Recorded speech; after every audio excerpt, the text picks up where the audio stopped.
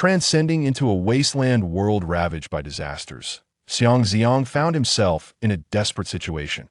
He was in the same room as his boss's mistress, who was transforming before his eyes into a D-class disaster known as the Enchantress.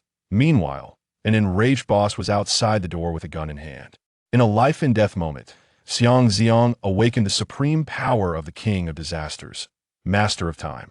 When time was paused, he watched his boss, frozen at the staircase, while he casually played with the newly revealed Enchantress card and straightened his clothes. This chaotic wasteland world seemed to become interesting. Chapter 1. Disaster Change-Up. Xiang Zi'ang slowly woke up. He felt very drowsy and had a headache from a hangover. The room's environment was unfamiliar, filled with a complex fragrance that seemed to mix white tea and lavender with the scent of blooming heather. A woman's room? Realizing where he was, he suddenly turned his head. Beside him, half covered by the bedding, a fair, snowy arm was exposed, with slender fingers slightly curled. The woman was sound asleep. Her sweet and alluring face should have been a captivating painting, but a droplet of drool trickling from her slightly parted lips ruined the aesthetic. Even so, her exquisite features were breathtakingly beautiful. Xiang Zi'ang immediately lost his drowsiness. Memories flooded back, recalling the scenes from last night. He had transcended. He had become a confidant of a powerful figure. The powerful figure's mistress had gotten drunk, and he was responsible for safely escorting her home. As the confidant of the powerful figure, Xiang Zi'ang naturally had to do his duty. Although he had just transcended and was still somewhat hazy due to the new memories and alcohol, he still braved the pouring rain, driving a shiny car for nearly an hour through the winding city streets, before finally rushing into the powerful figure's mansion, which had a fountain, and carefully laid her on the bed. Seeing the powerful figure's mistress sleeping soundly in bed, it seemed he had fulfilled his duty. He took a moment to digest the memories of his original self that he hadn't had time to process last night. Now, he was likely in a strange parallel world where the originally stable and prosperous world had suffered a catastrophic disaster, leading to countless terrifying calamities that brought civilization to the brink of extinction. Polluted areas had mostly turned into wastelands, and the remaining humans struggled to survive. However, after a century of development, the desolate land had given rise to new civilizations, restoring a degree of order. Yet compared to before the disaster, it still appeared chaotic. Scarce survival resources, constantly emerging calamities, and a harsh living environment.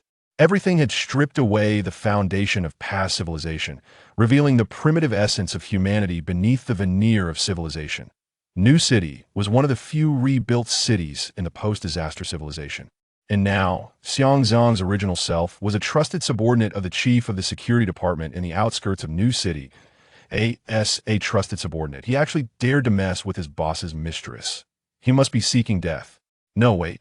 It seemed he was the one who acted first. At that time, his memories were still jumbled, and the alcohol had clouded his judgment, so this couldn't all be blamed on him. Just as he was pondering how to resolve the situation, suddenly, his consciousness fainted for a moment, and lines of text appeared in his vision. You have become a calamity. Huh? Xiang Zi'ang squinted slightly.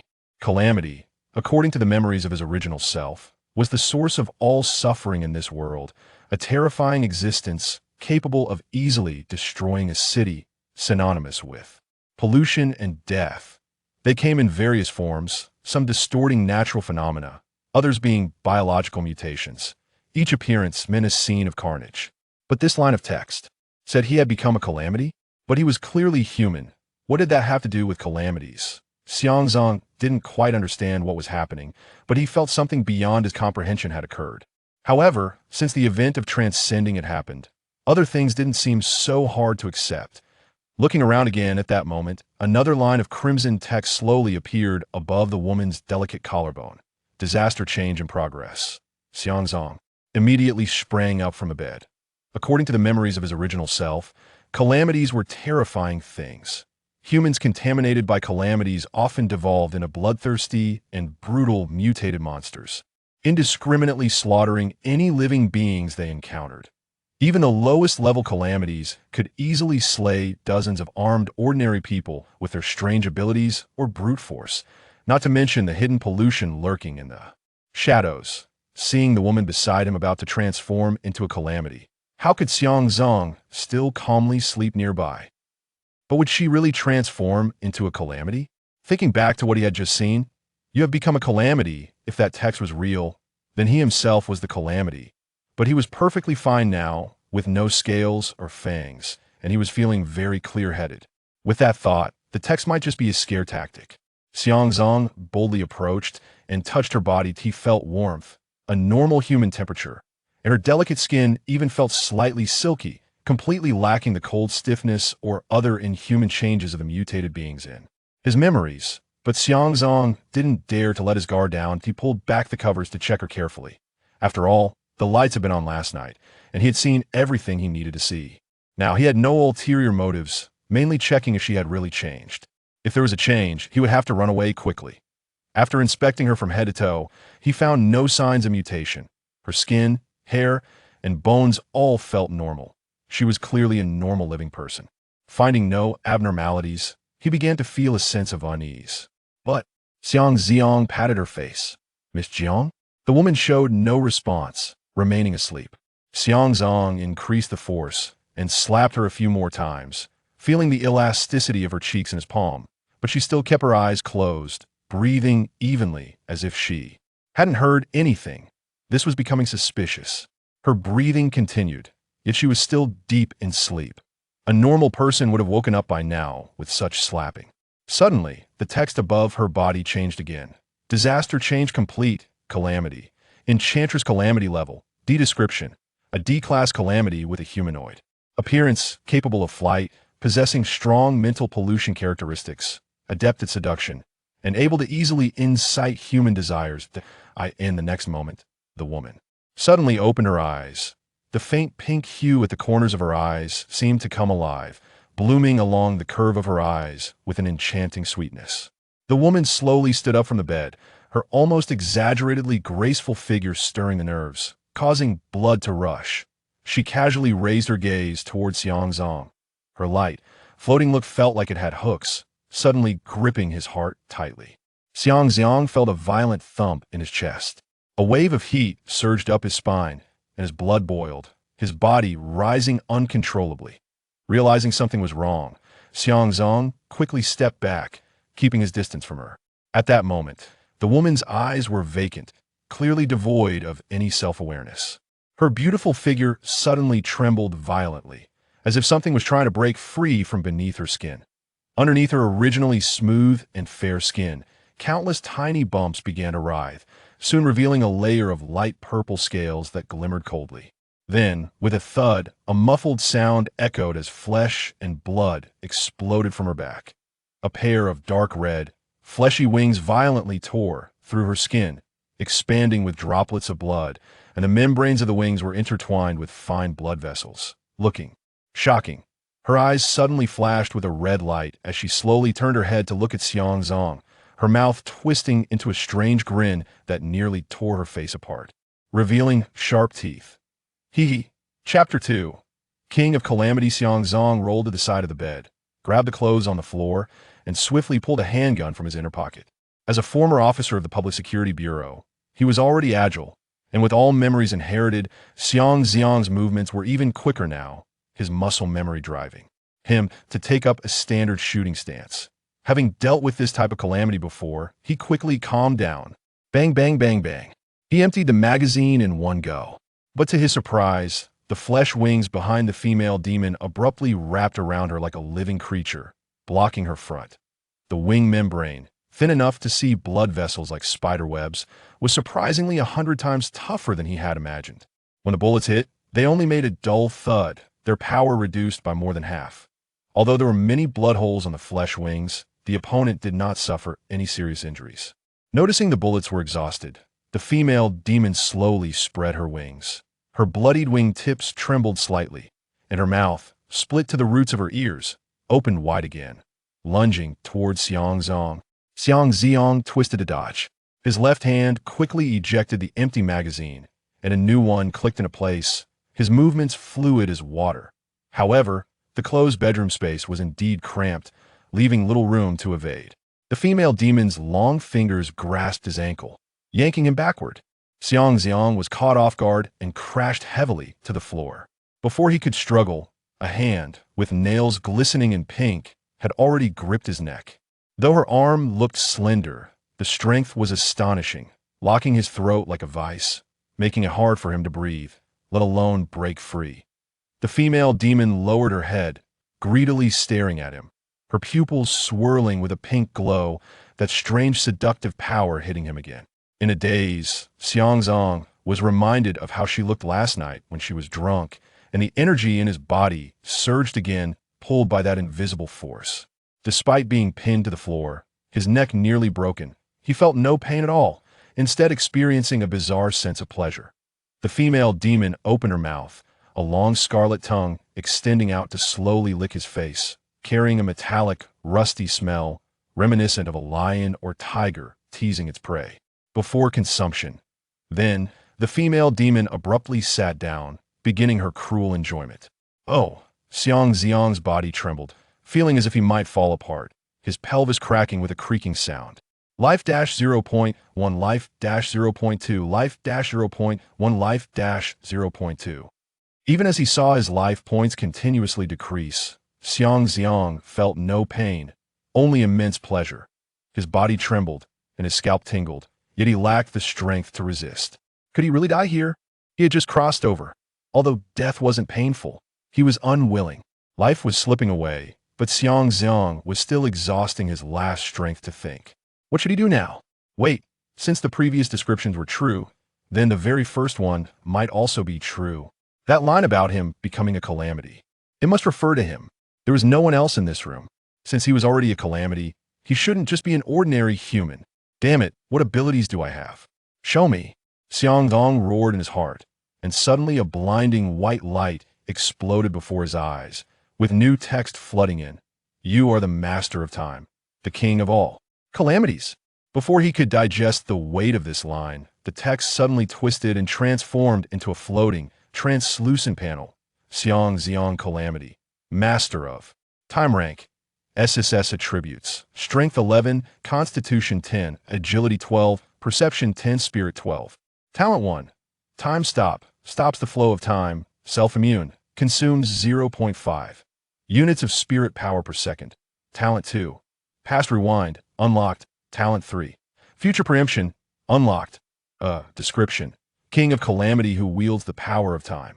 Seeing this panel, Xiang Zi'ang's pupils contracted. King of calamity? That seemed a bit too exaggerated. But at this moment, he had no time to think too much. His life energy was nearly drained, and he had to quickly stop this calamity on him. The currently unlocked ability was time stop, so everything stopped. The moment the words left his mouth, the entire world seemed to be pressed on pause. All sounds abruptly halted. The birds chirping outside, the distant factory's roar, the hissing from the female demon's throat, all disappeared. Sunlight slanted through the curtain gaps, and the dust particles in the beam of light seemed frozen in midair.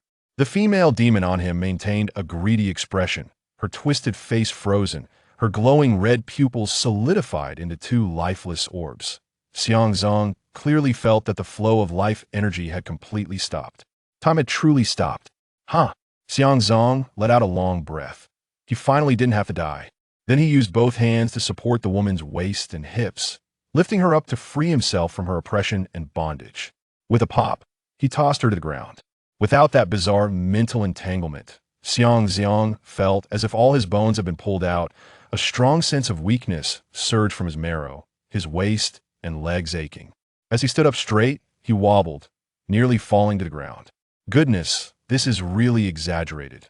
Xiang Zi'ang leaned against the wall, finally steadying himself, feeling his spirit power rapidly depleting. He couldn't afford to delay. If his spirit power ran out and he lost the ability to stop time, he would be at the mercy of the calamity. He picked up his handgun again, reloaded the magazine, and aimed at the female demon's head. Just as Xiang Zi'ang was about to shoot the female demon, the text above her head changed. Can devour. Xiang Zi'ang narrowed his eyes. What's this about? Forget it. Let's just try it. After all, time had stopped, and he wouldn't be threatened anymore. Devour. The moment the words left his lips, he felt a surge of power entering him. Devouring the essence of enchanting demon. Strength 2. Devouring the essence of enchanting demon. Constitution 1. Devouring the essence of enchanting demon. Agility 2, devouring the essence of enchanting demon.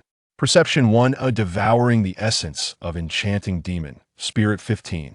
As the prompt sounded, the female demon on the ground began to visibly change at a rapid pace.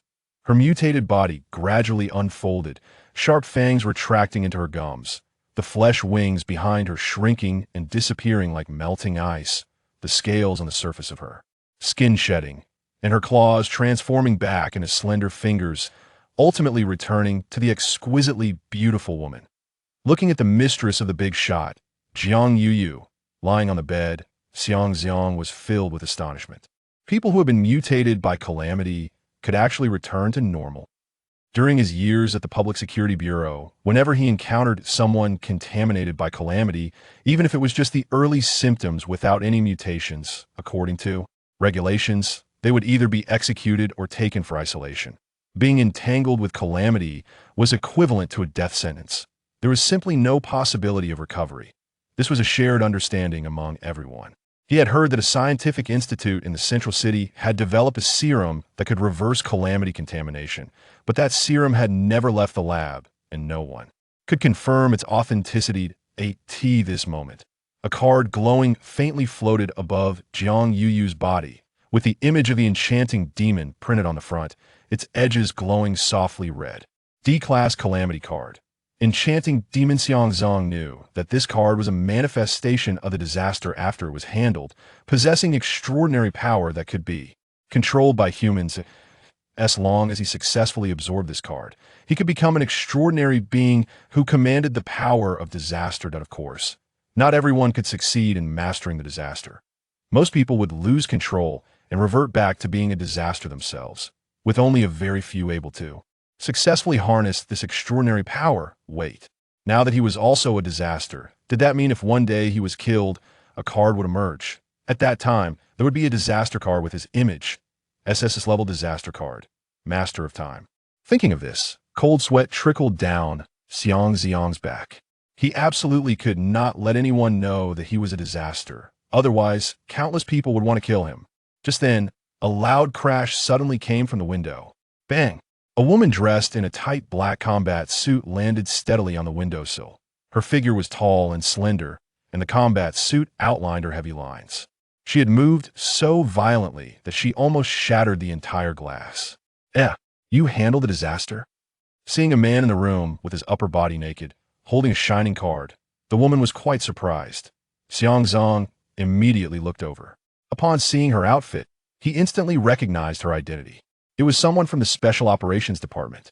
Unlike their Public Security Department, which mainly maintained order and handled the security issues of ordinary citizens in their jurisdiction while also dealing with some lower-level disasters, the Special Operations Department was composed of elite hunters specifically tasked with exterminating disasters. Everyone in there possessed extraordinary power and was extremely ruthless in their methods. Yes, just handled it. You arrived late. Xiang Zi'ang nodded. I am Xiang Zi'ang, a Level 2 investigator from the Public Security Department. This matter is under our jurisdiction, and we do not require your Special Operations Department to intervene. Please understand. He himself hadn't sorted out the situation yet, and absolutely could not let the Special Operations Department get involved. If they noticed something unusual about him, it would be a huge problem. However, the woman did not move. Her gaze lingered on the card in his hand for a moment, her pupils slightly constricting. That was actually a D-level disaster card. She then scanned the surroundings. There was only Xiang Zi'ang, a man in shorts, covered in drying blood. A beautiful woman laying naked on the bed, completely unconscious. The scene exuded an inexplicable strangeness, but indeed there was no one else present. This meant that the D-level disaster was very likely handled solely by this investigator before her. A Level 2 investigator could handle a D-level disaster alone? When did the Public Security Department have such a powerful investigator? And such power was only at Level 2? I understand. Since you can handle it, that's naturally best. However, I still want to remind you to carry out the pollution cleanup after the disaster to prevent secondary disaster contamination. You and this woman must undergo strict checks to ensure you have not been contaminated by the disaster. I understand this point naturally. You don't need to worry about it. The woman glanced again at the instrument on her wrist. The values on the screen were stable within the safe line, confirming that there were no remaining sources of disaster, and She turned to prepare to jump out of the window. But just then, a chaotic sound of footsteps came from downstairs, like a large group was rushing in. Looking at the bed where the director's mistress was lying, Xiang Zi'ang's heart sank. Oh no! The director is back. Chapter 3. The director is back. No, don't panic. He hasn't discovered me yet. I might not be exposed. If he activates time stop and runs, nothing will happen. Xiang Zi'ang's gaze swept to the woman on the windowsill, as if saying, "Why aren't you leaving yet?"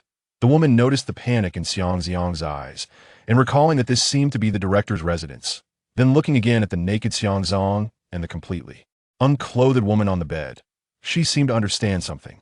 The woman pouted, didn't look any longer, and flipped over to leap out of the windowsill, quickly disappearing behind the courtyard wall.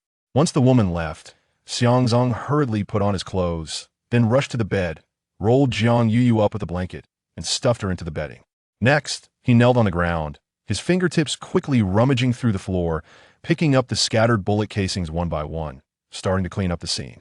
Fortunately, the scuffle just now hadn't lasted long. The furniture hadn't been damaged, and the walls didn't have bullet holes, so the scene wasn't too difficult to tidy up. Soon, the mansion's door was slammed open. The director rushed in with a group of subordinates following behind. The boss's name was Wei, and true to his name, he was extremely intimidating. Not only was he tall and strong, but his square black face radiated an aura of authority that made anyone who saw him feel fear. Xiang Zi'ang stealthily made his way to the corner on the second floor. As the director led his men upstairs, he seized the opportunity to activate time stop. Everything around him froze instantly. Then he darted out and blended into the crowd of subordinates. They were all investigators from the public security department, usually carrying out orders from Wei. As fellow subordinates of the director, they naturally all knew each other well, having spent so much time together, so it was completely reasonable for Xiang Zi'ang to walk among them.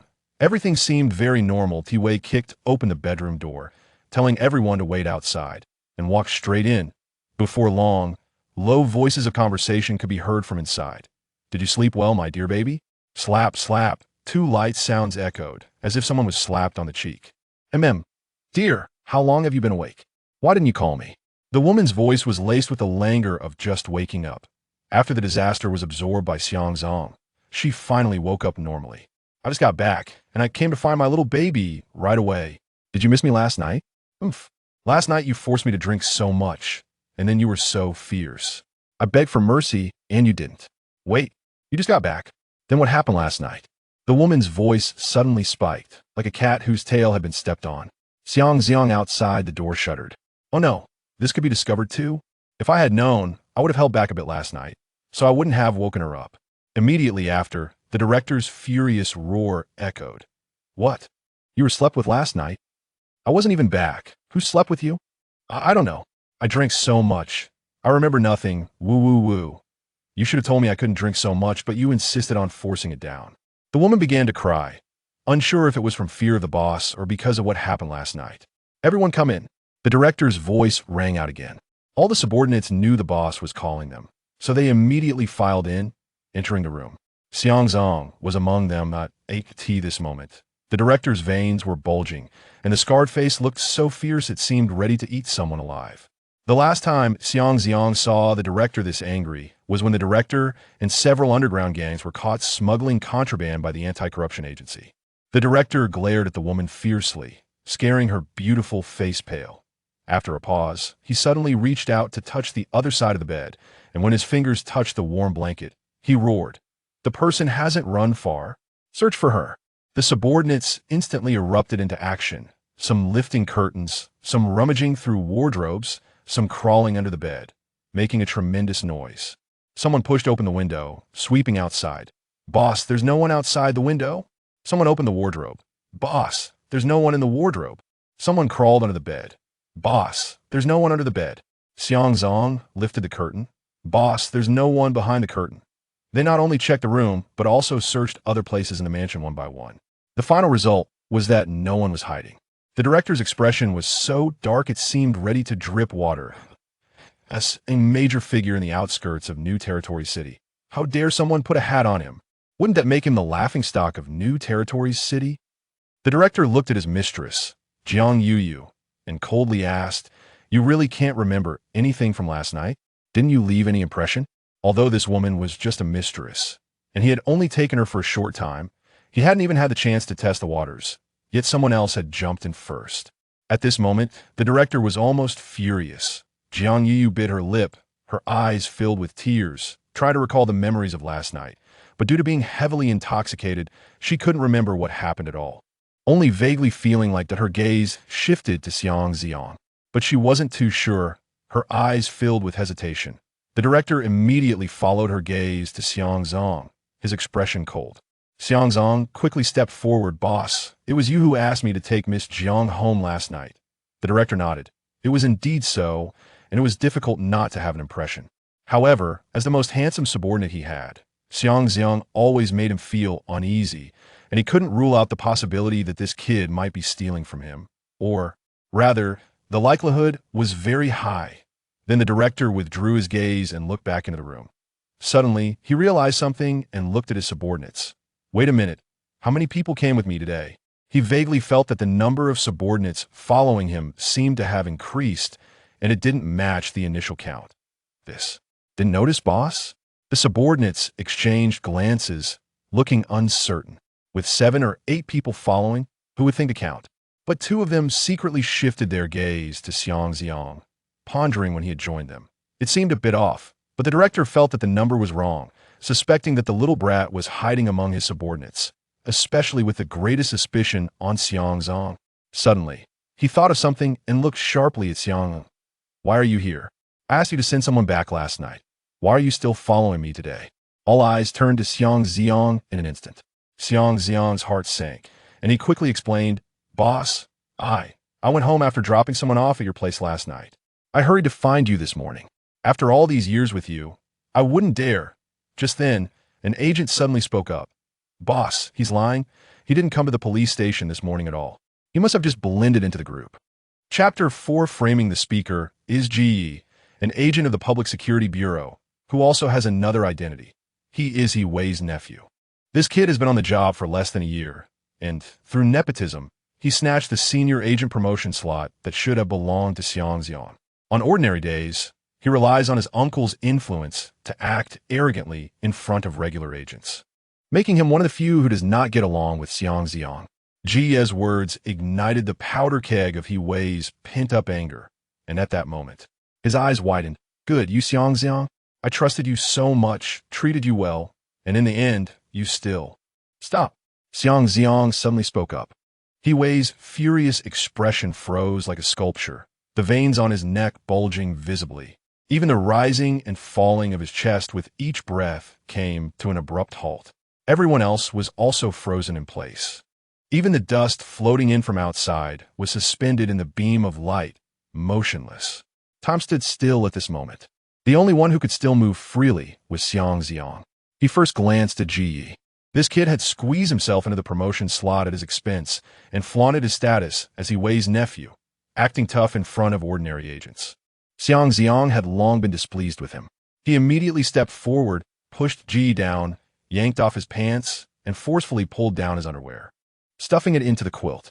He also snatched the watch off Ji's wrist and tossed it onto the bed. After doing all this, Xiang Zi'ang restored the flow of time. Since stopping time consumes his mental energy, each second of time stoppage costs him 0.5 units of mental energy. With his current mental energy, he could maintain the time stop for a maximum of 54 seconds, not even a full minute. The moment time resumed, Xiang Zi'ang immediately raised his hand to interrupt He Wei's unfinished angry shout. Boss, I know who it is. He Wei was in the middle of a tirade when he was suddenly interrupted, momentarily stunned. Before he could react, he saw Xiang Zi'ang pointing at his nephew. His voice clear, Boss, the man who was with Miss Jiang last night is Ji. As soon as these words came out, Ji was stunned. Xiang Zi'ang. What nonsense are you talking about? How could I do such a thing? It was clearly you. You didn't even report to the Public Security Bureau this morning, and I didn't see you on the way here. You clearly just snuck in behind us. At that moment, another young agent who usually followed Ji chimed in. Yeah, it was Xiang Zi'ang. I didn't see him either. I only realized it when Ji mentioned it. I clearly didn't see Xiang Zi'ang in the car with us. With more and more people coming forward to testify, He Wei's gaze turned completely cold, his pupils swirling with undisguised chill. What else do you have to say? You little brat, daring to do such a thing. Are you tired of living? Someone, take him away and lock him in the interrogation room. I want to personally interrogate him. Wait, I have evidence. Xiang Zi'ang shouted loudly. He pointed at the bed. Everyone, look closely. Whose watch is that on the bed? Everyone immediately followed Xiang Zi'ang's pointing direction and indeed saw a gold watch on the bed. It was an Odorlier brand, produced by the most famous watchmaker in the city, worth several tens of thousands. The regular agents earned only 800 a year. They couldn't afford such a gold watch even if they worked for a year. There was no doubt that this was Ji Ye's watch. He usually wore this watch, practically wanted to wear it on his face so everyone could see, so everyone recognized it. How could my watch be here? Ji was shocked. He touched his wrist and found that his gold watch was indeed not there, but he clearly had it on just a moment ago. He Wei's expression changed. His previously angry face turned a bit pale. He never expected that this incident was actually caused by his nephew. No, it's not me. Uncle, let me explain. I really don't know how the watch got there. It must be Xiang Zi'ang framing me. He was completely panicked, his voice carrying a hint of tears. He had always relied on his uncle He Wei. How could he dare to offend him? But Xiang Zi'ang wouldn't give him a chance to defend himself. Leisurely pointing a piece of blue cloth sticking out from under the quilt, his tone somewhat playful. There's also a man's underwear there. Hey, Kie, did you run away so quickly that you didn't even have time to put on your underwear? As soon as this was said, Ji suddenly covered his groin. It's a bit cold. No, where's my underwear? He Wei saw Ji Ye's actions and the panic on his face, and immediately waved his hand. Go. Take his pants off. Several agents around immediately stepped forward to hold Ji down. Ji shouted desperately, insisting it wasn't him, but the others didn't stop. After they pulled down Ji Ye's pants, they found that he was indeed bare. Damn it, you little bastard. He Wei was so angry that he trembled all over, rushing up and kicking Ji Ye hard in the stomach. You dare to touch my woman? I protected you everywhere for your mother's sake. And this is how you repay me. Uncle, it really wasn't me. I didn't do this. If it wasn't you, then who else could it be? Your underwear is right there on the bed, and you still want to argue? He Wei kicked Ji Ye fiercely over a dozen times, until Ji Ye coughed up blood before he finally stopped. But he still felt unsatisfied. If it weren't for the fact that your mother is my real sister, I would have castrated you. Get back to where you came from, and don't let me see you again. After cursing, He Wei turned sharply to scold his mistress Jiang Yuyu. Next time, remember to be more careful. Drinking so much cat piss that you can't even tell who got into your bed, and you still have the face to cry? Jiang Yuyu turned her head away in grievance, tears streaming down like broken pearls, her lips trembling but not daring to say a word. Seeing that this matter was finally over, Xiang Zi'ang finally relaxed. Just then, He Wei's phone suddenly rang. After kicking Ji Ye, He Wei was catching his breath when he heard the phone and immediately took it out to answer. The anger on his face changed instantly. A top-level disaster has appeared in our district? This is impossible. There was no alarm last night. Clearly nothing happened. He listened to the phone, nodding repeatedly, his tone of humility unable to be concealed. Okay.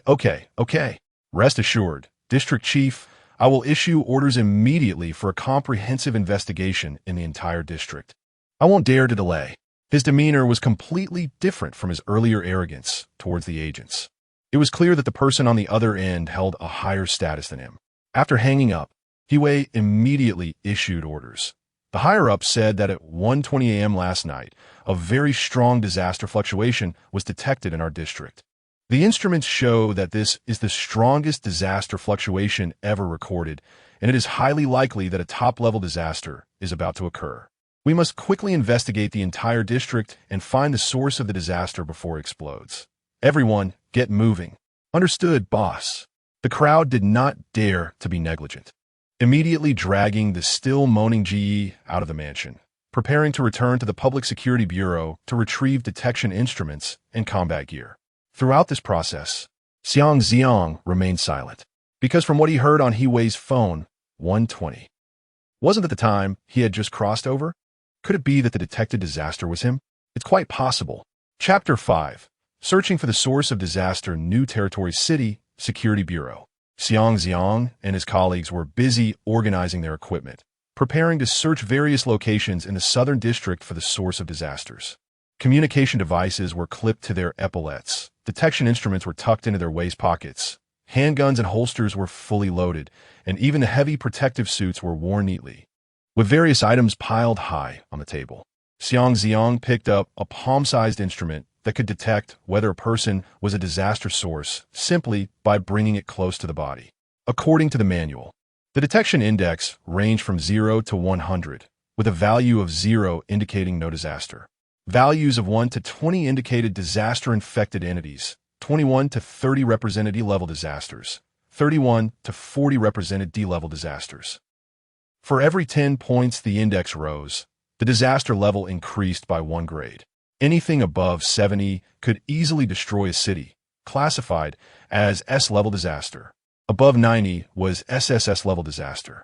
The highest disaster ever recorded was a disaster index of 93, known as the Bone Tyrant, which emerged 30 years ago and brought devastation to the human civilization that was being rebuilt at the time, destroying nearly 2/3 of the countries and costing countless lives to defeat it.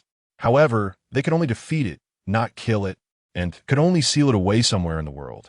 Xiang Zi'ang touched the instrument to the back of his hand and pressed the detection button. Detection value, 99. Xiang Zi'ang quickly reset the instrument, glancing around to see if anyone had noticed him. Fortunately, no one saw him. He then held the instrument at a distance and tested again. This time the result was detection value, 0. It seemed that as long as he did not directly touch the body for detection, he would not be discovered. The woman from the Special Operations Department also had a disaster detection instrument in her hand, but at that time, no abnormalities were found, which proved that his disaster was very concealed. As long as he wasn't tested face-to-face, it wouldn't be detected. He had to be careful not to let anyone's detection instruments come into contact with him. Otherwise, he would really be caught and turned into a disaster specimen. Although his ability to pause time was powerful, he was currently not strong enough, and he was too weak in other aspects. Once he was pursued by many people, it would be difficult to escape. 54 seconds of time pause was not enough for him to do as he pleased. At least he needed more than an hour. Thinking of the process of absorbing the essence of the disaster from the Enchantress, he realized that if he wanted to grow stronger, he had to keep plundering other disasters and absorb their essences. Now, as an agent of the Security Bureau, it was a perfect identity for him. He could search for and handle disasters with legitimate reasons while avoiding detection of his own disaster identity. After all, he was the one doing the detecting, and it was only others being tested. So how could anyone test him?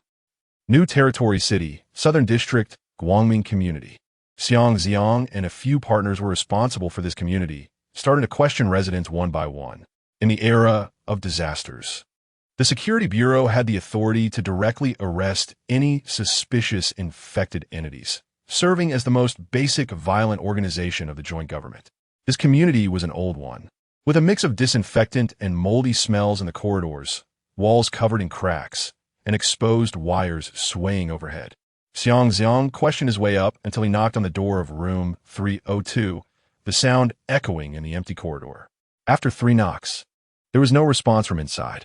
He listened for 2 seconds, hearing nothing, then stepped back half a step and kicked the door lock hard.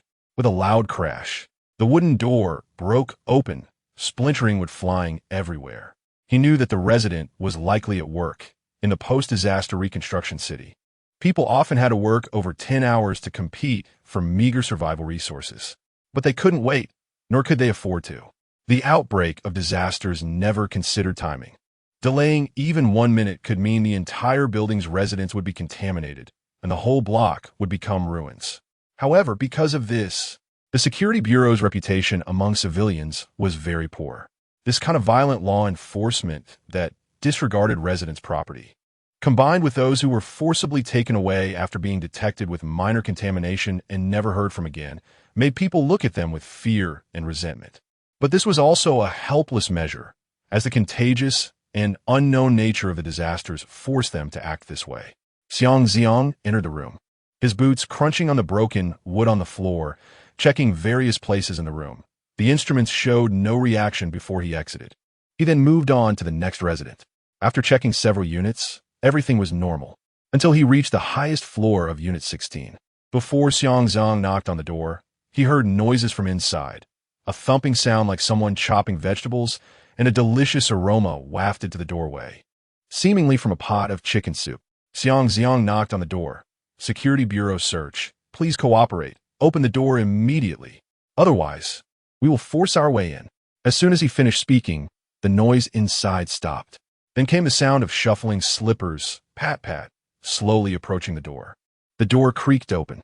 Standing behind the door was a middle-aged woman wearing a faded floral house dress.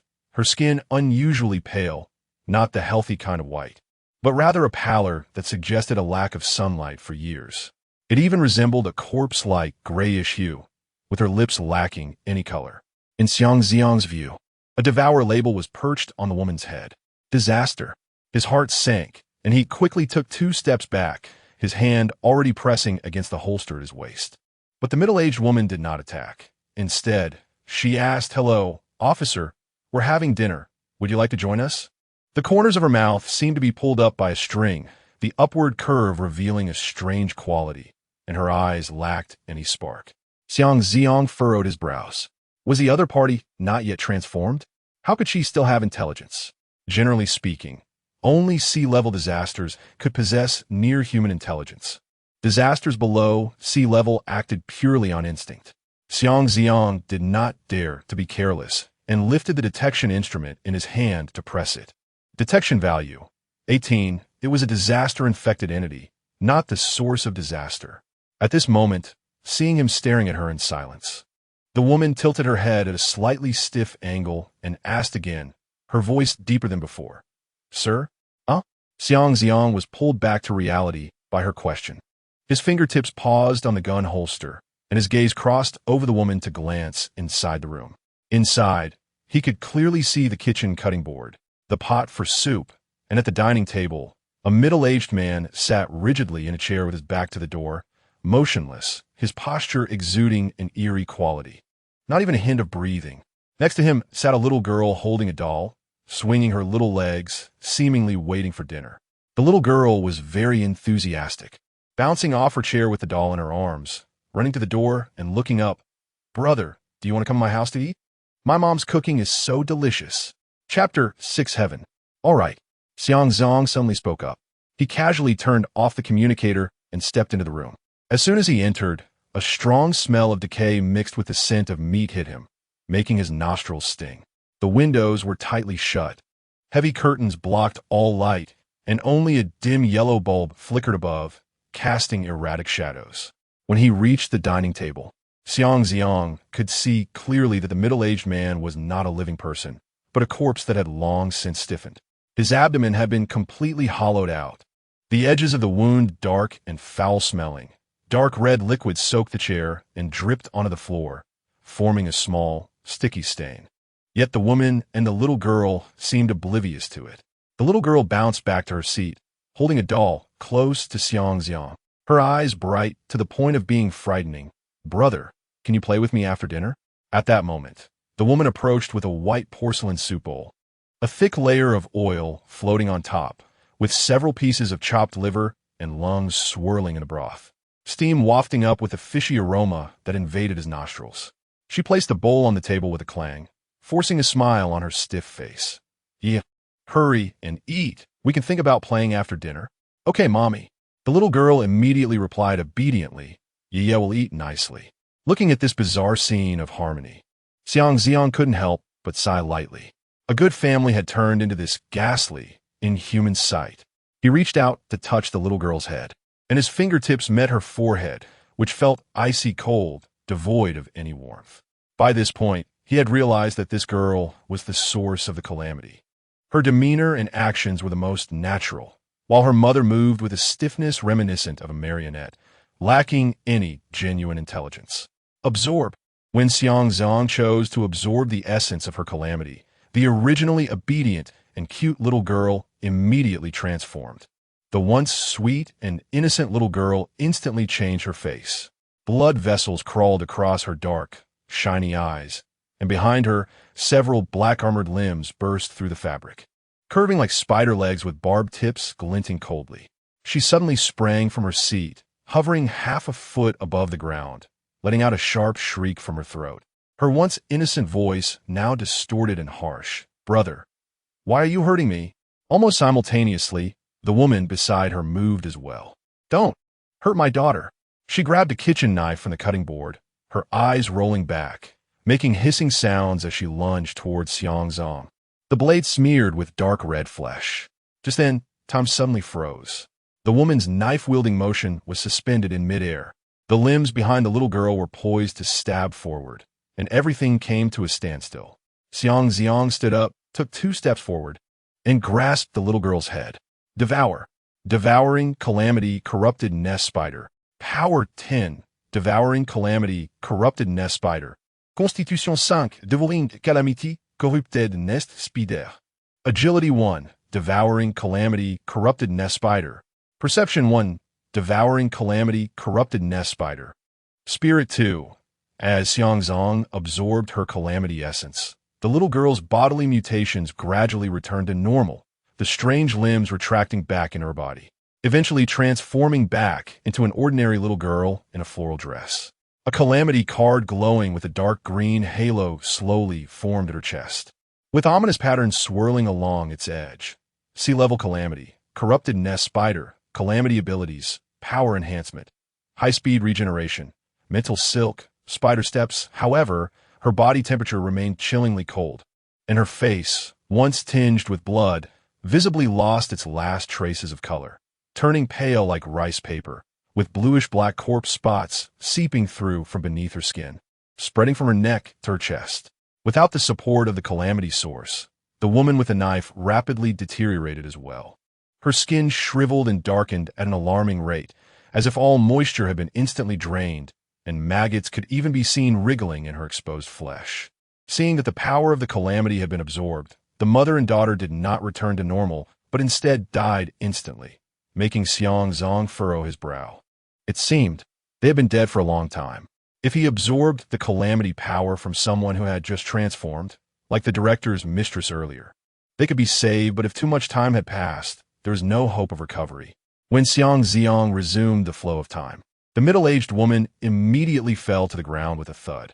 But the little girl did not die immediately. She reached out her small hand to grab Xiang Zi'ang's finger, her lips moving slightly. "Brother, Mommy, I'm so cold." Xiang Zi'ang squatted in front of her, gently holding her icy little hand. His voice soft. "Don't be afraid. Just sleep and you won't feel cold anymore. Yeah, we'll soon go to heaven, where it's warm and there are lots and lots of candies." "Heaven? Does it have Daddy and Mommy?"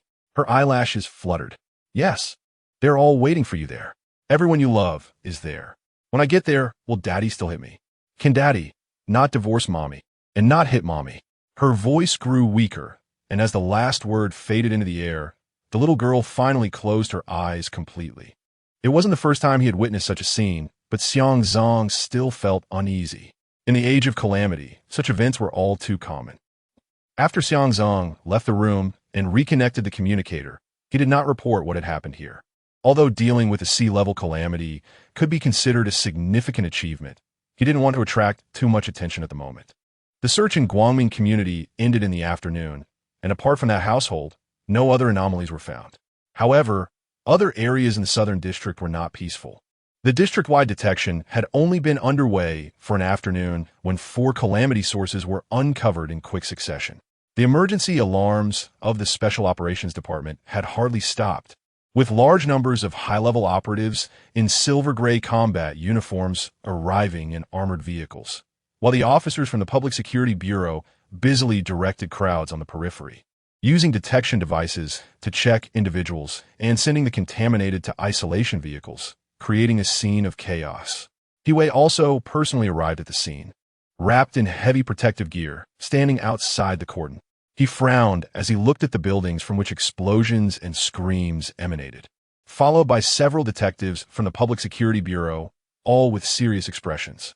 As the director of the Public Security Bureau in the Southern District of New City, Hiwei managed hundreds of people, with various detectives holding slightly lower positions, and only below them were agents like Xiang Zi'ang.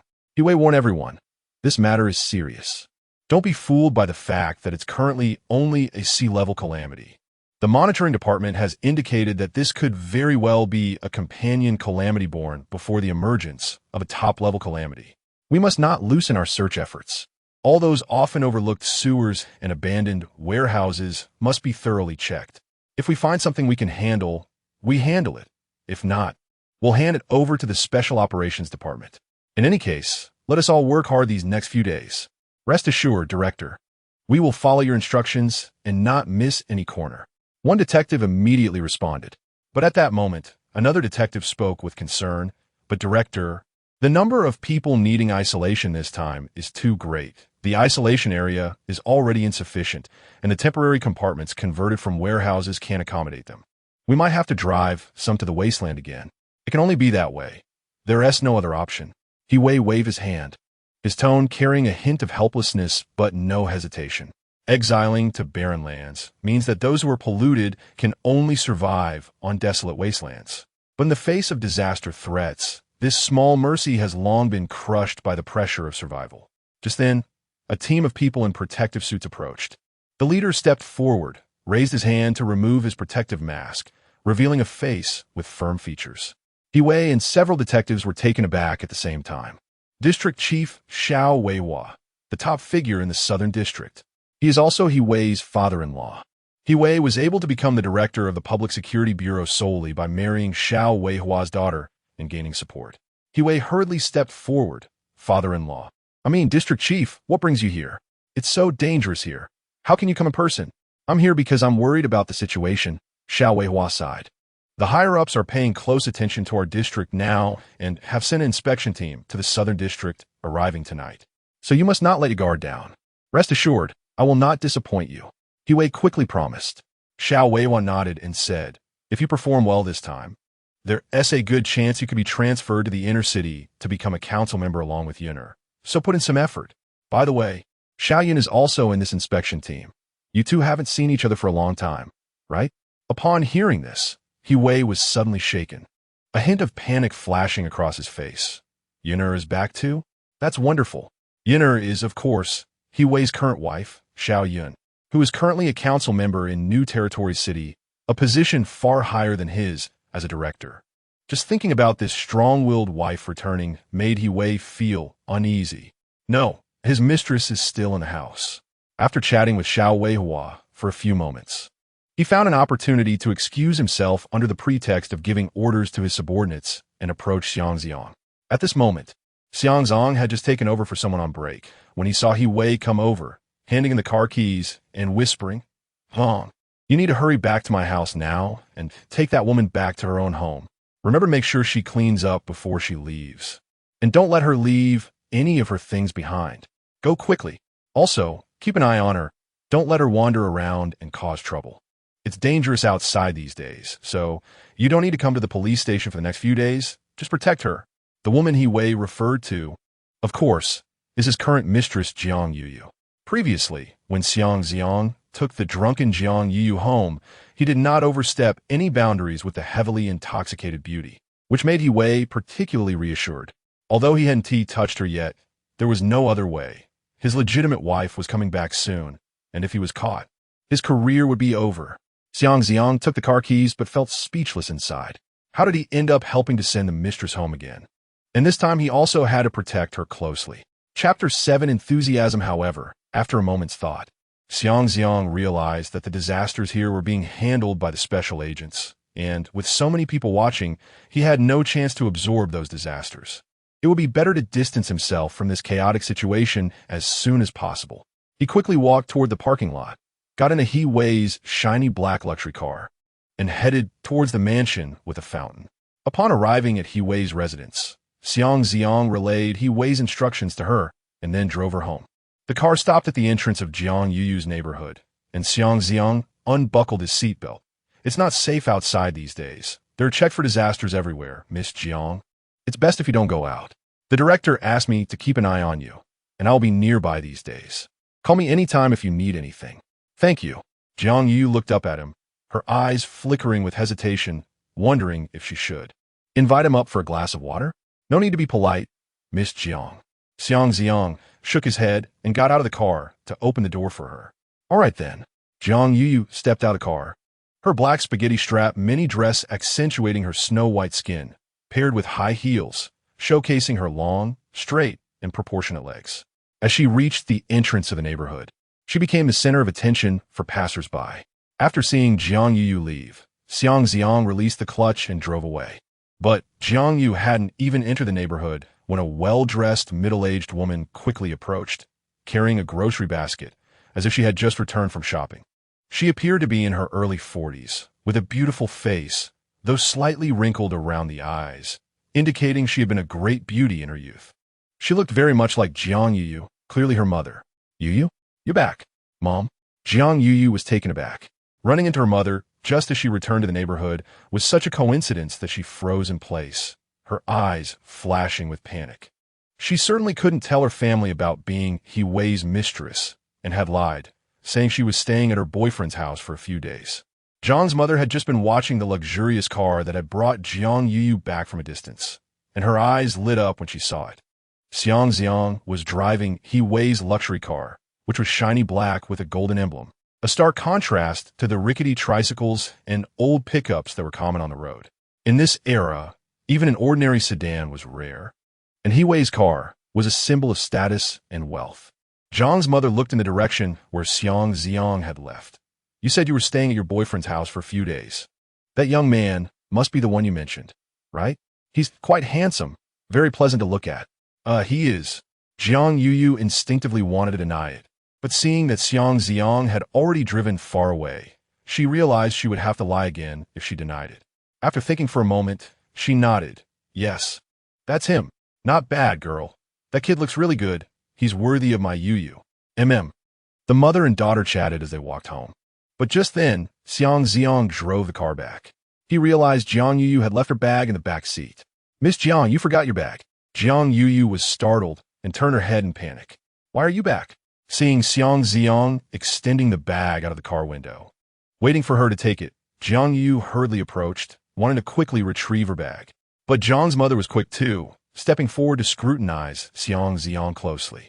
Noticing the resemblance between the mother and daughter, as well as the apparent age difference, Xiang Zi'ang felt a little awkward under her gaze. After thinking for a moment, he politely greeted her, "Hello, Annie." Upon hearing his greeting, Zhang's mother immediately broke into a warm smile. "Oh, hello. You must be Yu's boyfriend, right?" "Huh?" Xiang Zi'ang was taken aback, confused about the situation. Just as he was about to deny it, he saw Jiang Yu's beautiful face making frantic gestures at him. Her expression a mix of panic and a clear plea. Xiang Zi'ang blinked and glanced at Zhang's mother's enthusiastic demeanor. It seemed he understood something. Was he supposed to pretend? Fine, he could play along. So, he responded with a smile, yes. Hearing his response, Zhang's mother beamed even brighter and immediately stepped forward to invite him warmly. "You've already brought Yu home. You should come up for a bit. Come on, let's go upstairs." "No need, Auntie." Xiang Zi'ang quickly waved his hands in refusal. "I have important matters to attend to and can't stay long." "Right, Mom." He works at the Public Security Bureau. It's chaotic outside these days. He has a lot to do and can't be away for too long. Jiang Yu quickly chimed in to support Xiang Zi'ang. She had originally only intended for him to corroborate her lie, and now that it had worked, she was satisfied. He works at the Public Security Bureau. Zhang's mother's eyes brightened even more upon hearing this. Although the Public Security Bureau was generally feared by the public, having a family member working there was a different matter altogether. Not only did it come with power, but it was also a stable job with good benefits. A coveted position in these chaotic times. She immediately shot Jiang Yu a glare and quickly pulled Xiang Zi'ang's hand, urging him inside. "How can you drop him off at the door and not go inside? You have to have at least a cup of tea. Listen to Andy. Just sit for a little while. It won't take long." Zhang's mother directly opened the car door, enthusiastically inviting Xiang Zi'ang to get out. Xiang Zi'ang helplessly looked at Jiang Yu, his eyes asking her what to do now. Jiang Yu hadn't expected her mother to be so enthusiastic. Just as she reached out to stop her, Zhang's mother swatted her hand away. In the end, she could only plead with a tone that suggested compromise. "How about? Just for a bit? Just a little while, really?" Hearing this, Xiang Zi'ang sighed helplessly. "Director, this is really not what I wanted. I didn't intend to steal the spotlight. There are just too many unexpected situations. It wouldn't be good to refuse. Besides, His original task was to protect Jiang Yuyu nearby, so going in wasn't a problem since he would still be around. Thinking of this, Xiang Zi'ang nodded. Then, I'll trouble you, Auntie. Why say that? Come on, let's go upstairs. Xiang Zi'ang then followed Zhang's mother and Jiang Yuyu upstairs. Back at the house, Zhang's mother quickly went into the kitchen and soon brought out a steaming cup of jasmine tea, carefully placing on the coffee table in front of Xiang Zi'ang. By the way, what's your boyfriend's name, Yuyu? She looked at Jiang Yuyu. Huh, his name is Ong. Jiang Yuyu suddenly froze. She didn't know Xiang Zi'ang's full name. She had only heard others call him Ong Zai. My name is Xiang Zi'ang, Annie. Xiang Zi'ang quickly responded to fill in the gap. Oh, Xiang Zi'ang, that's a nice name. How old are you this year? Zhang's mother was naturally very curious about her daughter's new boyfriend and couldn't wait to inquire about his details. 23. Only 23. So young. But Yuyu is only 22, so you're about the same age. It's quite a good match. After asking about his age, Zhang's mother continued to inquire about Xiang Zi'ang's family background, where he lived, wanting to gather all the information.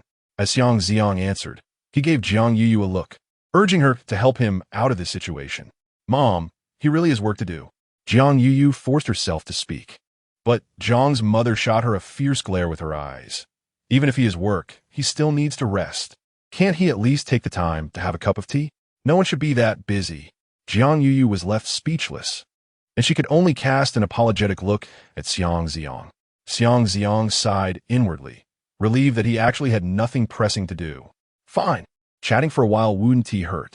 After all the inquiries about his background, Zhang's mother's satisfied expression was about to overflow. Young and handsome, with a decent and stable job, a house and a car, although he appears a bit shy in front of me. He is composed and dignified, making it hard to find any flaws. Zi'ang, since you're here, why not stay for dinner before you go? Annie has already bought the ingredients, and it'll be ready soon. It won't delay you. Mom Jiang looked at Zi'ang with anticipation. Annie, really, I have to hurry back, just for the time it takes to eat a bowl of rice. Mom Jiang interrupted him, her tone warm and insistent. It's settled then. You sit here and take a break. Annie's cooking is really good. After saying that, Mom Jiang turned and rushed into the kitchen, tying on an apron and getting busy. Zi'ang looked speechlessly at Jiang Yuyu. I'm sorry for taking up your time. Jiang Yuyu whispered, her face red. It's fine. After all, my task is to protect you. It's all the same. Zi'ang sighed helplessly and leaned back on the sofa, surveying the living room. On the wall hung a family portrait, in which two little girls with pigtails seemed to be sisters.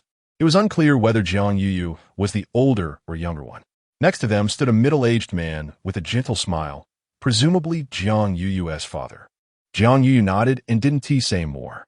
She got up to change into a pair of pink slippers, then went to her bedroom to change into light blue home clothes, rolling up her sleeves to reveal her fair wrists.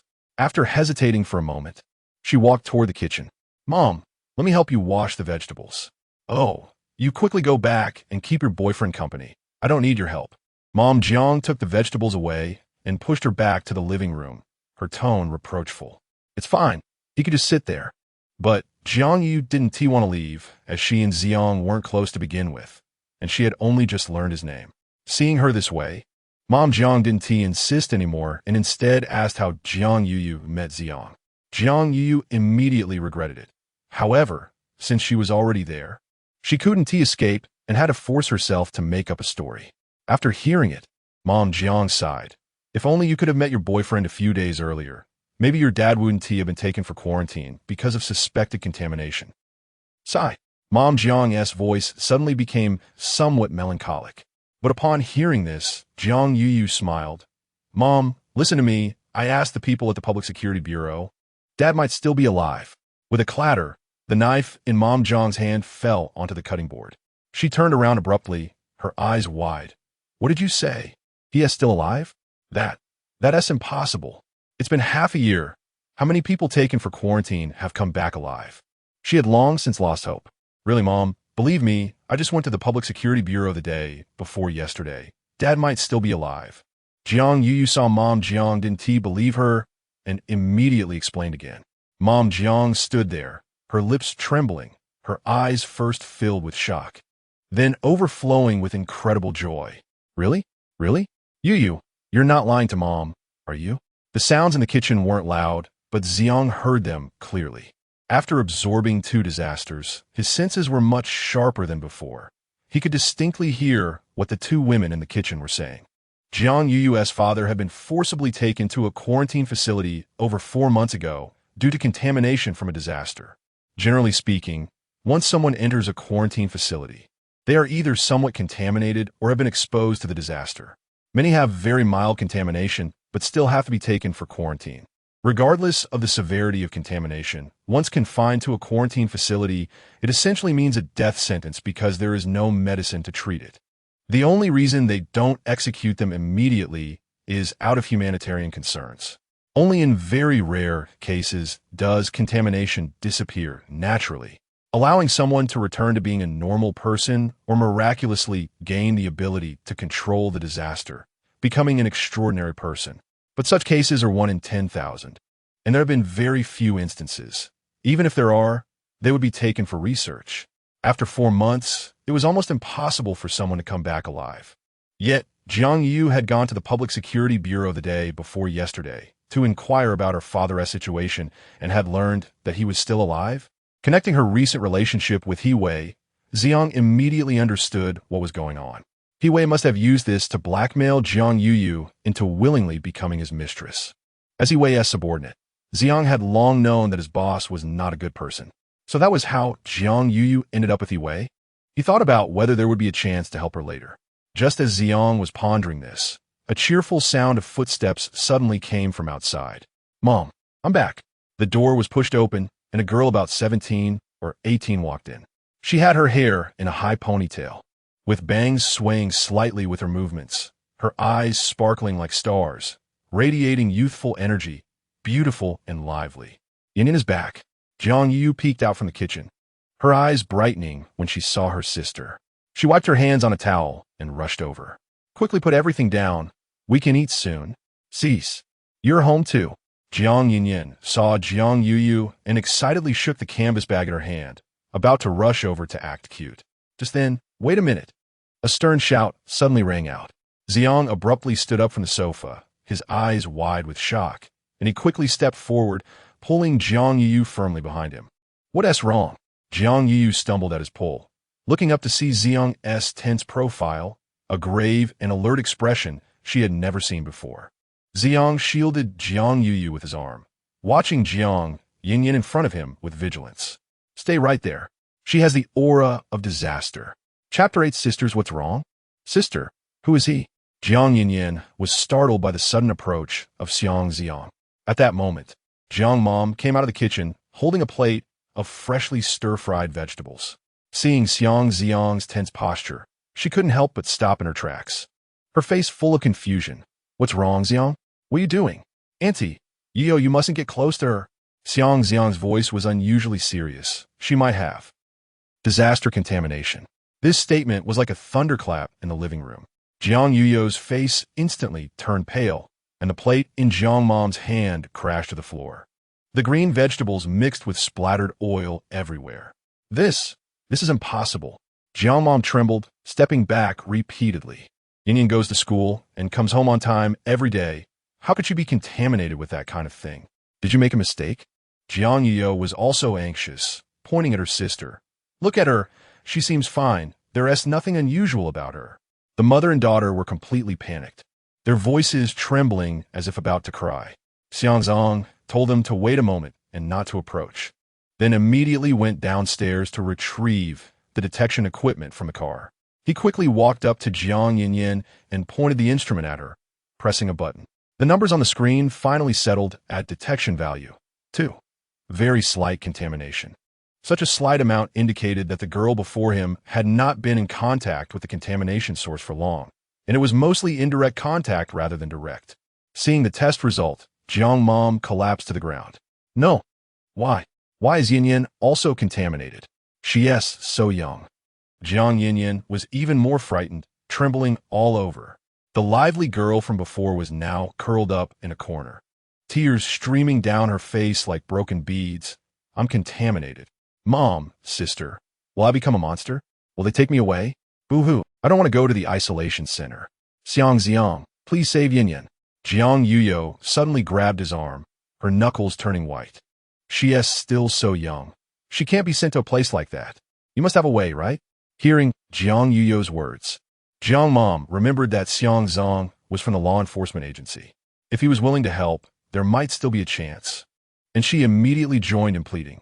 Yes, Zi'ang, please help Yin Yin. She is still young. Look, she is no different from a normal person. There must be a way to save her, right? Auntie is begging you. Seeing the three of them in such a state, Xiang Zi'ang hurriedly comforted them. Auntie, Yuyo, don't cry yet. There is still a chance to save her. Yin Yin, tell me everything you did today, where you went. Tell me everything in detail. Jiang Yin Yin was only indirectly contaminated, and she could absorb it without it causing her harm. But Xiang Zi'ang was even more curious about where Jiang Yin Yin had contracted the contamination. Quickly, Yin Yin, tell your brother Zi'ang where you went today. Jiang Mom urged. Jiang Yin Yin immediately recounted her schedule for the day in detail. Due to concerns about contamination, she and T wandered around. She had gone to high school in the morning and returned home directly after school, as usual. Upon hearing Jiang Yin Yin's account, Xiang Zi'ang frowned and thought.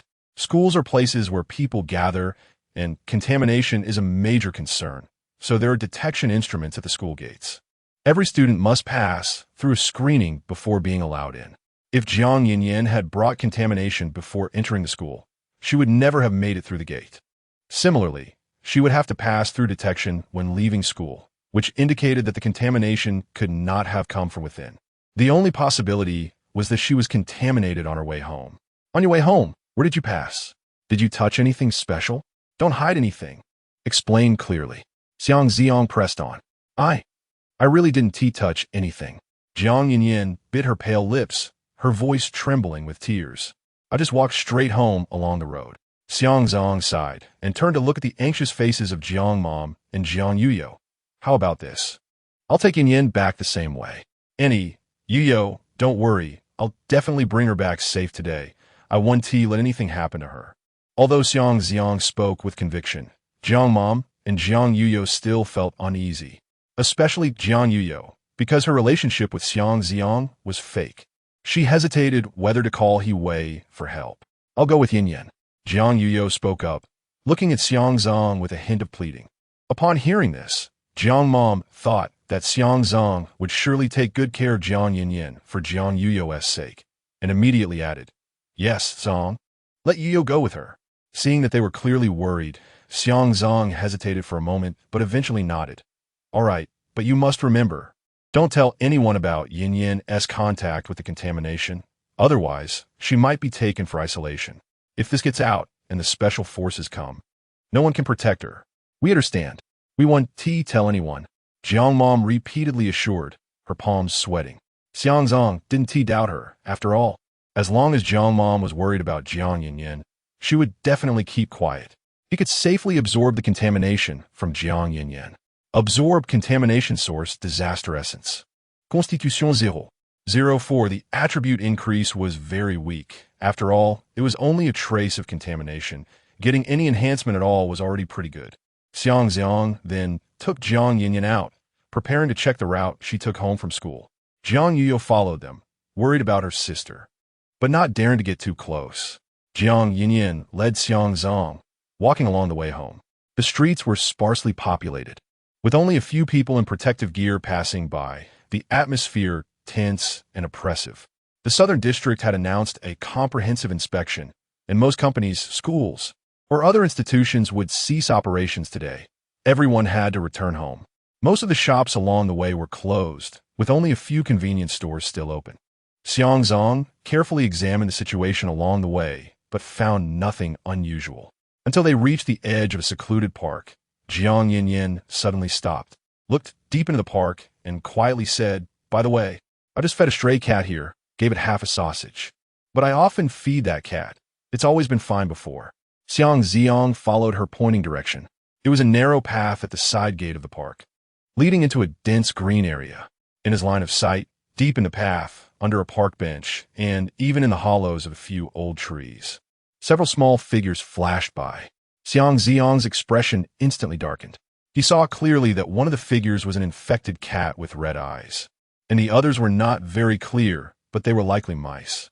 Are the contamination sources mice? This could be a difficult situation to control. Chapter 9. The white cat creatures like cats and mice can spread infections at an astonishing speed once they become infected, much like the plague. The new territory city has suffered several times from animal-borne contamination, which is why the municipal government has always prioritized rodent and pest control, regularly organizing large-scale cleanups. However, it is clearly impossible to hold the municipal government accountable now. Once rodents reach a certain number, even if it is only an E-level disaster, the threat is no less than that of a B-level disaster due to the extensive impact. The source of the disaster must be eliminated as soon as possible, and all contaminated animals must be dealt with swiftly. You two should go home first. I'll take a look inside, Xiang Zi'ang said to the two sisters as he took out the handgun from his waist, preparing to enter the park. Xiang Zi'ang, you are going alone? Jiang Yu looked at the deep park, unable to help but worry for him, wondering if it was too dangerous. How about you call your colleagues to go in together? It's fine, but remember, don't mention that Yin Yin had contact with the contamination. The contamination on her body is already gone. It's probably just a slight residual aura. However, if it's known that there was contact, she might still be taken away for observation as a contamination risk. Concerned that Jiang Yu might leak the information, Xiang Zi'ang reminded her again cautiously. He didn't mention that he was the one who cleared the contamination, but used a vague statement that someone like Jiang Yu, who wasn't well-versed in contamination, wouldn't suspect. Moreover, her father had once been taken by the quarantine bureau, so she must be worried about her family being quarantined again. As long as she wasn't too foolish, she wouldn't make the stupid mistake of telling outsiders about it. Jiang Yu was initially surprised that the contamination on her sister had disappeared, and Xiang Zi'ang used his device to test her again. This time the result showed 0, which reassured Jiang Yu. While feeling relieved, she understood Xiang Zi'ang's warning and promptly nodded seriously. Okay, I definitely won't tell anyone. You also be careful. Don't push yourself. Jiang Yu held Jiang Yinyan's hand, took one last look at Xiang Zi'ang, silently praying for him, and then hurriedly pulled her sister home. Xiang Zi'ang tightened his grip on the handgun and slowly stepped into the park. The evening sunlight was fragmented by the dense leaves, falling onto the leaf-strewn path, and the air was filled with a damp, moldy smell, mixed with a faint, fishy odor. As he walked, he called the Public Security Bureau with his phone, informing them of the situation here and asking them to send someone to handle it as soon as possible. After hanging up, just as he turned around an old camphor tree, he caught a glimpse of a gray shadow darting past the flower bed. A fist-sized, mutated mouse was crouching there, its back arched, and on its head there were densely packed 5 or 6 eyes, all blood-red pupils, staring fixedly at him. Normally, mice would have fled at the sight of a human, but this one bared its yellowed, sharp teeth, growling with a hissing sound, and assumed an aggressive posture. Xiang Zi'ang raised his handgun and fired a bullet. It hit directly. After the gunshot, the mutated mouse twitched a few times before falling silent. After absorbing a negligible attribute, Xiang Zi'ang continued moving forward. Although there were still many mice in sight, he was now more concerned about the source of the disaster. Just as Xiang Zi'ang was pondering how to locate the source of the disaster, a sharp, piercing cat screech caught his attention. He quickly walked towards the sound, passing through a thicket, and discovered a tragic scene unfolding on a patch of withered yellow grass. To be precise, several mutated cats were viciously attacking a white cat, with fur and blood splattering everywhere. The mutated cats were clearly of the same source as the earlier mutated mouse. They were nearly twice the size of ordinary cats, with 7 or 8 wide-open eyes on their heads, their pupils shimmering with an eerie red light. Their claws extended over 2 inches long, with drool dripping from their mouths and sharp teeth exposed. The ground was littered with 4 or 5 cat corpses, some disemboweled, others decapitated, all at the hands of that mutated white cat. Unlike the other mutated cats, the white cat was particularly different, although it also had an extra eye on its head. It didn't appear as deformed as the other mutated cats. Xiang Zi'ang quickly drew his handgun and fired multiple shots. As a shooting champion among the Public Security Bureau agents, his marksmanship was exceptional. Every shot hit, and several mutated cats were quickly injured, though none were killed. Only the white cat was surprisingly nimble, evading the bullets and darting into the thicket. Seeing this, Xiang Zi'ang felt a moment of shock, then immediately activated Time Stop. The cries of the cats ceased abruptly, and everything around fell into a standstill. Xiang Zi'ang chased after it and caught the white cat in the bushes. He felt that this cat was different from the other mutated cats. Its eyes lacked that bloodthirsty gleam. He attempted to absorb its disaster essence. But the feedback he received made his eyes widen in surprise. Absorb contaminated body, agility 5. He gained a one-time bonus of 5 agility points. As Xiang Zi'ang absorbed the disaster power from the white cat, the extra eye on its forehead disappeared. However, there were no other changes. After dropping the white cat, Xiang Zi'ang went to the other mutated cats, absorbing them one by one. Absorb contaminated body, agility 0, 0, 3. Absorb contaminated body, agility 0, 0, 2. Absorb contaminated body, agility 0, 0. Absorb contaminated body, agility 0, 0, 2. Time resumed its normal flow. The mutated cat corpses lay scattered on the lawn, while the white cat remained alive. Peeking out from the bushes, looking at Xiang Zi'ang. Meow. Xiang Zi'ang looked at the white cat, his heart skipping a beat. Could it be that this white cat was one of those rare, extraordinary cats that had mastered the power of disaster? It was said that a very small number of humans affected by disaster contamination could avoid mutation and instead gain control over that disaster power while retaining their sanity. If it could happen to humans, it could certainly happen to animals too. However, regardless of whether this white cat had truly mastered the disaster power before, it had now been absorbed by him and had reverted to an ordinary cat. He wished he had studied it more carefully earlier. But no matter what, there was no way to revert it now. Just as Xiang Zi'ang was about to leave, his footsteps suddenly halted. Wait, the source of disaster can contaminate other creatures. And since he was also a disaster, he should be able to contaminate other creatures too, right? Xiang Zi'ang immediately had the urge to try it out. So he bent down and called out to the white cat a couple of times, trying to coax it over. The white cat shrank back in the bushes, blinking its remaining eyes, appearing both fearful and hesitant, its tail twitching nervously. But after a few seconds, it cautiously stepped out, glancing back several times, and finally stopped in front of Xiang Zi'ang, tentatively extending its pink tongue to lick his fingertips. This cat was indeed quite affectionate. The white tabby cat, with its snow-white fur and faint tabby stripes, looked like a miniature white tiger, its paw pads and nose pink, very good-looking. It could definitely fetch the highest price in the pet market. At this moment, the label hovering over the cat's head had changed. It was no longer can be absorbed, but now can contaminate. Indeed, he could also contaminate other creatures. Xiang Zi'ang immediately chose contaminate. In the next moment, the white cat suddenly let out a sharp cry, leaping up half a foot in the air before rolling violently on the ground, its fur standing on end, emitting a mix of painful and excited whimpers. After a struggle, the eye on its forehead actually grew back. Not only that, but its size had increased slightly, and a faint black mist surrounded it, with shadows flowing faintly visible. Class A Calamity, Three-Eyed Phantom Cat. Seeing this new calamity before him, Xiang Zi'ang was genuinely surprised. As expected of himself, he casually manifested an A-class calamity. If he really let loose, he could probably turn New Realm City upside down. Can you understand me? Sit. Xiang Zi'ang shouted at it. He wanted to see if the cat would follow orders. If it didn't he would retract its power. But if it did listen, then he could keep it for now.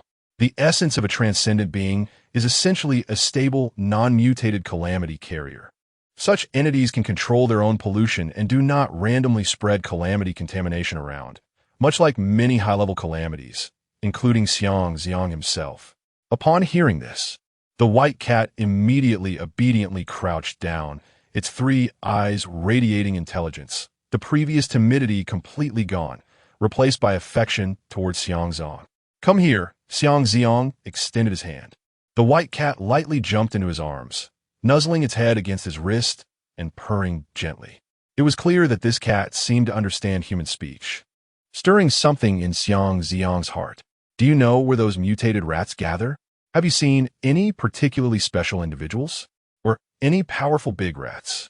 What Xiang Zi'ang was really asking was where the source of the calamity was, to see if this white cat could find it. It was also a bit of a gamble. After all, this white cat lived in this park. Perhaps it knew something. The white cat immediately jumped down from his arms, running a few steps deeper into the park, then turning back to call out to him, its tail held high. Clearly, it was signaling him to follow. Xiang Zi'ang promptly followed behind the white cat. The cat didn't run fast, carefully choosing an easy path, passing through dense woods and circling around a dry pond. After about 10 minutes, it finally stopped by a small river that emitted a foul odor. After about 10 minutes of walking, the white cat finally stopped next to a dirty little river. On one side of the river was an outlet for the city's sewage system. So, is it in the city's sewer? Given the appearance of those mutated rats, this was indeed a very likely situation. Chapter 10 Speculation. Faced with such a situation, Xiang Zi'ang did not hesitate and immediately headed for the sewer. Right now, he needed to devour enough calamities to strengthen himself, so he couldn't let this opportunity slip away. The light suddenly dropped from bright to dark, and Xiang Zi'ang quickly took out his phone to turn on the flashlight, illuminating the winding underground passage ahead. In the dark sewer, apart from the sound of flowing sewage, there were echoes of squeaking sounds, as if countless claws were scratching the pipe walls. In the depths, points of scarlet light flickered, quickly disappearing into the darkness. The further he went, the more mutated rats appeared. Some dragged, decaying limbs, while others had distorted compound eyes, retreating into the shadows the moment the light beam swept over them, leaving only their red eyes staring intently at the intruder. The white cat in Xiang Zi'ang's arms also retracted its previous docility, arching its back with its fur standing on end, letting out a low whimper towards the lurking figures in the dark. On one hand, it was a natural enemy's restraint, and on the other hand, it was the upper-level suppression of A-class calamities. Upon sensing the white cat's terror, these mutated rats immediately fled. However, it didn't take long for Xiang Zi'ang to encounter a problem. This underground sewer was like a massive maze, with pipes crisscrossing and junctions so numerous they were overwhelming. Trying to find the hidden source of calamity in this maze was like finding a needle in a haystack.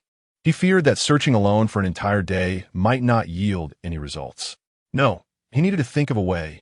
After pondering for a moment, Xiang Zi'ang took out the 2 calamity cards he currently possessed.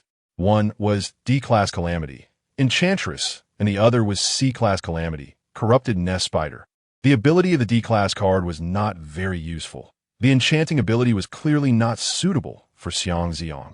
However, one of the abilities of this C-class calamity, corrupted nest spider, could be useful to Xiang Zi'ang right now. Generally speaking, extraordinary beings could only fuse 1 calamity card at most, as attempting to fuse 2 often led to mutation due to the inability to control the calamity's power. However, Xiang Zi'ang considered that he was the calamity itself, so this limit should not be a challenge for him. It was common for higher-level calamities to devour lower-level ones and master the ability to bind calamities.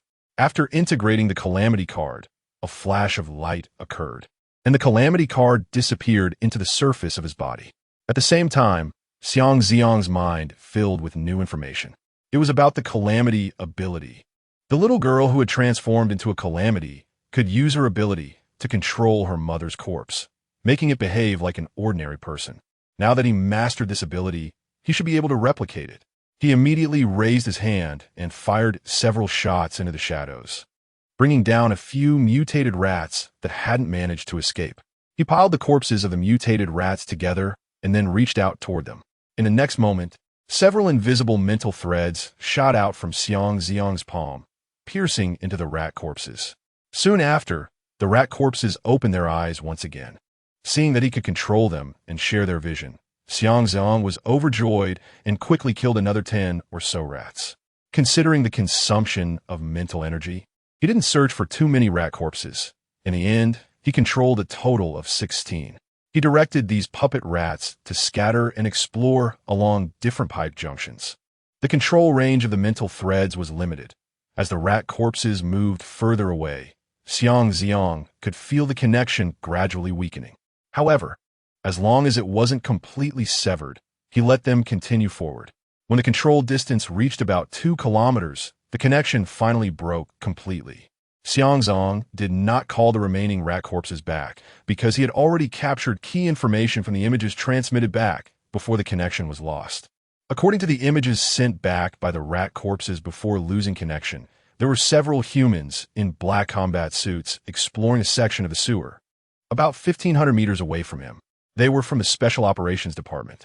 It seemed that after he reported the information, it immediately caught the attention of higher-ups, who quickly dispatched people to deal with the hazards in the sewer.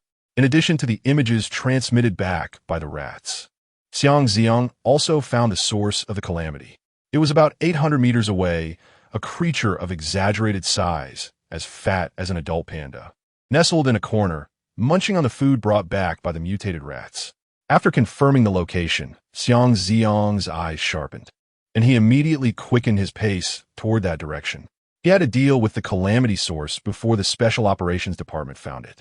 As Xiang Zi'ang ventured deeper into the sewer, the number of mutated rats increased.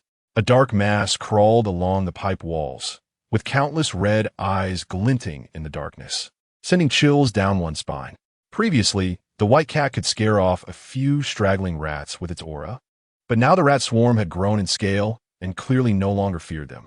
Instead, they surged towards Xiang Zi'ang, like sharks sensing blood, looking at the mass of mutated rats that could trigger a fear of clusters. Xiang Zi'ang pondered as he stroked the white cat's head in his arms. Can we fight them? An A-class calamity should be able to handle some rats, right? Although there were indeed a lot of rats now, the white cat seemed to understand his words and leaped down from his arms. The moment it landed, its surrounding light surged, and its body expanded at a visible speed, becoming almost as large as a real tiger within seconds, with black patterns appearing on its snowy fur. Imposing and majestic. Then, the third eye on its forehead suddenly opened wide, with a ghostly blue light swirling in its pupils, and a concentrated beam of light shot out. Boom! Where the light beam passed, the rat swarm was instantly torn apart, and the dozens of mutated rats at the forefront were directly vaporized. The remaining rats squeaked in panic, their formation collapsing as they fled in all directions. The white cat immediately rushed into the rat swarm, moving with incredible speed, its claws slashing through, sending rat corpses flying. Xiang Zi'ang stood still, stroking his chin thoughtfully. The combat power of this white cat was unexpectedly strong. Perhaps in the future, he could pollute more creatures to make up for his own lack of direct combat strength. When the white cat completely scattered the remaining rat swarm, Xiang Zi'ang then stepped forward to continue toward the source of the calamity. When he found the polluted rat, he immediately activated Time Stop and then devoured the calamity essence of the opponent. After doing all this, Xiang Zi'ang left along the path he came. When the Special Operations Department personnel arrived at the location of the calamity source, they only found a gigantic rat corpse. The calamity source was resolved? An executor wearing a gas mask kicked the rat corpse, the sound muffled through the mask. Asking who did this? We haven't even taken action yet. The accompanying team members exchanged glances, and no one responded. Someone raised a detection device and scanned the rat corpse. The calamity reaction line on the screen had stabilized. Someone squatted down to carefully examine the wound. The giant rat's head had been brutally smashed, red and white fluids mingling with sewage. But there wasn't a single scratch on its massive body, as if its skull had simply been lightly crushed to death. The scene was clean, with no shell casings, no signs of an explosion, and not even any struggle marks. Clearly, this C-class calamity had been resolved instantaneously, without a chance to resist. C-class calamity, mutant eye giant rat. A young team member stared at the murky compound eye on the rat's forehead, exclaiming, "This thing can command a large swarm of mutated rats, and is itself extremely agile and fierce. It was dealt with so decisively. Whoever did it, it's a good thing it's resolved." Another team member put away the detection device, speaking casually. "Now we just need to clean up the remaining rats in the pipes. With the calamity source gone, the spread of pollution can be controlled." Indeed, everyone nodded in agreement. It's always better to avoid a fierce battle. Just then, a deep voice broke the silence, not necessarily a good thing. The speaker was a burly man dressed in a black trench coat, with a specially made long knife at his waist and a badge on his right chest that gleamed coldly, indicating he was a B-level executor. In the entire Southern District Special Operations Department, Only one person had such a badge, B-level executor, Xiyu. What do you mean, Captain? The team members immediately composed themselves, waiting for his further explanation. Shiyu's gaze lingered on the rat corpse for a long time before slowly withdrawing his sight and looking at everyone. When the Public Security Bureau notified us, they only mentioned discovering a mutated rat swarm, without stating that the source of the disaster had been resolved. The only ones in the Southern District capable of handling a sea-level disaster on their own, besides our Special Operations Department, are the Public Security Bureau mobilizing heavy weapons for a siege. Most of the manpower of the Public Security Bureau is currently used to maintain order, making it difficult for them to carry out such actions. Moreover, they have no need to conceal such tasks from us. He paused, scanning the crowd. Think about it. Besides us and the Public Security Bureau, who else has the capability to quietly eliminate a sea-level disaster? And why would they choose this time? Shiyu's words plunged everyone into thought. To deal with a disaster, one either needs heavy firepower or an extraordinary individual in charge. Besides their Special Operations Department and the Public Security Bureau, the only remaining option is the military? One team member tentatively asked. Perhaps. Xiyu shook his head, his brow furrowing deeper. The military has strict operational procedures. Handling a disaster of this level would definitely require prior notification. There is no need for secrecy. What worries me more is another possibility, a worst-case scenario. He squatted down, gently lifting the hair on the rat corpse's forehead with the tip of his knife, revealing its dull, compound eye. Last night, the monitoring station in New Territory City captured an ultra-strong disaster signal. Some said it was a malfunction of the equipment, but now it seems it might be true. Powerful disasters sometimes consume weaker ones to grow, and this giant rat could very well be the creation of that unknown disaster. His words fell like a stone into boiling oil, instantly silencing the team members, a chill creeping up their spines. Xiyu stood up, turned back, and without looking, ordered, immediately contact the Public Security Bureau and the military to confirm if it was their doing. If it wasn't, then we need to prepare for a response. Chapter 11. Living together. Xiang Zi'ang returned to his car, holding the white cat. It was already night, and the darkness had enveloped the entire city like ink. He comfortably nestled in the back seat, casually turning on the car's audio system. While playing with the disaster card he had obtained this time.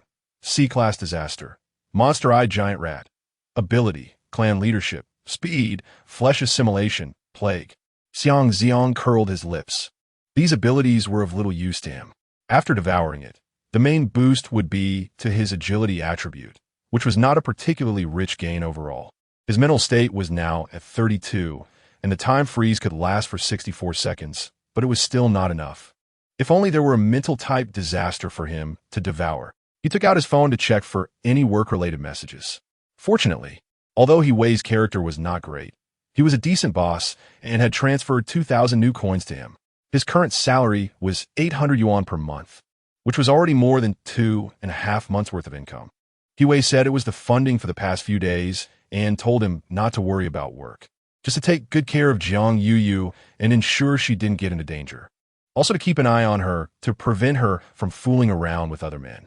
Xiang Zi'ang immediately replied, assuring him that he would complete the task diligently and that Jiang Yuyu would be safe under his protection. At that moment, Jiang Yuyu was on the balcony, hanging the freshly washed clothes.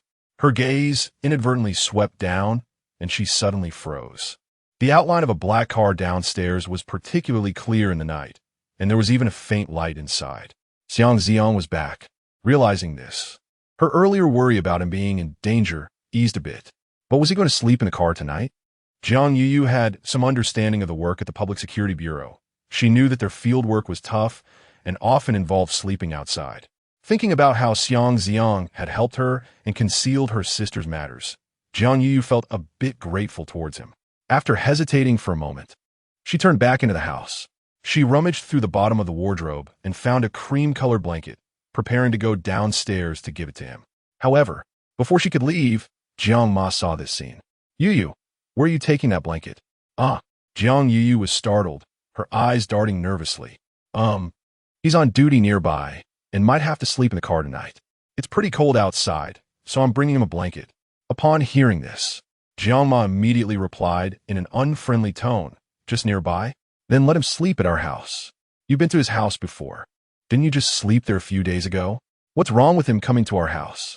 Hurry, go and invite him over. That's not really appropriate. Is it? Jiang Yuyu shrank back, clutching the blanket. Xiang Zi'ang was just following He Wei's orders to protect her.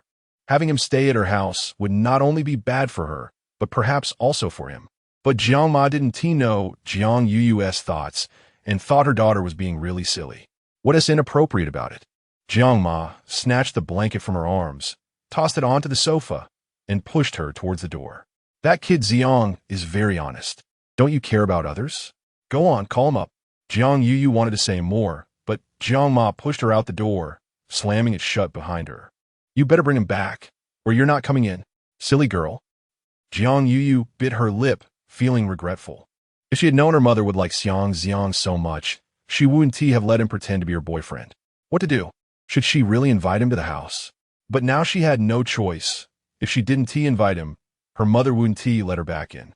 Jiang Yuyu pouted and went downstairs to Xiang Zi'ang's car. At that moment, Xiang Zi'ang was reclining in the driver's seat, the chair adjusted to its lowest position, legs resting on the steering wheel, eyes closed in a light nap. Hearing a knock on the window, he opened his eyes. Outside the car, Jiang Yuyu was dressed in a light blue loungewear, her hair loosely tied back, a few strands falling beside her cheeks, looking a bit awkwardly at him. Jiang Yuyu? Xiang Zi'ang was a bit surprised and quickly got out of the car. What's wrong? Seeing Xiang Zi'ang come before her, Jiang Yuyu bit her lip. I saw you sleeping in the car tonight, and it seems uncomfortable. Why don't you come sleep at my house? It's not far anyway. No. Xiang Zi'ang quickly refused. We often have to sleep in the car while on duty. We're used to it. But you're going to be with me these days, right? And my mom believes your identity now, so it wouldn't be awkward. Well, Xiang Zi'ang hesitated. He actually wanted to go. On one hand, a bed would be much more comfortable, and more importantly, due to the complete lockdown, all nearby hotels and inns were closed, and he had just been through the sewer, so he was quite dirty and had nowhere to wash up. Okay then, thank you, Miss Jiang. In the end, Xiang Zi'ang didn't refuse and followed her upstairs. As soon as they reached the door, Jiang Ma smiled and opened it, her nose twitching as she immediately frowned. Oh dear, why does this kid smell so bad? Hurry. Yuyu, turn on the hot water in the bathroom. Let Xiao Xiang wash up quickly. I just got back from duty. The area was near the sewer, so it's not very clean, Xiang Zi'ang said a bit shyly. Once Xiang Zi'ang entered the bathroom to wash off the smell, Jiang Ma turned to Jiang Yuyu and shouted, Find your dad's old clothes for Xiao Xiang to change into. After washing off the odor in the bathroom, Xiang Zi'ang felt much more comfortable. He put on the old clothes that Jiang Yuyu had fetched for him, which originally belonged to her father, and thus stayed at Jiang's house. Jiang Yinyan hugged the white cat that Xiang Zi'ang had brought back, loving it endlessly, calling him brother-in-law repeatedly, which made Jiang Yuyu's expression increasingly strange. She couldn't help but knock on Jiang Yinyan's head, telling her to call him brother instead.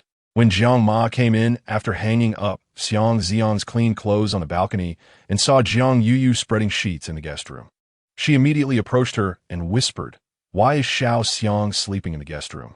Aren't you two dating? Jiang Yuyu stammered, We haven't been dating for long. We're not at that stage yet. What about those 2 days you spent at his house a while ago? Jiang Ma's eyes widened in disbelief. Aren't you two together? And no, really.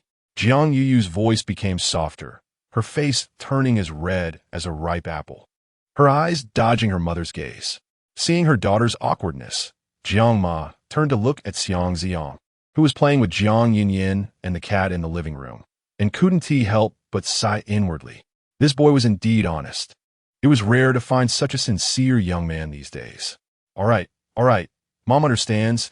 She patted Jiang Yuyu's hand with a tone that was both exasperated and amused. If you're not ready to sleep together, take it slow. Oh. Jiang Yuyu lowered her head, too shy to look at her. Thus, Xiang Zi'ang spent a night at Jiang's house. The next day, after eating the breakfast that Jiang Ma had cooked, the family, having nothing better to do, sat in the living room playing cards together. With the lockdown in effect, schools were closed, factories were shut down, and going out was restricted unless necessary. Even the busiest Jiang Ma rarely had a moment of leisure, and Jiang Yinyan was overjoyed not to have to go to school. curling up on the sofa with the white cat. 3 kings plus a 5. Jiang Yinyin slapped her cards on the coffee table, holding a big joker in her hand. Her little face covered with colorful stickers, yet it didn't diminish her pride. I only have 1 card left. Although her face was covered in stickers as the landlord, she was about to win, and her happy eyes were filled with joy. Xiang Zi'ang glanced at her, and from the beginning to now, he hadn't played a single card. He leisurely threw down 4 cards, 3 aces and a 2. Jiang Yinyin's cute face fell. But looking at the only big joker left in her hand and the thick stack of cards in front of Xiang Zi'ang, she straightened her little chest again. With so many cards in Xiang Zi'ang's hand, he must still have some scattered cards left.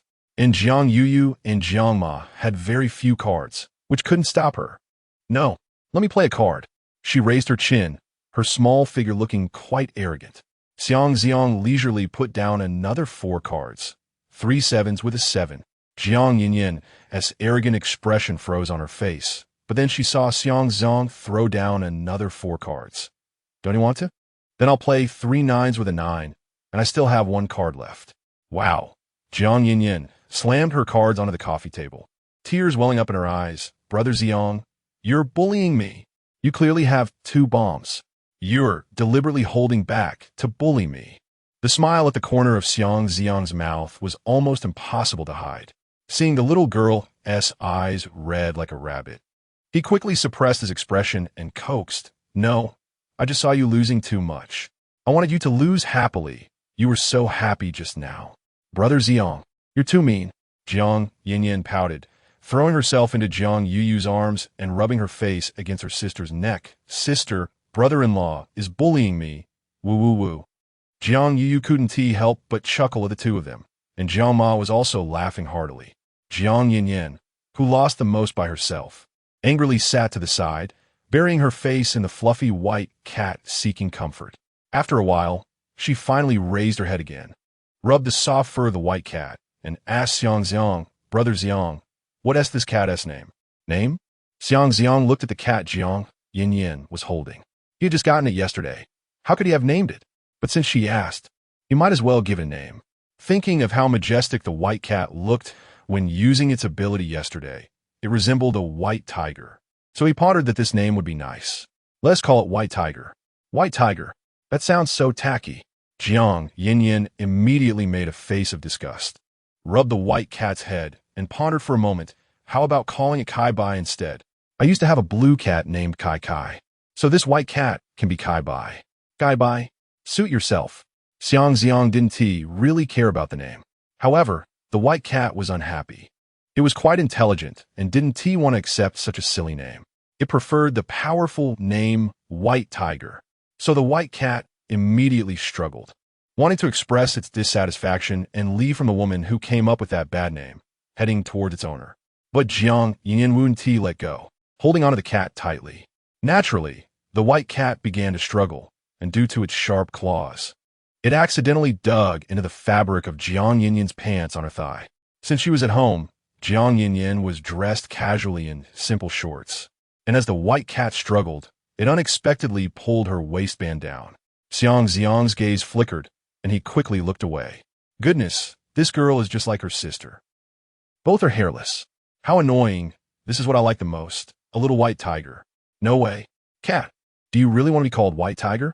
That is such a tacky name. Jiang Yinyin didn't notice anything unusual, only feeling that the cat in her arms suddenly became distant.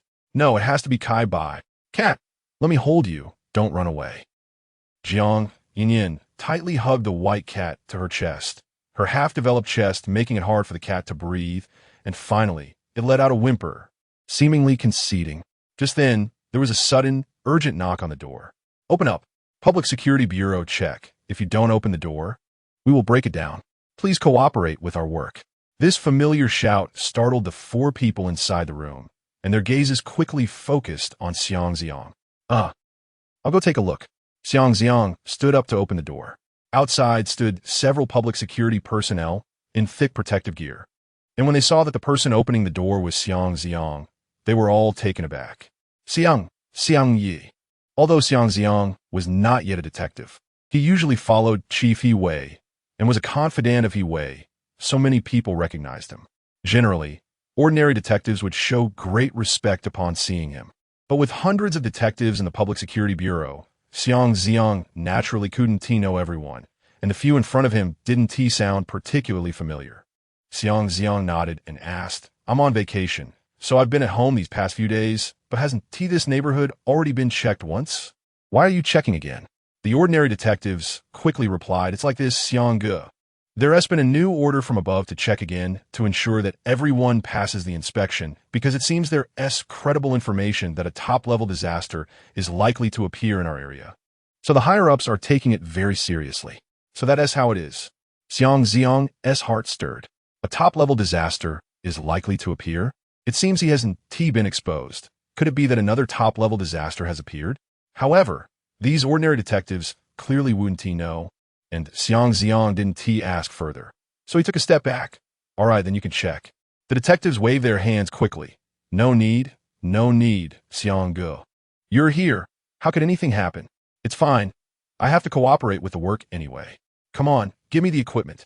Xiang Zi'ang turned his head and shouted to the three inside. "Annie, you, please cooperate with the work. It'll only take 1 or 2 minutes." Jiang Ma and Yu immediately came to the door. Seeing that Xiang Zi'ang had some standing in the Public Security Bureau, the few people were all nodding and bowing to him. Jiang Ma noticed this and naturally liked him even more, so she willingly extended her hand, allowing Xiang Zi'ang to check the equipment on all three of them. "Look, it's all zero. Everything is fine. Let us move on to the next household." Xiang Zi'ang checked the three of them, showing the results to the detectives, but he conveniently skipped checking himself. However, the detectives didn't notice anything unusual, because if there was pollution on Xiang Zi'ang, the three women wouldn't have shown zero, so they had no suspicion of him at all. "Alright, Xiang Yi. We won't disturb you and your family's rest. We'll get going." "Okay, thank you for your hard work." After sending the few of them off, Xiang Zi'ang closed the door again. He couldn't help but feel a little grateful that he was also part of the Public Security Bureau. Otherwise, with such a check, it would have been really hard to hide. Chapter 12. Precognition, still no findings? Shiyu's expression darkened upon hearing the report. After a moment, he turned his gaze to Director He Wei of the Public Security Bureau.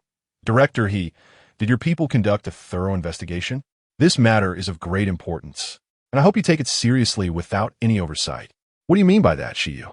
He Wei slammed his hand on the table, causing the tea in the cup to ripple. "Our Public Security Bureau has hardly slept these past few days. We've searched the sewers, abandoned factories, and even the basements of residential buildings. Are you questioning our competence? I think your intelligence is mistaken. There is no top-tier disaster. It's just a malfunctioning instrument." At this point, He Wei still didn't believe there was a top-tier disaster in the Southern District. If there were, with the thorough rounds of inspections they've conducted in the sewers, abandoned buildings, and every other corner, it was impossible they wouldn't have found anything. The intelligence cannot be wrong. Shiyu's voice turned colder, his fingertips drumming a rapid rhythm on the table. "I've already confirmed with the military that they haven't deployed any operations in the Southern District recently. Other special departments have also replied that they have no related tasks. If it's not an official force, then tell me, who else could silently deal with the giant rat with strange eyes? There's no other possibility but a growing high-level disaster." He took a deep breath, suppressing the irritation in his heart. "I'm not trying to argue with you, but this concerns the lives of hundreds of thousands of people. We cannot afford any luck." As the two men were at a standoff, District Chief Xiao Weiwa, sitting in the main seat, quickly stood up, gesturing with both hands for them to calm down. All right. We are all here for the safety of the Southern District. Let us not ruin our rapport." He rubbed his throbbing temples, glancing at both men. "Captain Shi's concerns are valid, and Director He's work is indeed in place. Since we can't find anything within our district, could it be that thing has already escaped the Southern District?" This remark made both He Wei and Shiyu pause in surprise. They had considered this possibility, but felt powerless to intervene in matters outside their district. All they could do was notify.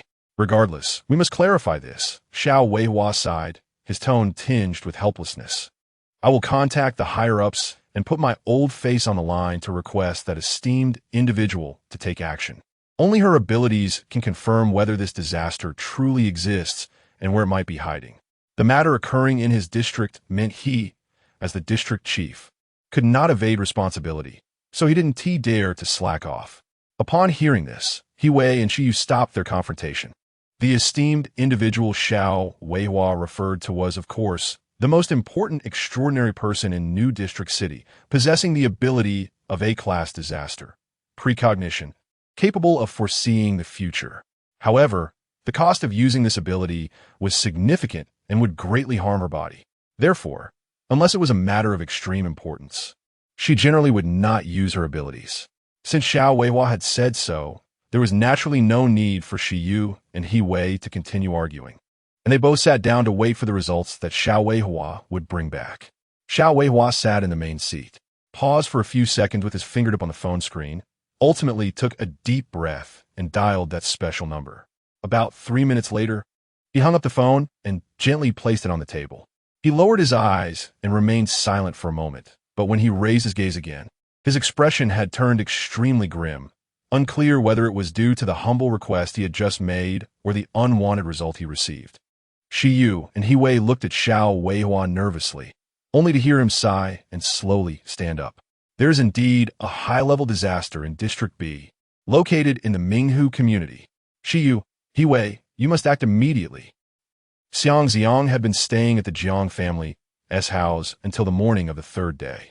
While helping Jiang Ma sort vegetables, he suddenly heard a deafening roar of engines coming from downstairs. He walked to the balcony and looked down, his pupils suddenly contracting. The entrance of the community was crowded with fully armed personnel, black combat uniforms emblazoned with the Special Operations Department's insignia, and soldiers in camouflage uniforms patrolling with heavy weapons. Several armored vehicles blocked the road, their cannon muzzles pointing toward the community, a sight that made one's scalp tingle. What's going on? Jiang Yu heard the commotion and came over, startled by the scene. I'm going down to check the situation.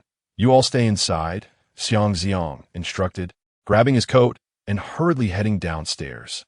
As soon as he reached the entrance of the community, he was stopped by 2 public security agents.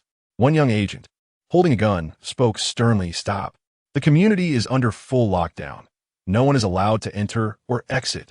As soon as he finished speaking, a middle-aged man with a crew cut behind him slapped him on the back of the head and scolded with a laugh. "Are you blind? This is our own person." "Oh, I see." Xiang Zi'ang recognized the man as Li Hui, a capable detective under He Wei, with whom he frequently interacted at the bureau.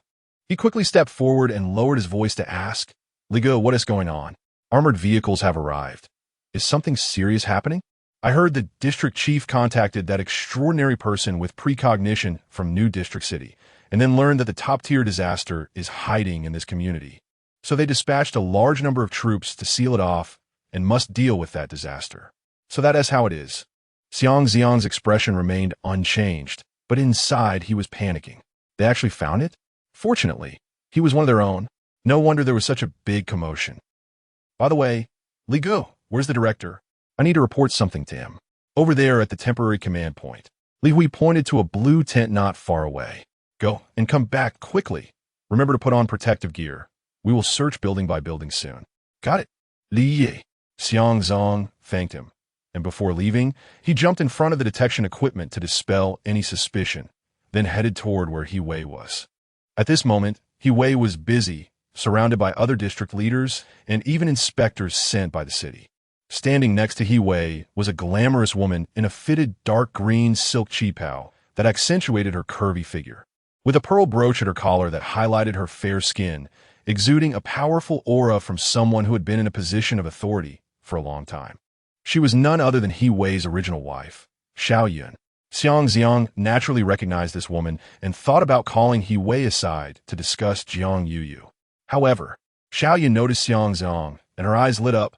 "Oh, Zhang, long time no see." Among the people who often accompanied her husband, aside from a few influential detectives, Xiang Zi'ang left the deepest impression on her. The reason was simple. Xiang Zi'ang was truly handsome, young, and charming, with a likable temperament and personality that made one unable to help but look twice. "Ah, it's the lady." Xiang Zi'ang put on a smile. "You look much better today than the last time I saw you. You seem to have aged a few years younger. Only you know how to say nice things." Xiao Yun's smile deepened upon hearing Xiang Zi'ang's compliment. She reached out to straighten his slightly crooked collar, her long fingers inadvertently brushing against his solid chest. Half closing her eyes as she said, "You're still working under my husband as an agent, right? Honestly, with your performance, you should have been promoted to deputy detective by now. At the very least, you should be a senior detective. Instead, those nonentities are getting the promotions meant for you. It's really not valuing the worthy. I'm still young. My qualifications aren't sufficient. The director has said he will definitely promote me in a few years." Just using those words to brush me off. Xiao Yun glanced at He Wei, who was discussing matters with others a few meters away, her eyes flashing with contempt. She withdrew her gaze, lightly tracing Xiang Zi'ang's sleeve with her fingertips, her eyes wandering over his handsome features, suddenly changing the subject. "How about you come work with me? I am currently looking for a few assistants in the inner city. Would you like to come help me? If you cooperate with me, I can also help you resolve your household registration issues in the inner city.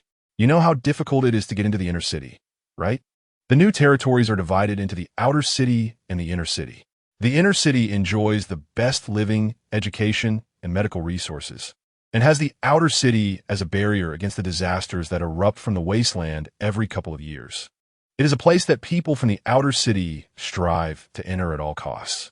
However, the entry requirements for the inner city are alarmingly high. You either need to have powerful connections, be top-notch scientific talent, an extraordinary person, or have made special contributions to the city. Ordinary people don't even qualify to approach the city gates. Not to mention that Xiao Yun is a city councilor, and her personal assistant not only has a status far exceeding that of an outer city agent, but can also directly access the core circle of the inner city. This is an opportunity for Xiang Zi'ang that is simply a leap to the sky. But at this moment, Xiang Zi'ang is not interested in that at all. He is already a disaster. Why should he care about what ordinary people want? Just as Xiang Zi'ang is considering how to refuse, He Wei finally notices him. "Xiang, aren't you on leave? Why are you here?" The task He Wei assigned to Xiang Zi'ang to protect his mistress is not something that can be made public.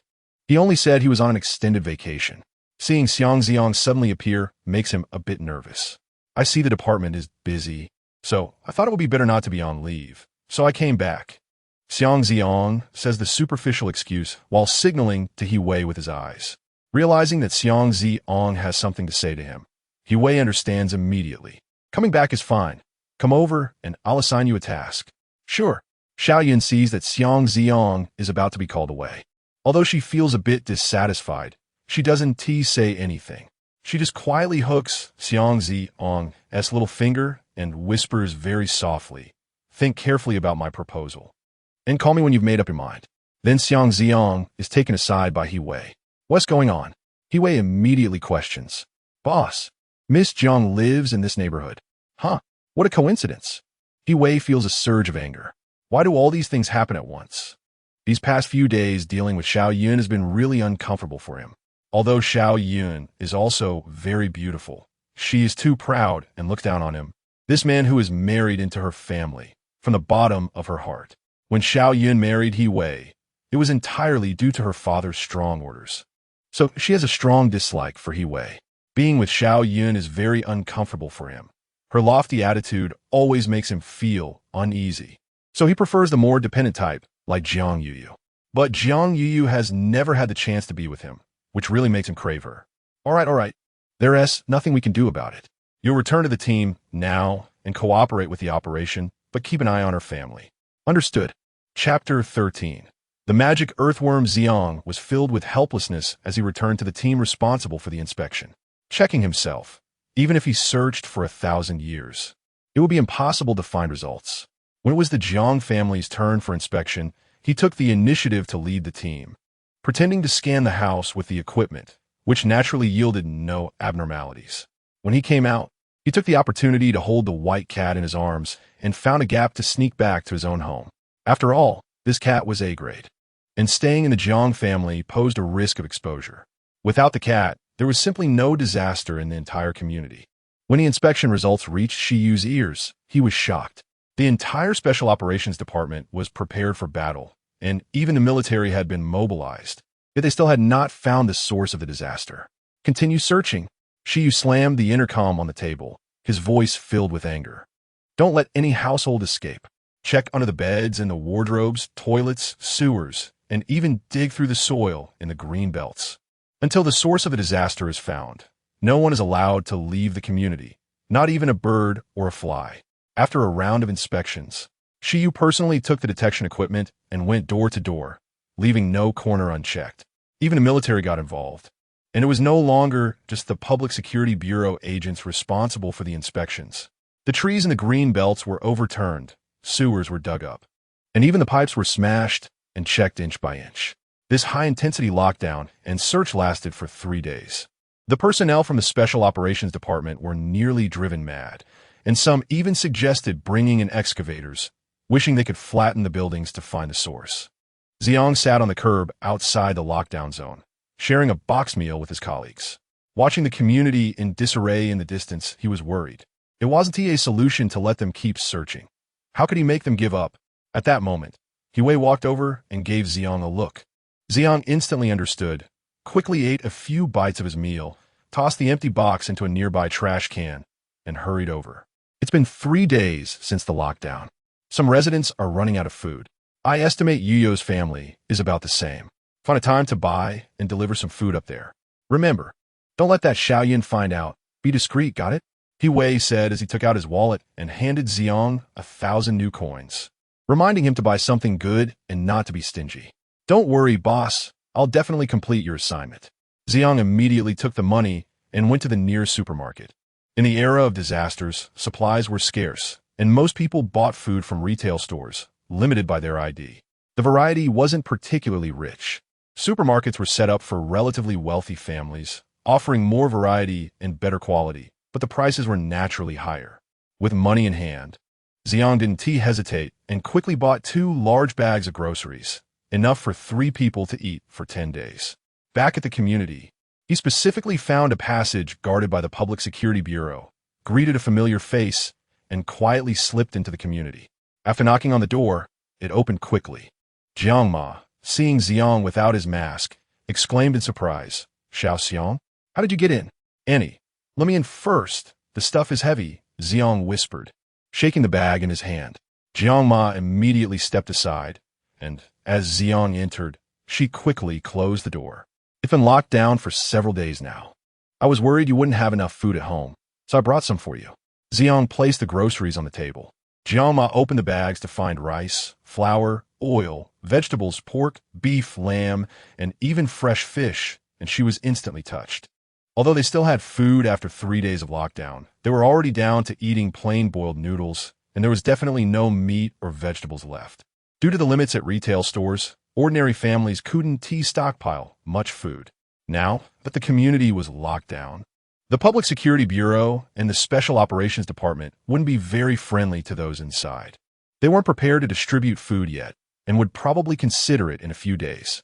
Seeing how much Zi'ang had brought back, Jiang Ma felt both touched and more appreciative of him. Indeed, it took someone like Zi'ang, who worked for the government, to care for his family during such a special time. By the way, these chocolates and candies are for Yin Yin. Zi'ang had specially bought a small bag of snacks and candies, handing them to Jiang Yin Yin. As soon as Jiang Yin Yin saw them, her eyes turned crescent-shaped with joy. "Thank you, brother Zi'ang." Seeing how thoughtful Zi'ang was, Jiang Ma was deeply moved. "Xiao Xiang, you really spent a lot. Buying so many things must have cost a fortune. These items couldn't have been bought at retail stores and were mostly from the supermarket, where everything was not cheap." "It's nothing, Auntie," Zi'ang said casually, but his expression soon became serious. "By the way, I can't stay too long. I need to hurry back. This isn't very proper." All right, Annie understands." "Xiao Xiang, you should go back quickly. Don't delay your matters," Jiang Ma hurriedly said, but then she thought, all of Zi'ang's efforts must be for Jiang Yuyo. Yet, Jiang Yuyo had been standing silently beside them the whole time, not saying a word. She pinched her arm and lowered her voice to scold. "Why are you just standing there? Quickly thank him. See him off." Jiang Yuyo winced from the pinch, pouting in grievance. However, she was naturally very grateful to Zi'ang. It was just that their relationship was quite special. Jiang Yuyo walked Zi'ang to the door, biting her lip. "Thank you for your trouble." "It's nothing," The director asked me to take care of you, and I must do it well. I'm leaving now. Remember to close the door." He put on his mask, opened the door, confirmed no one was around, and quickly walked out. Jiang Yuyo stood at the door, watching his figure disappear around the corner of the hallway, and suddenly felt a vague warmth in her heart. She felt that Zi'ang's kindness was excessive, not merely out of duty. Could it be that he... Thinking of that possibility, Jiang Yuyo's heart tightened. As Xiang went downstairs, 2 excavators were parked in the central green belt of the community, their massive buckets digging deep into the soil, tearing up patches of lawn. Several old camphor trees that had grown for over a decade were uprooted and thrown to the ground. The once tidy community was now a scene of devastation, with dirt and broken branches piled up like small mountains. This scene made him ponder what would happen next if they still couldn't find the source of the disaster. Would they really think it was just an issue with the equipment? No. That famous foreknowledge bird, Xiang had heard of it, since it had made a prediction. It indirectly confirmed that a top-tier disaster must exist. Therefore, until results were yielded, the Special Operations Department and the military would never give up. They would only search more ruthlessly and decisively. Continuing like this wasn't a solution. With his abilities, escaping wasn't difficult, but if possible, he still hoped to stay within New District City. After all, Xiang had always believed he was a person, not a disaster. As Xiang pondered, several reddish-brown earthworms crawled out from the turned wet soil, panicking and scrambling around due to the sudden change in environment, one of them crawling right by Xiang's feet. Seeing this, Xiang had a flash of inspiration. "I have a way." He immediately bent down and picked up one of the earthworms. Pollution. The next second, the power of disaster surged from his fingertips into the earthworm's body. The worm, which was originally only as thick as a thumb, began to swell at a visible speed, rapidly expanding to a diameter of 5 to 6 meters in just a few seconds. Its skin split open with countless cracks, revealing dark golden scales that emerged from the fissures, layering over its entire body. Its head suddenly enlarged, and the originally soft mouth parts hardened into sharp-boned spikes, with 3 openings at the tip exposing a mass of backward-curving fangs. 2 scarlet compound eyes bulged from its eye sockets, glimmering with a bloodthirsty light. Even more terrifying, its tail suddenly split into 10 robust tentacles, each ending in suction cups covered with barbs. As the tentacles waved, a faint black mist rose in the surrounding air, and the soil on the ground turned to charred powder upon contact with the mist. B-Class Disaster, Abyssal Demon Worm. Abilities, Earth Vein Traversal, can move freely underground within 100 meters, causing small-scale earthquakes. Bone-eating toxic mist. The black mist is highly corrosive, dissolving flesh and blood upon contact. 10,000 June Strangulation. Tentacles can easily crush steel with sharp and hard barbs. Limb Regeneration. This time he held back, as the strongest extraordinary beings in the Southern District were only B-Class.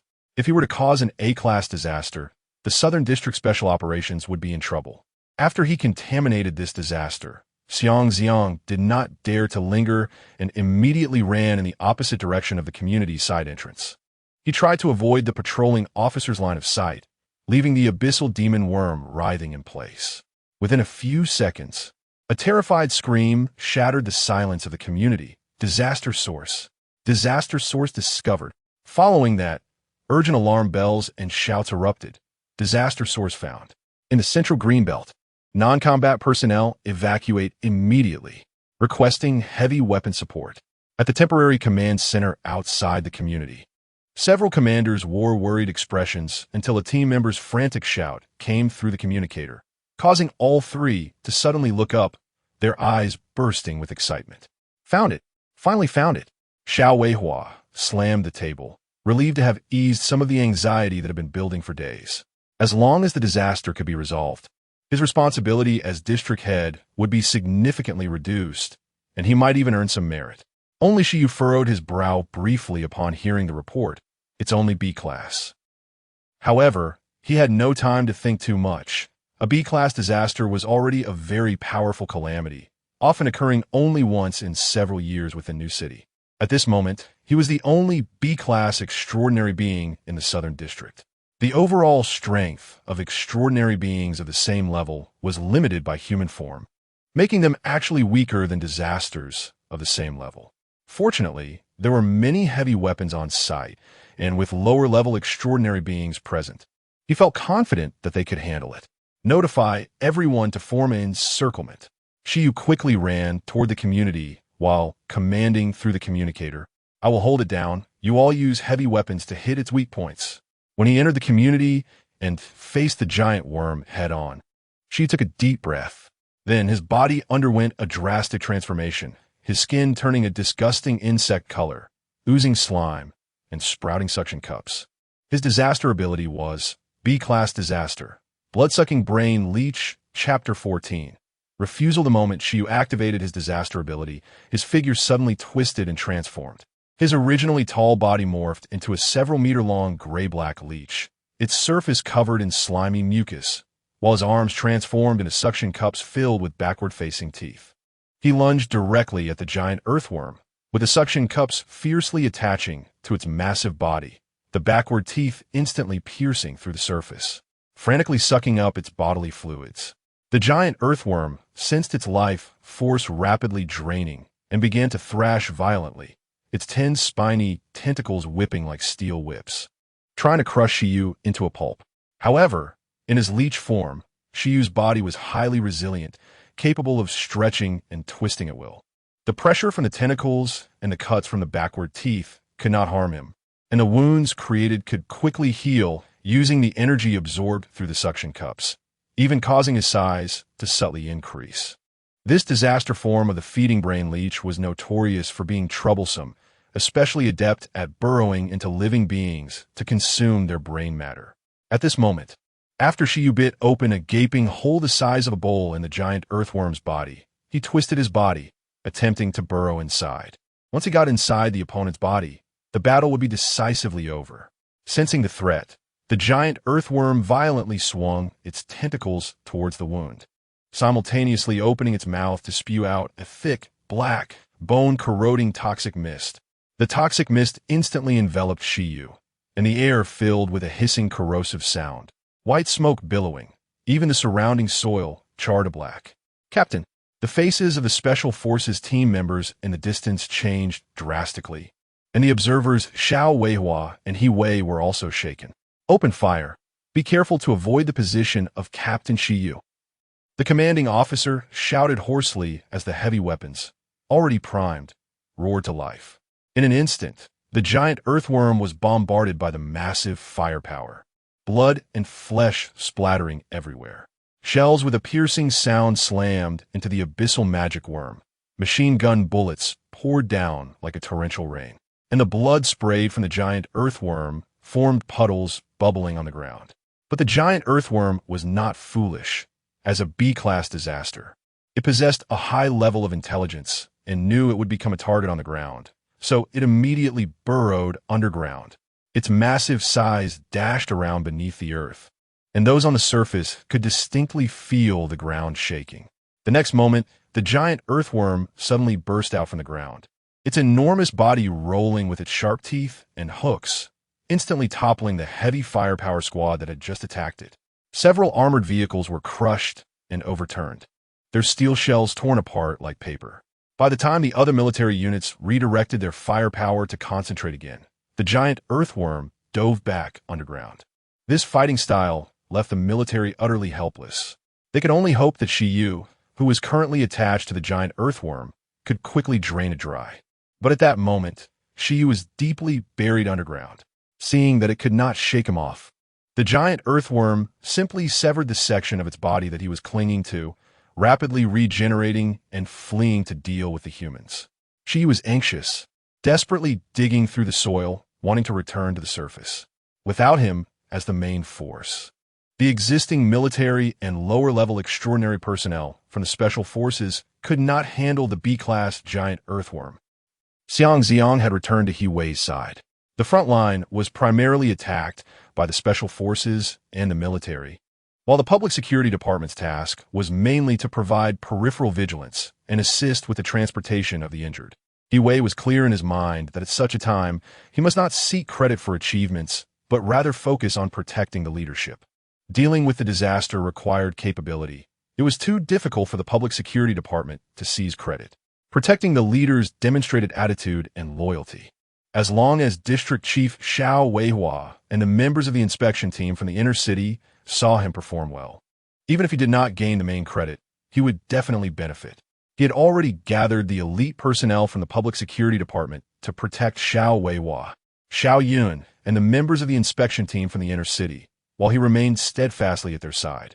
Father-in-law, it's too dangerous here. You should retreat to a safe area. Yue leaned close to Xiao Weihua, looking worried. Xiao Weihua's old face was tense, his brows knitted tightly, his tone resolute. The frontline soldiers are fighting desperately. As the district chief of the southern area, how can I flee in the face of battle? Staying here is to stabilize the morale. Those words sounded righteous. The hands behind his back were clenched tighter, cold sweat forming in his palms. The giant earthworm was rampaging underground, seemingly heading towards their command center. Yue was already frightened out his wits, wishing he could immediately jump into an armored vehicle and flee, but with Xiao Weihua refusing to back down, he dared not leave first. He could only continue to persuade. Father-in-law, your safety is the top priority. The southern area can function without anyone, but it cannot do without you. If you retreat to the rear, the soldiers will know you are safe, and they can focus more on dealing with the source of the disaster. Several members of the inspection team nearby were already pale with fear. They had spent years in the inner city, let alone a B-class disaster. They had seldom seen even a D-class disaster. Just now, seeing the giant earthworm toss armored vehicles into the air had made their legs tremble. At this moment, they all echoed, District Chief Xiao, Director, he is right. It's too dangerous here. Let us retreat a distance. Seeing everyone urging him, Xiao Weihua sighed and relented. All right, since everyone says so, let us first retreat to 500 meters away. This won't delay the frontline operations. Yue immediately breathed a sigh of relief. They could finally leave this place of chaos. He quickly turned to his subordinates and shouted, Quick, prepare the vehicles. Escort the district chief and the leaders of the inspection team to retreat. Move faster. But just as he finished speaking, the ground suddenly shook violently. A crack several meters wide spread towards them at a visible speed from the distance. The giant earthworm was indeed charging towards the command center. As a high-intelligence B-class disaster, it had discerned that this group of people seemed to be the core protection focus, so it immediately surged towards them. Xiao Weihua and the others' faces changed drastically. The calmness they had just exhibited vanished. Yue reacted the fastest, grabbing Xiao Weihua's arm and dragging him towards the nearest armored vehicle. Father-in-law, get in the car. Xiao Weihua was his political support. He could not let anything happen to him. Xiao Weihua stumbled, but still yelled to his daughter in the crowd. Xiao Yun, hurry, run to the car. Don't just stand there. Yue also immediately waved to two agents from the public security department beside him. You two hurry over and protect Xiao Yun. Xiao Yun saw everyone panicking and, of course, was very scared herself.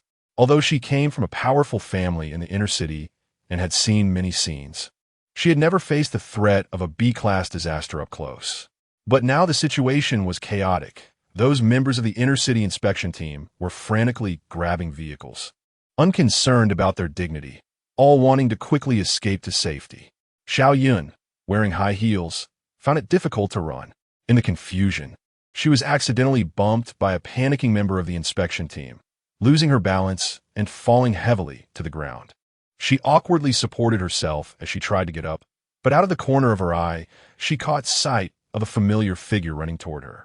Xiang Zi'ang had received Yue's order and was rushing toward her. Madam, come with me. He grabbed Xiao Yun by the shoulder and pulled her up.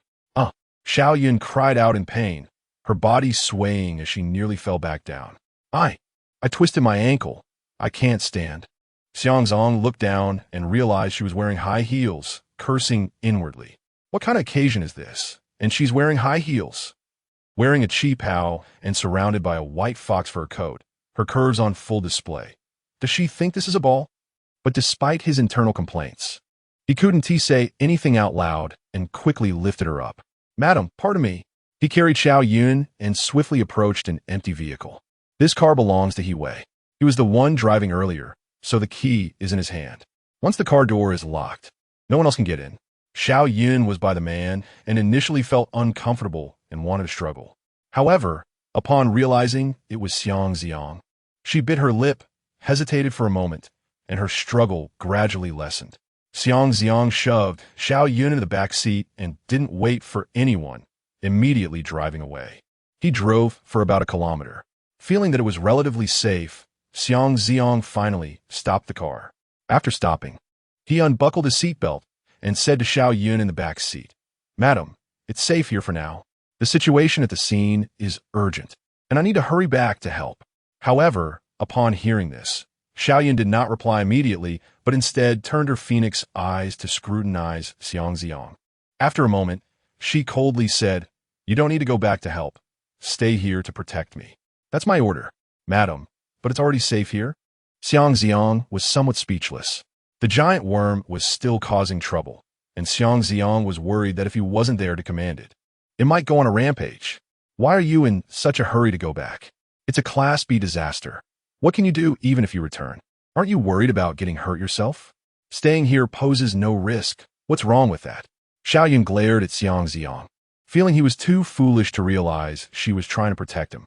In any case, he wouldn't be of much help at the scene. Only extraordinary individuals could make a difference, and it was better for Xiang Zi'ang to stay here. She then leaned back, lifted her right leg, and extended it in front of Xiang Zi'ang. "I twisted my ankle. Help me massage it." Looking at the ivory-like, beautiful white leg extended before him, the corners of Xiang Zi'ang's mouth twitched. This woman has a problem. He really wanted to give her a lesson, so she wouldn't dare act flirtatious with men again. However, after a pause, he still reached out, took off the delicate high heels, and began to massage her foot. Xiao Yun's calf was beautifully shaped, her skin fair and delicate. Although she was in her 30s, she looked like a teenage girl, indicating she took great care of herself. Her toenails were painted a bright red, which looked somewhat garish, especially in the dim light of the car.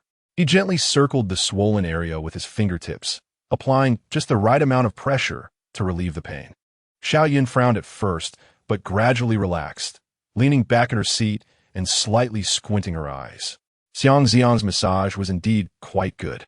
However, Xiang Zi'ang didn't want to stay here massaging her leg. He was worried about the situation at the scene. After a few more strokes, he couldn't help but feel anxious and placed her beautiful calf down. "Madam, I'm sorry, but I still have to hurry back." Upon hearing this, Xiao Yun opened her phoenix eyes, a flash of anger crossing her face. How dare he refuse her? She grabbed Xiang Zi'ang's collar and forcefully pulled him closer. Their noses were almost touching, and Xiang Zi'ang could even see the fine hairs on her eyelashes and smell the fragrance coming from her hair. Her very beautiful face now bore an expression of annoyance. "How stupid can you be? Can't you see I'm protecting you?" "I know. Thank you for your kindness, madam." Xiang Zi'ang reached out to grasp her hand that was clutching his collar, prying her fingers open one by one, while looking directly into her eyes filled with anger. "But I can't not go back. There's still fighting going on over there." He slowly stepped out of the car. He gave Xiao Yun an apologetic look and closed the car door. Then he hurried back to the disaster site without looking back. Xiao Yun sat in the car, her gaze following his retreating figure. Her hands, resting on her knees, tightened slightly, and the anger in her phoenix eyes gradually faded. What a fool! If he stayed with her, there wouldn't be any danger, yet he insisted on running back. However, people like that were hard to dislike. Remembering the members of the inspection team earlier, including herself, He Wei, and her father, their disheveled appearance contrasted so comically with that retreating figure. Xiao Yun suddenly let out a light laugh, a hint of amusement appearing on her pretty face. Chapter 15. The New Moon Society. Xiang Zi'ang quietly sneaked back into the community, hiding behind a broken wall of a residential building to observe the battle situation. At this moment, the scene was chaotic. The giant earthworm was using its ability to burrow underground, moving swiftly beneath the surface. Each time the heavy fire squad locked onto it to fire, it would burrow into the ground just in time, leaving behind only muddy patches and craters. But the next second, it would emerge from an unexpected position, flipping over armored vehicles and heavy fire squads.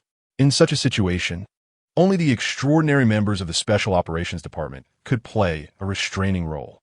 However, a B-class disaster was not something that low-level extraordinary beings could withstand.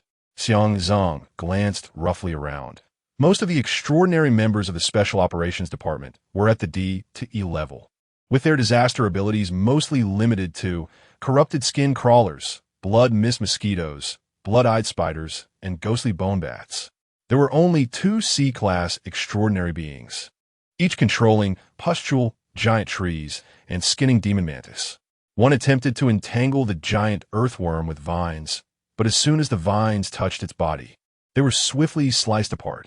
The other transformed into a skinning demon mantis, using side-like forelimbs to strike at the earthworm's wounds, only to be flung away by its thrashing body. What was more troublesome was that the giant earthworm did not engage with them. Once it sensed danger, it would immediately burrow into the ground, leaving the 2 C-class extraordinary beings to futilely search for traces in the air or on the ground, their faces full of anxiety. Seeing that the timing was right, Xiang Zi'ang retracted his aura and focused his mind. An invisible mental thread extended from his mind like a fine needle, burrowing into the ground towards the giant earthworm, ready to issue his commands. But at that moment, he suddenly felt a powerful force of disaster. Xiang Zi'ang was taken aback and quickly looked up. He saw 2 men in black long coats standing on the top of a tall building, one tall and thin, the other short and stout. The tall one had a gaunt figure, sunken cheeks, and a sinister gaze. The stout one had a face full of flesh, a bulging belly, and couldn't even button his coat.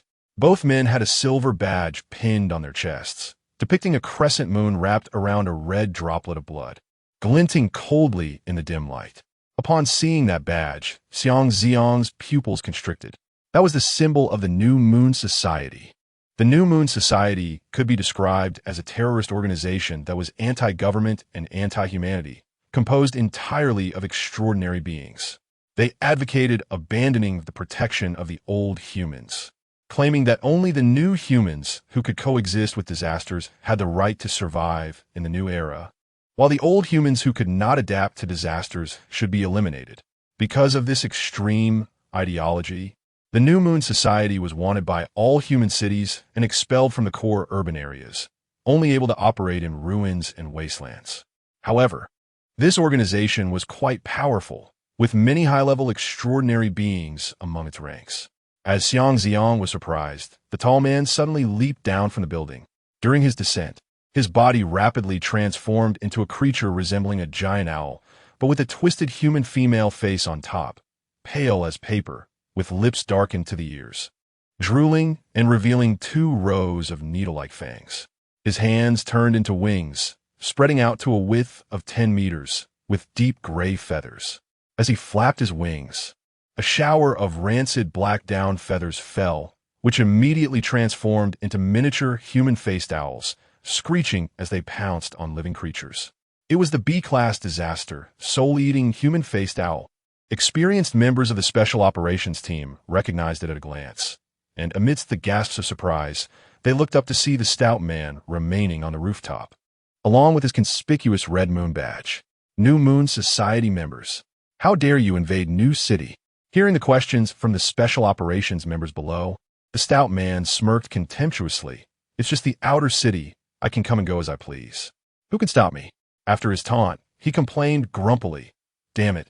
I thought there would be an S-class disaster in its growth phase, but it turns out to be just a B-class worm, making me come all this way. With that, he leaped down from the rooftop and instantly transformed into a massive tiger, crackling with electricity. B-class disaster, thunder pattern violent tiger. The giant tiger moved incredibly fast, charging into the crowd with a thunderous roar, causing screams to erupt from the scene. Immediately, the man transformed into the giant tiger shouted, Zhou Cheng, I'll deal with these people. You hurry up and take care of that abyssal earthworm. We need to leave before reinforcements arrive in New City. He was naturally addressing his companion, who had transformed into the human-faced owl. Knowing this, the human-faced owl responded and pounced toward the giant earthworm. Sensing danger, the giant earthworm immediately burrowed into the ground. But the human-faced owl let out a chilling low laugh. flapping its wings and continuously shedding black down feathers, transforming into countless miniature human-faced owls. Those miniature human-faced owls also emitted sharp, eerie laughter, all diving into the soil left by the giant earthworm's burrow. In just a few seconds, the ground suddenly shook violently, as if a giant beast was struggling madly underground. Then the giant earthworm burst forth from the ground, covered in those human-faced owls, enveloped in a cloud of black mist. The giant earthworm seemed to be in great pain, but as it thrashed about, it could not shake off the miniature human-faced owls crawling all over it, with black wounds cut into its body, and its bodily fluids flowing out continuously. Seeing this scene, Xiang Zi'ang knew he could no longer sit idly by. That giant earthworm was something he had painstakingly contaminated. How could he let someone else benefit from it? He immediately issued a command to the giant earthworm through the mental thread, instructing it to burrow over to his hidden corner. Following Xiang Zi'ang's command, the giant earthworm immediately complied and plunged back underground. The human-faced owls flying in the sky let out low voices. "It's useless, no matter where you hide, I can find you. He. But soon, its laughter came to an abrupt halt. At this moment, Xiang Zi'ang devoured all the human-faced owls on the giant earthworm, and his mental attribute suddenly increased by 4 points. Seeing that it was an increase in mental attributes, Xiang Zi'ang's eyes instantly lit up. That B-class, soul-eating human-faced owl could enhance mental attributes. He wondered how much mental value he could gain by devouring them all. Just as Xiang Zi'ang was excited, the giant earthworm appeared quite aggrieved. Its emotions transmitted to Xiang Zi'ang's mind through their mental connection, like a bullied child, constantly conveying feelings of pain and fear. It was created by Xiang Zi'ang, so naturally, it regarded Xiang Zi'ang as its father, and Xiang Zi'ang had absolute control over the contaminated creature. Just moments ago, it had restrained its destructive tendencies due to Xiang Zi'ang's command. Otherwise, it could have directly burrowed underground, damaging the foundation, or even triggered localized earthquakes under its full power, destroying all the buildings above. All right, don't feel wronged. I'll help you get your revenge. Xiang Zi'ang patted it, offering a bit of comfort. As soon as he finished speaking, a gust of wind from flapping wings came. Zhou Cheng, transformed into the soul-eating, human-faced owl, had flown to the top of the broken wall, following the energy fluctuations. His bird-like claws landed on the collapsed wall, and as his gray-black wings slightly folded, his bloodshot human eyes swept over Xiang Zi'ang, revealing a look of surprise, especially upon seeing the B-class abyssal earthworm that had just been wreaking havoc on the battlefield, now acting like a docile pet next to a human, allowing the human to pet and comfort it. This scene seemed quite off. He felt a sense of unease. "Who are you?" Zhou Cheng looked at Xiang Zi'ang warily, ready for battle at any moment. He could sense that this human before him emitted no aura of an extraordinary being. Yet how could an ordinary person control a disaster? Did he really think disasters could be raised as pets? Xiang Zi'ang appeared very calm and turned to look at him. "I heard your companion say that you came here for that growing S-level disaster. So what?" Zhou Cheng fixed his gaze on him, his eyes sweeping over the giant worm. "What is your relationship with this abyssal earthworm?" "Relationship?" Xiang Zi'ang paused, and a meaningful smile crept onto his lips. "I suppose it's the relationship of me creating it?" As soon as these words left his mouth, Zhou Cheng's pupils suddenly constricted. "You created a B-level disaster? Are you that disaster?" Xiang Zi'ang nodded. "Yes, but I'm not S-level, I'm..." Before he could finish his sentence, his figure suddenly disappeared without warning. With a loud clap, the next second, Xiang Zi'ang had already appeared in front of Zhou Cheng, his 5 fingers tightly gripping his throat. "So fast."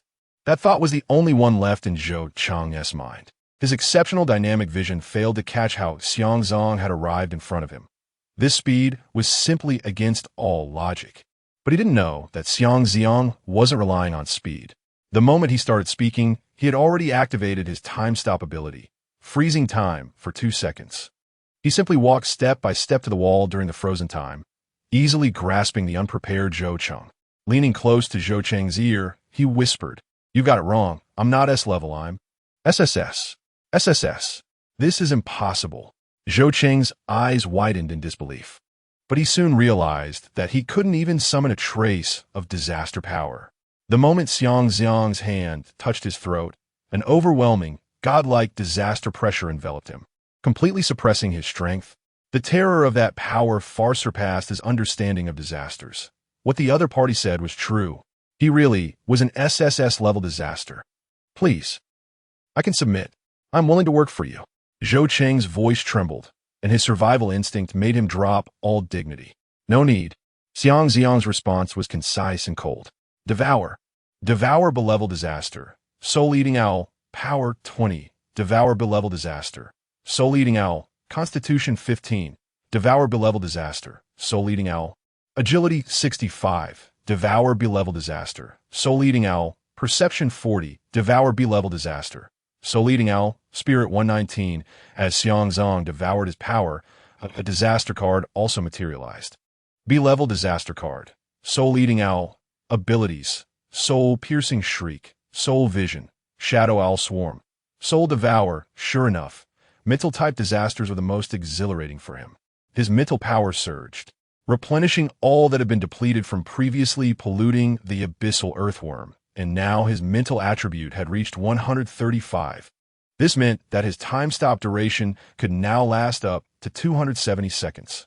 The longer it lasts, the safer it is. Xiang Zi'ang casually tossed the powerless Zhou Cheng, who had collapsed on the ground, towards the abyssal earthworm, his tone flat. Eat clean, don't leave any traces.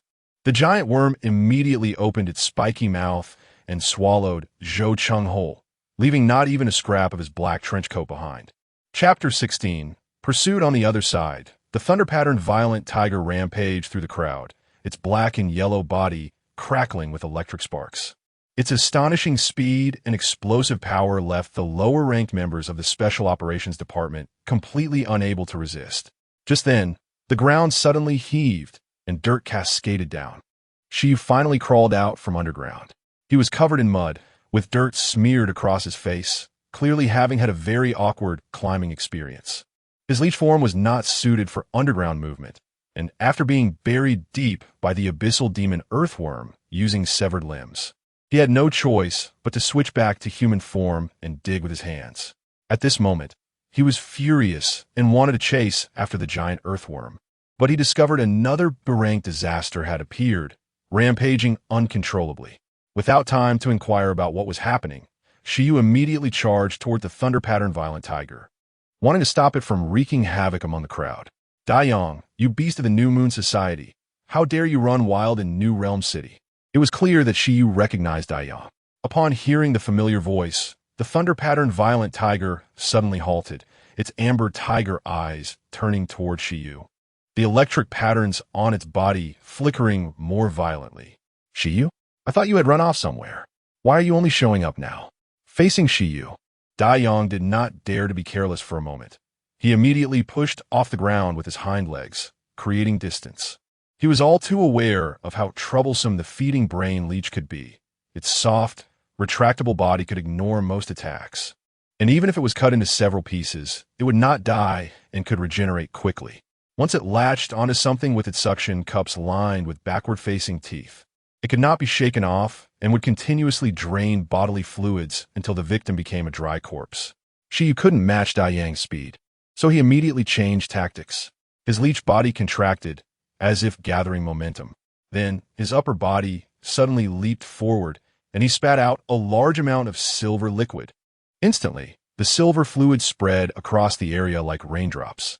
Once the liquid hit the ground, it instantly transformed into countless tiny water leeches the size of rice grains, which wriggled rapidly on the ground, forming a leech swarm trap that would immediately pounce on any living thing that touched them.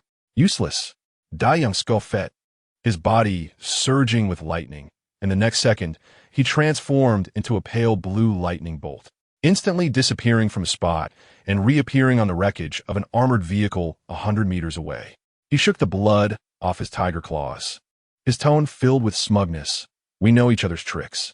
You can't catch up to my speed, but I can't kill you either. How about we settle this? Once my companions finish their business, we can leave. What do you say, companions? Shiyu's expression changed dramatically, and his heart sank. Yang actually had accomplices. He immediately clenched his fists, his gaze darting across the battlefield in search of the enemy's traces. If it turned into a one-on-two or one-on-many, he might not be able to handle it. He wondered if his subordinates had called for support from other districts. They shouldn't be foolish enough not to call for reinforcements in such a situation, but he didn't know how long it would take for help to arrive. However, after scanning the area, he did not see any other extraordinary members of the New Moon Society. At that moment, Yang also sensed that something was off. His tiger eyes scanned the surroundings, searching for the presence of his companions. Wasn't he sent to deal with that abyssal demon earthworm? Had they abandoned him to return alone? That shouldn't be the case, right?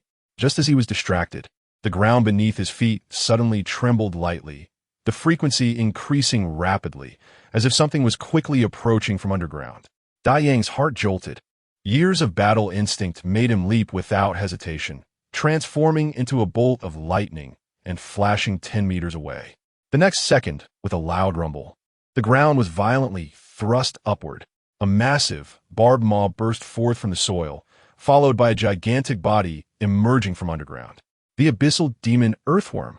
The giant worm's body quivered slightly, and then it expelled a piece of corroded, unrecognizable black clothing, with the silver emblem of the New Moon Society clearly visible on it. Impossible! Yang exclaimed in shock.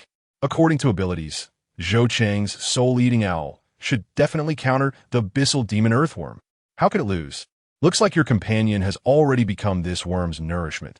Shiyu's voice carried a hint of mockery, and he breathed a sigh of relief. With one less B-rank enemy, the situation was finally not so dire. Yang stared at the torn windbreaker on the ground, his teeth grinding together as he quietly cursed. What a waste. Then he raised his head, his tiger eyes locking onto Shiyu, a cruel smile curling at the corners of his mouth. Don't get too pleased. You won't have peace in New Realm City for long. What do you mean? Shiyu's heart stirred, sensing that the other party's words were not so simple. But Yang did not explain. He no longer wished to linger in battle. The lightning on his body surged, transforming into a pale blue flash as he sped towards the outskirts of the city. Shiyu watched his retreating figure, but had no intention of stopping him. Yang's speed far exceeded his own. Chasing after him would be a waste of effort. It was better to focus on the abyssal demon earthworm before him. He turned to look at the giant worm, his eyes sharpening instantly. This time, he would not make the same mistake as before. He had to dismantle its body in advance, attaching himself from multiple directions simultaneously, not giving the opponent a chance to shake him off. Strangely, however, the abyssal demon earthworm did not launch an attack. It simply stood quietly in one direction. Its massive head hung low, its posture oddly anthropomorphic and respectful, remaining still for a long time without moving. After a while, it slowly turned its head and glanced in Shiyu's direction. Then, it suddenly twisted its body and burrowed back underground. After that, it did not reappear. Meanwhile, Yang had only run a few kilometers when a man suddenly appeared in front of him. The appearance of the other party was completely unexpected. Even with Yang's agility and reflexes, he did not notice how the person had come before him, as if they had materialized out of thin air. This person was, of course, Xiang Zi'ang. After pausing time and merging with the B-rank disaster card, soul-eating owl, Xiang Zi'ang transformed into the disaster form of the human-faced owl and flew directly towards Yang. With a full 4.5 minutes of stop time, coupled with the flight speed of the human-faced owl, catching up to Yang was not very difficult. Who are you? Yang suddenly came to a halt, on high alert. Although he sensed no trace of disaster energy from Xiang Zi'ang, just the fact that the opponent had appeared out of nowhere was enough to make him wary. The absence of disaster energy might be due to the opponent's strength being far above his own. Moreover, the opponent's clothing was undoubtedly that of New Realm City, seemingly belonging to the public security department. Damn it, has the support from New Realm City arrived? His heart sank. At this moment, Xiang Zi'ang did not immediately attack. Instead, he looked at him with an indifferent expression. I want to ask you a few questions. If you're willing to answer, I would greatly appreciate it. Why should I answer you? Yang stared intently at him, guarding against any sudden attack while secretly gathering strength in his feet, ready to escape at any moment. It was clearly not a wise decision to engage in combat on the opponent's home turf with support arriving. Well, you really don't have to answer my questions. Forget it. I won't ask. I'll send you on your way early. Xiang Zi'ang shook his head. He wasn't skilled in interrogation and couldn't afford to delay too long, in case someone took notice. Hearing Xiang Zi'ang's words, Dai Yang realized the other party was about to strike, and he immediately focused all his attention. However, the next moment, a finger suddenly tapped his forehead without any warning. Chapter 17. Submission. When that finger suddenly landed on his forehead without warning, a terrifying pressure descended upon him. Dai Yang felt as if his blood had instantly frozen. His legs gave way, and he collapsed to the ground with a thud. The power of disaster within him, like prey encountering its natural enemy, instantly wilted, and no matter how he tried to summon it, he could not muster even a trace. He fearfully raised his head to look at the man before him, who had been 10 meters away just a second ago, but was now within arm's reach. The unfathomable aura of disaster emanating from him made the hair on his body stand on end. Who are you? His voice trembled, even switching to honorifics. This pressure was an absolute suppression of a higher disaster over a lower one, and its intensity far exceeded his comprehension. It was countless times stronger than the strongest S-rank disaster leader he had met at the New Moon Society. Was it SS? No, perhaps even higher. Look at you asking. Didn't you come in New City to find me? Why can't you recognize me now that I'm right in front of you? Xiang Zi'ang sneered, then began to absorb his power. Absorbing Barank Disaster, Thunder Pattern Violent Tiger, Power 65. Absorbing Barank Disaster, Thunder Pattern Violent Tiger. Constitution 54. Absorbing Barank Disaster, Thunder Pattern Violent Tiger. Agility 108. Absorbing Barank Disaster, Thunder Pattern Violent Tiger. Perception 26. Absorbing Barank Disaster, Thunder Pattern Violent Tiger. Spirit 5. As the last trace of power was drained away, a pale blue electric card floated out from Dai Yang's body and landed in Xiang Zi'ang's hand. B-Rank Disaster, Thunder Pattern Violent Tiger. Abilities: Thunderstorm Palm Strike, Lightning Charge, Lightning Control, Electric Fire Immunity. You are that one? Dai Yang finally understood Xiang Zi'ang's identity. Feeling that his power had been completely drained, he had no ability to resist anymore. So strong. The person before him was too strong. This was the only thought left in his mind. Suddenly, the ground trembled.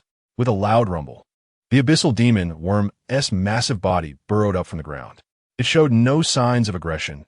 Instead, it obediently stopped beside Xiang Zi'ang, its enormous head slightly bowed as if waiting for orders. In that moment, Dai Yang seemed to understand something. The belief in survival exploded in his heart, and he immediately shouted at Xiang Zi'ang, "My lord, if you have any questions, please feel free to ask. I will definitely answer. I only ask for a chance to submit to you. I am willing to serve you from now on, to be at your beck and call." Oh, seeing the other party submit so easily, Xiang Zi'ang was somewhat surprised. He had thought that the people from a New Moon Society were stubborn fanatics, but he did not expect them to be so soft-boned. "Since you are so sensible, then I will ask you." Xiang Zi'ang leaned down, his tone flat. "Where did you get the news of my birth? Besides the New Moon Society, what other organizations or forces know about this matter?" The non-governmental organizations in New City are not just limited to New City. There are also many various forces. For example, the Peach Source Organization, whose purpose is to lead people to establish a utopia in a new era. They entrap the lower class like a pyramid scheme and occupy the border between the wasteland and New City, having considerable influence. There are also several large gangs that occupy the mines and farmlands outside the city, which have long been at odds with the joint government. Due to the significant loss of manpower from the disaster tide every few years, the government cannot completely eradicate them and can only turn a blind eye in exchange for superficial stability. Additionally, there are some forces that voluntarily submit to disasters, becoming the slaves of disasters to survive, which, with the support of high-ranked disasters, also causes considerable harm. More dangerously, several S-rank disasters are lurking on the outskirts of New City, each possessing the power to destroy the entire city. There are. Dai Yang lay on the ground, his head lowered even further. The fluctuation of the disaster power when you were born was too intense to hide. Almost all the forces in the wasteland have heard of it, and many organizations have secretly sent people to infiltrate the Southern District to investigate your background.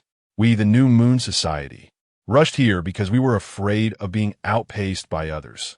And on the day your power erupted, several S-rank disasters deep in the wasteland showed unusual activity.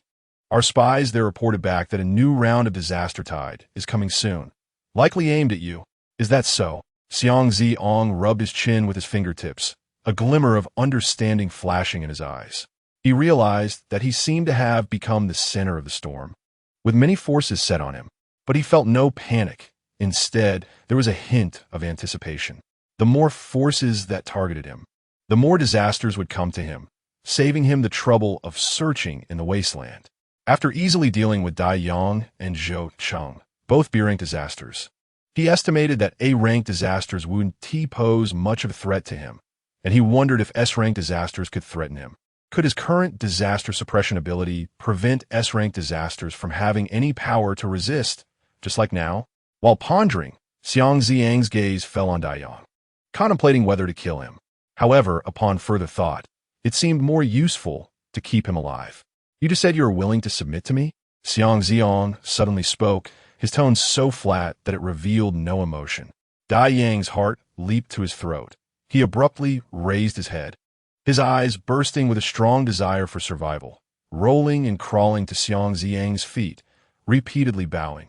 Yes, my lord, please give me a chance. All right, then I will give you a chance.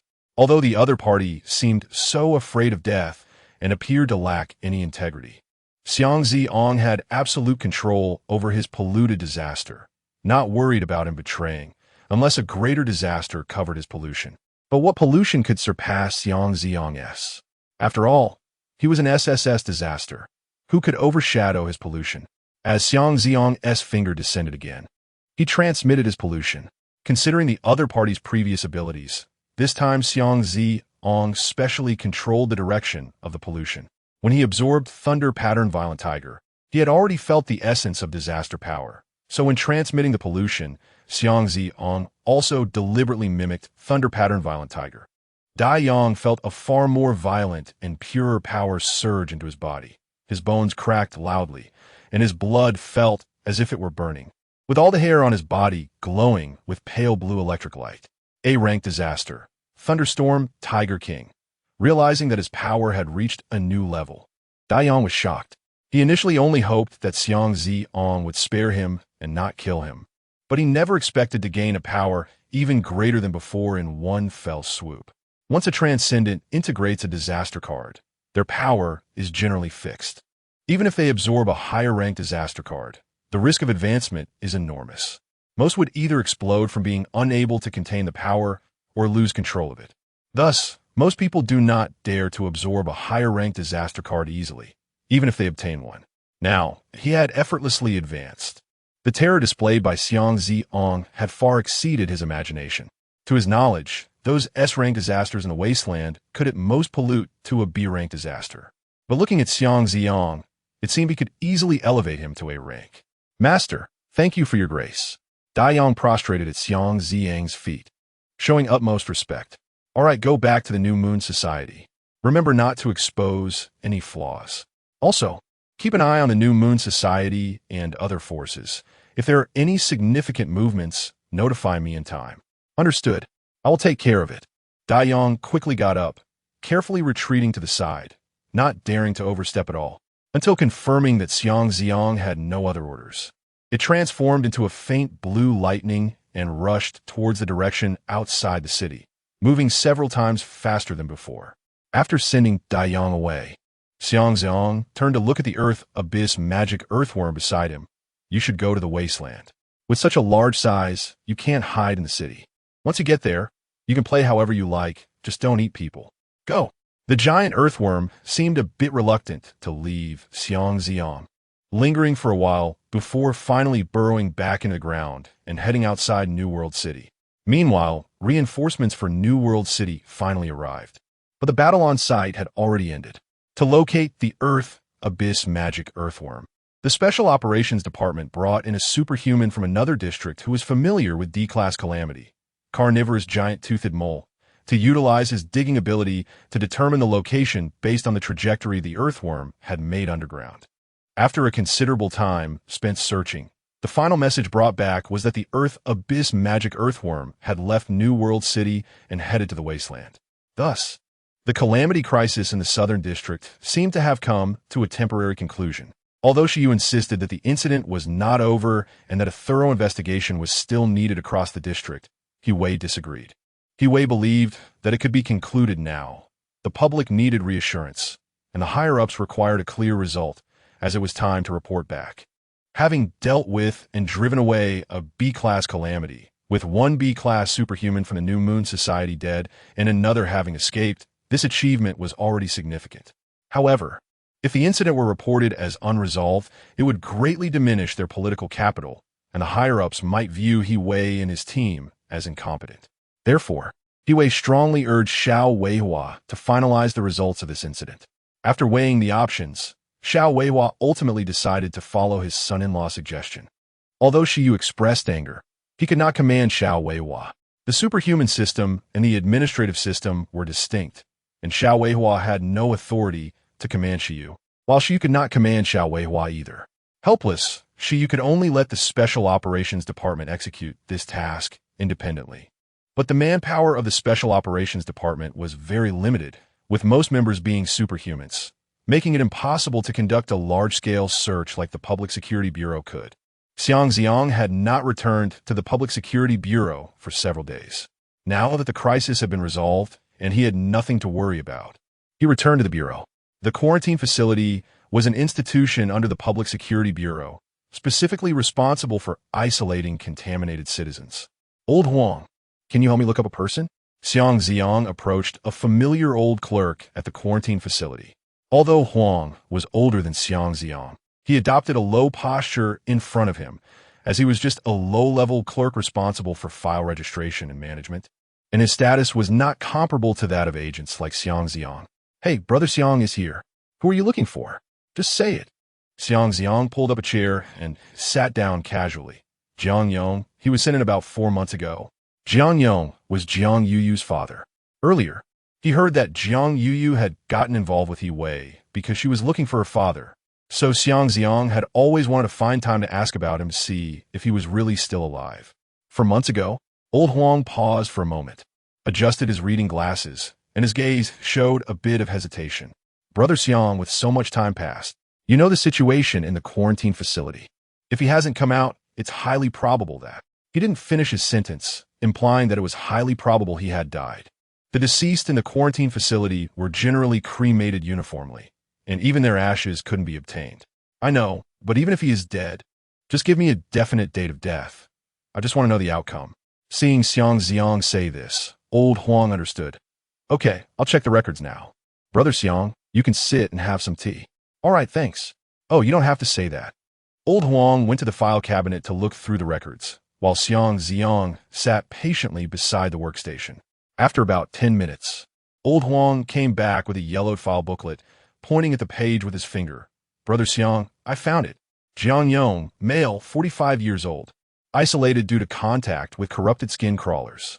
However, he was not registered as deceased, after being locked up for more than half a month.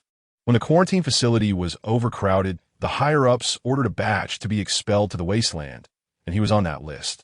The expulsion date was March 21st. As for what happened after arriving in the wasteland, I can't check that here. After all, we don't have much contact with the wasteland. Okay, thanks. Xiang Zi'ang took the file and glanced at it. It indeed stated the expulsion and had the signature of the person in charge.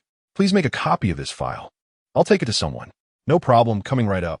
Old Huang quickly made a copy and handed it to Xiang Zi'ang. A few minutes later, Xiang Zi'ang walked out of the quarantine office with a copied file. Holding the paper in his hand, he couldn't help but sigh. He wondered how Jiang Yuyu's family would react upon hearing this. Being expelled outside the city was somewhat better than death, giving people a glimmer of hope. But the wasteland was no place for ordinary people. The probability of survival was still low. However, no matter what, at least by telling Jiang Yuyu, she wouldn't be fooled by He Wei anymore, serving as a repayment for that night, preventing her from being deceived by He Wei and losing herself without gaining anything. He clutched the file and headed towards his agent workstation. But just as he reached the office door, he sensed something was off in the atmosphere. The usually noisy office was surprisingly quiet at this moment, with all eyes fixed on him. Some looked envious, others curious, and a few carried a hint of playful admiration, leaving him puzzled. What's going on? Why is everyone looking at me? Xiang Zi'ang frowned and asked in confusion. Suddenly, a few colleagues approached him, making congratulatory gestures. A few familiar co-workers quickly surrounded him, smiles on their faces. Zi'ang, congratulations. You've been promoted in just a few days. Brother Xiang. Don't forget the brothers when you become successful. Yeah. When you get good assignments, remember to think of us. Their congratulations left Xiang Zi'ang momentarily bewildered, and he hurriedly tried to stop them. Wait. First, tell me what happened. You don't know? Everyone showed surprised expressions. It was somewhat strange that Xiang Zi'ang didn't even know about his own promotion. One of the agents he was closest to picked up a golden-edged document from his workstation and handed it over. Here, the appointment letter issued by the city council. Just arrived? We thought you already knew. Xiang Zi'ang took the appointment letter and looked down. It clearly stated that he was appointed as the assistant to a city council member, effective from the date of receipt of this letter. Stamped with the city council's official seal, and the date was yesterday. What's going on? Xiang Zi'ang could easily guess who was behind this. That woman, Xiao Yun. Chapter 18. Allure. The atmosphere in the office grew increasingly subtle, with several colleagues casting teasing glances at him. Everyone knew that Xiao Yun was a well-known socialite in the Southern District, and with Xiang Zi'ang's handsome appearance, it was natural for anyone to speculate about an ambiguous relationship when he was suddenly assigned as her legislative assistant. Some exchanged furtive looks, their lips curling with suppressed laughter, clearly imagining the connection between him and Xiao Yun. One could only imagine that He Wei would not be pleased upon hearing this news. He must have already removed Xiang Zi'ang from the list of his most trusted subordinates. Forget about trust. He Wei probably viewed him as a thorn in his side, just waiting for an opportunity to take revenge. That woman, Xiao Yun, really knew how to stir up trouble for him. However, given Xiang Zi'ang's current capabilities, he was not worried about anything.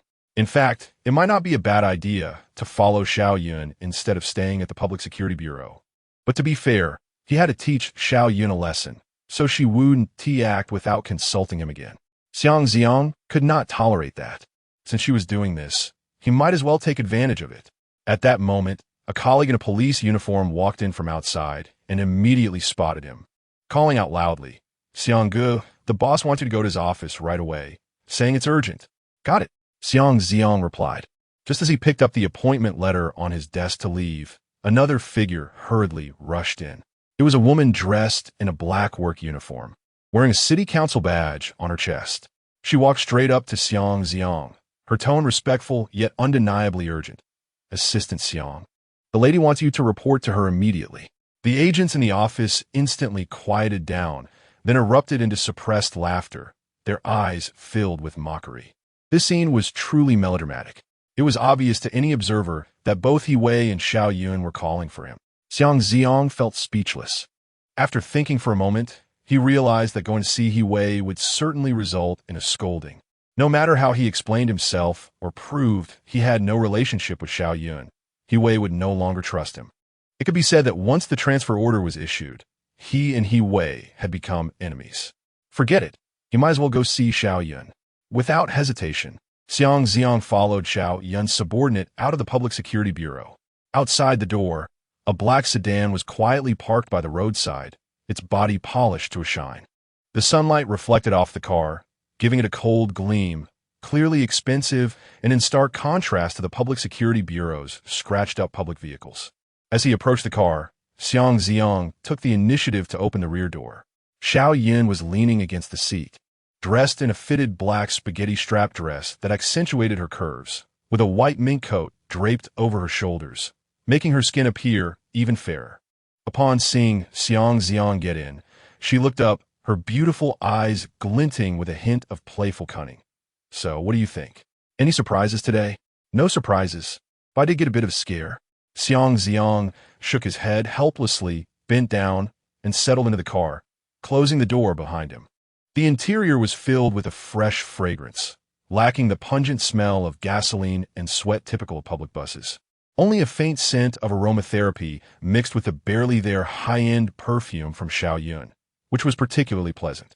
The car slowly started and smoothly left the Public Security Bureau, though Xiang Zi'ang had no idea where Xiaoyun was headed.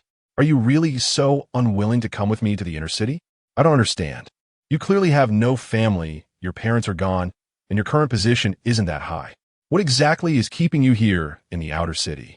Xiaoyun glanced at Xiang Zi'ang in confusion. Xiang Zi'ang's parents had both been agents at the Public Security Bureau, but they had died in the line of duty during a disaster, leaving him with a very simple background, which in theory meant he had no ties. The inner city was indeed nice, but for now I don't want to go there. Perhaps after some time, but not now.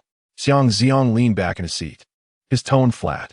I just heard from Dai Yang that a whole bunch of high-level disasters are coming for me, and I can't miss out on such a good opportunity. If I go to the inner city, I might miss everything. Without disasters, I won't even have the resources to grow. What is the point of going there? Moreover, Xiang Zi'ang suddenly looked at Xiaoyun, his gaze turning cold. I'm quite averse to you making decisions about my work style without consulting me first. Oh, Xiaoyun raised an eyebrow, not only unbothered, but instead showing more interest, a faint smile playing on her lips. But now that the transfer order has been issued, it's too late to backtrack. Do you think your director would allow you to stay under him? Just follow me, and I promise you won't be treated poorly. Before she finished speaking, she raised her left hand, a silver bank card held between her long fingers, and presented it to Xiang Zi'ang. There's 100,000 in here, just a little compensation for you. From now on, your salary will be 5,000 a month. What does that sound? She knew very well that 100,000 was equivalent to over 10 years' worth of income for an officer earning 800 a month. And a monthly salary of 5,000 was a dream come true for many. She didn't believe Xiang Zi'ang would be indifferent to it. But money, for Xiang Zi'ang at this moment, was not appealing at all. He was an SSS disaster. How could he care about money? Xiaoyun noticed his reaction and felt a twinge of surprise. She had already looked into Xiang Zi'ang's income situation and knew how tempting this amount was for him. Yet, his demeanor suggested he was completely indifferent. Xiang Zi'ang's gaze shifted to the driver's seat in front, not taking the bank card, but rather reaching out to slowly lower the black partition between the front and rear seats. As the partition descended, the back seat became a separate enclosed space, making it impossible to see what was happening in the back from the front. Madam, let us be straightforward. Why did you transfer me to your side? Xiang Zi'ang wasn't naive enough to think that Xiaoyun was just interested in his looks. With her status and power, she could have any man she desired. Those male escorts in the nightclubs of the inner city were not only handsome, but likely better at charming women and easier to control. They would be more suitable than him. Seeing his calmness, Xiaoyun put the bank card away and paused. Actually, there's nothing to hide. He can keep a mistress. So why can't I have a lover? I want to be obvious about it, to let him know clearly while being unable to do anything about it. So it's for revenge against Wei. Xiang Zi'ang sneered internally, though his expression remained unchanged.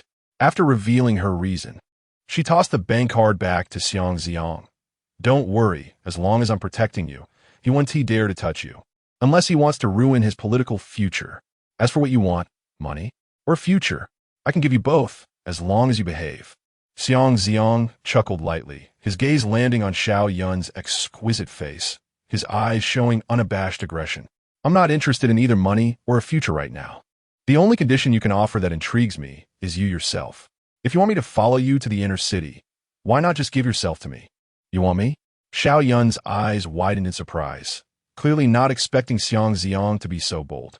Little man, do you have the capability? My capabilities are substantial. But before that, let us calculate the matter of you transferring me without my consent.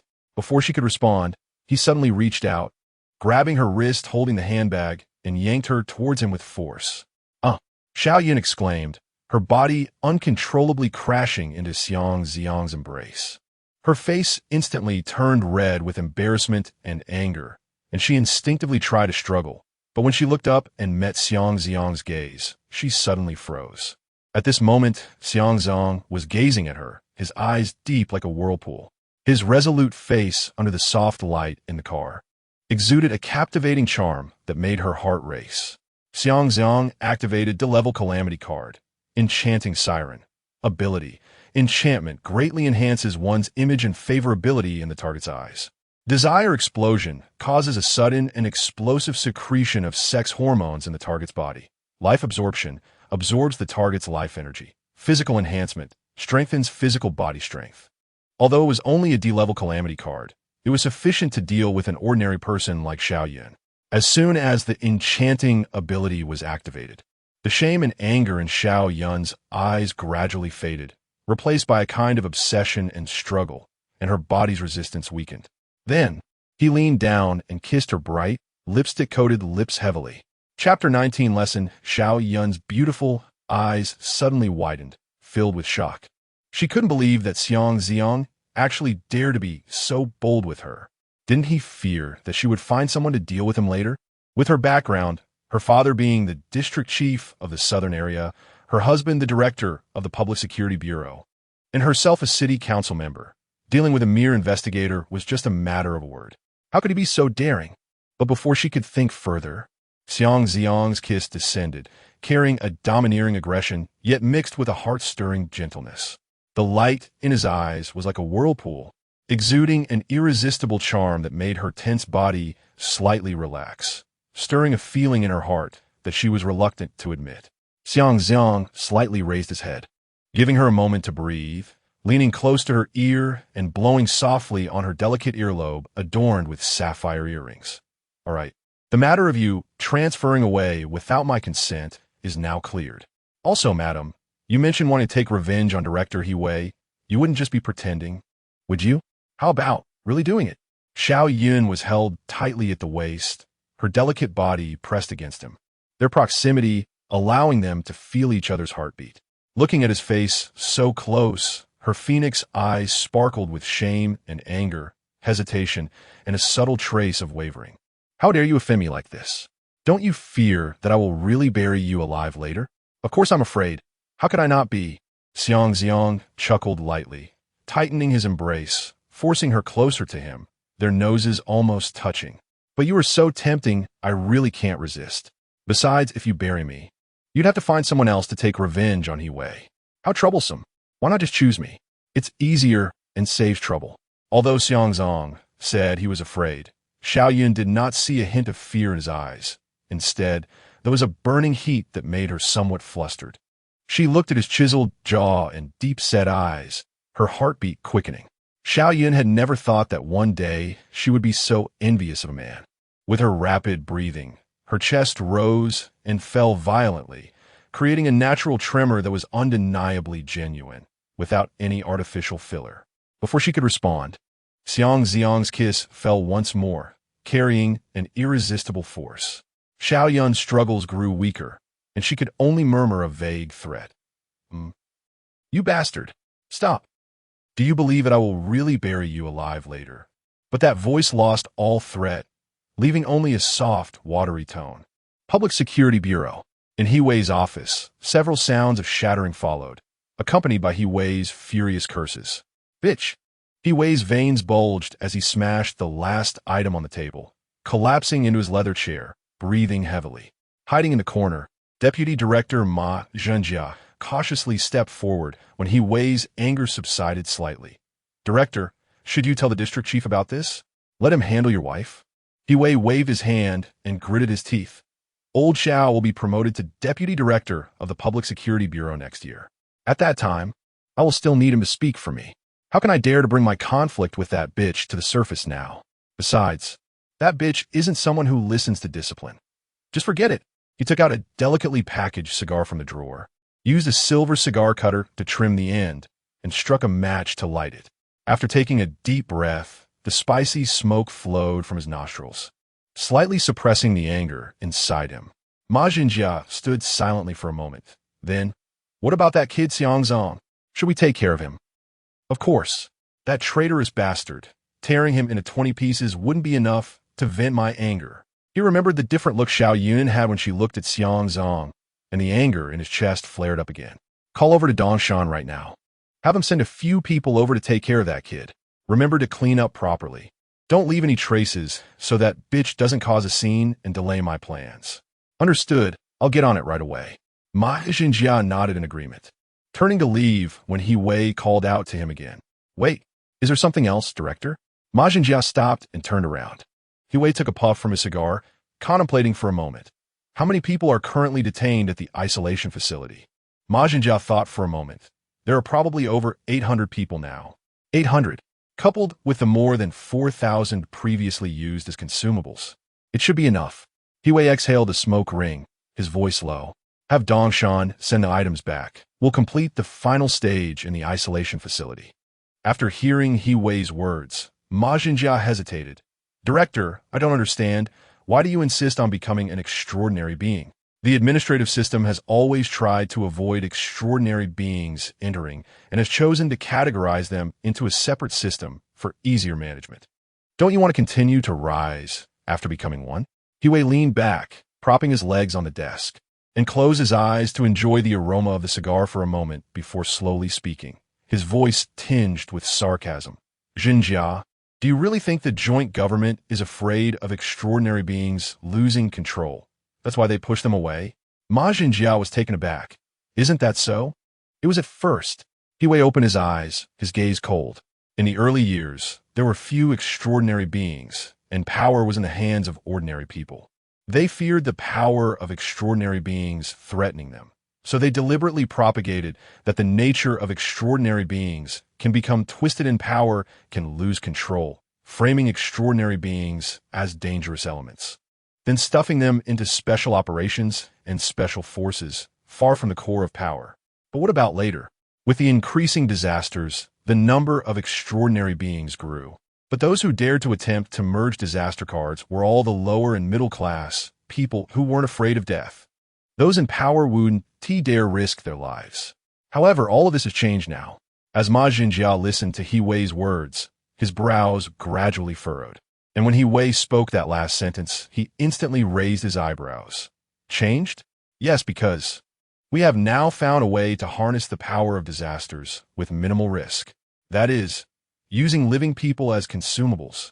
Disaster cards are the embodiment of disaster power. Each fusion brings the disaster power closer to human adaptation. An E-level disaster card has a 75 mortality rate for the first person to fuse directly, but when that person dies and the second person fuses, the mortality rate drops to 60.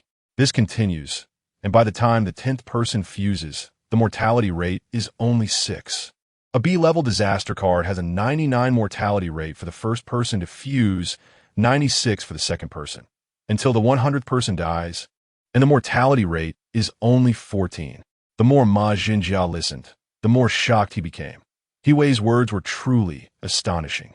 These naked data points represented how many people died because of this, and he didn't even dare to think about it. And He Wei continued to explain. This experimental data is confidential because such inhumane experiments cannot be made public, so most people do not know. But those in power know, right?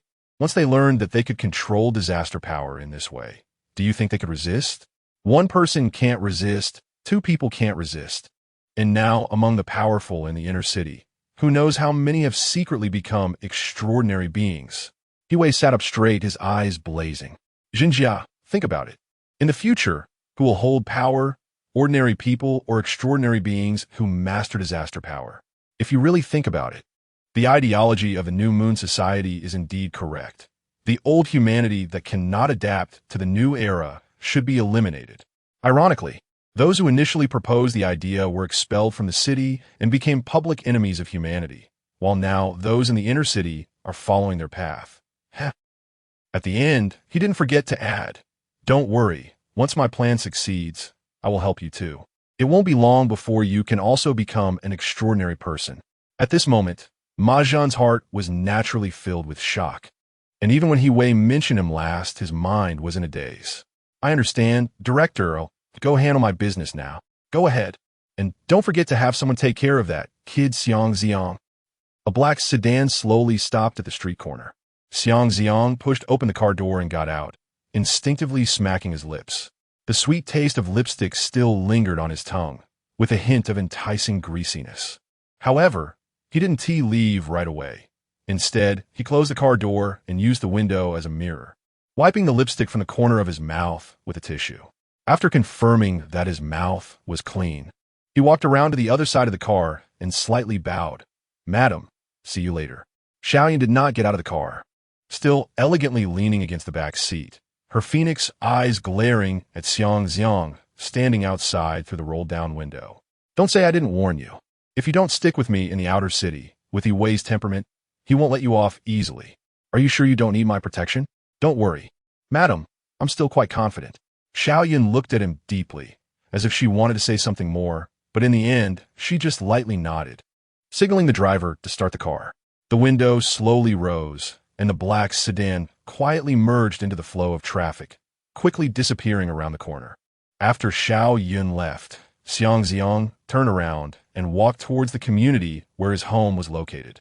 After such a long time, he finally returned home, and Xiang Zi'ang felt a long-lost sense of relaxation. The white cat, having been stuck at home for a few days, immediately pounced on him as soon as it saw him return. All right, you must be starving, right? I'll get you some beef later."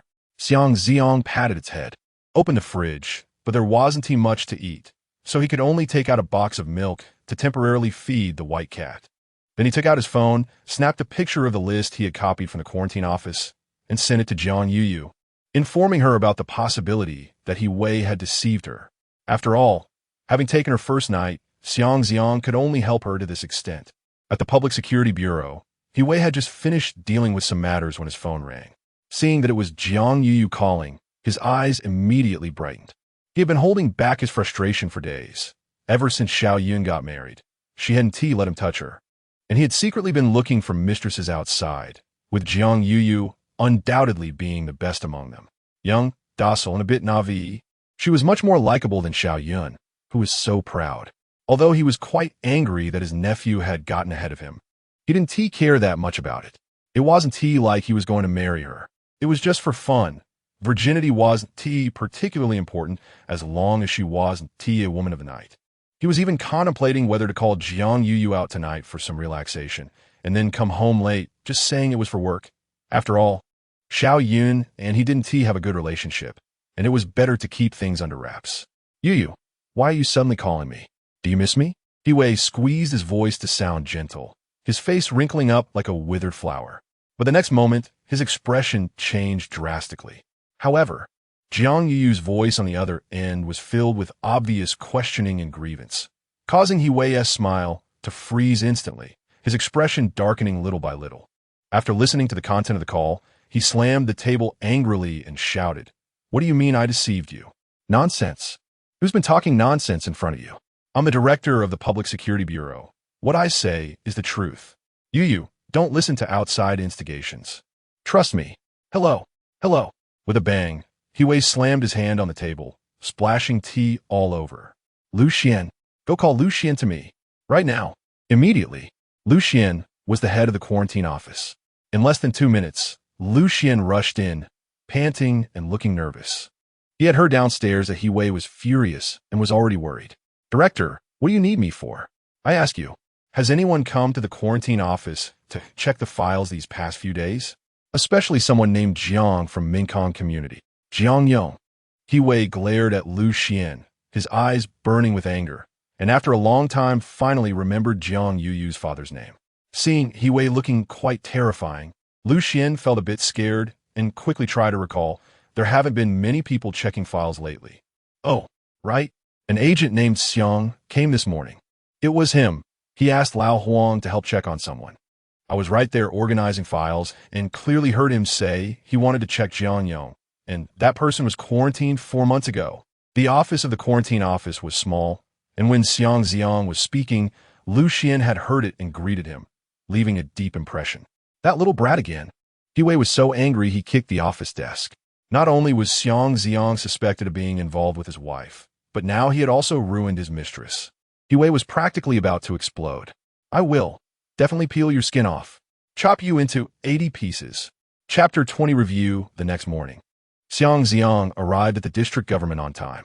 Xiaoyan, as a member of the inspection team sent from the inner city, was responsible for supervising the execution of the cleanup of suspected high-risk disaster sources in the Southern District, with her office located on the third floor of the district government in the inspection office.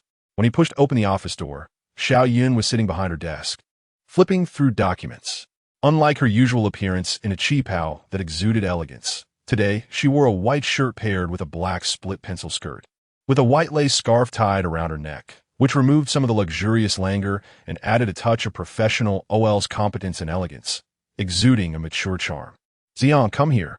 Xiao Yun raised her eyes to see him, put down the report in her hand, and waved him over. Madam, do you have any tasks for me? Xiang Zi'ang had already entered assistant mode, holding documents as he approached her. Xiao Yun didn't seem angry or distant, which surprised Xiang Zi'ang. He had thought that, after leaving, she would regain her rationality without the influence of charm, and would be furious, potentially even burying him alive afterward.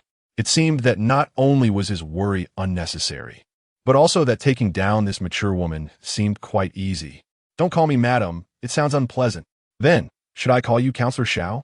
Xiang Zi'ang hesitated. Xiao Yun rolled her beautiful eyes at him. You really want to be so formal, huh? No. Then, how about Sister Yun? Xiang Zi'ang thought of a more intimate address. In the past, he definitely wouldn't have called her that, as their relationship was not close. But after hugging her and kissing her so passionately yesterday, he felt it was quite appropriate to call her that now. Upon hearing this address, Xiao Yun's lips almost imperceptibly curled up, then she pointed to the chair in front of her desk. Okay, let's go with that. Sit in front of me. I have some questions for you. Xiang Zi'ang then sat in front of her. Xiao Yun crossed her legs, revealing her delicate white feet, but unfortunately, such beautiful legs were not wearing stockings, which made Xiang Zi'ang feel a bit regretful. Stockings were very informal, and given Xiao Yun's status, she certainly wouldn't wear them to a formal occasion. Now that the Southern District had submitted a report on the conclusion of the incident, as a member of the inspection team, I feel that the handling was not proper. Once a top-tier disaster appears, it would be a catastrophe for New Territory City. However, my father and that scoundrel Hiwei are too focused on political achievements. In order to be promoted smoothly next month, they handled this matter so hastily. I think it's best to conduct another review. What do you think? Xiang Zi'ang was speechless upon hearing this. Could we not investigate him again? He really wouldn't destroy the world. Sister Yun, whatever you say goes. Just tell the Public Security Bureau to cooperate for another round of investigation. Director, he shouldn't refuse you. Forget it. I know Hiwei well. Contacting him will only lead to a half-hearted job, and I don't want to meet him. Xiao Yun shook her head, her delicate brows slightly furrowed, her tone carrying a hint of disdain. She paused, her gaze landing on Xiang Zi'ang with a hint of expectation. Zi'ang, you've been in the Public Security Bureau for so long and are more familiar with the situation in the Southern District than I am. Help your sister think of a way to ensure the review is thorough. Xiang Zi'ang blinked rapidly, his mind racing. Sister Yin, how about this? The Special Operations Department, she felt that the previous investigation was not thorough enough and has been wanting to continue the investigation. We could take the initiative to contact him and collaborate with the Special Operations Department. You also know that the Special Operations Department is always short on manpower. You can use your connections as a counselor to borrow a small contingent of a few hundred troops from the military to assist with the investigation. This way, we won't have to rely on the Public Security Bureau, and Hiwei won't be able to interfere, making the investigation smoother. What do you think? Upon hearing this, Xiao Yun's beautiful eyes instantly lit up. Good idea. In fact, I also thought about collaborating with people from the Special Operations Department, but I didn't think about borrowing people from the military. Yes, let us do it. She decisively picked up the phone on her desk and dialed the number of the person in charge of the Southern District Military Region in New Territory City. In New Territory City, the military is the main defense force against disaster invasions, and it is quite large in scale. Borrowing a small contingent of a few hundred troops is not a difficult task for Xiao Yun, who is a city councilor and whose father is the district mayor of the Southern District. After hanging up the phone, Xiao Yun stood up and took the coat draped over the back of her chair, saying to Xiang Zi'ang, "Let us go. We need to make a trip to the Special Operations Department to finalize the collaboration with Shiyu." Xiang Zi'ang hurriedly stepped forward, took Xiao Yun's coat, and helped her put on. He then followed her downstairs, getting into the black sedan heading towards the Special Operations Department. This time, following Xiao Yun closely, Xiang Zi'ang discovered that when she was out, there were actually 2 cars following her at a distance, apparently for her safety. Previously, he had always been curious about how someone of Xiao Yun's status could run around outside without a bodyguard. It turned out she was keeping her distance.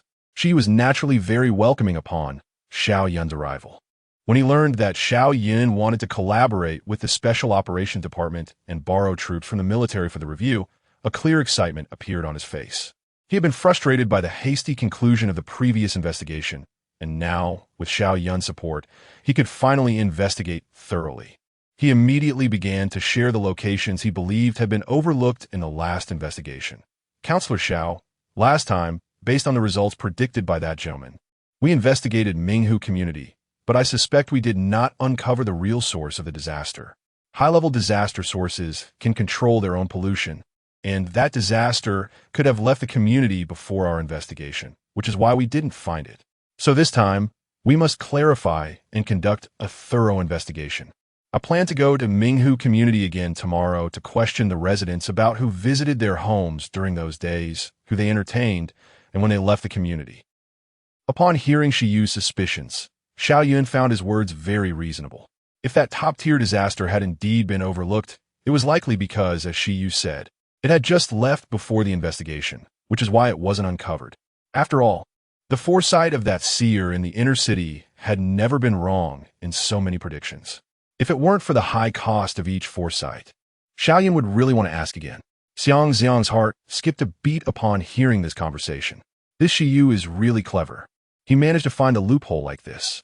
If he hadn't been here listening, by the time Shiyu took people to interrogate Zhang Yuyu's home and learned that he had stayed at Zhang's house during those days, he would definitely want to investigate him as well. He would call Zhang Yuyu later to let her tell her family not to reveal him during the investigation. While Xiao Yun and Shi were discussing the detailed process of the review around the map, Xiang Zi'ang sat beside Xiao Yun, listening intently, afraid of missing even a bit. She was indeed very responsible and quite capable, and the investigation process he devised was much more thorough than that of the Public Security Bureau. Unfortunately, Xiang Zi'ang was sitting right next to him. At that moment, a crisp female voice came from the door of the conference room, waving at Xiang Zi'ang. "Agent Xiang, long time no see. I didn't expect to run into you again." Xiang Zi'ang was taken aback and turned to look. He saw a woman in a black tight combat uniform standing at the door, the uniform perfectly outlining her alluring figure, especially the full curves at her chest, which were particularly eye-catching. The woman's face was exquisite, with a hint of heroism in her brows and eyes, but Xiang Zi'ang couldn't recall where he had seen her before. However, his gaze lingered for a moment on that hefty F-cup outline, and suddenly a memory flashed through his mind. The day after he had just crossed over, after dealing with the enchanting Succubus, it was the Special Operations Department's operative who jumped to the window. At that time, she was wearing a mask, so he couldn't see her appearance. He only remembered that she was quite large. He didn't expect that after taking off the mask, she would look so beautiful. So it was her. "Oh, it's you." Xiang Zi'ang raised his eyebrows in feigned surprise, responding to the other person while glancing at the nameplate on their chest. Li Panxia. So that's what she's called. Li Panxia walked into the conference room with a document in hand and said to Shiyu, "Captain, the military district just called and said they will send 200 people over this afternoon to assist us under our command." She paused for a moment, her gaze returning to Xiang Zi'ang with a hint of curiosity. "Agent Xiang, how did you end up coming to the Special Operations Department with Counselor Xiao? Are you involved in this review as well?" "Yes, I'm no longer working at the Public Security Bureau. I'm now Counselor Xiao's assistant." "Assistant?" Li Panxia's eyes widened in surprise, clearly not expecting such a significant change in Xiang Zi'ang's status in just a few days. The last time she saw Xiang Zi'ang was at He Wei's residence. At that time, Xiang Zi'ang was only wearing shorts, and there was a very beautiful naked woman lying on the bed, with a strong scent of intimacy in the room. Li Panxia's gaze immediately shifted to Xiao Yun, examining her face and figure. The woman from that day was very beautiful, not inferior to Xiao Yun, but clearly less mature, her figure significantly lacking. "It's not the same person," Li Panxia muttered to herself, originally thinking she could uncover a scandal about He Wei's subordinate having an affair with his superior's wife, but was disappointed when her expectations fell flat. However, with Xiang Zi'ang being so handsome, it's no wonder he attracts women. Just then, Xiu also noticed the interaction and looked up to ask, "Xia, do you know Assistant Xiang?" "Oh, he used to be an investigator at the Public Security Bureau. I met him a few days ago while investigating a disaster. He independently dealt with a D-class disaster, the Enchantress." "Dealt with a D-class disaster?" Shiyu's eyes flashed with surprise at this statement. Xiaoyan also looked at Xiang Zi'ang in astonishment, not expecting him to be so capable behind scenes. No wonder he's not afraid of He Wei's retaliation.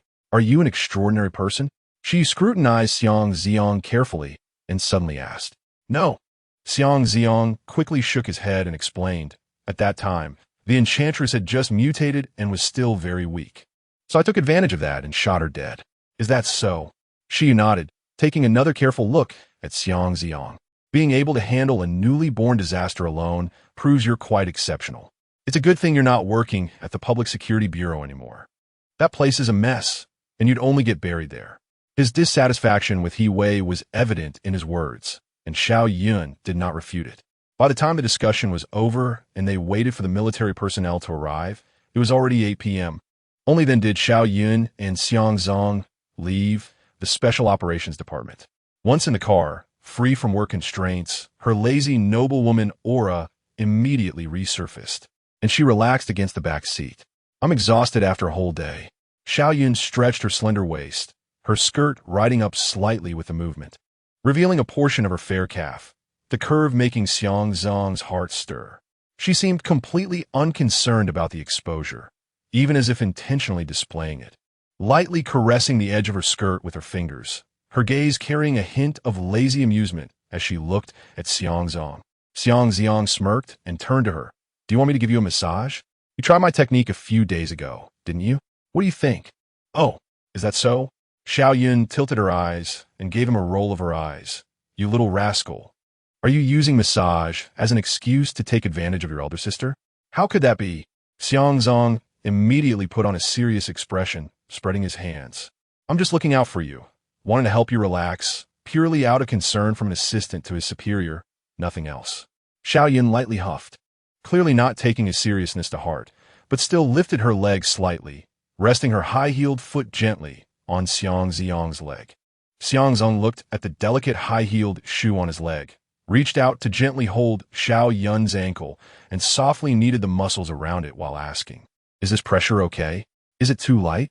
A bit harder." Xiao Yun closed her eyes, lazily leaning against the backrest. Just then, her phone in her bag vibrated. Having just closed her eyes, Xiao Yun had to take out her phone, but upon seeing the caller ID, her expression suddenly darkened. She didn't hang up but pressed the answer button and put the phone to her ear to listen. Xiang Zi'ang's senses were extremely sharp at that moment. Even though Xiao Yun didn't turn on the speakerphone, he could still hear very clearly. On the other end of the line was He Wei's voice. However, He Wei wasn't talking to Xiao Yun, but to several other people. The voices sounded familiar to Xiang Zi'ang, belonging to several investigators and officers from the Public Security Bureau. Xiao Yun's call seemed more like an outsider's perspective. Xiang Zi'ang's heart stirred. Listening in. Chapter 21, Listening in on the other end of the phone. There were obviously many people. He Wei and several detectives were there, all old acquaintances of Xiang Zi'ang.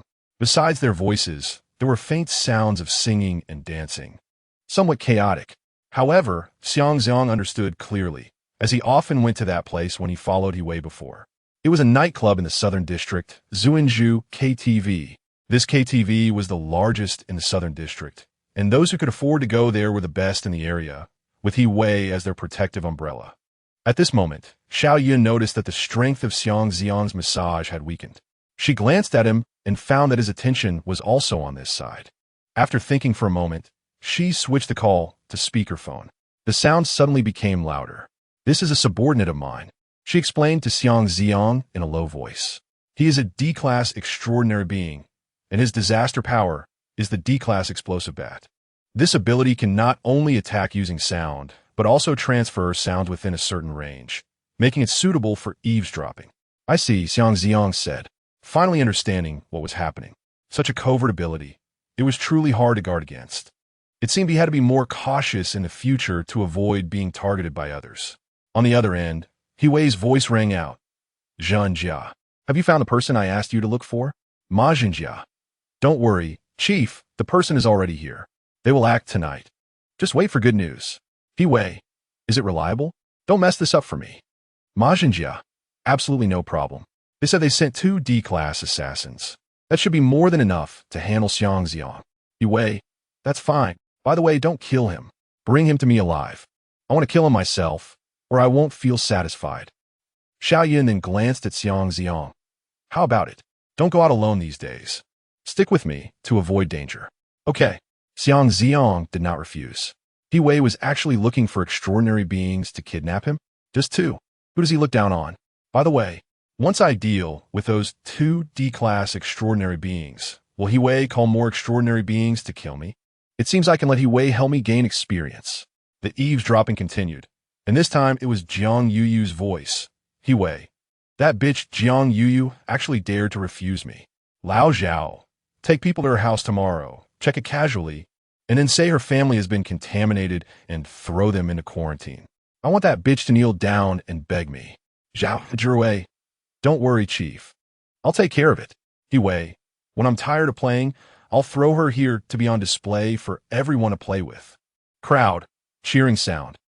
Xiang Zi'ang's expression darkened. This guy Wei.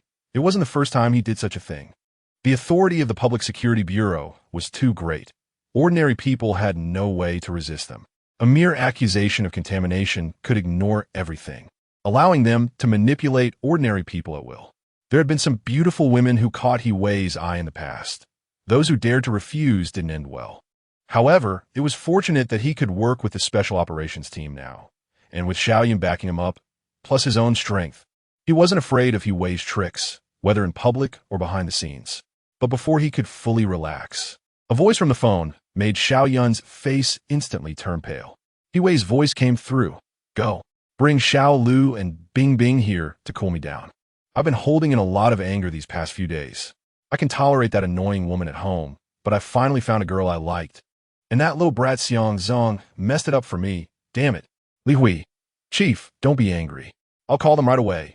Just relax a bit. Others. Chief, we're heading out. Wei.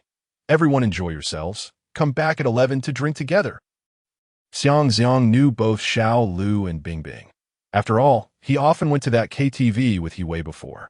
Both were popular headliners at that KTV, especially Bing Bing, who was originally an ordinary housewife but was noticed by Wei because of her beauty. She was unwilling to submit. So Wei intentionally threw her husband into quarantine and used her only remaining son as a threat, forcing her to agree and become Wei's plaything. When Wei got tired of her, he tossed her back into the KTV, making her rely on serving drinks to survive, completely ruining her life. Xiang Zi'ang glanced at Xiao Yun without making a sound, and indeed saw her face turning pale. Xiao Yun's hand, holding the phone, trembled slightly, and the anger in her eyes was almost overflowing. As Wei's legitimate wife, no matter how much she disliked him, she couldn't tolerate such a display of wrongdoing in front of her. Listening to the giggling voices of women on the phone and Wei's lewd teasing, Xiaoyan's expression grew increasingly grim. Seeing her like this, Xiang Zi'ang hesitated for a moment before speaking up to comfort her. Sister Yun, why don't we hang up the phone? There's no need to get upset over such a person or such matters. It's not worth it. Upset? Xiao Yun suddenly turned her head, her voice cold and gritted through her teeth, her beautiful face slightly twisted with anger. How dare this scum make me angry? A moment later, she suddenly turned her head, her furious phoenix eyes glaring at Xiang Zi'ang. I'm also very angry right now. Come here. Huh? Xiang Zi'ang was taken aback, not realizing what she meant to do. Can't you understand human language? Come here. Xiaoyan saw him standing still. Her anger intensified, and her voice suddenly rose, carrying a hint of hysteria. Xiang Zi'ang was speechless. Was she going to use him as a tool for revenge? Although Xiao Yun had told him about this purpose yesterday, he didn't expect her to act on it so quickly. However, he had nothing to refuse. After all, Xiao Yun was beautiful and had a good figure, so if something were to happen, he wouldn't be a loss. But Xiang Zi'ang never liked being passive. Therefore, instead of obediently walking over, He reached out and grabbed Xiao Yun's wrist. Before she could react, he gently pulled her forward. Xiao Yun lost her balance, gasping in surprise as her whole body uncontrollably lunged toward him. Xiang Zi'ang instinctively wrapped his arm around her waist, steadily pressing her against himself. The space in the car was already small, and the two were now very close. He could even smell the faint scent of her perfume mixed with a hint of her hurried breath due to the panic. Xiao Yun was taken aback, clearly not expecting Xiang Zi'ang to act so suddenly.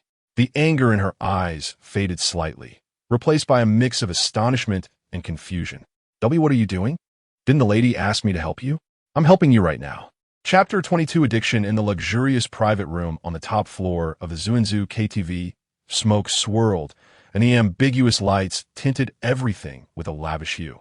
He Wei slumped on the large leather sofa, one foot propped on the armrest, the other casually resting on the carpet, a burning cigar held between his fingers. Occasionally blowing smoke rings into the air, looking relaxed and content. His left arm wrapped around a woman in a red spaghetti-strap dress, the KTV's top performer, Xiao Lu, while his right hand occasionally squeezed her waist and leaned in to whisper suggestive remarks, making Xiao Lu giggle. By his right leg, another woman in a white dress, Bing Bing, knelt in front of the sofa, her head lowered, too afraid to look up. He Wei glanced down at Bing Bing, a mocking smile creeping onto his lips, his tone dripping with undisguised humiliation. "Bing Bing, remember when I tried to persuade you to come with me? You refused and even dared to give me the cold shoulder. And now, your husband is in jail, and you haven't even found his remains yet. And you? Aren't you just kneeling obediently in front of me, regretting it now?" Bing Bing's shoulders trembled slightly, tears streaming down her face and landing on He Wei's stomach, but she didn't dare utter a word. She knew that arguing would only invite more brutal treatment. But He Wei had no intention of letting her off, continuing to poke at her wounds with his words. "It's been over a year since you came to this KTV, right? Honestly, you've improved quite a bit. You used to be timid, but now you can make the customers happy, right?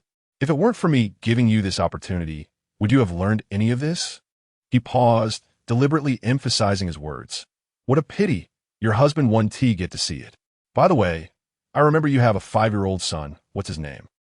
"Oh, it seems to be Xiao Bao. Director He. Please, don't hurt my son."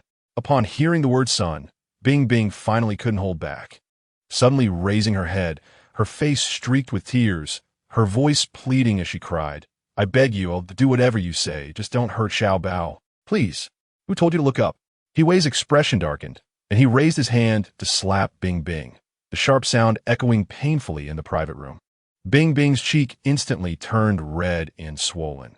She covered her face and quickly lowered her head, not even daring to make a sound while crying.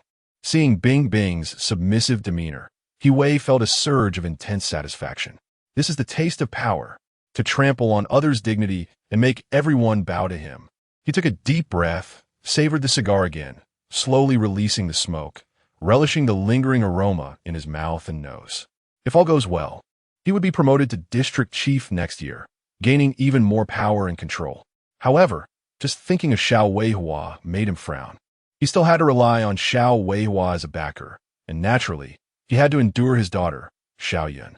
That woman always wore a proud face, cold and unapproachable, not even allowing him to touch her, a thorn in his side. That bitch Xiao Yun. He cursed softly, opening his eyes to look at the kneeling Bing Bing.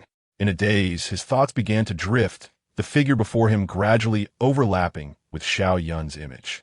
"Just wait. Once I accomplish that thing, I won't have to look at the faces of you father and daughter anymore.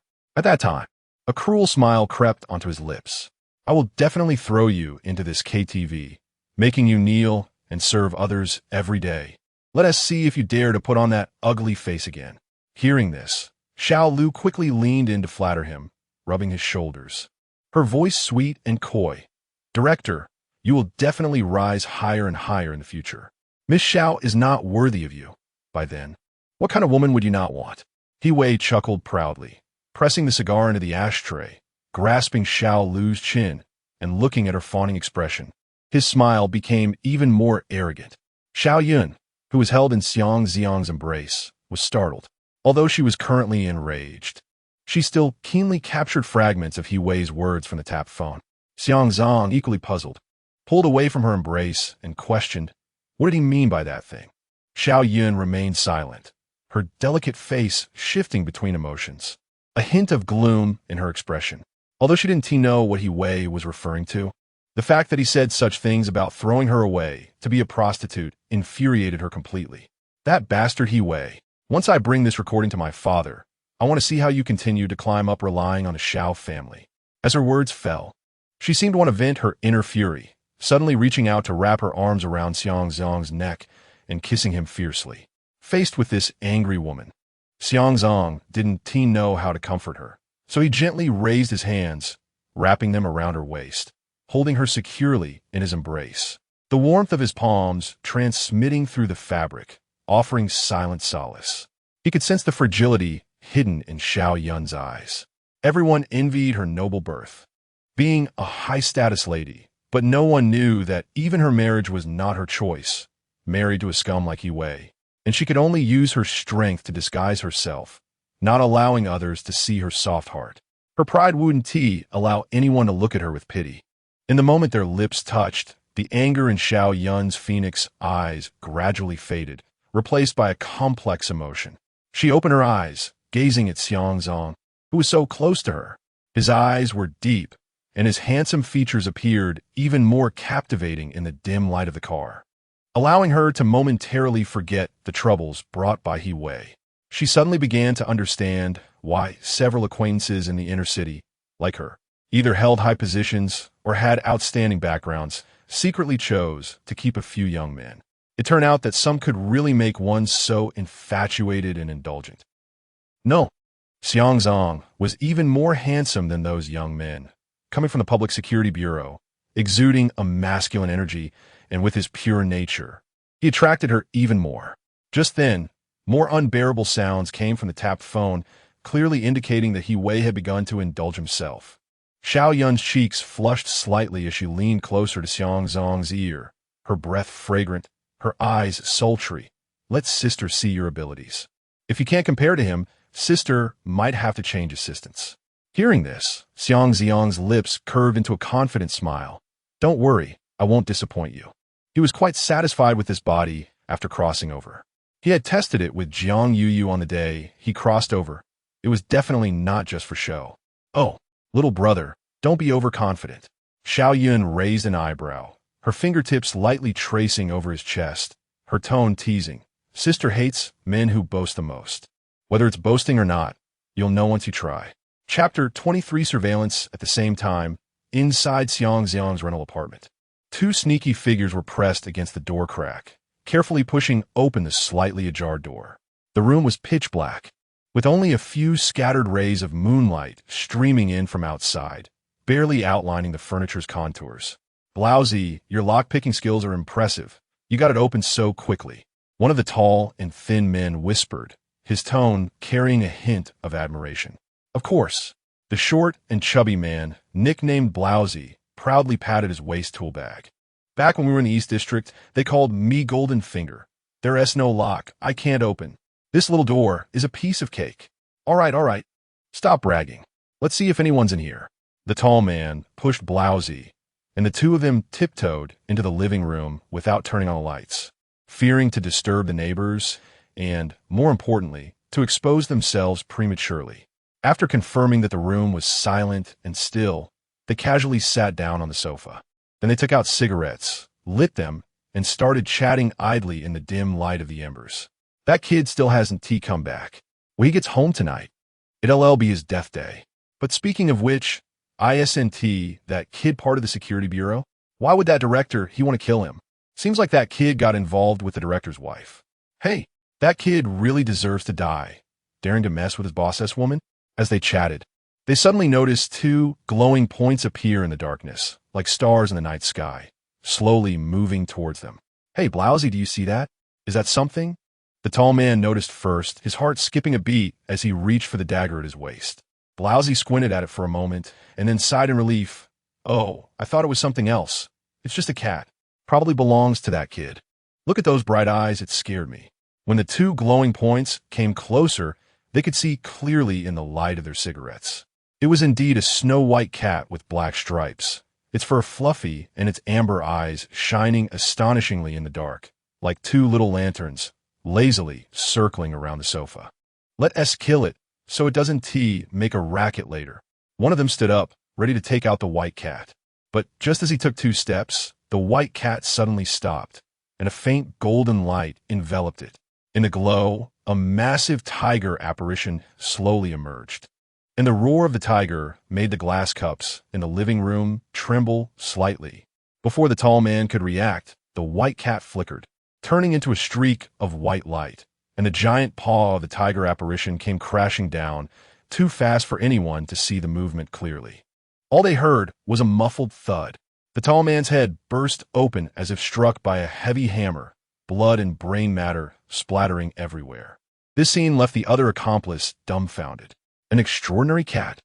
What a joke. He turned around, wanting to escape immediately. But how could the white cat give him the chance to flee? It swayed and transformed back into a streak of white light, instantly catching up to Blousy. And the phantom tiger's claw fell once more. Another muffled thud, and Blousy collapsed at the doorway, twitching a couple of times before going still. After dealing with the 2 intruders, the white cat's glow gradually faded, returning to its ordinary cat form. It walked over to the 2 corpses, sniffed at them, and a glimmer of desire flashed in its amber eyes. The smell of blood and flesh had a natural allure for it. However, Xiang Zi'ang had commanded it not to eat humans. Reluctantly, the white cat withdrew its gaze and turned towards the kitchen, skillfully jumping onto the stove and pawing at the refrigerator door. With a click, the fridge door opened. It poked its head in and pulled out a piece of beef. After closing the fridge door, it jumped back down and sauntered over to the balcony, finding a comfortable corner to start gnawing on the beef. On the 3rd floor of the Zhuanzhou KTV, in a small private room, smoke filled the air and the music blared loudly.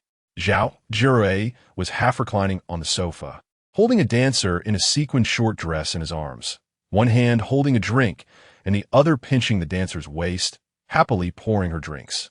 The dancer giggled and dodged, just about to act coy and refuse, when Xiang Zi'ang's phone on the table suddenly buzzed and vibrated. The screen lit up, displaying several new message notifications. His lewd grin instantly vanished as he pushed the dancer away and hurriedly grabbed his phone. It was a message from a subordinate who was monitoring Xiao Yun, and he couldn't afford a delay. As he Wei's trusted detective, Xiang Zi'ang was often assigned to handle many unsavory tasks by He Wei. After He Wei sensed the situation between Xiao Yun and Xiang Zi'ang yesterday, he felt displeased and ordered Xiang Zi'ang to arrange for someone to keep a 24-hour watch on Xiao Yun, reporting any activity immediately. Then Xiang Zi'ang received an incredible update. Opening the video, his expression gradually became more animated. At night, Xiao Yun's luxury car had stopped at a deserted roadside, remaining still for a long time. Since the car windows blocked the view from outside, it was unclear what was happening inside, but it was known that apart from the driver, the only people in the car were Xiao Yun and Xiang Zi'ang. After stopping, the driver got out and walked some distance away, seemingly to avoid suspicion. The vehicle remained stationary for a long time. Suddenly, it began to shake. The filming position was at a certain distance from the car, but it was still possible to see the degree of movement. Xiang Zi'ang immediately stood up and quickly made his way to the room where He Wei was. He raised his hand to knock on the door, but hesitated for a moment. Would he be interrupting the director's business? It had been an hour and a half since they left the private room. Logically, they should have rested by now. Such an important matter couldn't be hidden from the director. He should inform him as soon as possible. Thus, Xiang Zi'ang knocked on the door. "Come in." He quickly heard He Wei's voice from inside. Xiang Zi'ang pushed the door open and immediately saw He Wei sprawled on the sofa, with Xiao Lu kneeling behind him, vigorously massaging his back. He Wei had his eyes closed, a hint of fatigue on his brow. "Director, I have something to report. It's about the madam." "The madam? What happened to her?" He Wei opened his eyes, frowning, his tone filled with impatience. "The surveillance team reported that the madam is currently with that kid Xiang Zi'ang. The vehicle is parked on the Beijing lane." Xiao Zi'ang didn't know how to phrase it. After a pause, he handed his phone to He Wei. "Director, you should see for yourself." He Wei frowned, stood up, and took the phone. After glancing at the message, his expression turned ugly. Then he opened the video, watching as the car Xiao Yun was and shook under the dim streetlight. His face instantly turned ashen, and the fire of rage in his eyes seemed ready to erupt. Good. Very good. He Wei gritted his teeth, forcing out a few words, his voice hoarse and frightening. Xiao Yun, you shameless woman. Chapter 24, going to your home meanwhile, in the luxury car. Leaning against Xiang Zi'ang's embrace, Xiao Yun vaguely heard He Wei's angry roar from the monitoring phone. Instead of feeling flustered, she burst into laughter, her eyes filled with delight. The more furious He Wei became, the more satisfied she felt, as if she could vent all the grievances she had endured over the years.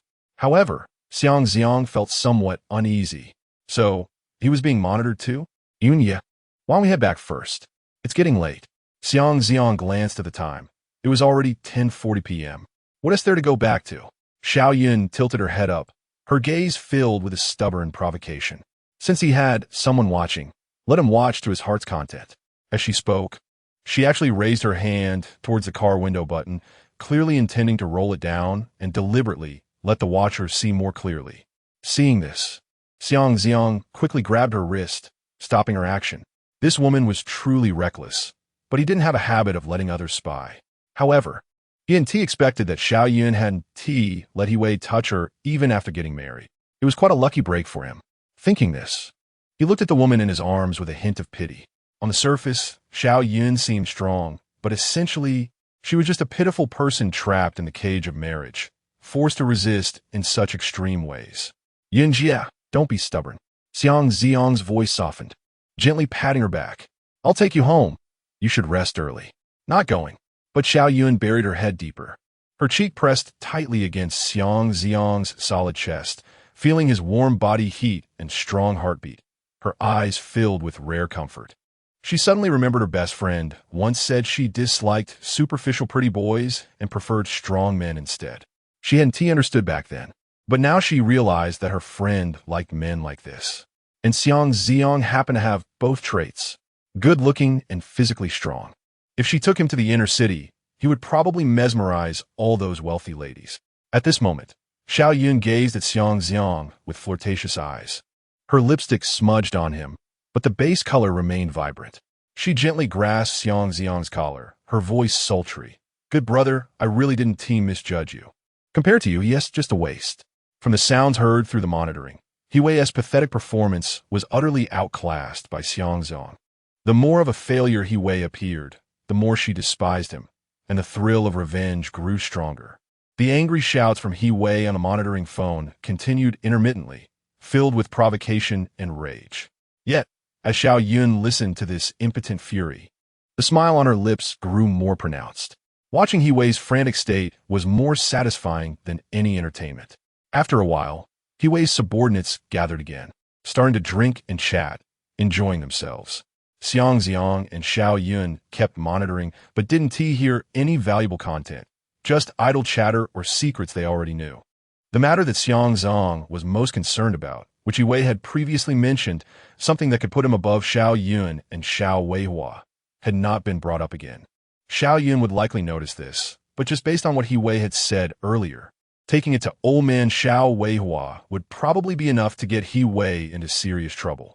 Eventually, He Wei began to indulge himself again and even decided to spend the night there instead of going back to his own place. Clearly, after learning about Xiao Yun, He Wei probably felt he had evidence against her and, filled with pent-up anger, chose not to maintain the fragile fade of marital harmony with Xiao Yun any longer. Upon hearing this, Xiao Yun immediately tightened her grip around Xiang Zi'ang's neck. Sister, I sent going back tonight either. We're going to your place. Huh? Not willing?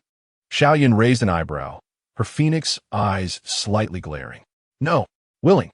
The car quickly drove towards the community where Xiang Zi'ang lived. After stopping the car, Xiang Zi'ang took Xiao Yun to the door, took out his keys, and opened the door. But as soon as he pushed it open a crack, a strong smell of blood hit him in the face. He caught a glimpse of the scene in the living room, his heart suddenly constricting, and he quickly shut the door. Hey, did I see that wrong? There were 2 dead bodies in the room, and the scene was bloody. Who did this? What happened? Does your home have something at Shunti? Seeing Xiang Zi'ang suddenly become tense, Xiao Yun looked at him suspiciously, then became playful. You don't have a girlfriend at home, do you? No, I don't have a girlfriend yet. Don't guess randomly. Yunjia. Xiang Zi'ang replied nervously, then immediately activated time stop. After stopping time, he entered the room to check the situation. In the living room, besides the two corpses, there were also two disaster cards floating. D-grade disaster card, two-headed serpent demon, D-grade disaster card, graveyard ghost. The air was thick with disaster energy. Now that the extraordinary beings had died, no one had taken the disaster cards, and the power of disaster began to disperse. If Xiang Zi'ang had come a little later, the entire building would likely have been contaminated by disaster. He quickly started to devour the disaster power of the two, while also examining the bodies. As an elite investigator from the Public Security Bureau, he was naturally skilled at solving cases and could immediately deduce the general situation at the scene. The battle had been clean and decisive. Clearly, the two had been brutally killed unilaterally, with a huge gap in strength, and the wounds were caused by beast claws. It was done by the White Catahome, and these two D-grade extraordinary beings were most likely sent by He-Wei to kill him. After all, besides He-Wei, no one would be so eager to take his life. Unfortunately, He-Wei had not anticipated that he had an A-grade disaster hidden at home. After clarifying the situation, Xiang Zi'ang didn't dare to delay. He first dragged the two corpses into the utility room and locked the door, then took a mop to carefully clean the bloodstains on the floor, wiping it several times until there were no traces left on the surface. Only then did he return to his original position and deactivate the time stop. Let us go, Yunjia. Xiang Zi'ang opened the door. Xiao Yun walked in gracefully, her gaze sweeping across the living room. This was an ordinary three-bedroom apartment. The sofa and coffee table were somewhat outdated but polished to a shine, and the items on the table were neatly arranged, exuding a sense of simple cleanliness. However, there seemed to be a faint metallic rust smell lingering in the air, causing her to frown. But before she could think too much, Xiang Zi'ang pulled her towards the bedroom. Xiao Yun stumbled from being pulled, and after steadying herself, she shot him a sideways glance. Little rascal. So eager, right, after entering? Can't you let sister take a good look at your place? Even you're so beautiful. How can I resist? Xiang Zi'ang, worried that she would discover the bloodstains hidden in the corner of the room, immediately closed the bedroom door and then pushed Xiao Yun onto the bed. Little rascal, don't mess around. Xiao Yun put her hand on his chest, gently pushing. I've been running all day. I'm all sweaty. Let me take a shower first, or I'll feel sticky and uncomfortable. What shower? If we get into it later, we'll just sweat again. It'll be a waste of effort. Xiang Zi'ang, however, refused to let go, burying his head in her neck. No, you must wash. Xiao Yun's tone suddenly became firm, her originally smiling phoenix eyes darkening, her aura fully opening, and the authority of a politician pressed down in an instant. Get up now, or sister will get angry. Xiang Zi'ang was amused by Xiao Yun's fierce yet delicate demeanor, but didn't want to genuinely upset her. So he loosened his grip, watching as Xiao Yun adjusted her skirt and swayed her alluring figure towards the bathroom. When the sound of the door closing came, Xiang Zi'ang finally withdrew his gaze. As his eyes shifted, he noticed the exquisite small bag that Xiao Yun had left on the bed. The black velvet fabric was adorned with tiny rhinestones, clearly worth a fortune. Xiang Zi'ang clicked his tongue, reached out to take the bag, and gently unzipped it. Inside, besides a few lipsticks and powders, there were identification documents and passes, and at the very bottom lay two beautifully packaged safety suits. In the era of disasters, safety suits were quite expensive, costing $10 each. It's important to note that the daily living expenses for an average person were only about $3 to $4. Making the price of a safety suit equivalent to 2 or 3 days' worth of expenses for an ordinary person. This price reflects the helplessness of the times. Disasters would erupt every few years, sweeping through the wastelands and preying on humanity, taking away countless lives each time. Fortunately, the SS-level disasters deep in the wasteland had orders to preserve human life, so the waves of disasters never destroyed farmland or factories, allowing the resources of New Realm City to not be completely depleted and the population to gradually recover. The United Government naturally encouraged childbirth to replenish the population as quickly as possible. Birth control tools were not promoted, leading to a shortage in supply and consequently skyrocketing prices. For an average person, spending 2 or 3 days' worth of living expenses on such an item was less economical than withdrawing in time. However, such economic considerations clearly wouldn't matter to a woman like Xiao Yun, who came from a wealthy background. She had already packed such items in her bag, indicating that she had indeed prepared for revenge against He Wei quite early on. Unfortunately, the preparation was too little, which made Xiang Zi'ang feel a bit regretful. Having just used one in the car, there were now only 2 left. He decided to conserve one for a longer use and save the other for tomorrow morning. Yes, that would do. Chapter 25. Morning after. Xiang Zi'ang was awakened by a heavy feeling in his chest. He slowly opened his eyes and looked down to see his white cat curled up on his chest, its fluffy body gently rising and falling with each breath. Its amber eyes half closed, clearly still dozing, making soft purring sounds. He reached out to stroke its soft fur and then glanced at the side where Xiao Yun was. At that moment, she was sleeping soundly, her long eyelashes quietly resting, her breath even, and her serene sleeping face had lost all sharpness, adding a rare softness that was particularly pleasing to the eye. Seeing this scene, Xiang Zi'ang couldn't help but smile slightly. He then picked up his phone to check the time. It was now 8 in the morning. After leaving the police department and transitioning from an agent to a personal assistant, his current job was simply to follow Xiao Yun, so there was no fixed working time. In a way, he was on duty 24 hours a day.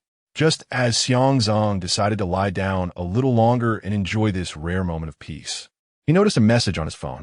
It was from Dai Yang. Last time he hadn't killed him, letting him return to the New Moon Society as an undercover agent. And he would inform him of significant news, which seemed to have arrived now. Xiang Zi'ang quickly skimmed through it, and his brows furrowed slightly. The news was indeed significant. According to Dai Yang, 2 S-class disaster kings in the wasteland had amassed a tide of disasters that was ready and would begin to assault the border of New District City within 2 days. Additionally, several extraordinary forces that were hostile to the United Government were also poised to take action, including the 2 largest forces, the New Moon Society and the Peach Blossom Society. Their goal this time was to assassinate high-ranking officials of the Southern District United Government and to spread rumors about the prominent figures in the inner city using the guise of pollution isolation to treat the isolated civilians as resources for controlling disaster power, conducting experiments on living people, and even colluding with disasters, among other truths. Seeing this content, Xiang Zi'ang glanced at Xiao Yun beside him. He actually had some doubts in his heart, but he wasn't sure if Xiao Yun knew or if he should ask her. Although they were sharing a bed now, the emotional connection between them was not really strong. Forget it. Better not to ask and risk her knowing too much. Just then, Xiao Yun's phone rang. It was unclear who was calling her. After waking up, Xiao Yun rubbed her sleepy eyes and was clearly startled to see Xiang Zi'ang. It was evident she wasn't used to sleeping next to a man. But after recalling last night's memories, she quickly regained her composure and answered the phone. It seemed to be a call from Xiao Weiwa, and her expression immediately became serious. The 2 talked for a while, with most of the time spent on Xiao Yun listening. Xiang Zi'ang had sharp hearing and roughly understood what Xiao Weiwa was saying. The border area had detected unusual movements in the wasteland, which could lead to a disaster tide. And if Xiao Yun had nothing else to do, she should hurry back to the inner city, which was safer than the outer city. However, Xiao Yun casually responded that she would return as soon as she finished her tasks. After hanging up the phone, Xiao Yun stared at the ceiling for a moment, her gaze slowly shifting down to Xiang Zi'ang.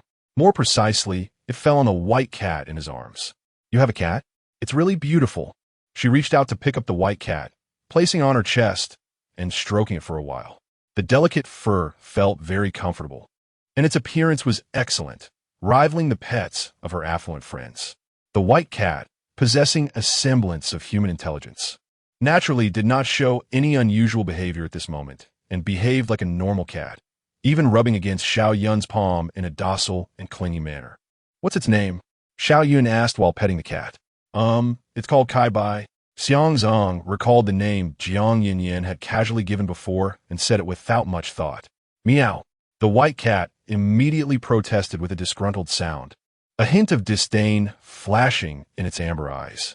It was standing on Xiao Yun, but she was certainly not comparable to Jiang Yin, Its fluffy paws sank deeply, making it hard to maintain its balance. Xiang Zi'ang was really worried it might not retract its claws properly and scratch her, which would be painful for him. Xiao Yun stroked the cat's head, but her gaze wandered to other corners of the room. She hadn't had the chance to observe Xiang Zi'ang's room last night, and now she was taking a good look at it. By the way, after I finish the re-examination of the disaster in the Southern District, you should come back to the inner city with me, Xiao Yun suddenly said, her tone carrying an undeniable firmness. Can we make it a bit later? Xiang Zi'ang really didn't want to leave at this moment. The disaster tide was about to arrive, and it was the perfect time for him to take action. How could he miss it now? Xiao Yun, seeing him refuse again, immediately showed annoyance on her pretty face. What exactly do you want to stay in the outer city for? Let me tell you, my father just called to inform me that the wasteland has been restless lately, and there's a high possibility of a disaster tide coming, especially in the southern region. If you don't leave with me soon, you might not be able to get into the inner city. I know, Yinjia, but you don't have to worry about me. I can protect myself. There are some things I haven't finished yet, and once I'm done, I'll come to the inner city to find you. What is it that you can't tell me? I can help you, and it would be faster, Xiao Yun pressed, refusing to let it go. Seeing this, Xiang Zi'ang felt truly helpless. He turned over, retrieved the last item from Xiao Yun's small bag on the bedside table that he had kept for this morning, tore open the packaging, and quickly pulled his hand back under the covers. Seeing this, Xiao Yun raised an eyebrow. What are you doing? It's nothing. Xiang Zi'ang turned back, pushing the white cat aside to make room. Yunjia, can you please not ask? This is my own business. You. Xiao Yun bit her lip, frowning in silence for a moment, a hint of embarrassment and anger flashing in her beautiful eyes. After a while, she straightened her face and said, I warn you, if you don't come in a long time, I'll just find another assistant. Hearing this, Xiang Zi'ang's temper flared. You dare. Xiao Yun didn't expect him to speak to her like that, and it ignited her competitive spirit. She turned to glare at him, her tone tinged with anger. What is there that I wouldn't dare? Do you think you're special? Without you, I could find a more capable assistant. Though she said this, a strange ripple stirred in her heart. This guy, Xiang Zi'ang, actually dared to feel possessive about her, but strangely, she was not angry. Instead, it felt as if a feather had lightly brushed against her heart, creating a subtle sensation that was hard to describe. She had never seriously dated a man, and her marriage had been an arrangement by her family. She was already tired of the flattery from He Wei and the awe from others. Xiang Zi'ang's somewhat overstepping concern instead felt refreshing to her. Chapter 26 Interrogation at 11 o'clock. Xiang Zi'ang and Xiao Yun returned to the South District government.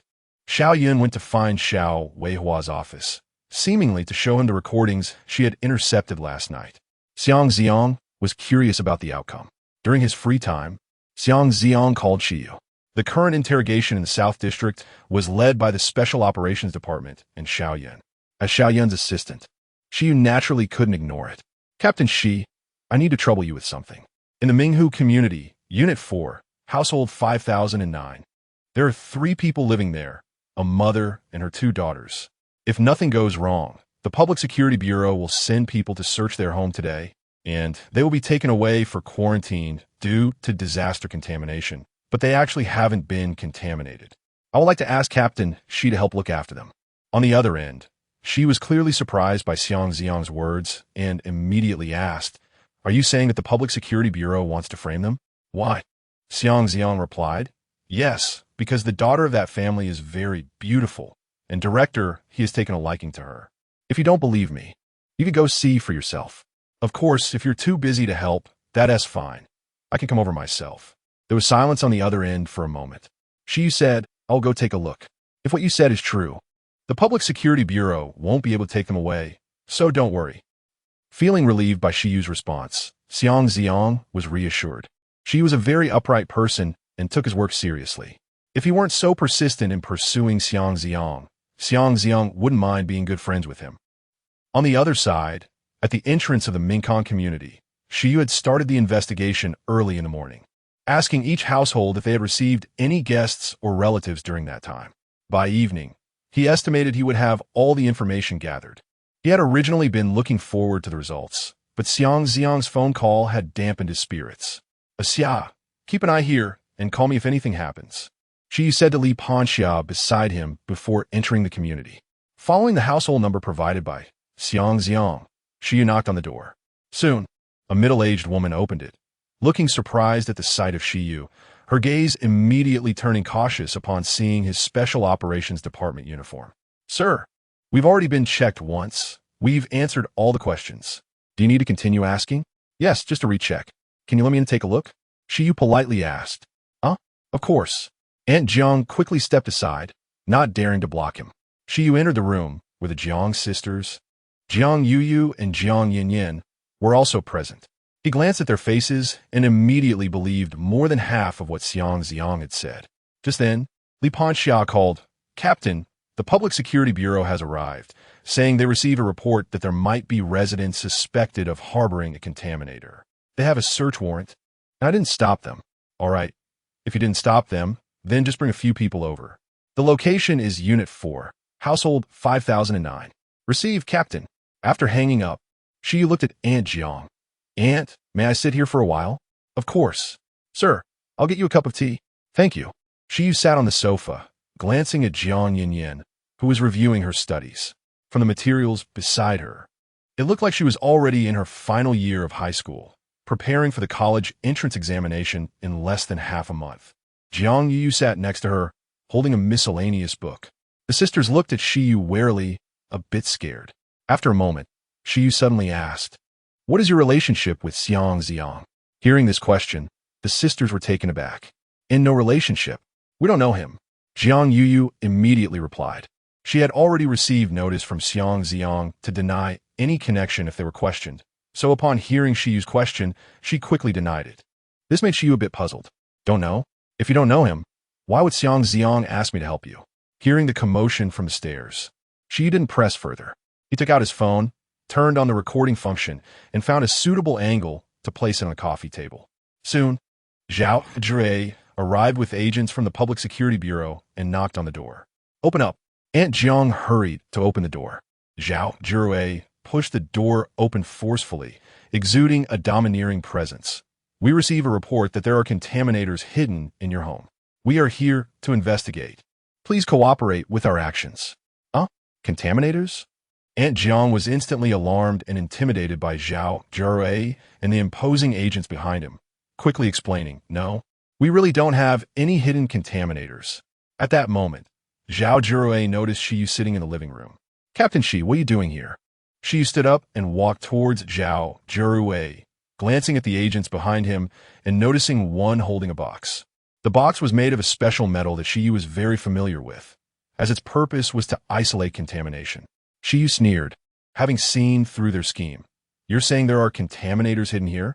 I just checked once and didn't see anything. Zhao Zhi clearly hadn't expected Shi Yu to be inside and showed signs of panic. That might be a false report. We were just following the regulations. He chuckled awkwardly, thinking he would come back tomorrow. But Shi Yu wouldn't let them off so easily. After pausing, he asked, By the way, Director Zhao, did you find any other sources of disaster or contaminators or anything related to the disaster today? No, none. I just went out to perform my duties. Since Captain Shi has already checked here, there must be no problem, so we'll leave now. I have other matters to attend to. Let us have tea together another day. Zhao Zhi was eager to leave, but Shi Yu swiftly moved forward and snatched the metal box from the agent's hand. Although Shi Yu's disaster ability wasn't particularly fast, he was still much quicker than an ordinary person. Let me see what this is. Shi Yu opened it, and a strong aura of disaster surged out, prompting him to quickly close the lid again. Superhumans are not afraid of contamination, but ordinary people cannot afford to be careless. At this moment, Zhao Zhi was completely panicked, feeling as if Shi Yu understood everything. Captain Shi, this is something we just... He initially wanted to make excuses, but Shi Yu was already too tired to argue with them. The situation was clear now. Shi Yu immediately shouted towards the arriving Li Panxia and others. Arrest all of them and take them to the Anti-Corruption Bureau. The scene immediately became chaotic. Zhao Zhi wanted to resist, but how could he contend with the superhumans from the Special Operations Department? He was quickly taken away along with his team. Meanwhile, inside the room, Aunt Jiang and the Jiang sisters watched the entire scene unfold, realizing that the Public Security Bureau seemed to be trying to frame them. They were instantly filled with gratitude toward Shiyu.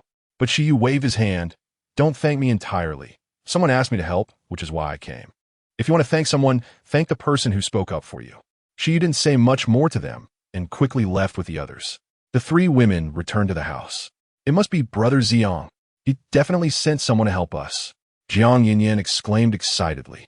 Earlier, Shiyu had specifically asked if they knew Xiang Zi'ang, clearly indicating that it was Xiang Zi'ang who requested help, which was why he had asked that question.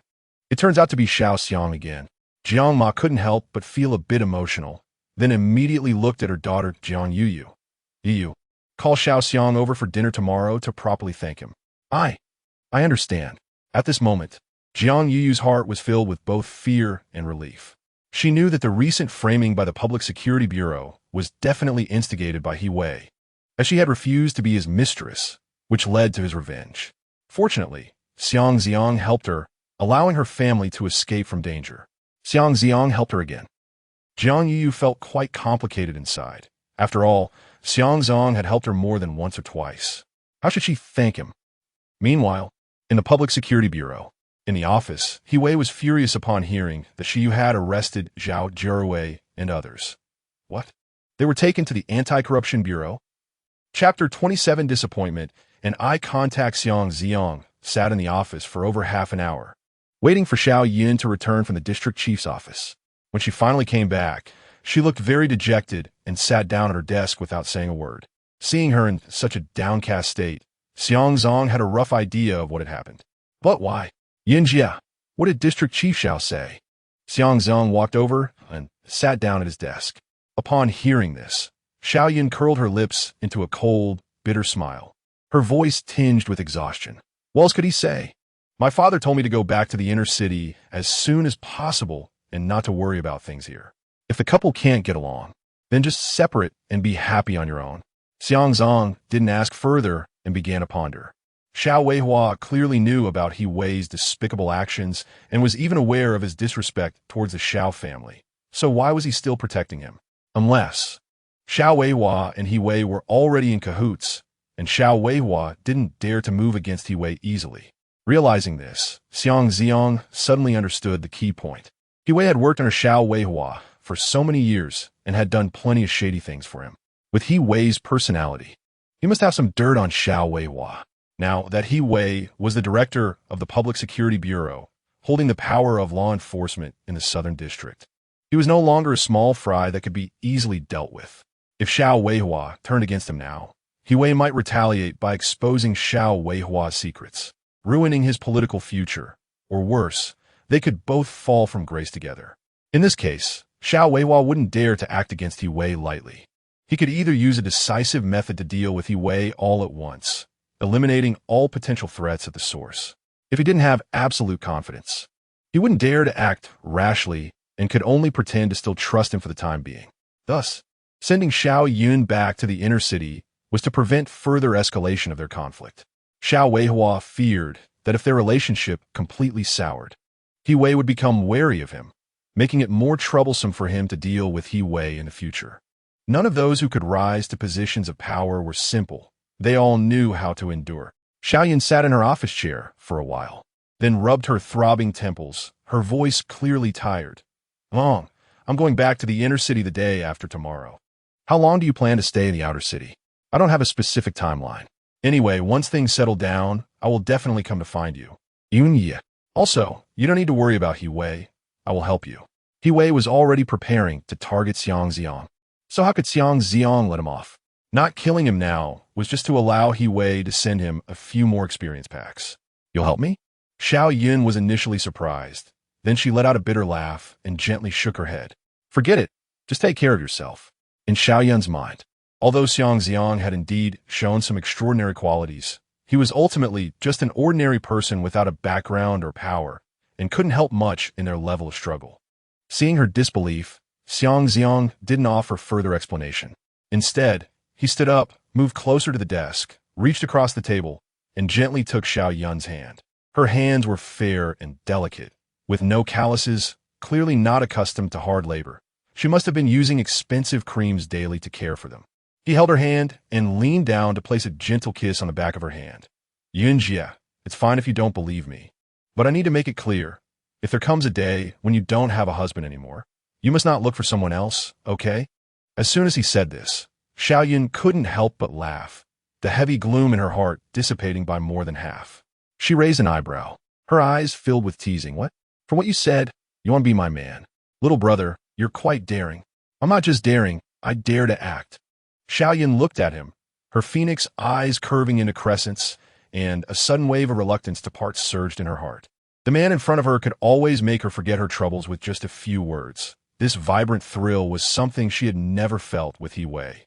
But thinking of the dangers in the outer city, the impending disaster tide, and He Wei's murderous intent towards him, she couldn't help but feel worried. Are you really going to stay in the outer city? There might be a disaster tide coming in a few days, and He Wei won't let you off either. Staying here is really dangerous. Even if you have things you must do, you can tell me, and I will definitely help you. Is that okay? At this moment, Xiao Yun's tone surprisingly had a hint of pleading. Xiang Zi'ang always kept her in the dark about why he wanted to stay in the outer city and refused to accept her help, making her feel he was going to do something very dangerous. Seeing Xiao Yun so concerned about him, warmth rose in Xiang Zi'ang's heart. Don't worry about me. I will be fine. Just take care of yourself. Think of me more often, and if I'm not by your side, don't mess around with other men, or I will really have to spank you. You dare? Xiao Yun slammed the table, her phoenix eyes glaring at him, feigning anger. What do I have to fear? Xiang Zi'ang immediately stood up, walked directly in front of Xiao Yun, and before she could react, he swept her up in a hug, spinning her gently and placing her on the smooth office desk. You little rascal, are you crazy? This is the district government. Xiao Yun panicked a bit and hurriedly tried to push him away. I said I wouldn't dare, so shouldn't I prove that I am very bold? Don't do it here. You little rascal, let me go. Absolutely not. Be careful, or I will make you leave right now. Then you have to wait until later to leave. Right now, you can stay. You little rascal, get out right now. Too late. You little rascal. I will definitely deal with you sooner or later. Yunjia, would you really care? Who would care about you? The two continued their playful banter, accompanied by some light-hearted tussling for a while. Sit straight, Xiao Yun called out sharply. Xiang Zi'ang immediately sat up straight at the desk, looking very serious. Xiao Yun glared at him with annoyance, wishing she could kick him out. However, after their playful bickering, the gloom in her heart had completely vanished. Although her mood improved, Xiao Yun didn't want to let down her guard, fearing that this little rascal would become more audacious, taking inch after inch, until he became utterly unruly. It's infuriating. I just wanted to hire an assistant, yet he never listens to me. Xiao Yun silently grumbled in her heart, even as her cheeks secretly flushed. Sort out the important documents. I won't be coming here tomorrow. All right, leave it to me. Yunjia, why don't you go back to the car and rest for a bit? I will bring the documents over shortly. It's fine, I'll just sit and wait for you. There's not much to take anyway, just hurry.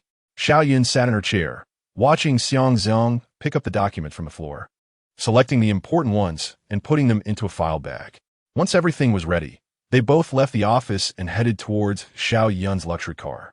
As they exited the district government building, they suddenly stopped in their tracks, surprised. Walking towards them was He Wei. He Wei also stood still, initially surprised, but his expression quickly darkened. His gaze shifted back and forth between Xiang Zi'ang and Xiao Yun for a few seconds before he suddenly masked his expression, revealing a smile. Xiao Yun, what a coincidence. I didn't expect to run into you here. He Wei, what are you doing at the district government? Xiao Yun's expression soured upon seeing him, revealing clear disgust. Naturally here, He Wei's expression stiffened. He was actually here to bail someone out. One of his trusted subordinates had been directly shoved into the Anti-Corruption Bureau by Shi Yu, with clear evidence, so he could only come in person to rescue him. However, such matters are naturally disgraceful to mention, and he didn't want to embarrass himself in front of Xiao Yun, so he quickly changed his words. Ahem. I'm here to discuss some policy matters with my father-in-law. Speaking of which, Xiao Yun, you've been in the South District for several days now, and we haven't had a chance to sit down and chat properly. How about we find a time to gather together, inviting my father-in-law as well? No, I have things to do. You could go find my father yourself. Xiao Yun didn't want to talk much with He Wei and turned to leave directly. The veins on He Wei's forehead throbbed for a moment, but he managed to hold back his temper. However, when his gaze met Xiang Zi'ang behind Xiao Yun. Flames of anger ignited instantly. Remembering the violently shaking car in the video, his murderous intent surged uncontrollably. But Xiang Zi'ang seemed completely unaware of He Wei's anger and politely greeted him. "Boss, good afternoon." He Wei's fists clenched tightly at once. As they brushed past each other, Xiang Zi'ang suddenly whispered, "The two assassins you sent to kill me have already been taken care of by the lady's bodyguards." Hearing this, He Wei was taken aback. But Xiang Zi'ang had no intention of waiting for him to respond and quickly caught up with Xiao Yun. He Wei stared at Xiang Zi'ang's back, his eyes filled with surging murderous intent. This kid, he must be torn to pieces. Chapter 28. Phone. After leaving the district government with Xiao Yun, Xiang Zi'ang sent her home before heading back to his own place. Xiao Yun didn't mention going to his house today, and Xiang Zi'ang didn't dare to bring it up either.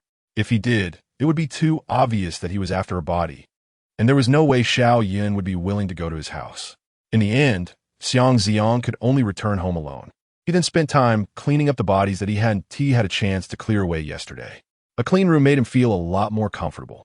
However, looking at the empty house and remembering Xiao Yun's enchanting figure, he felt restless. At 23, Xiang Zi'ang was young, strong, and full of energy. And Xiao Yun? She was a stunning beauty. It wasn't enough. Not at all. By the way, he wondered if He Wei would send someone to kill him tonight. If he had someone watching him, they would definitely know that he had just parted ways with Xiao Yun, making it the perfect opportunity to strike. But He Wei might not be able to arrange something so quickly. Perhaps he would wait a few days before sending someone. With nothing to do, Xiang Zi'ang sat in the living room, pondering whether he should go out for a stroll. Just then a phone call came in. Jiang Yuyu. Seeing her name on the caller ID, Xiang Zi'ang could roughly guess her purpose for calling. It was probably to thank him. As expected, Jiang Yuyu sincerely thanked him right away and then invited him to her house or asked for his address so she could express her gratitude in person. However, thinking that Xiao Yun would be leaving the day after tomorrow and that he probably wouldn't have time tomorrow, he could only reply that he would go in a few days without specifying a date. On the other side, on the balcony of the Jiang family, Jiang Yuyu put her phone down in disappointment. She had expected Xiang Zi'ang to agree, but he hadn't, and his vague response about coming in a few days clearly indicated that he wasn't very eager to come. She had secretly speculated that Xiang Zi'ang repeatedly helping her family might mean he had feelings for her. But now it seemed he was simply kind-hearted and couldn't bear to see others in difficulty. With this thought, Jiang Yuyu's disappointment lessened, replaced by a deeper sense of gratitude. Her melancholic expression was clearly seen by Jiang Yinyin, who was hiding behind the balcony door. Noticing her sister's gloomy mood and the obviously disappointing result made her feel a bit down too, as she also wanted Xiang Zi'ang to come over. "Sister, is Brother Zi'ang not coming?" Jiang Yinyin couldn't help but pushed the door open and walked over to Jiang Yuyu, softly asking. "Yeah." Jiang Yuyu nodded. "He's very busy and doesn't have time to come over for now. He said he would come when he has time." "I see."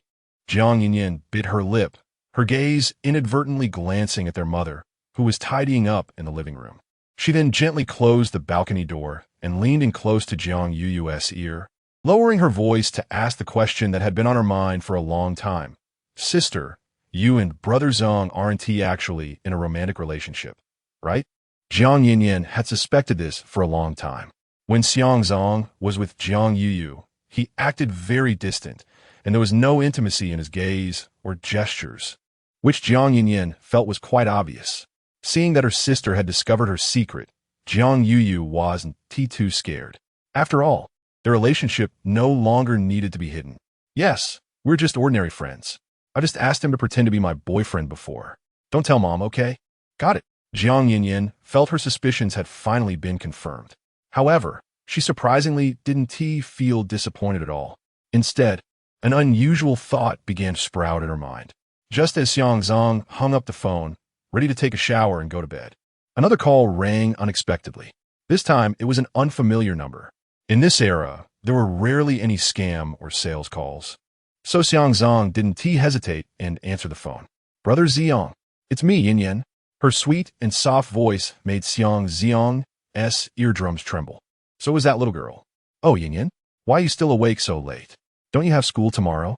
School should have resumed by now, right? Xiang Zi'ang remembered that Jiang Yinyan was now in her senior year of high school and would be taking the college entrance examination in less than half a month. This era also had college entrance examinations, and they were very important with a significant impact. In any era, education is the main way to change one's fate. If one could do well on the exam, they could enter the inner city for university, and after university, there would be a wide range of choices. Unlike in the previous world where cheap degrees were obtained for 3,000 yuan, which had little value. What research institutes lacked the most were excellent research talents, as well as various government and enterprise positions. Even without a background, one could still get in because there was always a need for capable workers at the grassroots level. Of course, competition was fierce. It wasn't something that could be easily achieved. We haven't resumed classes yet. We go back to school the day after tomorrow. Jiang Yinyan's voice had a hint of laziness, sounding like she was lying on her pillow, with a soft sound of airflow obstruction when she spoke, making it particularly pleasant to hear. I'm going to sleep soon. I just wanted to talk to Brother Xiang before bed. By the way, when can you come over to my house again? I really want to play with Kai Bai. I'll definitely come over when I have time. When I do, I'll bring Kai Bai over to play with you. But don't just play at home. You need to study hard. If you mess up the college entrance exam, you want to be able to enter the inner city for university. Understand? I understand. I'll definitely study hard. Jiang Yinyan's voice immediately became obedient, but then paused before suddenly lowering her voice. But Brother Zong, my sister just told me that you and she aren't in a relationship. I just wanted to ask, do you have a girlfriend now? Xiang Zi'ang's expression changed. Why was this little girl asking that? Jiang Yu confessed their relationship to her family? That was fine. It would save him from Jiang Ma's enthusiastic pursuit later, which was quite exhausting to pretend. You little girl, why aren't you studying properly and are only concerned with gossip? I'm just concerned about Brother Xiang. You've helped my family so much. Of course, I want to know more about you. By the way, do you like my sister? Also, I'm really not a kid anymore. I turned 18 last month. Jiang Yinyan's voice carried a hint of a spoiled tone. No, didn't I say we were just pretending? My relationship with your sister is just friendship. I'm just helping her out. All right, go to sleep quickly, you big girl. No, Brother Xiang, you still haven't said whether you have a girlfriend. Just tell me, and I'll sleep. Jiang Yinyan was relentless, seemingly determined to get an answer. No. Can I sleep now? Xiang Zi'ang had no way to deal with this girl. Who could get angry at such a cute little girl? Got it. Then I'm going to sleep. Brother Xiang, good night. A cheerful voice came from the other end of the phone, followed by the sound of the call disconnecting. Jiang Yinyan hugged her stuffed bear, carefully placing her phone on the bedside table. Brother Zong really didn't have a girlfriend, and he didn't like her sister, which meant, as this thought emerged, Jiang Yinyan's cheeks instantly flushed a bit, and she couldn't help but bury her face in the plush fur of the bear, her heart racing. Since Mom liked Brother Xiang so much, and sister didn't like him, didn't that mean he was available for her? Chapter 29, The Tide of Catastrophe. The next morning, before dawn, a piercing and shrill alarm siren suddenly swept across the entire southern district. Beep, beep, beep. The continuous, urgent sound of the siren instantly stirred the entire southern district. This was the most terrifying alarm sound in the age of catastrophe.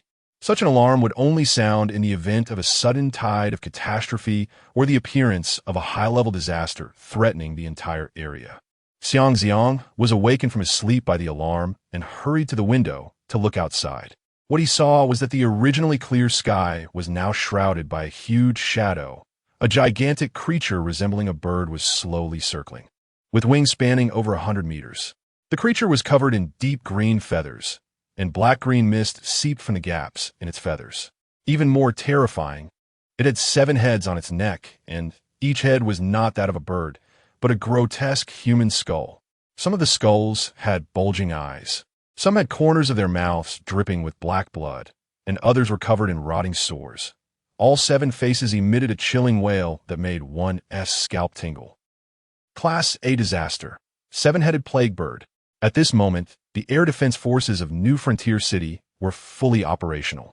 The deafening roar of anti-aircraft guns filled the air, and dense munitions exploded in the sky like golden fireworks, forming a dazzling yet deadly net of firepower. Shells continuously hit the body of the plague bird, deep green blood raining down like water, instantly corroding the ground into small pits. However, the life force of this class A disaster far exceeded expectations. Although it shrieked in pain, it did not fall, merely flapping its blood-soaked wings to fly higher into the air, temporarily evading the attack, while the black-green plague mist still surrounded it, ready to swoop down again at any moment. Around the seven-headed plague bird, more low-level disasters gathered like a dark cloud. E-class ghost butterflies with wings shimmering in blue phosphorescence darkened the sky. D-class brain-eating vultures circled in groups, and E-class carnivorous flies swarmed in waves. The sudden appearance of such a large number of disasters, without any prior warning, greatly surprised Xiang Zi'ang. What was the Border Defense Army doing? In the past, before a tide of catastrophe arrived, the borders would issue warnings in advance, allowing the local populace to evacuate. Yet this time, the alarm only sounded after the tide had arrived. Although Xiang Zi'ang was not afraid, he was puzzled. However, this puzzlement was quickly replaced by an uncontrollable excitement. Because his food was finally here. This was a feast meant for him. He immediately secured the doors and windows, quickly washed his face, brushed his teeth, and got dressed. Now he was no longer a member of the Public Security Bureau, with no combat mission to worry about, and the only person he was concerned about was Xiao Yun. However, Xiao Yun had extraordinary protectors by her side, and ordinary disasters should not pose a threat to her, so he was not in a hurry. At this time, others in the Southern District also noticed the disasters in the sky. The Special Operations Department and the Public Security Bureau were mobilizing in large numbers, and support signals were immediately sent to other districts. The military response quickly reached the ears of commanders across the Southern District, mobilizing troops for support. Just as everyone's attention was drawn to the disasters in the sky, on the rooftop of an abandoned office building not far away, two slender shadows slowly coalesced in the air. If someone familiar with the disasters in the wasteland were present, they would surely be alarmed. These two figures were among the most feared S-class disasters surrounding New Frontier City, the twin succubi. Sister, do you think that newly emerged top-tier disaster is still here? Could it have already escaped? The first to speak was a succubus dressed in a translucent silver-gray gauzy dress, her features resembling a human's, but exuding an ethereal and cold aura. The succubus beside her was entirely different, clad in flame-patterned leather armor made of scales and red leather, accentuating her voluptuous form. Beneath her honey gold skin, several strands of orange-red light patterns extended from her cheekbones to her jawline, resembling flowing flames, full of wildness and explosive power. The red-haired succubus brushed her deep red hair aside, her gaze sweeping over the chaotic city below. Just wait and see. If it's still here, it will not hide for long.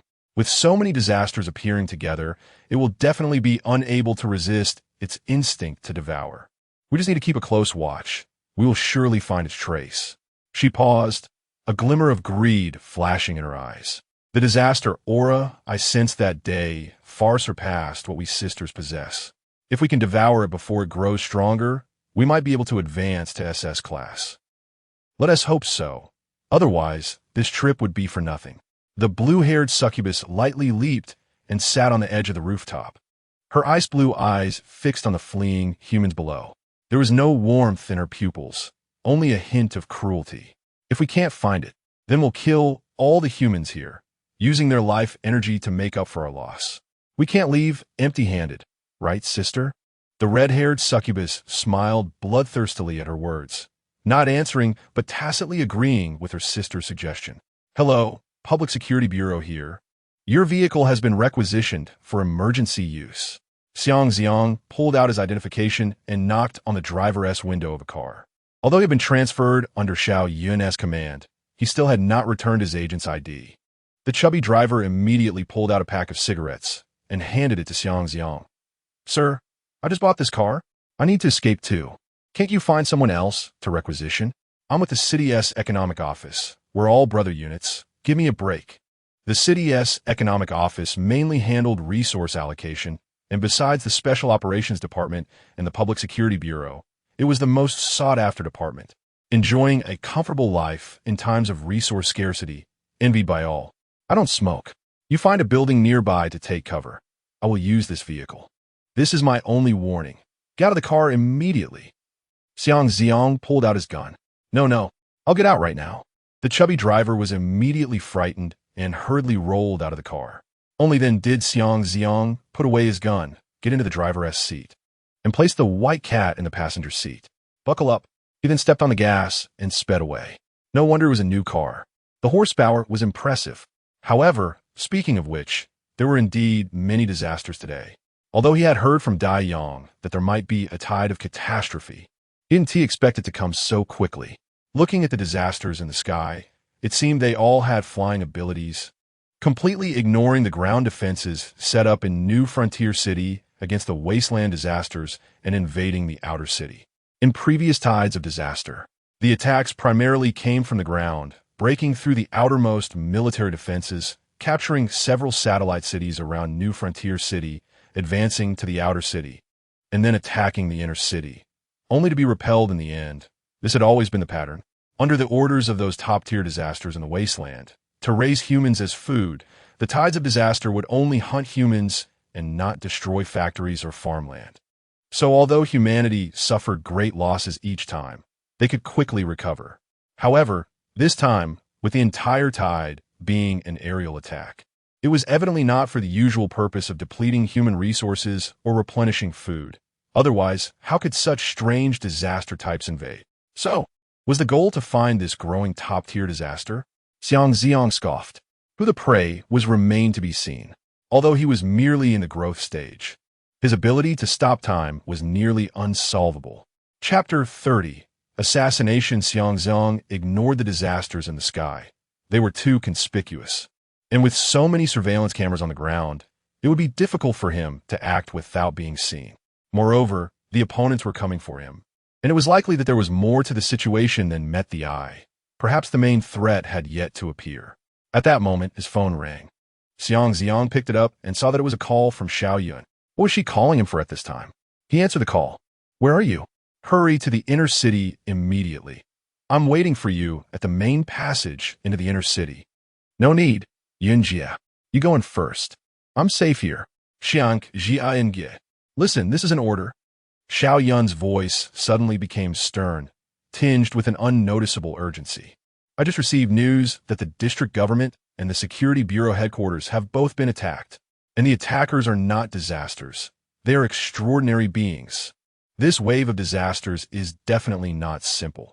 There must be forces behind it stirring things up. Before we understand the situation, you must come with me into the inner city. No heroics. Hearing this, Xiang Zi'ang's heart sank.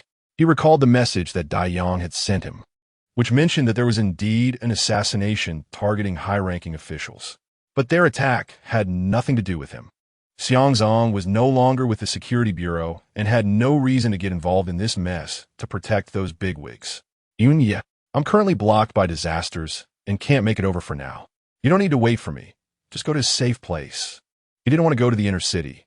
With so many disasters around, he was actually quite happy to stay away. What he said wasn't entirely a lie, as there were indeed disasters ahead of him.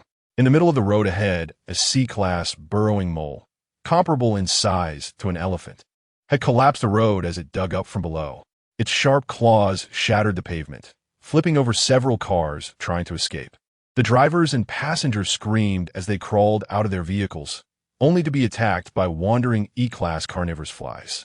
The streets were already in chaos. Most people were hiding at home, too afraid to go out. The few vehicles on the road attracted the attention of the disasters and became their targets for attack. From Xiang Zi'ang's car window, flies occasionally crashed into it, making a light thud, but fortunately, these E-class disasters had limited destructive power and had not yet broken windows. Fine, I will leave a message with the guards at the inner city's wall. You can report my name and then use your identification to get in. Wait, what is that? On the other end of the line, Xiaoyun suddenly screamed in terror. Yunye, what's wrong? But there was no response from Xiaoyun, only a few loud crashes, and the call abruptly ended. Hello, this is bad. He immediately pushed open the car door, his palm crackling with lightning, a light blue current wrapping around his fingertips, quickly gathering into a semi-transparent giant tiger paw. This was the ability B-class disaster, Thunder Pattern Violent Tiger, with the skill thunderstorm paw strike that he had absorbed from Daiyang. "Get away!" Xiang Zi'ang shouted. And with the power of the thunderstorm enhancing him, his speed increased several times. Electrical sparks crackled around his body, and in the next second, he vanished from his spot. Bang! The giant thunder tiger paw slammed down on the back of the C-class burrowing mole. The dull sound of impact was accompanied by the crisp sound of bones breaking, and the disaster giant mole, comparable to a small car, was sent flying, crashing through a roadside wall with a shriek. Before it could turn over and get up, Xiang Zi'ang had teleported in front of it, his right hand morphing into a tiger claw crackling with lightning, which he slammed down onto the giant mole's head. Devour! In less than 3 seconds, this C-class disaster was reduced to a shriveled husk, with energy points merging into Xiang Zi'ang's body. All that remained on the ground was a small mouse's corpse. The surrounding carnivorous flies, sensing the scent of blood and flesh, immediately converged like a black tide. There were too many of these troublesome flies, and they were too small. Xiang Zi'ang had no time to deal with them. He unleashed a burst of lightning around him, instantly electrocuting the nearby flies, which fell to the ground as black ash. At the same time, the white cat in the car also jumped down, its third eye slowly opening, a pale purple energy quickly gathering, and a slender yet highly destructive beam suddenly erupted. Boom! As the beam swept through, a large number of carnivorous flies were instantly burned to charcoal, falling to the ground and piling up into black powder. But for the hundreds or thousands of flies, this was merely a drop in the bucket. More disasters continued to surge from all directions. "Forget about those flies, back in the car," Xiang Zi'ang shouted to the white cat, while he quickly rushed back to the driver's seat. The white cat agilely jumped onto the car, landing steadily in the passenger seat. Xiang Zi'ang slammed on the gas pedal. The vehicle sped quickly toward the inner city. The scope of this disaster was too wide. Xiang Zi'ang had no ability to save everyone. He could only focus on protecting familiar faces. Jiang Yuyu's family was at home. As long as they weren't too unlucky and no large disaster broke down their door, they should be fine. Due to multiple experiences with disaster waves, the people of New District City had a strong sense of self-preservation. Once they received the alarm, they would immediately hide at home. Most households had reinforced iron doors and bars, making them immune to threats from single weak disasters like carnivorous flies. However, if one was outside, it was a different story. Outside the car window, pedestrians who had team managed to evacuate were surrounded by carnivorous flies, and within a minute, the dense swarm devoured a living person completely, leaving behind only a few lingering screams and a set of clean white bones with no trace of flesh. Support from other districts was rapidly arriving.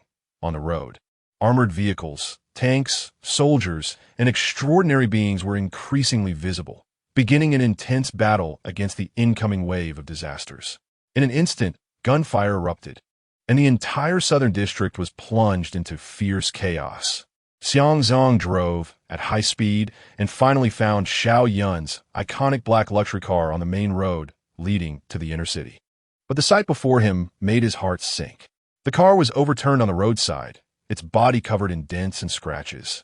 The right door severely deformed from massive impact, the windows shattered, and deep claw marks visible on the body, indicating it had gone through a fierce collision. He immediately parked, rushed forward, gripped the deformed door with both hands, and with a mighty effort, pried it open. Inside the car was a mess. Xiao Yun, who should have been sitting in the back seat, was nowhere to be found. Xiang Zi'ang's gaze swept over the road nearby, and quickly spotted several bodies lying in pools of blood. They were all Xiao Yun's bodyguards. In fact, a few of them were extraordinary beings, but their ranks were not high, only D and E-class extraordinary beings. Those people lay on the ground with penetrating wounds in their chests, their blood long dried and blackened, surrounded by a faint, dissipating aura of disaster.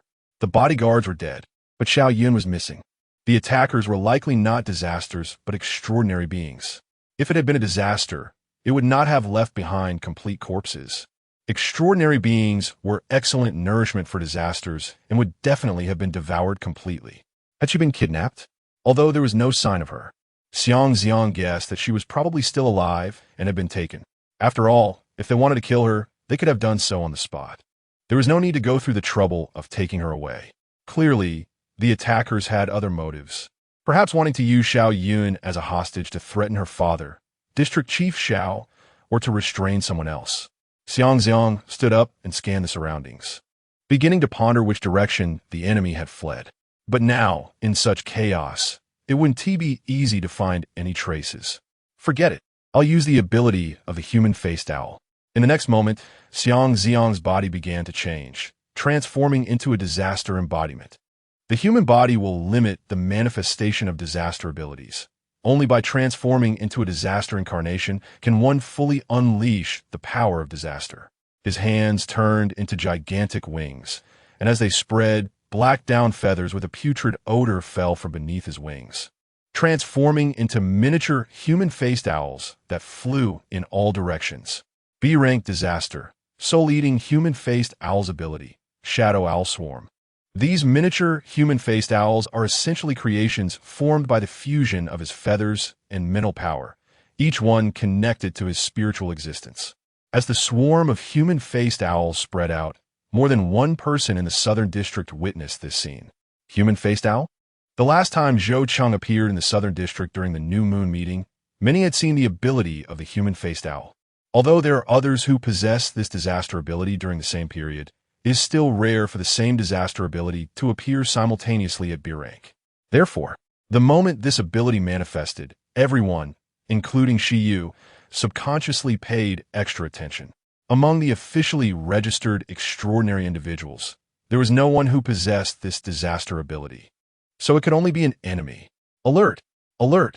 A B-rank disaster. Soul-eating human-faced owl has appeared. All units please take precautions. Also, scout the enemy's main body. Report immediately if discovered.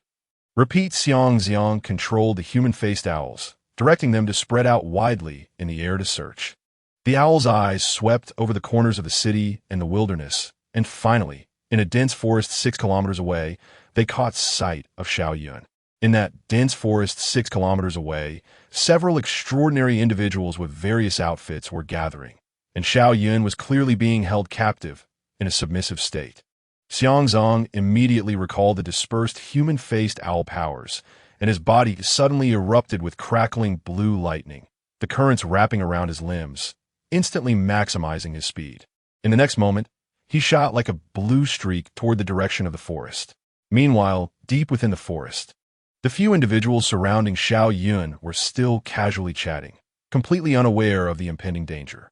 A man in a black leather jacket, with snake tattoos on his arms, leaned against a tree trunk, playing with a dagger in his hand, speaking with a hint of pride. Catching a councilman is quite a catch. I hope the brothers heading to the city government have even better gains. Don't worry, the extraordinary strength in the Southern District is just SOSO. The strongest is only B rank. If there were any real threats, they would have been transferred to the inner city long ago. Another woman in a black trench coat, wearing a mask, took over the conversation, her gaze sweeping over Xiao Yun, whom she was stepping on. This woman seemed to be He Wei's wife, making it even better. The dog couple should die together. That Xiao Weiwa isn't a good person either. The whole family should go to hell. Xiao Yun observed the few people before her, who harbored deep enmity towards her. Her few extraordinary bodyguards couldn't even last a moment against these individuals. At least they were all B rank. Her current situation was indeed at its worst, and she had no way out. She forced down the panic in her heart and coldly questioned, "You are from the Taoyuan Society, right? Do you dare to kidnap an important official of New Territory City?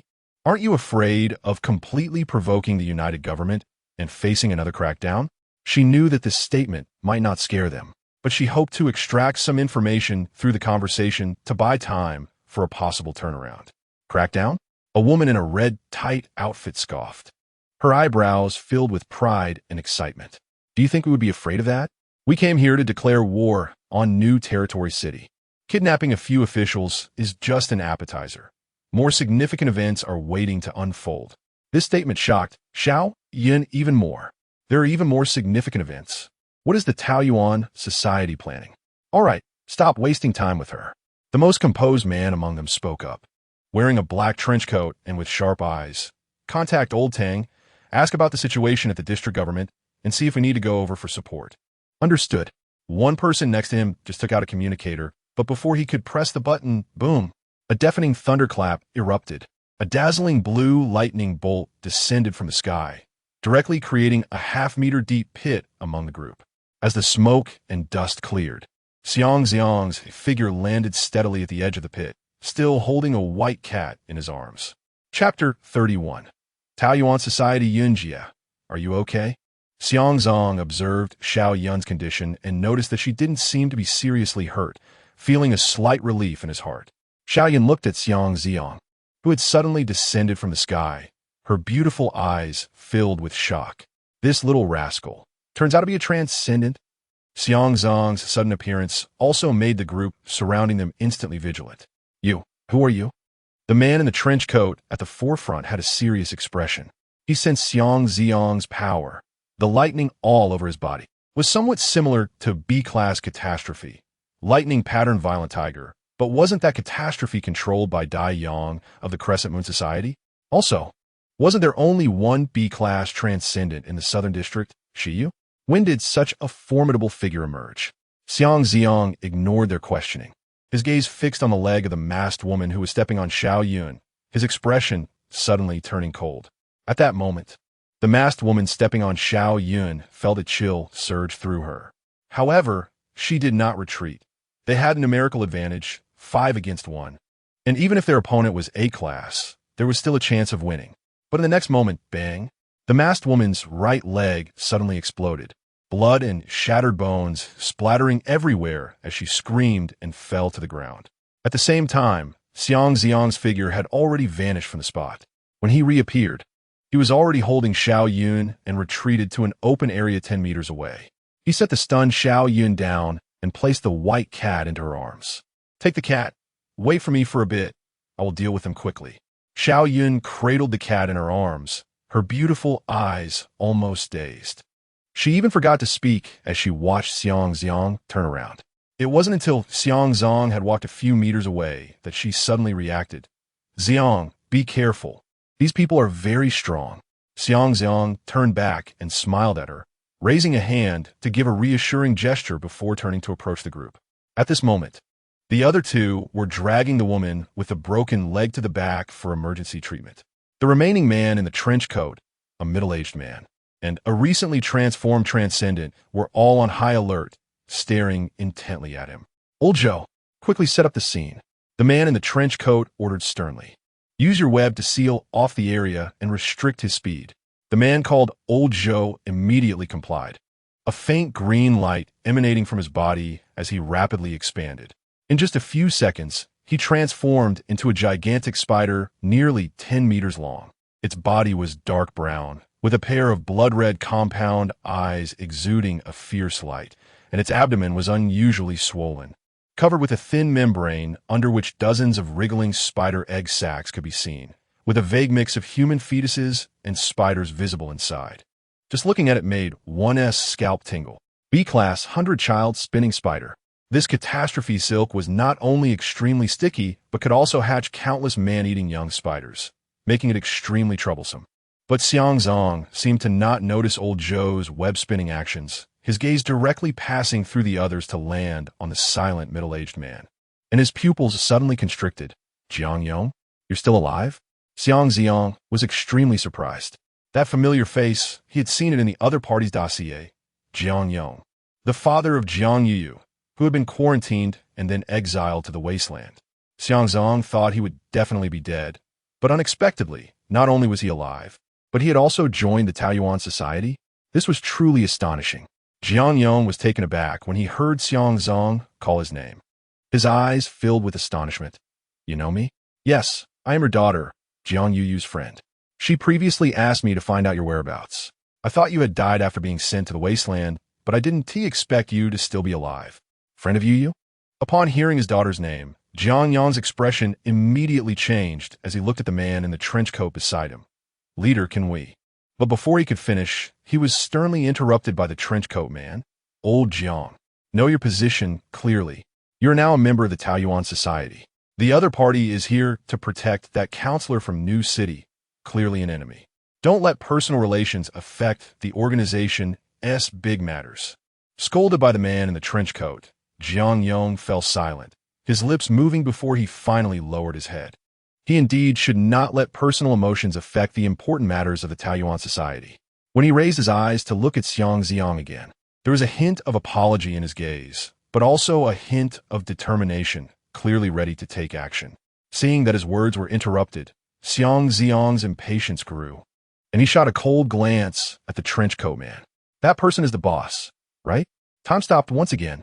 In the eyes of the trenchcoat man, Xiang Zi'ang displayed that terrifying speed that was beyond comprehension once more, leaving a residual shadow in place and appearing right in front of him the next second.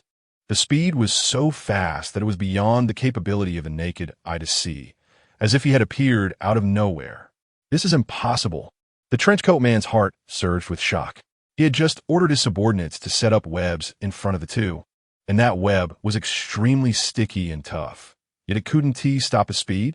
Before he could figure it out, a hand wrapped in blue lightning grasped his throat, and violent currents surged into his body, causing the catastrophe's power to lose control instantly. He was completely suppressed. After subduing the trenchcoat man, Xiang Zi'ang impatiently said, "Can we talk properly now? Who exactly are you?"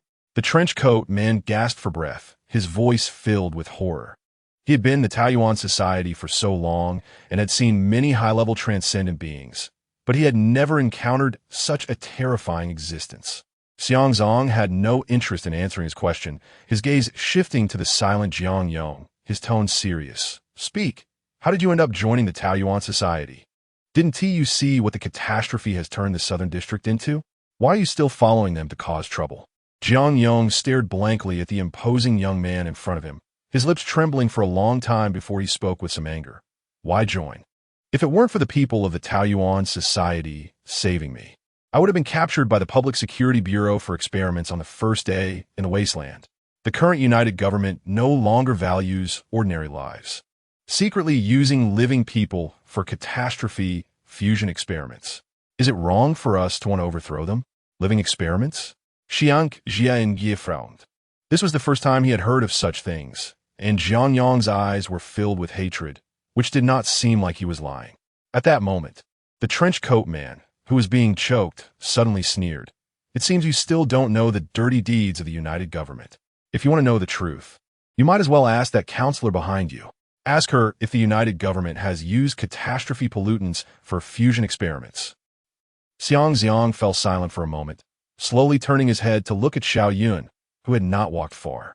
She had heard their entire conversation clearly, and when she saw Xiang Zi'ang casting an inquiring gaze at her, she quickly stepped forward and explained. There indeed were people who conducted such inhumane experiments in the past.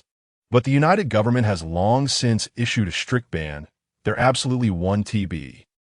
Bon, that's just a facade for outsiders. The trenchcoat man immediately interrupted her, his tone filled with mockery. "Do you dare to say how many people your husband, He Wei, has used for experiments over the years?" "He Wei?"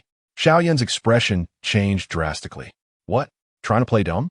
The trenchcoat man sneered, his voice increasingly filled with hatred. "Stop pretending. He Wei periodically exiles a batch of catastrophe pollutants to the Eastern Mountain. Do you think those people are going to cultivate the land? The Eastern Mountain is simply a large experimental base. In the past decade, the number of deaths there has already exceeded 10,000. He paused, staring intently at Xiao Yun, and said word by word, "And behind all this, it's your husband He Wei and your father Xiao Weihua who are manipulating everything. You say you know nothing about it. Who would believe that?" At this moment, Xiao Yun was equally shocked. She truly had no idea. Usually, she stayed in the inner city and never concerned herself with matters in the Southern District. And now hearing such accusations from the man in the trench coat. However, reason told her that what he said was true. Her father and He Wei really might have colluded, using the power of the Public Security Bureau to take those ordinary citizens contaminated by the disaster as experimental materials. Xiang Zi'ang noticed the pallor and fear on Xiao Yun's face and seemed to roughly understand what was going on. "What you said, I probably believe it, but..." Chapter 32. Taking action, Xiang Zi'ang didn't intend to let them go just yet. In the next moment, he directly began to devour the other party's disaster ability. The opponent's disaster ability was B-Class Disaster, Throat-Cutting Shadow Beast. After seizing the opponent's ability, Xiang Zi'ang then transferred his own pollution to manipulate the other party. At that instant, the man in the trench coat suddenly realized something. You are not an extraordinary being. You are a disaster. But before he could finish, Xiang Zi'ang tightened his grip on the man's throat. Watch your mouth, Xiang Zi'ang coldly said. The man in the trench coat's pupils constricted, and he immediately answered obediently. I understand. Although he obeyed Xiang Zi'ang's command, the shock in the man's heart did not diminish at all. Extraordinary beings do not possess the ability to devour disasters. Only disasters can have such an ability. This means that Xiang Zi'ang himself is a disaster. In an instant, countless thoughts flashed through the man's mind. But Xiang Zi'ang disregarded his feelings and continued to devour the abilities of the other four. B-class disaster, Spider Weaver, B-class disaster, Corrupted Heart Scorpion, C-class disaster, Blood-feeding Mosquito Swarm, C-class disaster, Bone Seam Corpse Moth. A small team dispatched 3 B-class and 2 C-class disasters. The strength of this Peach Blossom Society was indeed impressive. No wonder they could still exist despite the repeated encirclements by the joint government. Looking at his mental attributes, his mental power had now reached 207. Unfortunately, these disasters were not mental-type disasters, so the increase in mental power wasn't substantial. With 207 mental power, he could stop time for up to 414 seconds, nearly 7 minutes. He felt like he could do whatever he wanted now. Looking at the 5 disasters that had already become his polluted offspring, Xiang Zi'ang waved his hand and said, "All right, you can go now. Remember not to reveal my identity. And don't cause trouble in the southern district. Go back where you came from." "Yes." The 5 exchanged glances, then quickly left the area. Xiang Zi'ang hurried back to Xiaoyun's side. Seeing her still frowning, her beautiful eyes somewhat dazed, it was clear she was still pondering the man's words. When she saw Xiang Zi'ang approaching, she came back to her senses and scolded, "You little rascal, you are actually an extraordinary being. Why didn't you tell me about this beforehand? You're quite good at keeping secrets. Tell me, what level of extraordinary being are you? You won so easily. You can't be S-class, right?" No, just A-class, but I'm one of the stronger ones in A-class." Xiang Zi'ang dared not say he was SSS, fearing it would scare her to death. Saying A-class was more acceptable. "A-class? Then why are you hiding it from everyone, including me?" At this moment, Xiaoyun was somewhat angry. She thought they had a deep understanding of each other, but he hid such a significant matter from her. "My dear sister, I really didn't mean to." Xiang Zi'ang quickly softened his tone, moving closer to her and wrapping his arm around her slim waist. Primarily worried that revealing his identity would cause trouble. You know, A-class extraordinary beings attract a lot of attention. The Special Operations Department must come to recruit people every day. I just want a bit of freedom to be more comfortable by your side. Besides, when you encounter danger, I rushed over without a second thought, fearing something would happen to you. Hearing Xiang Zi'ang say this, Xiaoyun finally stopped pressing the issue. At least you have a conscience." Being embraced by Xiang Zi'ang made her feel a bit shy, a hint of crimson appearing on her delicate face. But soon, she recalled the matter concerning He Wei and Xiao Weihua, and her mood fell again. She lifted her head, her beautiful eyes carrying a rare, pleading look, her voice softening a bit. About my father and He Wei, can you accompany me to investigate this matter? I want to know if they really did such things." "Sure." Xiang Zi'ang did not hesitate and immediately agreed. Even if Xiaoyun didn't mention it, he would investigate this matter thoroughly. Using living people for experiments was an act that would enrage both gods and men. "Yunya, you hold on to the cat and find a building to hide in. I'll go help deal with the disaster tide. Once the disaster tide is driven back, we can investigate together." "Okay, but you must be careful." Xiaoyun knew she couldn't help Xiang Zi'ang, so she obediently held the cat and found a nearby house to temporarily hide in. With the white cat around, Xiang Zi'ang wasn't worried about her encountering danger. Once he was free of worries, Xiang Zi'ang prepared to take action against this disaster tide. Earlier, he found it somewhat tricky to face low-tier disasters like the carnivorous flies and ghost butterflies in groups. But the 2 C-class abilities he just acquired from the Peach Blossom Society members were now just what he needed. C-class disaster, Blood-feeding Mosquito Swarm, and C-class disaster, Bone Seam Corpse Moth. Both were group-type disasters, perfect for countering the swarms of flying insects above. Xiang Zi'ang raised both hands, and two circular holes opened up his palms. Swarms of black mosquitoes pouring out from the holes, their bodies the size of a fingernail gleaming with an oily sheen, the buzzing of their wings converging into a chorus. In no time, they formed a massive cloud of mosquitoes that blocked out the sun. These were blood mosquitoes, extremely fierce in their blood-sucking. Even an adult water buffalo could not withstand 5 seconds of attack from a swarm of blood mosquitoes, and they could turn it into a desiccated corpse in an instant. After releasing the blood mosquitoes, Xiang Zi'ang did not stop and immediately activated the ability of the bone-seam corpse moth. His skin visibly turned gray at a rapid pace, with spiderweb-like cracks quickly covering the surface. Gray moths emerged from the cracks, their wings adorned with faint corpse-like patterns, emitting a subtle stench of decay. The most terrifying aspect of these corpse moths was that they actively sought out living creatures to lay their eggs, which could hatch into larvae within 10 seconds and burrow into the host's body to devour its internal organs. When the blood mosquitoes and corpse moths took to the air and clashed with the overwhelming swarms of carnivorous flies and ghost butterflies, the sky instantly transformed into a battlefield of insect carnage. Black, gray, green, and purple swarms intertwined and tore at each other, insect corpses continuously falling from the sky, creating a spectacular yet spine-chilling scene that captivated the attention of the army and survivors on the ground. You see, the army had previously dealt with such small, numerous disasters only by barely clearing them with flamethrowers. However, flamethrowers had limited range and were cumbersome to operate, often leaving them helpless against large-scale swarms. Even more troublesome than dealing with the A-class seven-headed plague birds in the sky. At least the seven-headed plague birds could be severely injured by anti-aircraft fire, while the insect swarms could spread freely. Now, seeing the hope of resolving the disaster insect swarm, many soldiers on the ground showed expressions of surprise. At the same time, on the rooftop of an abandoned building, the twin succubi also noticed this scene. The elder sister, Alex, looked at the intertwining insect swarms, a strange smile curling at the corners of her mouth. These two disasters, their origin energies are completely consistent. Human extraordinary beings cannot possibly master multiple disaster abilities simultaneously. Sister, the one we are looking for has finally appeared. Hee. Then I must have a good look and see where he is hiding. The younger sister, Flura, chuckled lightly, her ice blue eyes opening with a faint glow, her gaze sweeping through every corner of the southern district like a radar. In just a few seconds, her gaze suddenly focused, her tone filled with excitement. Found him. Chapter 33.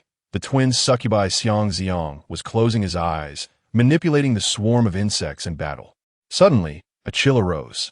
He immediately withdrew his focus, allowing the swarm to act on its own. Looking back, he saw two tall women standing behind him. Both women possessed astonishing beauty, their figures accentuated by a red dress and a blue dress that made them incredibly alluring.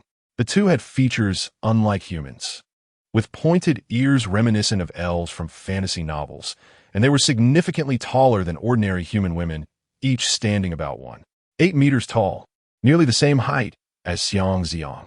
Twin succubi. Xiang Zi'ang instantly recognized them as the S-rank calamity that had haunted the outskirts of New World City, striking fear into countless hearts. The younger sister, Flera, wielded the ultimate power of ice. The elder sister, Alexis, commanded the ultimate power of fire.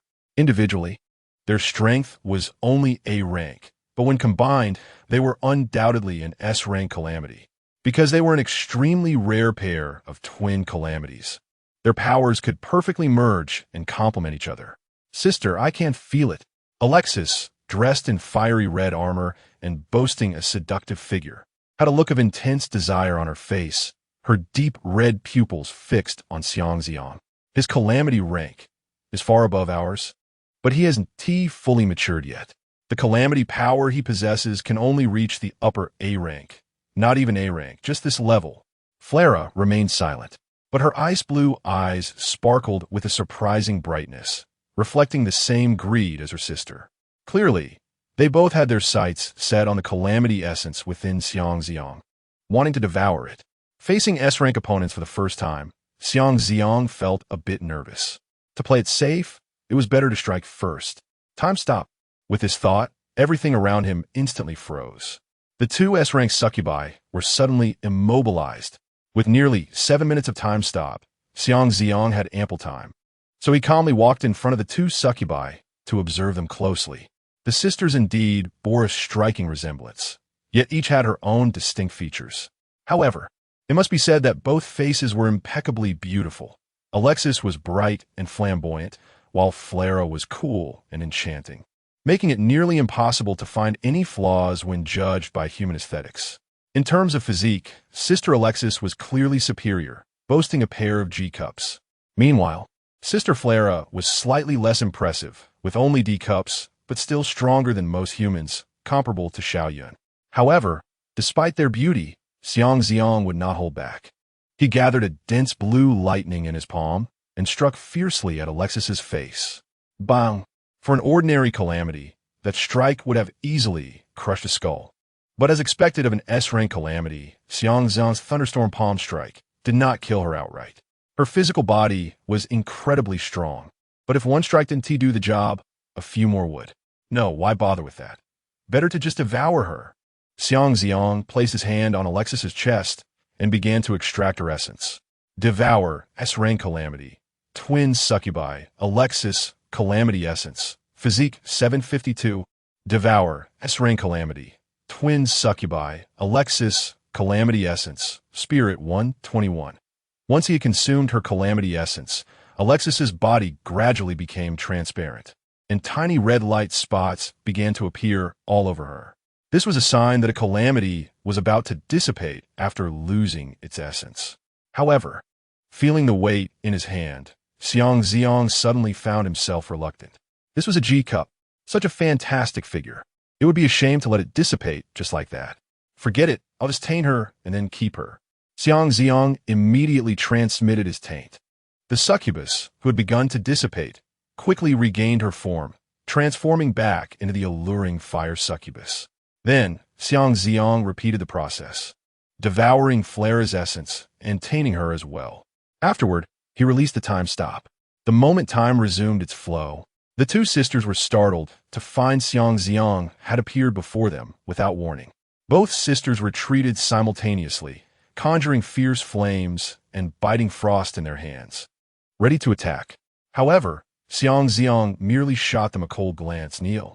As soon as the words left his mouth, their bodies seemed to be controlled by an invisible force, and they both collapsed to their knees. In that instant, they were both stunned. How could this be? Alexis was the first to react. She looked inward at her calamity essence and was shocked to find that her essence was completely identical to Xiang Zi'ang's, as if the offspring of a calamity were subservient to the mother. Her face turned pale in an instant. My power, how could it become like this? Stop struggling. You two are now my offspring calamities. If you don't believe me, slap yourselves 10 times. As soon as the words were spoken, Flara and Alexis's arms uncontrollably rose, and the sound of slapping echoed repeatedly, the sharp sound particularly grating in the empty battlefield. They watched helplessly as their palms fell, unable to muster even a shred of resistance. How did you do this? Flara covered her stinging face, her voice filled with shock and unwillingness. We clearly didn't do anything. How could we suddenly become your offspring? This bizarre scene was utterly beyond reason. She simply couldn't comprehend it. It's simple. Just now, I devoured both of your powers and then tainted you again. My calamity rank is above yours, so tainting and devouring are very easy for me. But this shouldn't leave us with no time to react. What is your ability? At this moment, both Flara and Alexis deeply regretted their decisions. They had come with the intention of devouring and advancing, but encountered a terrifying monster beyond comprehension. Now they were filled with regret. You came with the intention of devouring me. I didn't kill you. I merely made you submit. That is already considered merciful. He walked up to Alexis, gently patting her flushed face. Come with me. He wanted to interrogate her about how many calamities were targeting him this time. Alexis's expression stiffened. Even though she was unwilling, she could only obediently rise. Then Xiang Zi'ang turned to Flara. As for you, Go and send back all the calamities you summoned. Flara's face turned pale, her silver teeth nearly grinding to dust, but she couldn't muster any defiance. In the end, she could only watch as her sister Alexis was taken away by Xiang Zi'ang, while she transformed into a bolt of ice-blue light, flying towards the sky. Once in the sky, Flara immediately released her S-rank Calamity King's oppression over lower-rank calamities and commanded all the lower-rank calamities who obeyed her orders to return to the wasteland. Under the dual effects of pressure and command, the calamities that had originally been madly attacking the human stronghold began to stir. Those lingering at the edges, D-rank and C-rank calamities, were the first to halt their movements, shrinking back toward the wasteland. Just then, a massive shadow swept across the sky, and 7 plague birds flapped their pus-covered wings, landing beside Flara. Their 7 heads turned simultaneously, and one of them asked, "Lady Flara, why are we retreating now? Have you successfully devoured the human transcendent?" "No," Flara replied with a stern face, her originally cold and beautiful visage now appearing as if it had been frosted over. "We failed. I'll explain the details when we return. In any case, everyone go back." Although the 7 plague birds did not understand why Flara had decided this, they dared not defy her command. "Yes, Lady Flara." The 7-headed plague bird was about to flap its wings and leave when suddenly, Fura abruptly clutched her lower abdomen, her body swaying in midair. Her ice-blue eyes filled with pain and shock. Fura and Alexis were twin calamities, sharing a bond of telepathy and physical sensations since their birth. This pain was clearly a physical sensation that synchronized from Alexis's side. As Fura felt the tearing pain, she immediately turned to look in the direction of her sister, Alexis. Although she couldn't see Alexis's exact situation, the mental connection allowed her to share the perspective from the other side. It shouldn't be like this. She was filled with confusion. Calamities cannot reproduce like humans. They can only create offspring through pollution. But why would that terrifying king of calamity not understand this principle? Before she could think it through, artillery shells from the human army came firing towards the ground. Although, as an S-rank calamity, she was not afraid of such attacks. She still didn't want to be hit and get the smell of gunpowder on her. She quickly dodged and blocked, while urging the other calamities to leave at once. Chapter 34 Telepathy. Alexis leaned against an ancient tree with a trunk thick enough to be embraced by a person. The rough texture of the bark made her palms uncomfortable, but she paid no attention to it. She turned to look at Xiang Zi'ang behind her, her delicate brows tightly knitted, her silver teeth almost biting in her lower lip. "My lord, you." Before she could finish her sentence, Xiang Zi'ang suddenly raised his hand and slapped her hard on the backside. The crisp sound of the slap echoed harshly in the quiet woods. "Call me master." "Yes, master." Alexis felt a sense of unwillingness in her heart. She had once been a ruler of the wasteland, but now she had become the offspring of this new king, which made her feel extremely humiliated. However, as an offspring now, she had no power to resist and could only obey his orders. "Master, we are all disasters and no offspring can be born between disasters. What you are doing is just a waste of effort." Alexis did not understand why Xiang Zi'ang, as the top-tier disaster, did not realize this. How could he still retain those weak, human-like habits? This was utterly meaningless for a disaster. But upon hearing this, Xiang Zi'ang felt somewhat relieved. He exhaled a few breaths of stale air, suppressing the lightness in his heart. "Don't meddle in my affairs. I'm asking you a question now. Answer me honestly. If you dare to hide even a single word, you know the consequences." A clear red handprint appeared on her fair skin. Yet she did not dare to voice any complaints, only lowering her eyelids, her voice trembling slightly. "Yes, master, please ask." Xiang Zi'ang then multitasked, beginning to interrogate her. "The purpose of your visit with your sister this time is for me. Besides you two, do other S-class disasters in the wasteland know of my existence?" "Yes, they do. When you were born, the aura of disaster you emitted was too special and of a very high grade.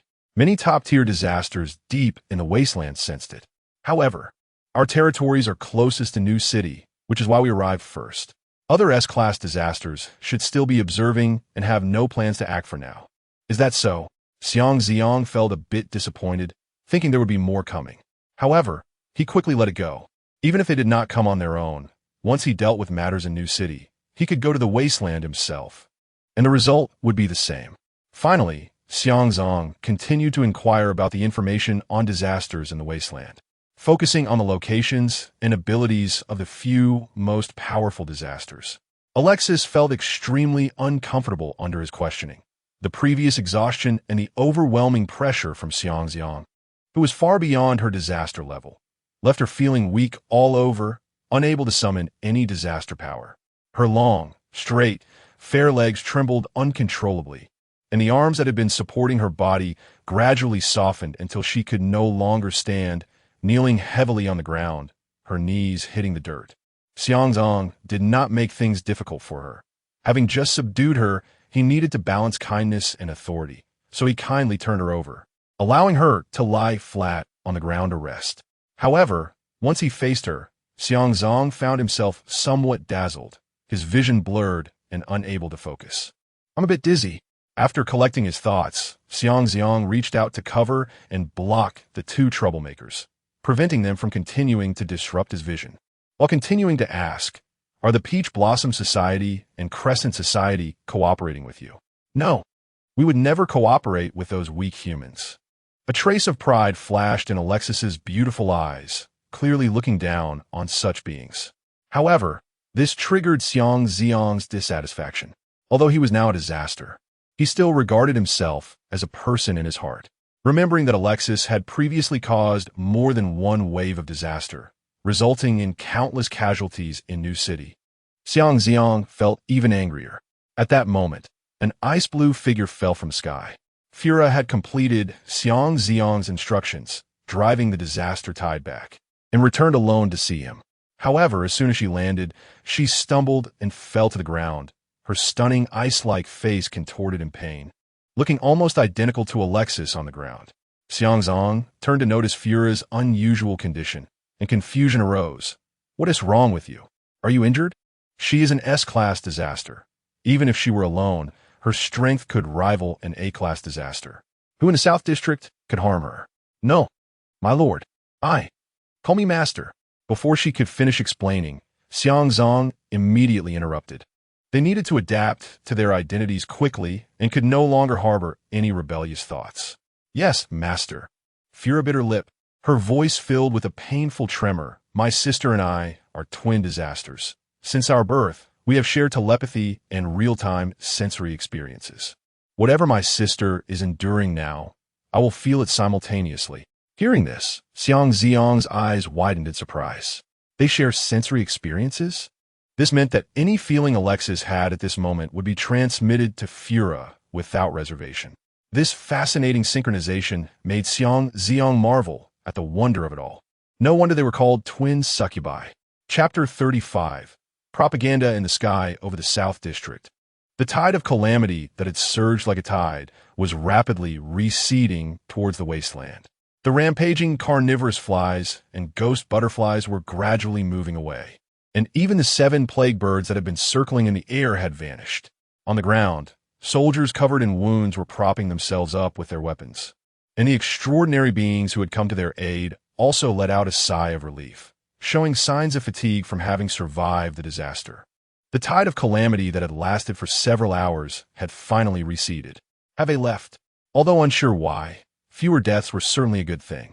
Shiyu crawled out from the remains of a giant eagle that had been drained of blood and flesh, the leeches writhing around him, quickly shrinking back to reform into a human shape.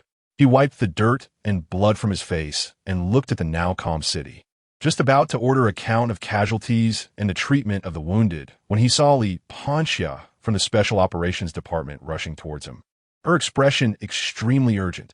"Not good, Captain. Something big has happened." Li Panxia reached Shiyu, supporting her knees and catching her breath, her voice clearly panicked.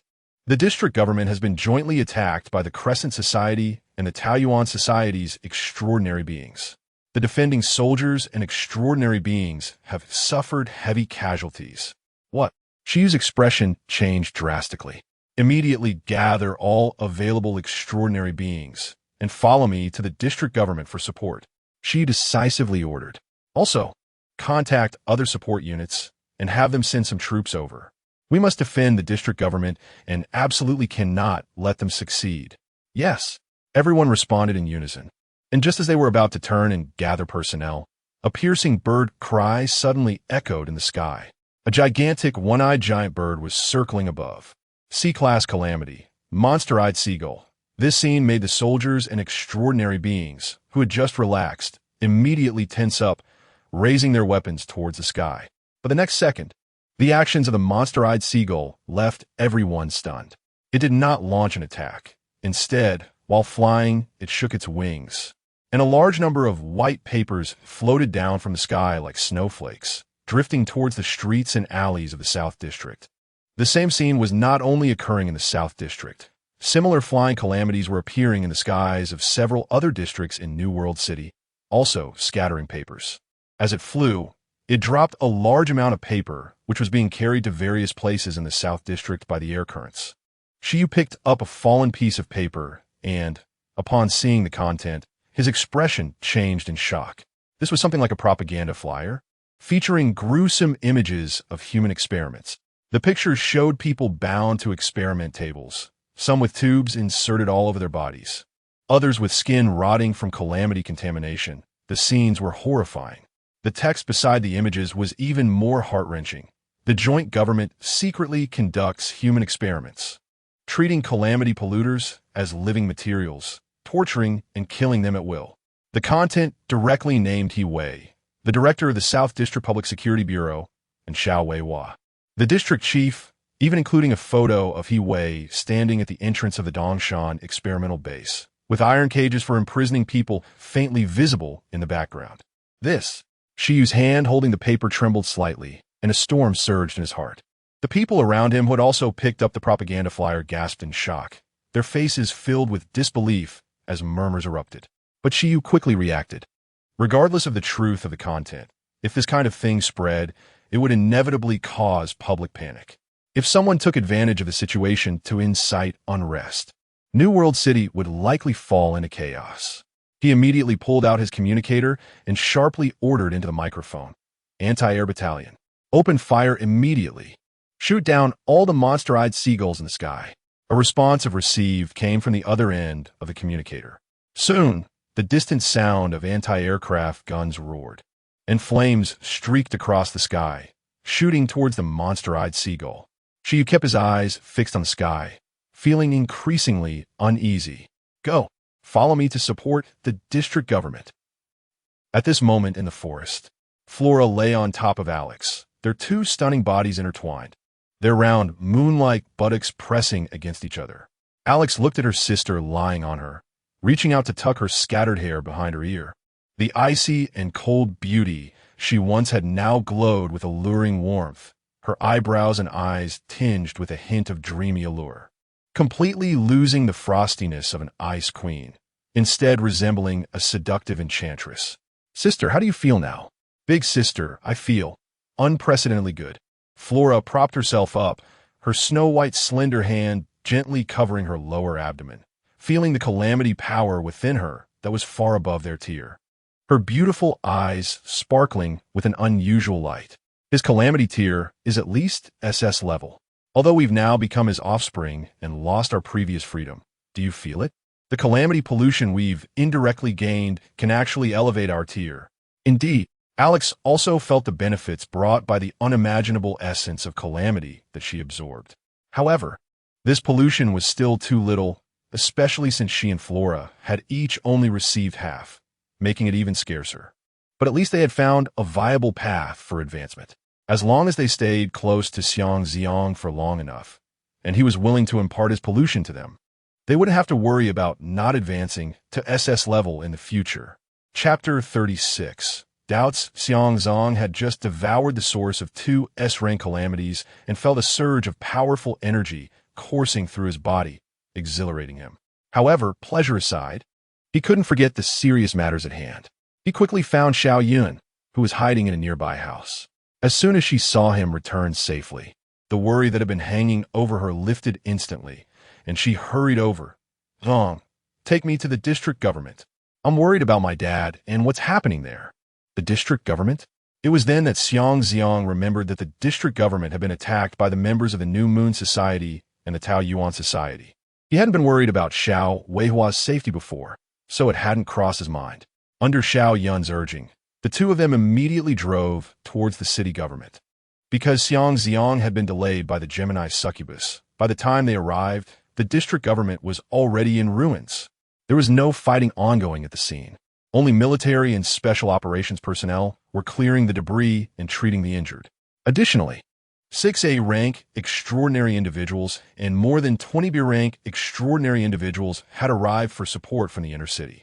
Seeing the scene before her, Xiao Yun's beautiful eyes filled with panic. Although she knew that her father, Xiao Weihua, might have secretly colluded with He Wei to conduct live human fusion experiments, he was still her biological father. She quickly found Li Panxia, who was counting casualties, and urgently inquired, "Miss Li, how's the situation?" "My father, Madam Xiao, I'm very sorry. This attack was too sudden. The Tao Yuan Society and the New Moon Society deployed 4A rank extraordinary individuals, 10B rank extraordinary individuals, and dozens of C rank extraordinary individuals. Many officials, including District Chief Xiao, have been taken away." "Taken away?" Xiao Yun murmured in a daze. The current situation was making her anxious. At that moment, an A-rank extraordinary individual from the inner city, who had come to provide support, saw Xiao Yun and seemed to recognize her. So he approached to comfort her. "Counselor Xiao, don't worry too much.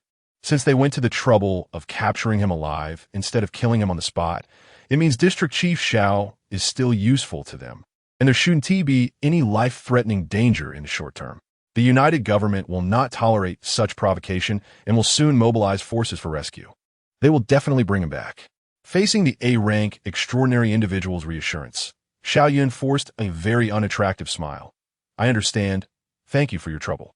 Xiang Zi'ang listened to their conversation from the side, quietly stepping back a few paces to take out his phone and dial Dai Yang's number. The New Moon Society was involved in the attack, and as a member of the New Moon Society, Dai Yang would definitely know the inside story. Before long, Xiang Zi'ang learned that most of the officials, including Xiao Weihua, had been taken away by the Tao Yuan Society. The purpose of the abduction was mainly to use them as hostages to force negotiations with the high-ranking officials of the United Government for resources and to divert attention for subsequent major actions, which were mainly planned by the Tao Yuan Society, and Dai Yang was not aware of the details. However, Dai Yang also responded with one point.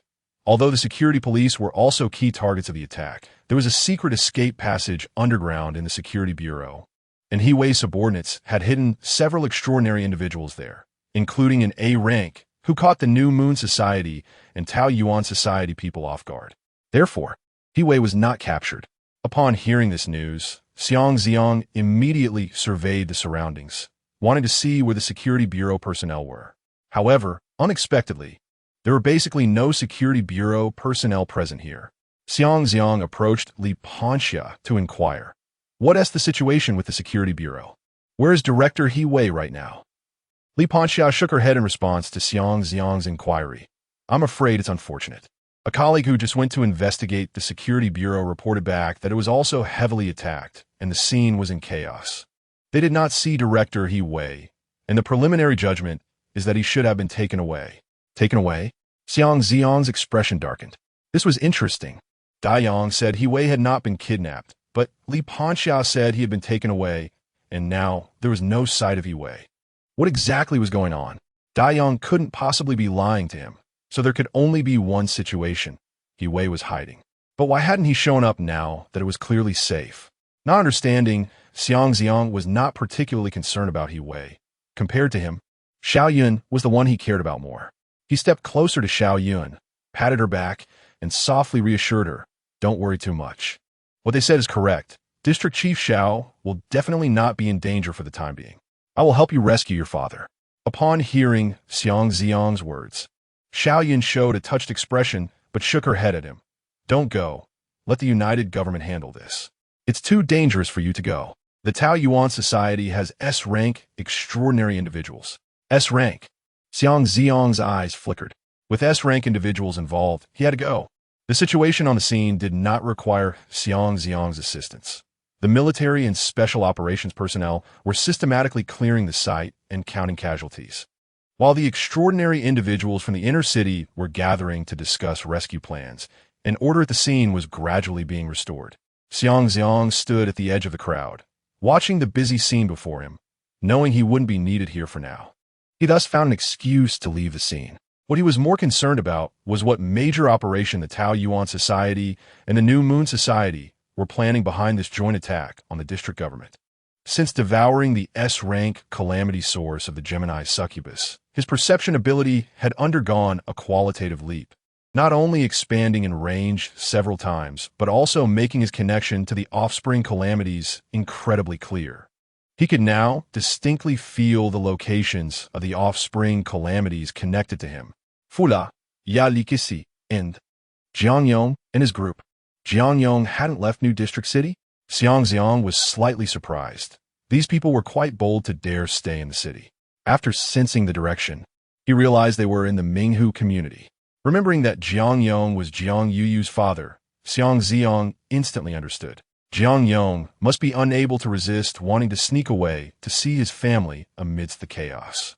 Without hesitation, Xiang Zi'ang headed towards the Minghu community, preparing to inquire about the Tao Yuan Society's plans.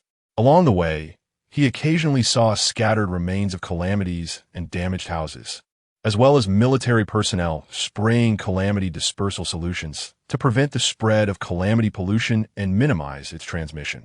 Although there would certainly be a considerable number of pollution bodies generated this time, it was unavoidable.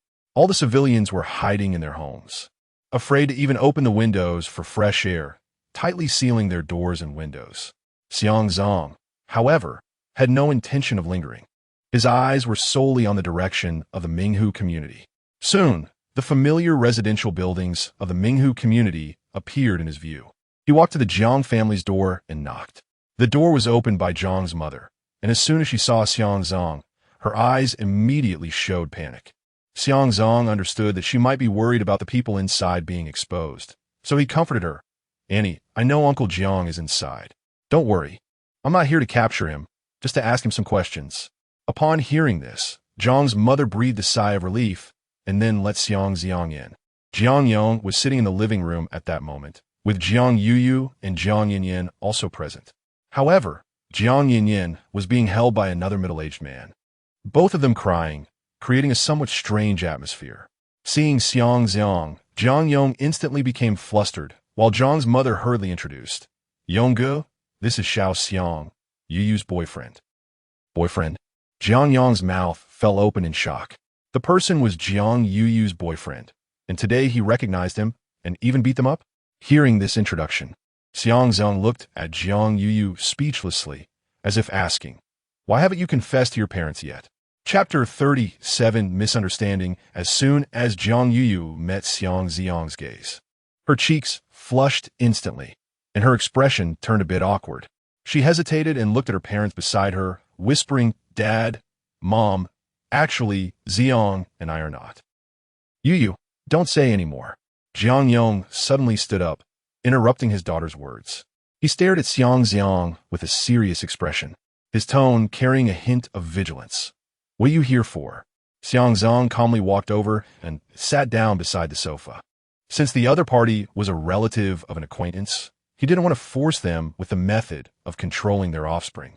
He preferred to ask in a more peaceful manner. "I want to know about your Tao Yuan Society's plan this time, and I hope you can tell me the truth." His tone was plain, but carried an undeniable pressure. Jiang Yong knew in his heart that he had long become a disaster for Xiang Zi'ang's descendants and could not resist his will. He sighed heavily and slowly began to speak. "The organization has secretly instigated many extraordinary individuals and low-level officials in New Territory City. This time, they are taking advantage of the disaster tide and the opportunity of spreading the experimental reports to incite the emotions of ordinary citizens and some military personnel, hoping to plunge New Territory City into chaos.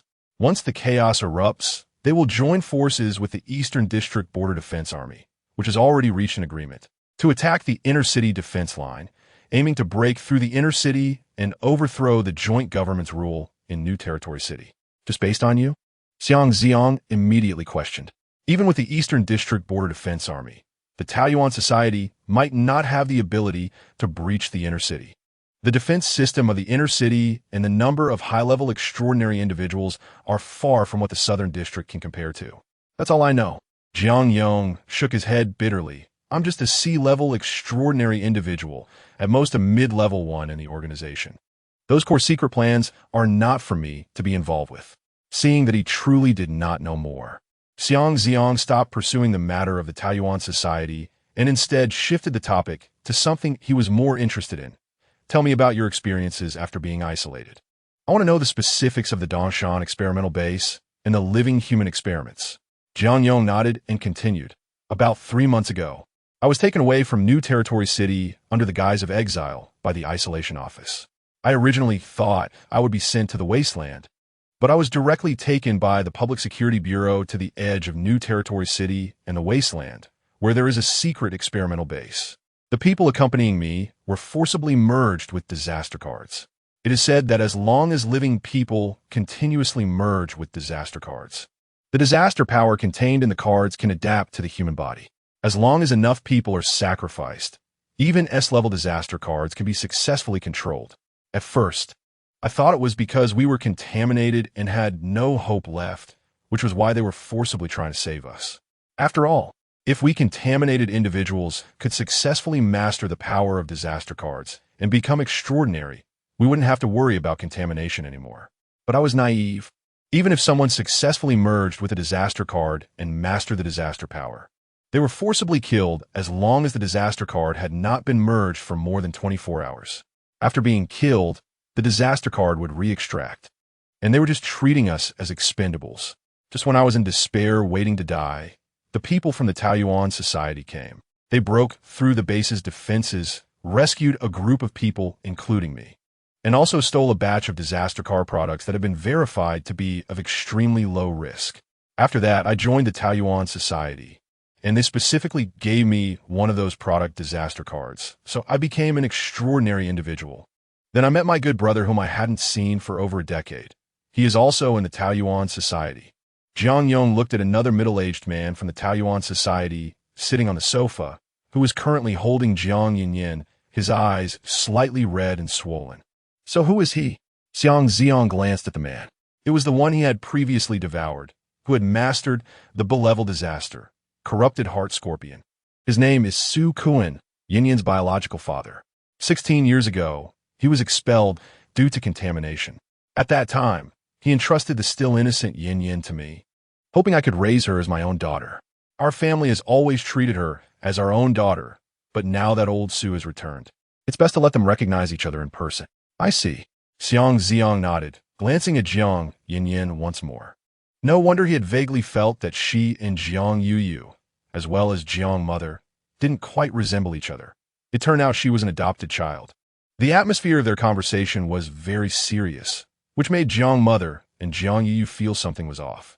Jiang Yong was clearly somewhat fearful of Xiang Zi'ang, and Xiang Zi'ang's aura was completely different from when he was at their home before. Zi'ang, you aren't here to arrest anyone, right? Jiang Mother's tone trembled, revealing a hint of panic. Don't worry, Auntie, I'm not here to arrest anyone. I just happened to pass by and wanted to ask about the situation. Xiang Zi'ang stood up, preparing to leave. Jiang Mother wanted to invite Xiang Zi'ang to stay for dinner, but she was stopped by Jiang Yong's gaze. After Xiang Zi'ang left, Jiang Mother couldn't help but ask Jiang Yong, Yonggu, have you met Xiao Xiang before? Jiang Yong nodded, not hiding anything. Yes, he is an extraordinary individual, very powerful.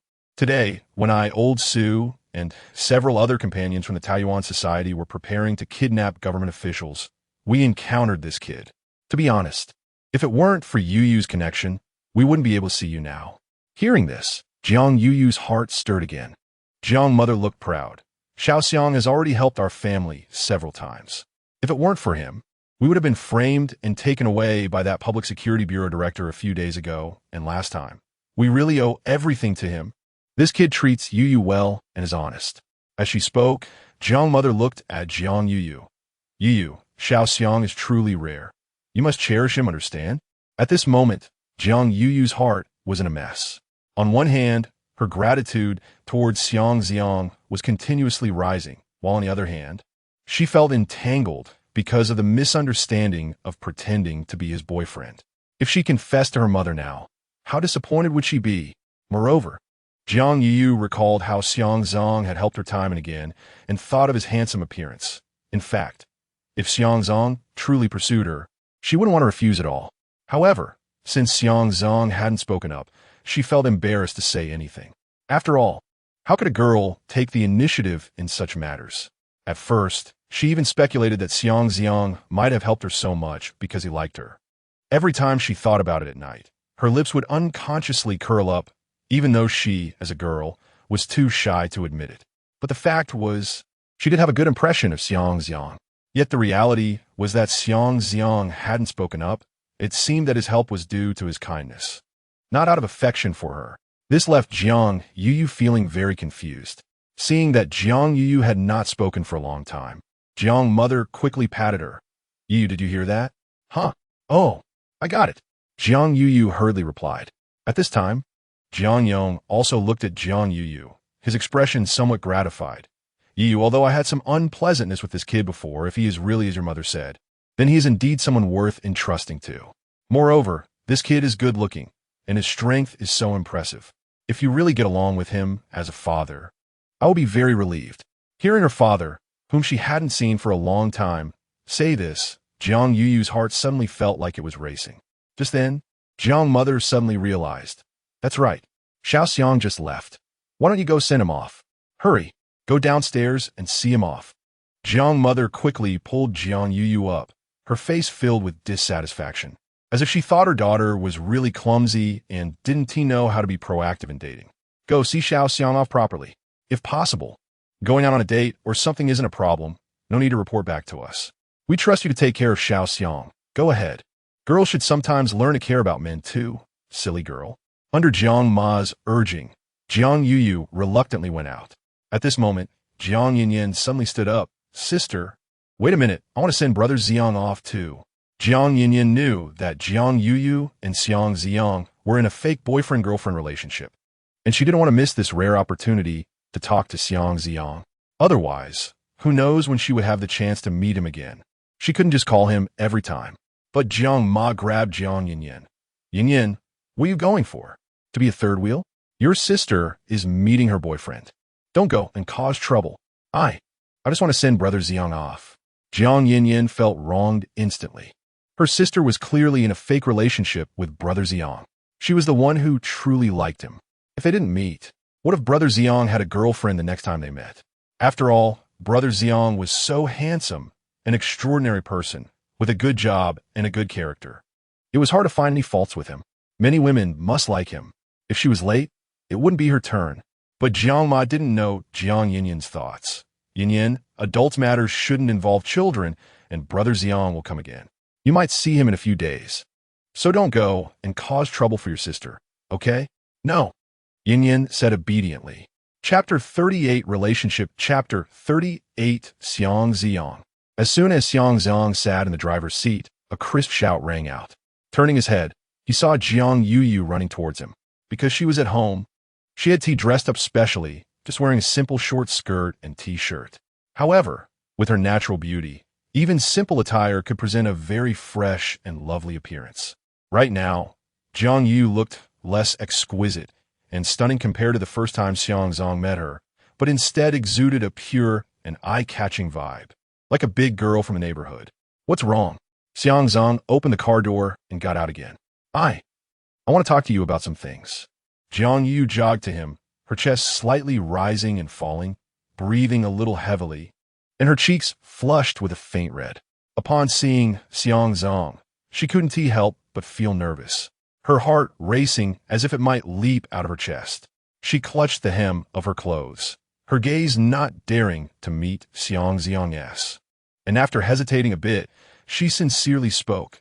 "I've always wanted to thank you in person. Also, I'm really sorry for the trouble caused by us pretending to be a couple. I will clarify things with my parents later, and I won't let you be troubled by this again. It's fine, it really wasn't too much trouble, don't think too much about it." Xiang Zi'ang waved his hand, signaling her not to worry. Then he quickly added, "By the way, remember to let your father and Yin's father leave early when you get back. After all, they are from Taoyuan society, and it's dangerous here. If they get caught, it could cause trouble for you, and I wouldn't be able to save you then. I know. Jiang Yu nodded vigorously. Just when Xiang Zi'ang thought there was nothing more to say and that this should be the end, he noticed Jiang Yu still seemed reluctant to leave. She stood there twisting the hem of her clothes, looking like she had something to say, but hesitated. Is there something else? Xiang Zi'ang raised an eyebrow. I have a few questions for you. Jiang Yu bit her lower lip, seemingly gathering all her courage before finally looking up at him with a hint of expectation and shyness in her eyes. Do you have a girlfriend? Xiang Zi'ang was a bit surprised, looking at Jiang Yu's flushed ears and slightly trembling shoulders. Jiang Yu closed her eyes, not daring to look at Xiang Zi'ang's reaction, repeatedly trying to muster courage in her heart. People often say that when a girl pursues a boy, there's just a thin layer of gauze between them. She was quite pretty, so Xiang Zi'ang shouldn't refuse, right? I'm just asking casually if you don't have one. Our previous fake relationship as a couple, it wouldn't be impossible to make it real? No. I mean, I want to be your girlfriend. No, that's not what I meant. The more she spoke, the more flustered she became, her words coming out all jumbled, her face as red as a ripe apple. Finally, she simply covered her face, peeking through her fingers at Xiang Zi'ang, wanting to see his reaction, but fearing to see a look of rejection. Damn it, this is so embarrassing. From childhood to now, it had always been men pursuing her. She had never agreed, let alone taken the initiative to confess to any man. Listening to her incoherent confession, Xiang Zi'ang couldn't help but feel amused. Jiang Yu had developed feelings for him, but thinking about it, it was normal for her to develop feelings after he had helped her so many times. So, should he agree? If he agreed, what about Xiao Yin? No. Why hesitate? Xiao Yin was just financially supporting him. They weren't in a relationship. Are you serious? Xiang Zi'ang looked at Jiang Yu's shy demeanor, slowly asking. Jiang Yu's delicate body trembled slightly, and she quietly lowered her hand from her face, revealing a blushing face that seemed almost ready to bleed. Her long eyelashes fluttered gently, not daring to meet Xiang Zi'ang's eyes, but still nodded heavily. Seeing the scene, Xiang Zi'ang hesitated for just a moment before quickly making a decision. After all, he had already had a relationship with her since he crossed over, so it was settled. Okay, next time I go to your house, I'll enjoy the rights of a prospective son-in-law of the Jiang family. Also, since I've agreed to you, shouldn't you agree to one of my conditions? Upon hearing Xiang Zi'ang's agreement, Jiang Yu instantly felt relieved, joy filling her heart. But when she heard him propose a condition, she raised her head in confusion. What condition? Xiang Zi'ang took 2 steps forward, slightly leaning in, his gaze burning as he stared into her eyes. Promise me, don't refuse my invitation to the movies tonight. Jiang Yu's face instantly turned red, her heart racing again. She hadn't expected Xiang Zi'ang to invite her out on a date right away. In fact, Xiang Zi'ang had planned to go home. But since their relationship was now out in the open, he definitely wanted to seize the opportunity to advance their feelings. He still vividly remembered the little white tiger from the day he crossed over and felt nostalgic. Jiang Yu's evasive gaze shifted sideways, and she quietly mumbled in him, her voice so soft that Xiang Zi'ang could barely hear it. However, suddenly she was startled, remembering that her father was at home, and quickly added with an apologetic tone, "Wait, that might not work, Song. My father is at home, and he might not be able to stay long. If I leave this time, I don't know when I'll see him again. Can we do it tomorrow?" That's true. Xiang Zi'ang also remembered Jiang Yong's situation and felt somewhat regretful. It's fine, tomorrow it is. But if you dare to change your mind and not come tomorrow, I'll just go to your house and carry you out. I think with Annie's fondness for me, she definitely won stop me. Hearing him say that, Jiang Yu couldn't help but lightly scold him under her breath. After clarifying the relationship, Xiang Zi'ang suddenly became unrestrained, but it wasn't annoying. Watching Xiang Zi'ang's car disappear from view at the street corner, Jiang Yu turned around and walked back to her home. As she walked, she thought about the conversation she had just had with Xiang Zi'ang, still feeling incredibly shy, but also thrilled. When she returned home, Jiang Ma saw Jiang Yu back so soon and immediately frowned. Why are you back so quickly? Can't you spend some more time with Xiao Xiang?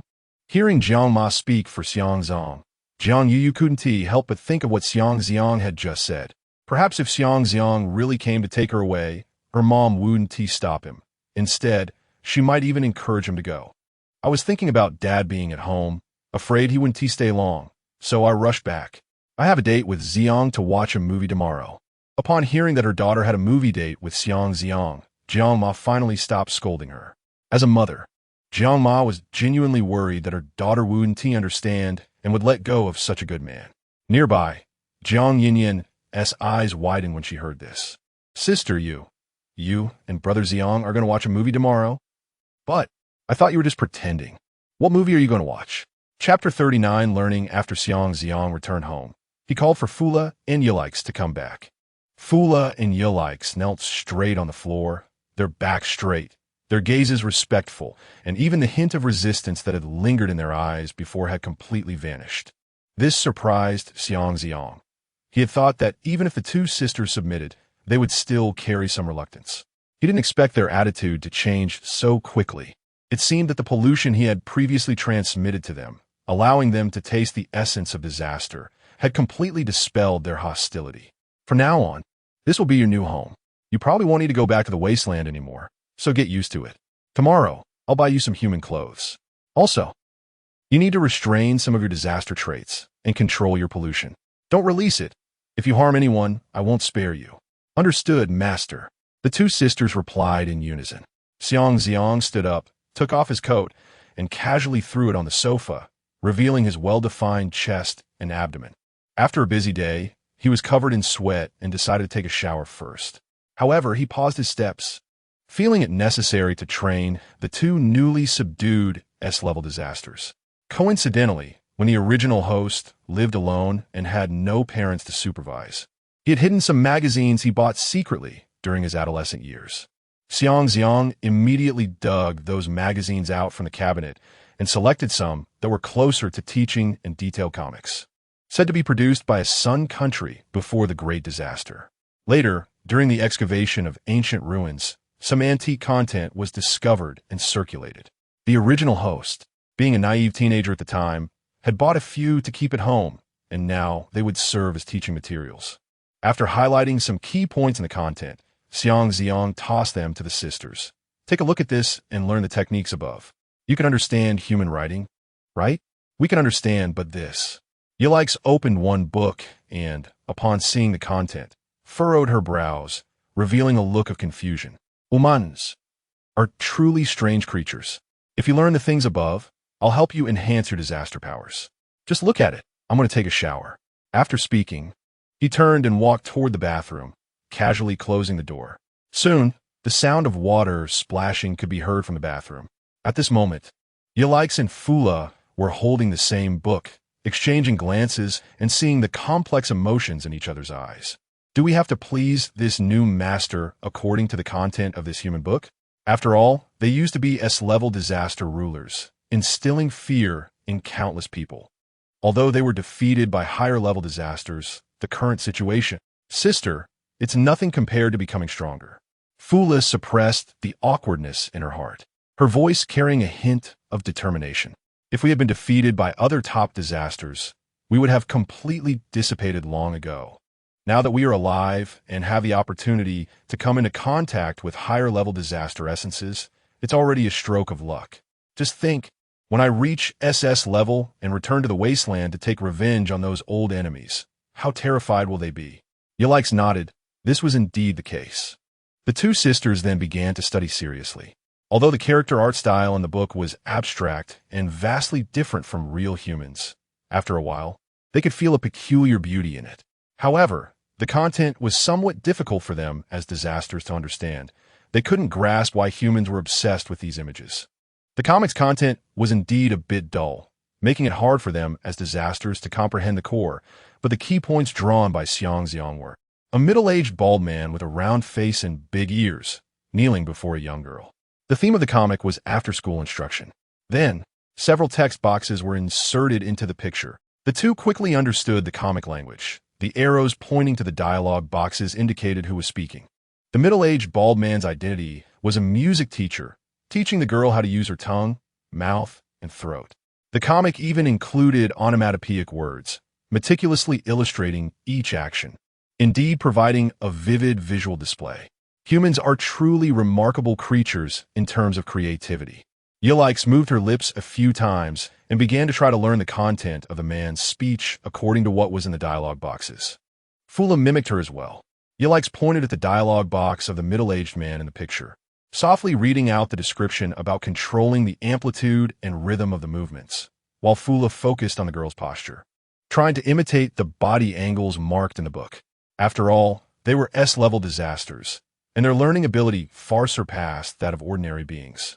Even with only a partial understanding of human behavioral logic, they could quickly grasp the essentials of the movements. Moreover, they shared a mental connection. What one learned, the other learned as well, doubling their learning efficiency. Before long, Xiang Zi'ang finished his shower and walked out of the bathroom. He wasn't wearing clothes, but had wrapped a white bath towel around himself and directly sat down on the sofa in a relaxed manner. "How's the learning going? Come over and let me check." Chapter 40. Morning. The next day, in the morning, Xiang Zi'ang groggily opened his eyes, instinctively hugging Fura and Alexia tightly, one on each side. He rubbed his face against Alexia's smooth cheek and softly asked, "Don't you need to sleep?" Fura and Alexia, cuddling him on either side, breathed evenly, and as soon as Xiang Zi'ang moved, they both opened their clear eyes to stare at him. "Master, we high-tier disasters rarely need to sleep. By the way, Master, you are really strange. You still follow a normal human schedule and do things that humans like. You don't seem like a disaster at all." Alexia leaned against Xiang Zi'ang's shoulder, her eyes slightly infatuated. Disasters are the most venerable of the survival of the fittest. Strength is everything. And just by being close to Xiang Zi'ang, they could feel that terrifying and profound disaster power. More importantly, Xiang Zi'ang generously granted them a lot of disaster energy. At this rate, she felt she would soon be able to advance to SS. That's true. Xiang Zi'ang also felt that apart from his somewhat excessive power, he was no different from humans in other aspects. "But I quite like it this way," he added. "Like it?" Fura frowned. "Master, how can you like being like weak humans?" "Weak humans do indeed lack the individual strength of disasters." Xiang Zi'ang slowly spoke, his gaze deepening. "But strength has never been the only standard for defining the value of a being. Intelligence is equally important. Disasters are born powerful, but only at sea level do they possess basic intelligence. Even as strong as you are, you often act on instinct, wantonly destroying without rules. And your rationality can't suppress your desires. There's no difference from being barbaric. I hate the chaos in this world now. In the future, I will definitely cleanse all disasters in the wasteland and restore order to this world." Hearing Xiang Zi'ang express the desire to cleanse all of the wasteland, which meant dealing with all the powerful disasters there, left the two sisters extremely shocked. "Master, are you serious? As far as we know, there are at least 10 SS disasters in the wasteland, and it seems there is a super disaster of SSS level in the deepest part." Alexia, listening to Xiang Zi'ang's astonishing words, couldn't he believe how he had the confidence to say such things. Xiang Zi'ang closed his eyes, turned to her side, buried his head down, and said in a muffled voice, "So what? I am SSS. SSS. A shocked voice echoed in the room. Alexia tightened her delicate arms around Xiang Zi'ang's head, her heart racing in disbelief. Even from a G's distance, Xiang Zi'ang could clearly feel her rapid heartbeat. Fura also suddenly sat up, her ice-blue eyes filled with horror, quickly replaced by ecstatic joy. The sisters exchanged glances, both seeing uncontainable excitement in each other's eyes. They had originally felt a bit unwilling due to being forced to submit, but upon hearing that Xiang Zi'ang was an SSS-level disaster, that unwillingness instantly vanished. What was there to be ashamed of in submitting to such a powerful existence? Moreover, Xiang Zi'ang's rank was their ceiling, as long as they continuously received his disaster essence. They could also become SSS disasters in the future, second only to Xiang Zi'ang. Just thinking about how powerful they would become in the future made the two sisters unable to contain their excitement. And what do they need to do? Nothing more than mimic some human behaviors. They didn't have to fight to the death or scheme against other powerful beings. There was no danger at all. And it was even quite comfortable. Master. Alexia immediately hugged Xiang Zi'ang's head tightly, making it hard for him to breathe. Alexia will always be loyal to you. And from now on, I will obey all your commands. Xiang Zi'ang buried his head in silence, but inside he was naturally overjoyed. Fura also immediately hugged Xiang Zi'ang's waist from behind, her cheek pressed against his back, her voice filled with respect. Master, Fura will follow you like my sister, and will never betray you. Xiang Zi'ang was sandwiched in the middle, listening to their heartfelt words of submission. His mood instantly brightened. He suddenly turned around, sat up, wrapped his arms around Fura's slender waist, and with a slight effort, lifted her up, laughing as he placed her next to Alexia. Just then, the phone on the bedside table suddenly buzzed. Xiang Zi'ang, helpless, reached out to grab the phone and saw that it was a call from Xiaoyun, instantly furrowing his brows.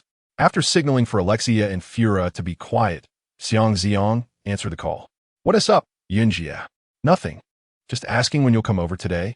Xiaoyun's voice was a bit lazy, probably just having woken up, soft like a kitten.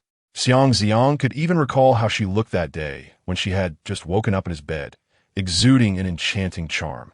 Is there something important today? Xiang Zi'ang thought for a moment, truly reluctant to leave right now, especially since he had to take Jiang Yuyu to see a movie in the evening. If he could avoid going, he still didn't want to work. After all, Xiang Zi'ang wasn't a workaholic who likes to work. The only joy in working was Xiaoyun. You little rascal, you think you can skip work after just 2 days as my assistant? Xiaoyun's voice suddenly carried a hint of playful scolding. Do you not want to work anymore? No, I mainly got entangled with 2 disasters and can't break free for the time being. On the other end of the call, Xiaoyun was lying in her bedroom. She was wearing a light pink silk nightgown, the loose collar revealing her delicate collarbone, and her fair hand held the phone to her ear while the other gently stroked the white cat nestled in her chest. Since Xiang Zi'ang left yesterday, she had kept the white cat with her. This white cat was incredibly smart, and Xiaoyun was surprised by its sensitivity. She liked it so much that they cuddled together in the blanket while sleeping. Hearing Xiang Zi'ang's words, Xiaoyun's beautiful eyes widened in shock as she immediately sat up. Entangled with disasters? Then why are you answering the phone? Be careful. It's fine. These 2 disasters are not as strong as me. It just takes some time and effort to suppress them. There's no danger at all. It's more important to answer my sister's call. Ouch. Xiaoyun then breathed a sigh of relief, lying back down, her fair fingers gently scratching the white cat's chin. A slight smirk on her lips as she said with a bit of pride, "Umph, I think you're just lying to me, deliberately trying to avoid work. If you want to take a break, just say so. I'm not the type to deny you a day off. Don't try to be clever with me." Chapter 41 chat. No, absolutely true. If I don't have 2 disasters here right now, wouldn't I be struck by lightning? Drowning while drinking water, falling to death while walking, or even shortening 5 centimeters there. Bah, no dirty talk. Xiaoyun's face turned red. All right. Anyway, I wouldn't dare to lie to my sister. So, after I finish my work, I'll come find you immediately, okay? But it might be quite late, because it takes a lot of time to deal with the subsequent pollution. Xiaoyun couldn't help but smile, her voice softening. You handle what's urgent first. I don't have anything important on my side. Just some things I want to talk to you about. If you're busy, we can talk later when you come. It's fine. Yunjia, you can tell me now. I'm not busy at all. Go ahead. Really not busy? Really not busy. All right. Xiaoyun felt touched that even though he was busy, he still thought of her. This little rascal really cares about her. Actually, her tone suddenly became lonely. It's related to my father. I know my father very likely did those heinous things, but I don't dare to investigate or expose him now because I worry that once his crimes are confirmed, the United Government won't rescue him anymore. Xiaoyun tightened her hold on the white cat in her arms, burying her face in its soft fur. She had just bathed the white cat last night, and they had soaked together in the bathtub for a long time, still carrying the scent of the shower gel. However, at this moment, a few tears slipped from the corners of Xiaoyun's eyes, her beautiful gaze filled with tears. Xiang Zi'ang didn't speak at this time, but Xiaoyun knew he was definitely listening because she could clearly hear his slightly hurried breathing.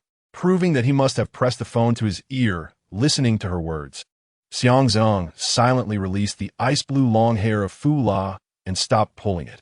On the other end of the phone, Xiaoyan paused for a moment before continuing. The United Government can rescue kidnapped officials, but they won't rescue heinous criminals. I know that even if my father is rescued, if his crimes are confirmed, he will definitely be sentenced to death. But I still don't want him to die there. Zi'ang, am I being selfish? Xiang Zi'ang listened to her words and knew that she was currently in a lot of inner turmoil. The father who raised her for many years suddenly turned out to be a heinous person. Anyone would find it hard to choose. Justice and kinship, when they cannot be balanced, how should one choose? Yinjia, no matter what the final outcome is, I'll be here with you. I will always be by your side. Xiang Zi'ang spoke gently, feeling somewhat worried about Xiao Yun's state, thinking that he should comfort her. A sob came through the phone, clearly indicating that Xiao Yun was crying. After a while, Xiao Yun's voice came again. Little rascal, how great it would be if I'd been born 10 years later. Then I could have waited for you. It's not too late now. Isn't sister still mine? No. Sister is already 30, more than 7 years older than you. It's not appropriate. Who says it's not appropriate? I just like my sister. If you dare to find another man, I will commit a crime. What crime will you commit? I'll kill that man. Then kidnap you, lock you in my house, and never let you out. You dare, little rascal. If you dare, I dare. Don't believe me? Stinky brother, have I spoiled you too much? Do you believe I'll cut your salary? You're going to cut my meager salary? Sister, are you going to exploit me? This hard-working and dutiful assistant? Can't we find another way? Bah, you just took 2 days off. How can you be considered hard-working and dutiful? Alex and Fu La listened to the playful phone call between the two and quietly began to communicate. They had a kind of telepathy, synchronizing their thoughts without needing to speak. Alex, sister, who is this person talking to the master? It seems like the master really likes them. Fu La, it should be a human, not like us, right? Oh no, does that mean the master's disaster essence will have to be shared with another person? Alex, that is very likely. I see the master is also quite happy to share the disaster essence with others, enjoying it every day. Fu La, they probably can't compare to us, right? After all, according to human aesthetic standards, we sisters are very good looking. How can humans compare to us? Alex, yeah, I think so too. Forget it. Worrying doesn't help. We just need to follow the master well. Thinking too much is pointless. Fu La, true. Suddenly, Fu La's ice-blue long hair was pulled again by Xiang Zi'ang, and she let out a delicate cry. Ah? Xiang Zi'ang held the phone to his ear with one hand and tugged at her hair with the other, speaking casually. Sister, after I finish my work, it'll probably be evening. What? You don't want to come at night? Our employment agreement clearly states that you must respond to my needs 24 hours a day. Are you trying to breach the contract after just 2 days? How could that be? Xiang Zi'ang couldn't hide the smile at the corner of his mouth, purposely teasing her. He just wanted to know what kind of work she wanted him for at night. Assistants have rights too. Sister can't just order me to do personal errands. He knew very well that when Xiaoyan called him over at night, it wasn't tea for work. She clearly wanted to be with him. There was a moment of silence on the other end of the phone. Xiang Zi'ang imagined Xiao Yun's charming face turning bright red, even her ears blushing pink. If you don't want to come, then forget it. I will come. Definitely coming. Xiang Zi'ang quickly followed up with her words, softening his tone. After all, I'm a good assistant to my sister. Even at night, as long as you need me, I'll be there. After hanging up the phone, Xiang Zi'ang couldn't help but laugh. Alex, seeing him put down the phone, dared to ask quietly, Master, who were you just on the phone with? It sounded like a woman? You two don't need to worry about it. It's none of your business. Xiang Zi'ang didn't want Xiao Yun to know about Alex and Fu La, as their relationships were different. Xiao Yun's relationship was equal, while Alex and Fu La's was not. What could the defeated captives consider? By the way, I'll be going out this afternoon. While I'm not at home, go finish reading those comics and learn all the content. Starting today, that stuff will be the key to you obtaining disaster essence. I will treat you differently based on how well you grasp it. Those who learn well can get more essence, while those who don't will just have to watch. Understand? It won't be like yesterday and today, giving you each half every time, got it? Understood, Master. Chapter 42. Movie night. The riots in the South District had just ended for the day, and the cinemas in the area wouldn't be reopening anytime soon. Moreover, with the new pollution, most people dared not step outside. Therefore, Xiang Zi'ang took Jiang Yuyu and drove to the East District, where they finally found an operating cinema. Compared to the previous life on Blue Star, although there were still movies in this disastrous era, the choices were definitely limited. Only a few films were being shown, many of which were old ones. After choosing a youth romance film, the two settled into the middle seats with a bucket of popcorn. Jiang Yuyu looked particularly beautiful today. She wore a short, off-shoulder dress adorned with exquisite floral patterns, paired with a loose brown puff-sleeve outer garment. A black belt cinched her waist, perfectly outlining her slender figure and graceful curves, exuding elegance with a hint of playfulness. With a light makeup that accentuated her features, her skin appeared flawless in the dim light of the cinema, and even her lips, coated with a light pink lipstick, glistened with a moist sheen. Xiang Zi'ang had no interest in the movie playing on the screen. Weren't romance films just filled with cliché plots? After watching a few, he had completely lost his interest in this genre. As the male and female leads in the film embraced and kissed passionately in the rain, he couldn't help but click his tongue, his gaze subtly shifting from the screen to Jiang Yuyu's face beside him. Her lips were plump and moist, and the light pink lipstick made her skin appear even whiter, making him want to lean in and taste them. Although Jiang Yuyu was watching the movie, she was also acutely aware of the person next to her. The passionate kissing scene on screen made her feel a bit shy, and when Xiang Zi'ang turned his gaze toward her, especially at her lips, she felt her heart race. Being stared at like that by someone she had feelings for made her heart flutter, and she couldn't help but feel embarrassed. It was clear he wanted to kiss her.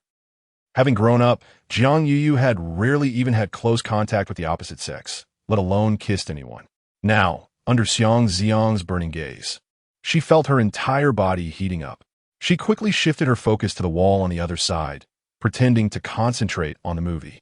But Xiang Zi'ang would not let this opportunity slip by. His hand quietly wrapped around her waist on the side opposite the aisle. Jiang Yuyu's body trembled slightly, becoming a bit stiff as she wrestled with the decision of whether to push him away. Just as she contemplated turning away, Xiang Zi'ang naturally leaned closer, instantly closing the distance. "I think this movie is poorly acted. What's wrong with it?" Jiang Yuyu whispered back, her eyes daring not to meet his, fixated instead on the flickering images on the screen. The warmth of his hand on her waist made her heart race as if it would leap out of her chest. Xiang Zi'ang feigned nonchalance and said, "The acting isn't natural enough. It's too stiff. Plus, it's not passionate enough. If they were real lovers, they wouldn't act like this at all. Real lovers, what are they like?" Jiang Yuyu followed up, intrigued by his comments. Xiang Zi'ang turned his head, glanced at her, and then nodded toward the diagonal front.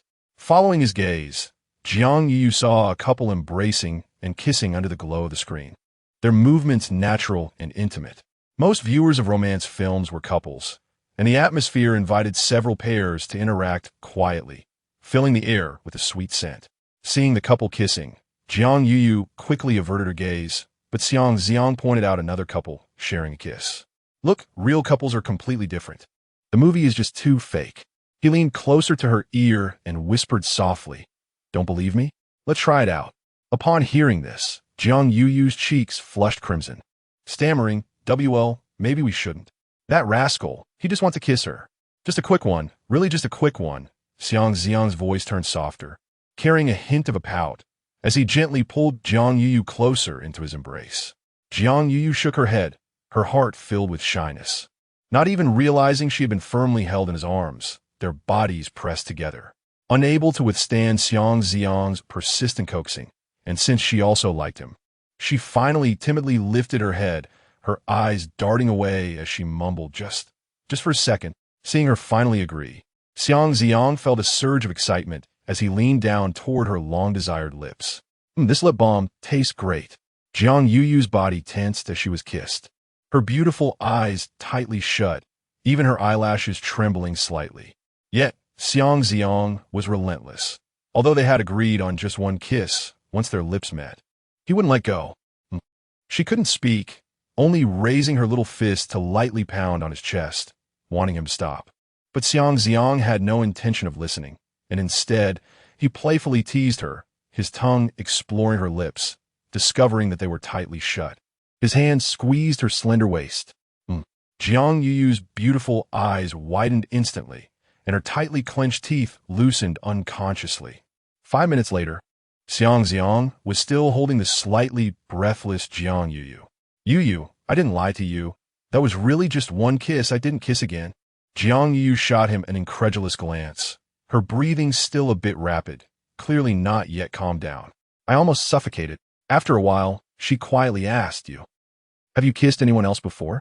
He seemed so experienced, she couldn't even dodge his tongue. Xiang Zi'ang's expression turned serious immediately. I swear. You are the first girl I have kissed since coming to this world. Xiang Yuyu pouted, her face full of disbelief. I don't believe you. Your first kiss. How could it be so? You bad boy. I'm absolutely not lying to you, Yuyu. Xiang Zi'ang insisted. He truly hadn't kissed anyone else before Xiang Yuyu.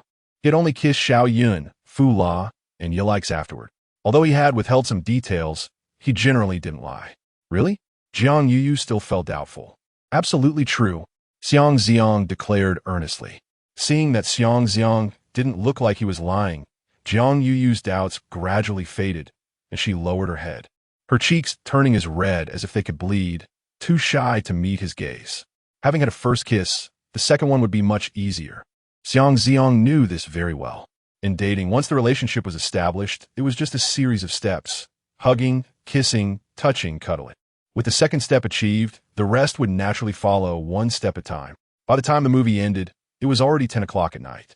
Xiang Zi'ang held Xiang Yuyu's hand as they walked out of the cinema, driving her home, which took over 40 minutes to finally reach the community entrance. After the car stopped, Xiang Yuyu unbuckled her seatbelt but hesitated before getting out. After a moment, she said, "It's so late, why don't you come to my house to rest? You've been there before." "No need, I still have to make my bed when I get back. And I have to go to work tomorrow. I need to grab some documents from home, and if I stay at your place, I'll have to go back home in the morning, which is quite troublesome." Xiang Zi'ang had no intention of sleeping in Xiang Yuyu's guest room. Wouldn't it be nicer to sleep with the beautiful Xiao Yun? Then, okay. Xiang Yuyu didn't insist further.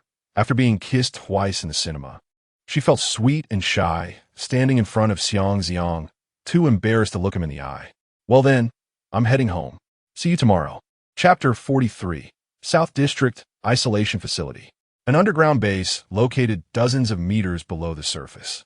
Cold incandescent lights illuminate the bloody experimental area.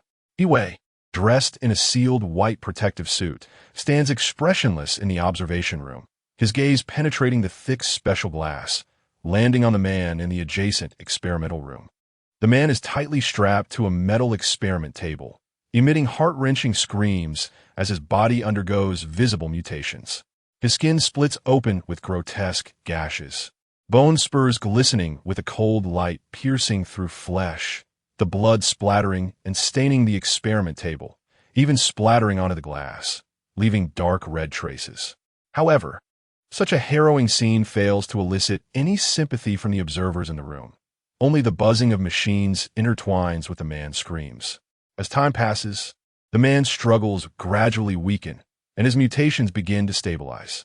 The researcher observing the experiment issues a solemn order into the communicator. It's stabilized. Proceed immediately. Extract the calamity card. The next moment, rapid gunfire erupts in the laboratory, several bullets accurately targeting the man's vital points. The man, who had just stopped mutating, is instantly turned into a sieve, collapsing bloodied on the experiment table. Soon, a calamity card glowing faintly purple emerges from his corpse, slowly floating into the air, precisely grasped by a mechanical arm. At this moment, a researcher beside Wei turns to him with data in hand, excitement in his tone. "Director, out of this batch of 50 experimental subjects, 43 have successfully fused and stabilized, with 7 failures. Based on this data, the success rate for the next batch of fusions should exceed 92, which can already be considered a finished product." Hearing this report, Wei is not satisfied. "Not enough. Use all the remaining experimental subjects. We must reach at least 98. This S-level calamity card is prepared for his own advancement, critical for whether he can break through to S-level extraordinary status. He will not allow any risks. The lives of others are mere cold data in his eyes. But for his own life, he cannot tolerate even a one risk. A troubled expression appears on the researcher's face as he quietly says, "Director, to raise the success rate of the S-level calamity card from 92 to over 95, we need at least 600 experimental subjects. Currently, there are fewer than 50 remaining in the base, and only about 300 people are detained on the surface of the isolation facility, still over 200 short. We may have to wait for a new batch of isolated individuals to be sent in." Hiwei's expression fluctuates. After contemplating for 10 seconds, he shakes his head. "There's no time. That bunch from the Peach Blossom Society has leaked my situation. If I return to the United Government now, I will be immediately investigated, and everything will be over. I must take advantage of the fact that the United Government thinks I was abducted by the Peach Blossom Society, and no one is currently putting in significant effort to investigate this gap to fuse this S-level calamity card. As long as I become an S-level extraordinary, no one will be able to judge me anymore. But what about the missing experimental subjects?" The researcher looks at Hiwei with difficulty. "Even with a 92 success rate, you're still not willing to take risks?" This fear of death has drawn disdain from everyone in the observation room. But Hiwei doesn't care what they think. He only cares that his life cannot encounter any accidents. "Old Zhao, take a few members of the internal team and pick out a few with more concealed abilities to grab some people from the surface." The internal team is a specially formed group of extraordinary individuals by Hiwei, consisting of members who have fused with low-risk Finnish calamity cards, many of whom were once trusted associates of the Public Security Bureau. Zhao Zhiwei is startled by Hiwei's words. "Director, are we going to capture people who haven't been infected? Isn't that too dangerous? What if we get noticed?" Hiwei's gaze turns cold as he stares at him. "Do you think we have a way out now?" "Go. Yes. Yes, Director. We'll go now." Zhao Zhiwei grits his teeth and quickly leaves with several members of the internal team, before granting extraordinary abilities to each subordinate. Hiwei always controls their families to prevent rebellion once they gain power. Therefore, everyone here dares not disobey Hiwei's orders. After everyone leaves, he walks to the glass front, his gaze fixed on the S-level calamity card placed in a special container, his eyes filled with unmasked greed and excitement. As long as the fusion is successful, he can become the top extraordinary in New World City, and at that time, no one will be able to control him. The next day, temporary government office location. Xiang Zi'ang carefully holds a cup of freshly brewed hot coffee, gently blowing on it to cool it down before placing it on Xiao Yun's desk. "Sister Yun, have a sip of coffee to warm up? It's freshly made. And it's your favorite latte." Xiao Yun sits in her office chair, her black suit accentuating her curvaceous figure, a tailored suit jacket paired with a white shirt, exuding a clean purity with a hint of alluring restraint, while her fitted pencil skirt reveals a pair of beautiful legs in black stockings, complemented by shiny black high heels, radiating the charm of a mature woman. However, at this moment, her exquisite face seems to be coated with a layer of frost, indicating she is in an extremely bad mood, especially when her phoenix eyes look at Xiang Zi'ang. They're filled with unabashed anger, making him feel uneasy. Xiang Zi'ang cautiously approaches Xiao Yun, placing his hand on her shoulder, gently squeezing, and in a soft tone says, "Sister Yun, I know I was wrong. I won't dare to do that again next time. Please don't be angry with me, okay?" Last night, after he dropped Jiang Yuyu off at home, he went straight to Xiao Yun's house. Jiang Yuyu could only kiss him, but couldn't get more, filled with pent-up frustration.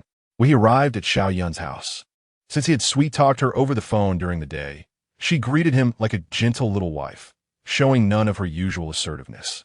Seeing Xiao Yun being so compliant and beautiful, waiting for him in stockings and high heels at 11 o'clock at night, with a mature charm that was even more enticing than Jiang Yuyu, Xiang Zi'ang's confidence surged. Therefore, he wrapped his left arm around her left leg and his right arm around her right leg, picking Xiao Yun up as if helping a child go to the bathroom. Before Xiao Yun could react, he carried her to the floor-to-ceiling mirror in the bedroom, which was very tall and large, clearly reflecting the two of them. Although Xiao Yun usually flirts playfully with Xiang Zi'ang, calling him good sister, bad brother, appearing to have a good mindset, and being open-minded, she is in essence still a well-bred lady from a high society background, lacking experience, and inherently conservative.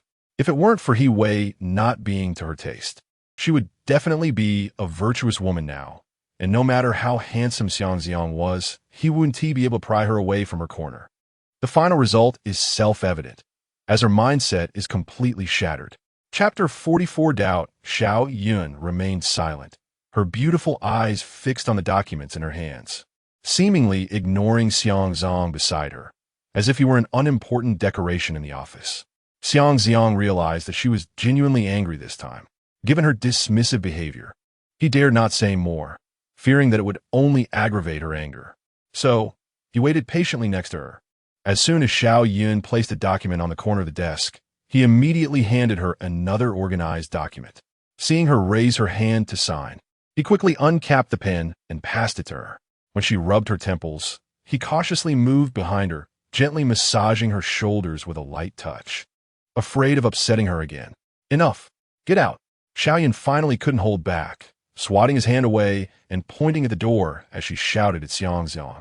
She recalled how last night she had stood in front of the mirror, staring blankly at her reflection, witnessing various scenes unfold.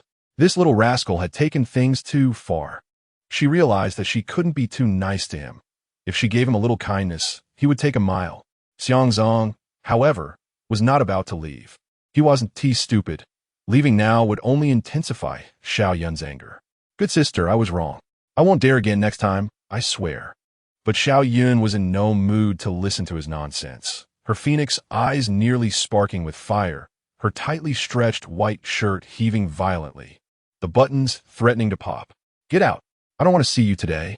Yin Jia, I still need to help you with work. Look at all these documents.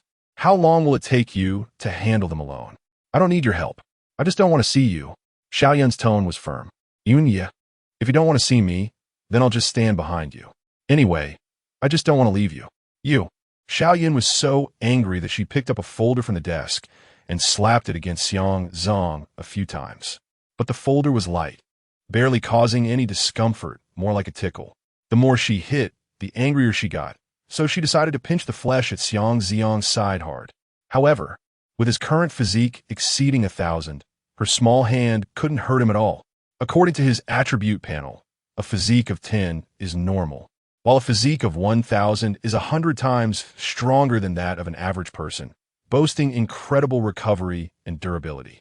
Though it didn't hurt, Xiang Zi'ang still pretended to be in great pain, furrowing his brow and baring his teeth, putting on a pitiful expression that said, I know I was wrong. Go ahead and pinch me, I won't dodge. After a while, Xiao Yun, seeing his distorted face yet filled with guilt, felt her anger subside a little. She had pinched him so hard, it must have hurt. This little rascal seemed to truly know he was wrong. But she quickly resumed her stern expression, her delicate face still icy. She couldn't show him any kindness, otherwise he'd dare to push his luck again. She had to ensure he learned a profound lesson, or who knows what strange new tricks he'd come up with next. She didn't want to go through that again. It had nearly humiliated her.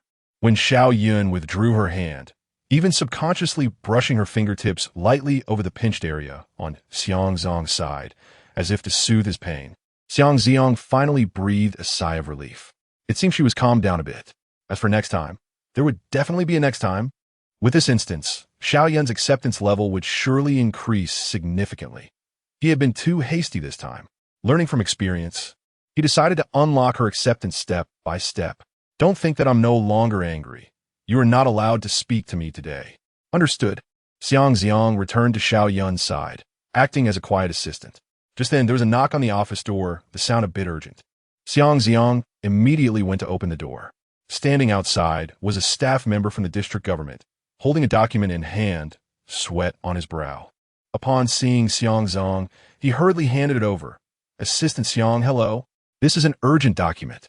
Our director said it must be delivered to Counselor Xiao as soon as possible. All right, thank you. Xiang Zi'ang took the document and glanced at it. It was an urgent temporary document. Upon reading the contents, his expression changed dramatically. A major incident. All the residents of a unit in a certain community had vanished overnight. As he read through the document, he walked towards Xiao Yun, and just from the furrow in Xiang Zi'ang's brows, she knew that something was amiss. After receiving the document from Xiang Zi'ang, She too was shocked by what was written. Over 300 people had disappeared in one night. Yet the rest of the community was unscathed. Could another disaster be occurring? Why did it have to happen at this moment? Xiao Yun's face was filled with worry. However, after some thought, Xiang Zi'ang shook his head. Sensing that he had an idea, Xiao Yun immediately looked at him. What are you thinking? But Xiang Zi'ang did not answer. Instead, he pointed to his mouth and shook his head. Xiao Yun had just told him that he wasn't allowed to speak to her today. Xiao Yun's expression stiffened, and she slammed the table. Speak now. Xiang Zi'ang then leaned closer to her. So, does that mean you're not angry with me anymore? But Xiao Yun was not buying it. Her face cold. If you don't speak now, then don't say anything in the future. Speak. Xiang Zi'ang instantly put away his playful demeanor. Analyzing seriously. I don't think this is a new disaster. You see, the document clearly states that there were no signs of struggle, no bodies or blood. And it just so happens that an entire unit of people disappeared, while the adjacent unit is completely fine. This doesn't seem like something a disaster that acts on instinct and likes to consume flesh or souls would do. He paused before adding, at least, it doesn't seem like something a lower-level disaster could pull off. Moreover, there were no detected disaster values at the scene, so it couldn't be a lower-level disaster. It could only be a top-level disaster or a superhuman capable of controlling their own disaster pollution that could do this. After listening, Xiao Yun furrowed her brows even tighter, and after careful consideration, she found Xiang Zi'ang's analysis to be quite reasonable. She fell silent for a few seconds. Suddenly her eyes brightened with a hint of worry. Could it be that top-level disaster that appeared in the Southern District a few days ago? Xiao Yun's subconscious still believed that humans could not commit such acts. Among the 300 people were the elderly and children, all innocent ordinary people. Anyone with a shred of conscience would not resort to such cruelty. Xiang Zi'ang's expression darkened. He wouldn't he do such a thing? Why was she still thinking about him? I don't think so. Causing such an incident at this time. Xiang Zi'ang suddenly had a thought, recalling He Wei, who had not been abducted but had yet to make an appearance. Could it be related to those living experiments? Experiments? Xiao Yun was taken aback. Currently, my father, He Wei, and other important high-level officials in the Southern District have been abducted. Even if they were conducting such experiments before, they wouldn't continue without them being present, right? Moreover, they previously used those contaminated individuals from the isolation facility, but this time they directly captured unpolluted ordinary people. And to capture so many at once would definitely attract the attention of the joint government. It doesn't make sense. Xiang Zi'ang didn't respond. He couldn't let her know that He Wei hadn't been captured. Otherwise, he wouldn't be able to explain the source of the information. So he shifted the topic. In any case, this matter will definitely draw attention. The Special Operations Department and high-level superhumans from the inner city are in the Southern District. They will prioritize investigating this case. In terms of investigation capability, they are far more professional than we are. Let's wait for their news. Xiao Yun nodded, not saying anything more. But her eyes continued to fixate on the document, her delicate brows tightly knit, clearly still worried about the situation. Zi'ang's thoughts began to shift towards He Wei. He started to ponder where He Wei could have gone, considering that he had not shown up until now. Is he still in the Southern District? Or has he escaped from the Southern District? Chapter 45 Discovery in the Riverside Community. A perimeter was set up. She was inspecting the scene with the extraordinary individuals who had come from the inner city for support. There was not even a hint of a disaster's aura.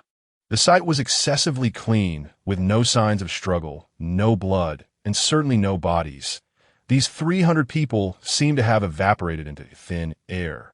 An A-class extraordinary from the inner city, Qiao Xiujie, couldn't help but complain, kicking a pebble by his feet. The Southern District was indeed strange.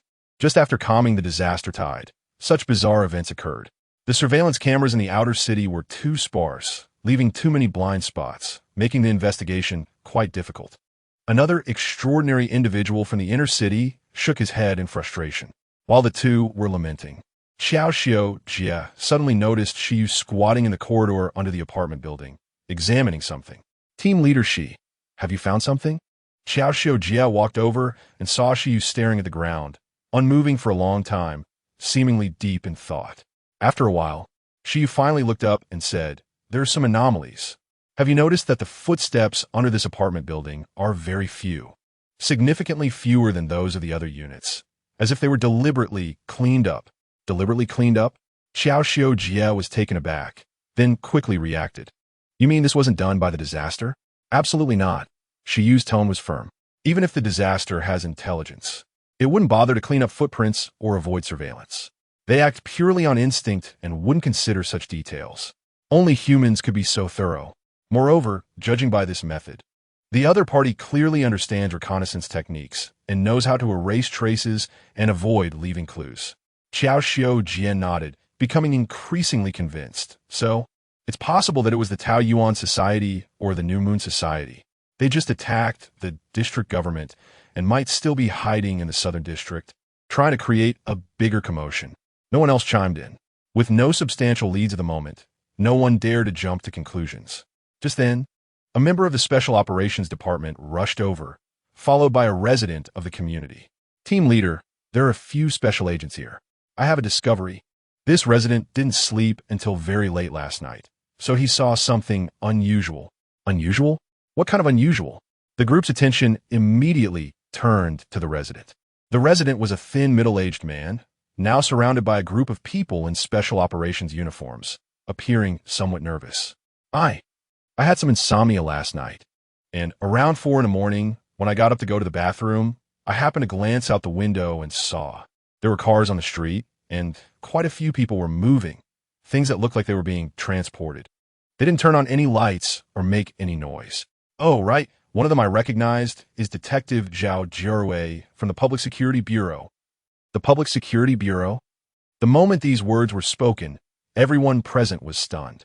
Everyone knew that a few days ago, the headquarters of the Public Security Bureau was attacked jointly by the Tao Yuan Society and the New Moon Society, turning the headquarters building into ruins with heavy casualties. And Zhao Jiawei was one of the personnel who might have been kidnapped. With so few personnel left scattered across various branches of the Public Security Bureau, how could they suddenly appear here moving people? Shiyu immediately took out his phone and called the current temporary head of the Public Security Bureau. After asking a few questions, the other party claimed to be completely unaware of the situation and had not taken any action. Shiyu put away his phone, his expression darkening. At this moment, Xiao looked at Shiyu and said, Team Leader Shi, you are from the Southern District and familiar with the situation here. Please share your thoughts. The others had been interacting with Shiyu for the past few days, although his B-class extraordinary power wasn't particularly concerning to them. He was indeed a responsible and capable person. Many of them had stronger abilities than Shiyu, but it was better to rely on a trustworthy local for the investigation. Shiyu pondered for a while, recalling the recent uproar about the live human experiments and reflecting on the details of his interactions with He Wei and other detectives from the Public Security Bureau, trying to figure out whether this incident was related to them. Perhaps it is related to the Public Security Bureau. I have a hypothesis, and I may need to check the quarantine facility to see the situation of the contaminants being held there. At this point, she no longer trusted anyone from the Public Security Bureau. Asking over the phone might not yield a truthful response. Only by seeing the situation at the quarantine facility with his own eyes could he determine whether everything was indeed orchestrated by the Public Security Bureau. At 2 o'clock in the afternoon, the door to Xiao Yun's office was suddenly pushed open. Shiyu, Xiao, and several other members of the Special Operations Department, along with a few remaining high-ranking officials from the Southern District, stormed in. Seeing such an intimidating group, Xiao Yun's heart tightened. Xiang Zi'ang also looked at the intruders in surprise. Xiao looked at Xiao Yun with an unfriendly expression, entirely different from the friendly demeanor he had when he saw her yesterday. Counselor Xiao, we need you to come with us to assist in the investigation. Assist in the investigation? Xiao Yun remained calm in her office chair. I want to know what exactly happened that requires the Special Operations Department to personally request my assistance in the investigation. She paused, glancing at the few Special Operations members in black uniforms before continuing. Moreover, I'm a counselor of the new Territory City Council. According to the joint government's regulations, if you want to investigate a counselor, you must provide approved investigation documents from the City Council and authorization from the Joint Government Supervisory Department. You have neither documents nor authorization, and just on the basis of assisting in the investigation. You want to take me away? Xiao and Xiu exchanged glances, their expressions turning somewhat grim. Indeed, to detain someone of Xiao Yun's status, their power alone was insufficient. However, Xiao did not retreat. Instead, he firmly said, "Counselor Xiao, we know you're a counselor of the new Territory City Council, and it would be difficult for us to forcibly take you away. But, given the current situation, we can't afford to worry about that. We won't take you away today. We'll just ask here. Tell us, where is the experimental base?" Experimental base? A flicker of surprise crossed Xiao Yun's beautiful eyes, and her heart sank. At this point, don't pretend. Xiao gritted his teeth, his voice laced with anger. We just went to the quarantine facility, and the hundreds of contaminants that were just locked up a few days ago have all disappeared. Moreover, someone witnessed last night that the more than 300 missing individuals were taken by the Public Security Bureau. We have already interrogated the remaining grassroots personnel from the quarantine facility, as well as the other detectives and agents from the Public Security Bureau. And they have all confessed that the mastermind behind all this is your father, District Chief Xiao Weihua, and your husband, He Wei, Counselor Xiao, Mrs. He. You absolutely cannot say you know nothing about this. Hearing this, Xiao Yun was completely stunned. They had already discovered and confirmed that He Wei was conducting forbidden experiments. Her father was indeed involved. Xiao Yun opened her mouth, her voice trembling. I really had no knowledge of this matter. Huh, you had no knowledge? Xiao sneered, turning to shout at the person behind him. Zhou Hui, use your nightmare owl to make her tell the truth. Nightmare owl? Xiang Zi'ang could no longer sit still upon hearing this. B-class disaster. Nightmare owl. A mental disaster that could create terrifying illusions. Clearly indicated that they were prepared to force Xiao Yun to reveal everything they wanted to know. In their view, as the daughter of Xiao Weihua and the wife of He Wei, she must know the inside story. Enough. Xiang Zi'ang stood in front of Xiao Yun. She truly had no knowledge of the misdeeds of Xiao Weihua and He Wei. This matter had nothing to do with her. What do you think you are? Get lost. Xiao is now filled with worries about the safety of the missing persons and cannot afford to pay attention to Xiang Zi'ang. He just wants to quickly press for the location of the experimental base. Every minute of delay means another person will die. They must find the location of the experimental base as soon as possible to save those ordinary citizens who have been abducted. Several extraordinary individuals quickly surrounded Xiao Yun, trying to force her to reveal information. Xiang Zi'ang felt somewhat helpless. He knew that it was difficult to explain things without evidence. These people were genuinely concerned about the safety of the missing persons and had not done anything wrong. From their perspective, Xiang Zi'ang would do the same. However, Xiang Zi'ang could not allow them to interrogate Xiao Yun in a way that could drive her to the brink of mental collapse. I know you don't believe me. Xiang Zi'ang's voice carried a hint of helplessness, but this matter. Forget it, it's a lost cause. Chapter 46. Comfort. Just as Xiang Zi'ang raised his hand, his wrist was suddenly grabbed fiercely by Xiao Yun. You little rascal, don't be foolish. In Xiao Yun's eyes, Xiang Zi'ang was merely an A-level. While there were 3 A-level superhumans from the inner city on site, along with no less than 10 B-levels. No matter how strong Xiang Zi'ang was, he couldn't withstand the numbers. If a fight broke out, it would definitely not end well. Xiang Zi'ang sensed her worry and gently patted her hand, speaking with certainty. It's okay, trust me. Looking into Xiang Zi'ang's bright and determined eyes, which showed no signs of panic, Xiao Yun's tense heart relaxed a bit, but her worries still lingered. Xiao and the others were in a hurry to find the experimental base. What if a fight broke out and Xiang Zi'ang got hurt? You little rascal, can you just listen to me for once? Xiao Yun's eyes turned red with anxiety, tears welling up, tightly gripping Xiang Zi'ang's wrist and refusing to let go. Seeing Xiao Yun's reddened eyes and glancing at the superhumans staring at them, Xiang Zi'ang was about to say something when Xiao Yun gritted her teeth, suddenly pulling him half a step back while stepping forward herself, raising her head to look at Xiao and the others. I really don't know what my father and He Wei did, but if you don't believe me, then use your abilities to interrogate me. She was well aware of the terrifying nature of this disaster ability. The illusions it created could drive a person's mind to collapse. And even after returning to normal, it would leave long-term psychological scars. But in this situation, she couldn't resist at all. Rather than let Xiang Zi'ang take risks to protect her and end up getting hurt or even killed, it was better for her to bear the pain of interrogation herself. Xiao Yun clenched the hem of her clothes, mentally preparing to endure the torment. Xiang Zi'ang looked at her, standing in front of him, noticing her tightly pursed lips and pale fingertips, feeling both warm and helpless in his heart. "My dear sister, can you have a little more faith in me? You should be the one. Can't you just listen to your sister for once?" Xiao Yun glared at him fiercely. All right, I'll listen to you." Xiang Zi'ang raised his hands in a gesture of compromise and said, "How about we each take a step back?" "Take a step back?" Xiao Yun was taken aback, not understanding his meaning. "Right, I won't fight them, and you won't have to be interrogated. I'll just take you and run." He actually didn't want to conflict with Xiao Xiujia and the others. Although these people were a bit rough, they were also looking for the missing civilians. But he absolutely wouldn't allow Xiao Yun to be wronged. Xiao Xiujia heard this clearly and immediately snorted coldly, his tone full of mockery. "Run? I want to see where you think you can run to." With 3 A-level superhumans and over 10 B-levels present, Xiang Zi'ang's idea was simply wishful thinking. But Xiang Zi'ang ignored his ridicule, stretching out his hands to securely wrap around Xiao Yun's waist. Before Xiao Yun could react, she felt her body lighten, and the surroundings instantly blurred. The next second, the two of them disappeared without a trace from the office. Xiao Xiujia's mocking expression froze, his eyes widening in shock. Filled with disbelief.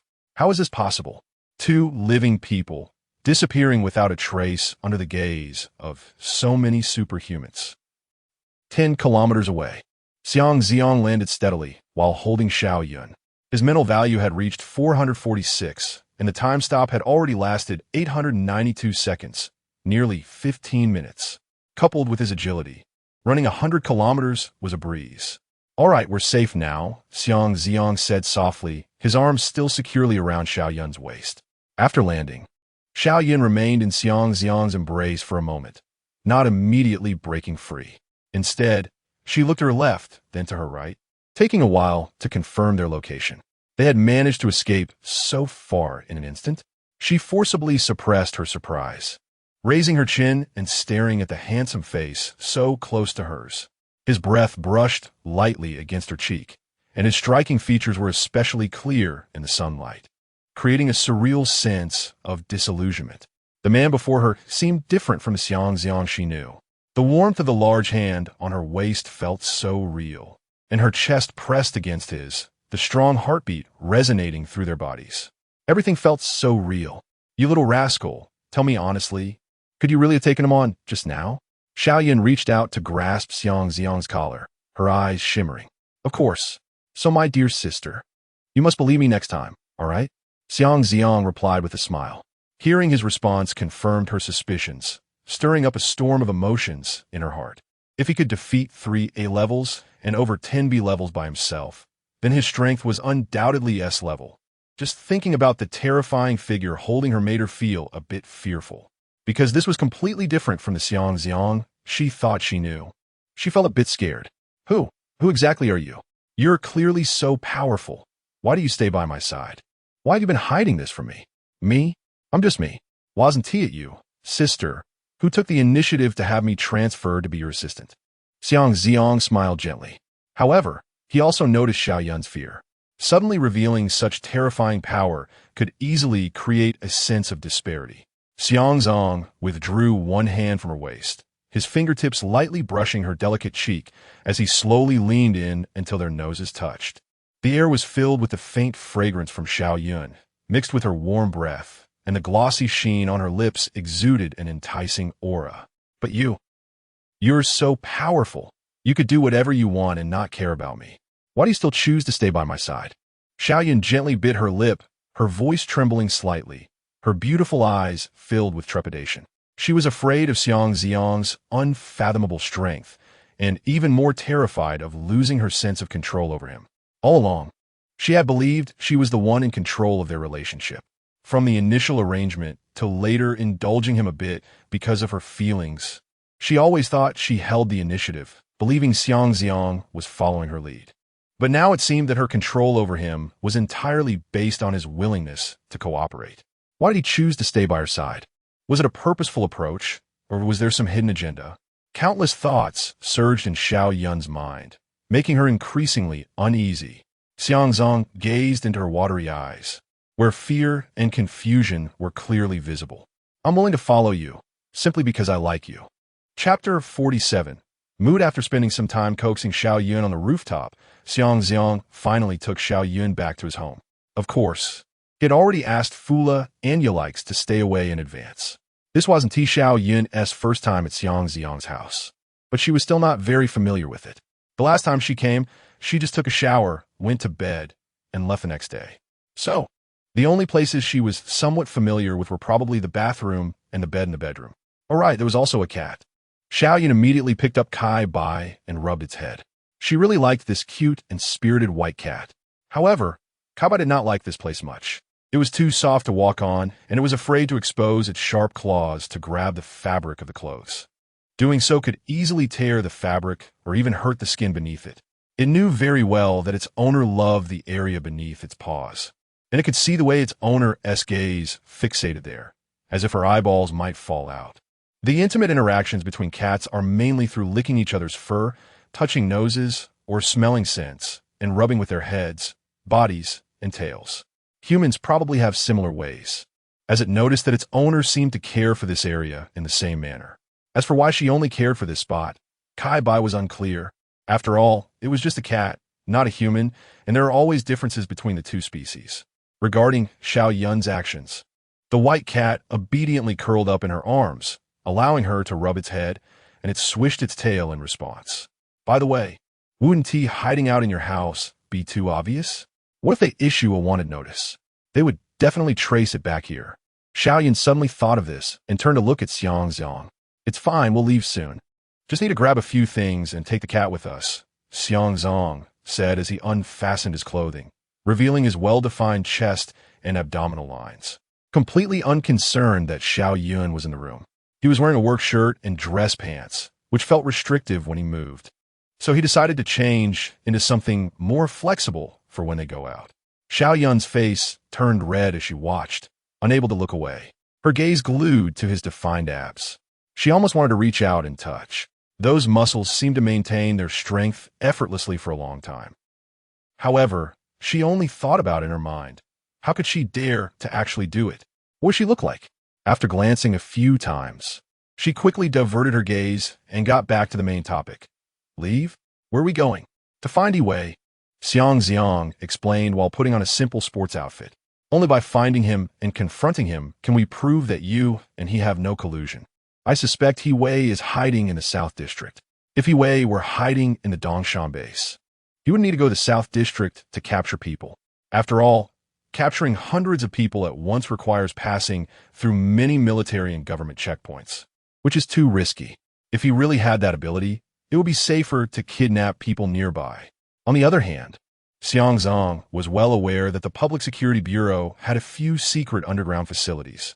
After all, the original body had once been a trusted subordinate of Yiwei. For instance, there was a basement at the headquarters of the Public Security Bureau built specifically for shelter against disasters. Besides that location, there was also a facility in the isolation area, which was likely that base. The original body had accompanied Yiwei there before, but Yiwei was extremely cautious and did not allow him to enter, only letting him wait outside. Looking back now, it seemed highly likely that that underground facility was an experimental base. You have to know, how could Yiwei possibly care about those infected people enough to build safety facilities for them? The experimental base must be there. Do you know where he is hiding?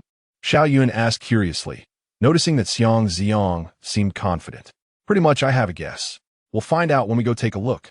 Xiang Zi'ang replied as he finished getting dressed and was about to take Xiao Yun out, but his gaze fell on what she was wearing. She was in a fitted white shirt with a slightly open collar, outlining her delicate collarbone, and the tight pencil skirt accentuated her waist and hips, with her long legs and high heels looking straight and slender. Although it was a proper work outfit, it had a rather suggestive vibe. As good-looking as it wasn't suitable for action. Yinjia, how about you change? It might not be good for you to move around in that later. Change clothes? But I didn't bring any other clothes. Xiao Yun frowned slightly, feeling a bit troubled. She knew this outfit was inconvenient for action, but where could she find clothes to change into now? Looking at Xiang Zi'ang, she tentatively asked, "Do you have any women's clothes at home?" Then just wear this for now." Xiang Zi'ang thought that Xiao Yun wouldn't need to fight and that it was enough for her to provide emotional support by standing by his side. So it didn't really matter what she wore. "Hey, what's that?" But Xiao Yun's attention was suddenly drawn to several pink fabric bags next to the wardrobe. She walked over, opened one, and froze in place. What were those? Dozens of small outfits, black lace bodysuits, thin see-through outfits, pure desire couple cosplays, romantic lace skirts, super sexy body-hugging short skirts. She pulled out each piece from the bag. Not only those, but there were also nurse outfits, JK uniforms, bunny girl costumes, teacher outfits, flight attendant uniforms. Made of very little material, clearly all sexy styles. "Xiang Zi'ang, how could you have these things at home?" Xiao Yun was both embarrassed and angry. Grabbing a super short lace dress and throwing on the ground, her cheeks red enough to bleed. Seeing this scene, Xiang Zi'ang's heart sank. Oh no, those were bought yesterday for Fula Inulex. He had just forgotten to hide them. Xiao Yun's face turned red as she couldn't believe she had found these things in Xiang Zi'ang's house. Looking at these items, they were simply scandalous. Xiao Yun, after all, came from a wealthy family and had strict upbringing. Seeing these provocative outfits worn by women was truly unbearable. "Tell me, how do you have these at home?" Xiao Yun angrily questioned Xiang Zi'ang. "Yunjie, let me explain." Xiang Zi'ang quickly ran over to grab Xiao Yun, but she pushed his hand away. "These things are actually—" "Oh dear, how to explain this?" Looking at these sexy outfits, Xiang Zi'ang regretted not hiding them well, letting Xiao Yun see them. His mind raced, and seeing the tags still attached to the outfits, he immediately had an idea. "Good sister, actually, these weren't bought for anyone else. Look, the tags are still on. They've never been used." Xiao Yun took the super short lace skirt that couldn't even cover her, but then saw the tag still hanging, proving that this outfit hadn't been used. She finally felt relieved. She had thought this little brat was getting involved with other women. Not for anyone else? Then why do you have this at home? Xiao Yun coldly questioned, her face still stern. Xiang Zi'ang opened his mouth, but couldn't find his words. He just slowly glanced over Xiao Yun's waist and then down to her straight legs, his gaze carrying a strange meaning. This made Xiao Yun instantly understand something. Wait, this little brat didn't want to buy it for her to wear, did he? In an instant, Xiao Yun's expression changed, feeling both shy and angry. She had thought that holding her to look in the mirror last night was enough fun. She didn't expect this little brat to have more tricks up his sleeve. Looking at the indecent clothing in her hands, if she wore it, it wouldn't even cover her, but you dare to think of that, you little brat. Xiao Yun pronounced each word heavily, her beautiful face flushed with shame, while her phoenix eyes seemed ready to spit fire. Xiang Zi'ang took the short skirt from her hands and tossed it aside. "Sister Yun, I just like it purely. I didn't really want you to wear it. If you didn't want me to wear it, then why did you buy these? As a collection?" Xiang Zi'ang was somewhat at a loss for how to explain. "Well, dear sister, look, if you don't want to wear it, I can't force you, right? It's just a hobby. If you don't like it, then you don't like it. I'll just throw these away later." Oomph. Xiao Yun allowed a light huff, her phoenix eyes still filled with lingering anger. However, what Xiang Zi'ang said made sense. If she didn't want to wear it, he couldn't possibly force it on her. So whether he bought these or not didn't really matter. In the end, whether she wore them or not still depended on her own will. Looking at the scattered, alluring outfits, Xiao Yun's eyes flickered, suddenly realizing that these clothes were really too bold. Who on earth invented such styles? They were completely designed to target a man's desires. If she wore these, that little rascal would definitely. Chapter 48, Contempt. Xiang Zi'ang brought Xiao Yun to the isolation facility.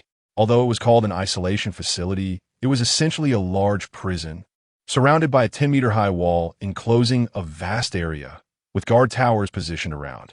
However, the facility was eerily quiet now, with no staff on duty in sight. The two avoided the main entrance and slipped in through a breach in the side door, making their way down to the basement based on memory. Arriving at the area where Xiang Zi'ang had been with Wei a few times, they found only identical rows of gray walls, cluttered with desks and discarded materials on the floor, resembling an unkempt storage room. However, Xiang Zi'ang knew this place was definitely not just a storage room. He wandered around the basement a few times, occasionally tapping on the walls with his fingertips. Xiao Yun followed closely behind, her gaze carefully scanning every corner, afraid of missing a hidden entrance. Suddenly, Xiang Zi'ang stopped in front of a wall. Sister Yin, step back a bit. As soon as he finished speaking, he clenched his fist, and blue lightning quickly gathered between his fingers, accompanied by a crackling sound. Thunderstorm palm. He struck the wall fiercely. Boom! The wall collapsed with a deafening crash. Amidst the flying dust, a dark passage suddenly appeared before them. Found it, Sister Yin. Xiang Zi'ang turned to look at Xiao Yun. Xiao Yun immediately took out her phone and called Shiyu. She knew that to clear her connection with He Wei, she had to personally prove to the Special Operations Department that she was unrelated to this underground base. After Xiao Yun finished speaking, she hung up and looked at Xiang Zi'ang. They're on their way here. They should arrive in about 15 minutes. All right, I'll go down and take a look first. You just wait here. Isn't that a bit dangerous? Shouldn't we wait for the Special Operations Department to arrive before going down together?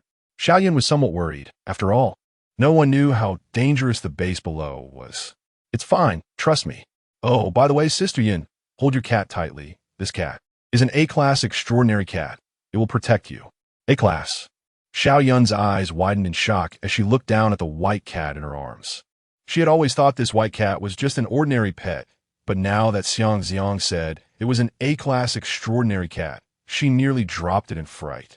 No wonder Xiang Zi'ang insisted on bringing this cat along and specifically asked her to hold it.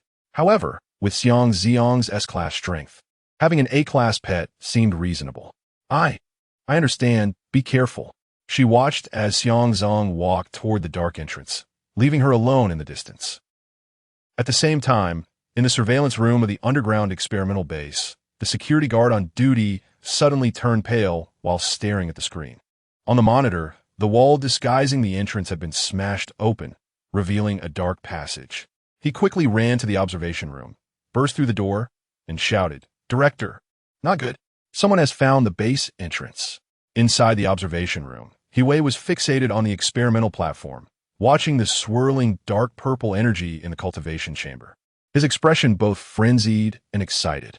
But upon hearing this, his expression froze instantly. So soon, they found this place. He knew that directly abducting hundreds of living people in the Southern District would expose the abnormality of the Public Security Bureau. But he didn't care because the experiment with this S-class disaster card had already reached its final stage. This disaster card, shaped by the lives of 8,000 people, was ready for fusion at any time. He had just brought in another batch of people to ensure everything went smoothly. How many people came? He Wei asked again. Just one. It's Xiang Zi'ang. And there's Madame Xiao Yun, but she stayed at the entrance and didn't come in.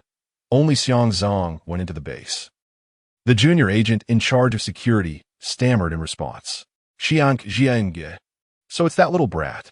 He Wei remembered having brought Xiang Zi'ang to the entrance a few times and immediately understood why the other party could find his experimental base so quickly. Go. Send a few people to capture him and also bring that Xiao Yun woman. I want them alive. For these two whom he hated to the bone, daring to cuckold him, He Wei wished to torture them to death himself. That would be the most satisfying. However, as soon as he finished speaking, a casual voice suddenly echoed in the observation room. Alive? Well, I'm here, boss. What do you need me for?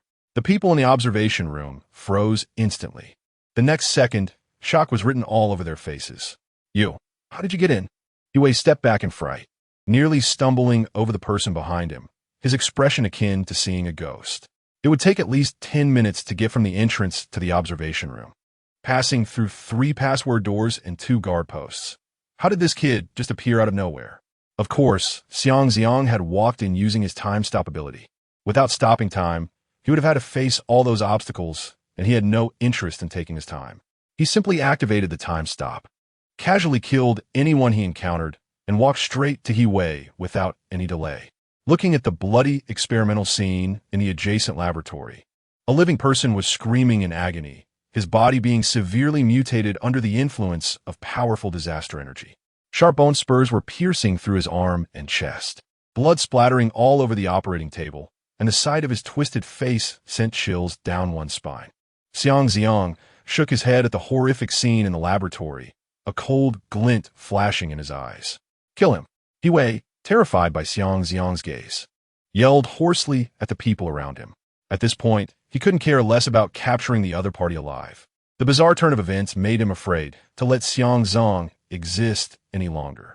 In an instant, 6 figures rushed out of the observation room. 2 A-class extraordinary beings led 5 B-class ones, charging at Xiang Zi'ang with fierce momentum. This force was enough to sweep half of the Southern District's Public Security Bureau, and no one expected He Wei to have such strong backup hidden. But boom! Violent lightning exploded Invincible. The 5 people at the front were instantly sent flying. Only one person remained, caught by Xiang Zi'ang by the throat. Public Security Bureau Inspector Li Hui. For this familiar face, Xiang Zi'ang showed restraint. "Brother Li, I don't understand why someone like you would help He Wei." In the Public Security Bureau, Li Hui was one of the few people Xiang Zi'ang respected because he could truly be considered a good inspector. When Xiang Zi'ang first joined the Public Security Bureau, it was Li Hui who brought him in. "Xiang Zi'ang, we are all under his control. Some of our family members are held hostage by He Wei, and some have been implanted with brain parasites. None of us truly want to help him. You don't need to worry about us. Just go kill He Wei. You mustn't let him fuse that S-class disaster card, where the whole Southern District will be doomed." At this moment, He Wei saw how terrifying Xiang Zi'ang's strength was. How could he still dare to stay in place? He quickly ran toward the laboratory. He had to fuse that disaster card quickly. Regardless of whether the success rate was only 94 or 95, he had no time to waste. "Hurry up, Xiang Zi'ang!" Li Hui urgently called out to Xiang Zi'ang. However, Xiang Zi'ang was not in a hurry at all. He slightly sensed the weak disaster energy within Li Hui's body. There was indeed a faint presence of it in his brain. One of the abilities of the brain parasite, attached to the B-class disaster, brain cyst fly, was a tiny parasitic disaster that could burrow into a person's brain and take root. Thus, Xiang Zi'ang immediately used his devouring ability to completely consume the small parasite. After devouring that tiny disaster parasite, Xiang Zi'ang set Li Hui down. "All right, brother Li, you're fine now." Li Hui felt a sudden lightness in his head at this moment, and the unbearable pain that used to strike him whenever he defied orders had surprisingly not occurred again. He looked at Xiang Zi'ang in astonishment, his heart filled with shock. But the next moment, he suddenly remembered something and quickly glanced towards the laboratory. At this moment, He Wei was taking out the disaster card and starting to attempt fusion. "Xiang Zi'ang, hurry and stop him." However, in response to Li Hui's urging, Xiang Zi'ang was not in a hurry at all. He leisurely walked to the observation room's viewing glass, pulled over a chair, and sat down. He glanced at the cigar box on the table, took out a high-quality cigar cherished by He Wei, and struck a match to light it. "No rush, brother Li. Let him fuse. The result will be the same." Xiang Zi'ang leaned back in his chair, holding the cigar between his fingers, his tone calm, as if discussing something trivial. Seeing Xiang Zi'ang so composed shocked Li Hui. That was an S-class disaster card. Once fused, no one in New Realm City would be able to defeat him, not even the few remaining S-class extraordinary beings. Who wouldn't dare to say they could take down He Wei? Because the Bone Corpse Dragon was truly too strong. However, judging from how Xiang Zi'ang had instant-killed 2 A-class and several B-class earlier, could it be that this kid was also S-class?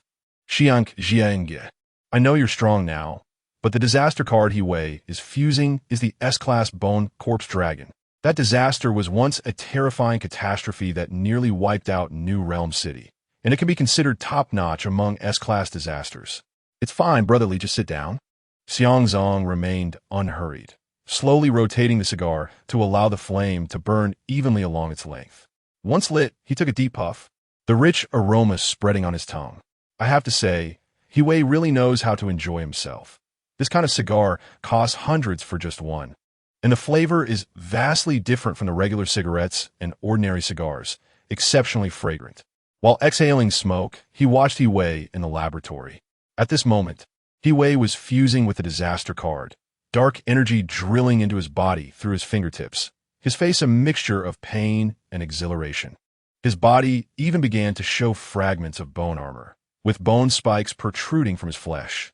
enduring the intense pain of bodily transformation while keeping a wary eye on Xiang Zi'ang. When he noticed Xiang Zi'ang sitting in the observation room, smoking a cigar with a completely relaxed attitude, He Wei was stunned. He wasn't going to stop him. After all, the disaster card he was about to fuse was S-Class disaster card. Bone Corpse Dragon. Seemingly sensing He Wei's expression, Xiang Zi'ang raised his cigar to him through the glass, leisurely blowing a smoke ring. His voice carried through the ventilation system. Boss, don't get distracted. Focus on the fusion. Don't worry, I won't interrupt you. Chapter 49, such contempt, without a doubt, was a blatant disregard for him. He Wei nearly spat out a mouthful of blood. The disaster energy within him, which had just stabilized, suddenly became agitated, almost spiraling out of control. Fortunately, the disaster card, built from the lives of nearly 10,000 people, had long since been highly adapted to his body, with a very low risk of fusion, allowing him to barely suppress the surging energy. You little bastard, I will definitely tear you apart later. He Wei vowed in his heart, forcibly restraining his anger, fully concentrating on merging the disaster card. Soon, his body began to undergo drastic changes. His pupils ignited with a scorching red light, as if molten magma flowed beneath his eyes. Muscles bulged beneath his skin. Gray-black scales erupted from his pores, covering his limbs and torso. With a ripping pain in his back, a pair of black bone wings, covered in spines, suddenly spread out, and his nails transformed into sharp, pale claws. Like a demon emerging from hell, pain and ecstasy intertwined within him. An overwhelming power surged through his veins, each heartbeat carrying a devastating pressure. This feeling of control over everything gradually plunged him into a morbid euphoria. So, this is the power of disaster? He Wei finally experienced it. He revealed a manic smile. The power he had longed for years was finally in his grasp. At this moment, he truly wanted to howl at the sky. When the last trace of disaster energy merged into his body, his disaster form was completely revealed. His entire body was covered in gray-black scales. His pale claws glimmered with cold light. The spines along the edges of his bone wings were sharp as knives. His horns were prominent, and his legs transformed into thick, serpentine tails, resembling a demon dragon crawling out of hell. He let out a long howl, and a violent wind swept through the entire laboratory. Even the bulletproof special glass shattered, turning into countless flying shards. Then, he shot up into the sky, directly breaking through the layers of concrete and earth, his wings stirring up a storm as he flew into the sky, hovering among the clouds. At this moment, he forgot the humiliation from Xiang Zi'ang earlier, because he had already immersed himself in the power he had just acquired. He joyfully felt the surging power within him, a force that could almost destroy everything. Overlooking the tiny new realm city beneath him, he felt as if the world was under his control. This feeling of reaching the pinnacle and looking down upon all beings made him unable to contain his wild laughter. Ha ha, ha ha ha. His laughter shook the clouds, filled with endless arrogance and brutality, spreading across most of the southern district. At this moment, Shiyu and Xiao Xiujia, along with the special operations team, had just parked their car outside the quarantine area. Before they could issue orders to begin their operation, they heard a thunderous roar from above. Looking up, they saw a giant skeleton dragon covered in gray-black scales bursting from the ground, its bone wings stirring up a storm as it soared directly into the clouds, its menacing outline flickering in and out of view. That is, the bone dragon? How is this possible? Xiao Xiujia showed a shocked expression. That S-rank disaster card was supposed to be sealed in the inner city vault, right? How did He Wei obtain this disaster card? S-rank. The others gasped in astonishment. They never expected that He Wei had directly fused with an S-rank disaster card.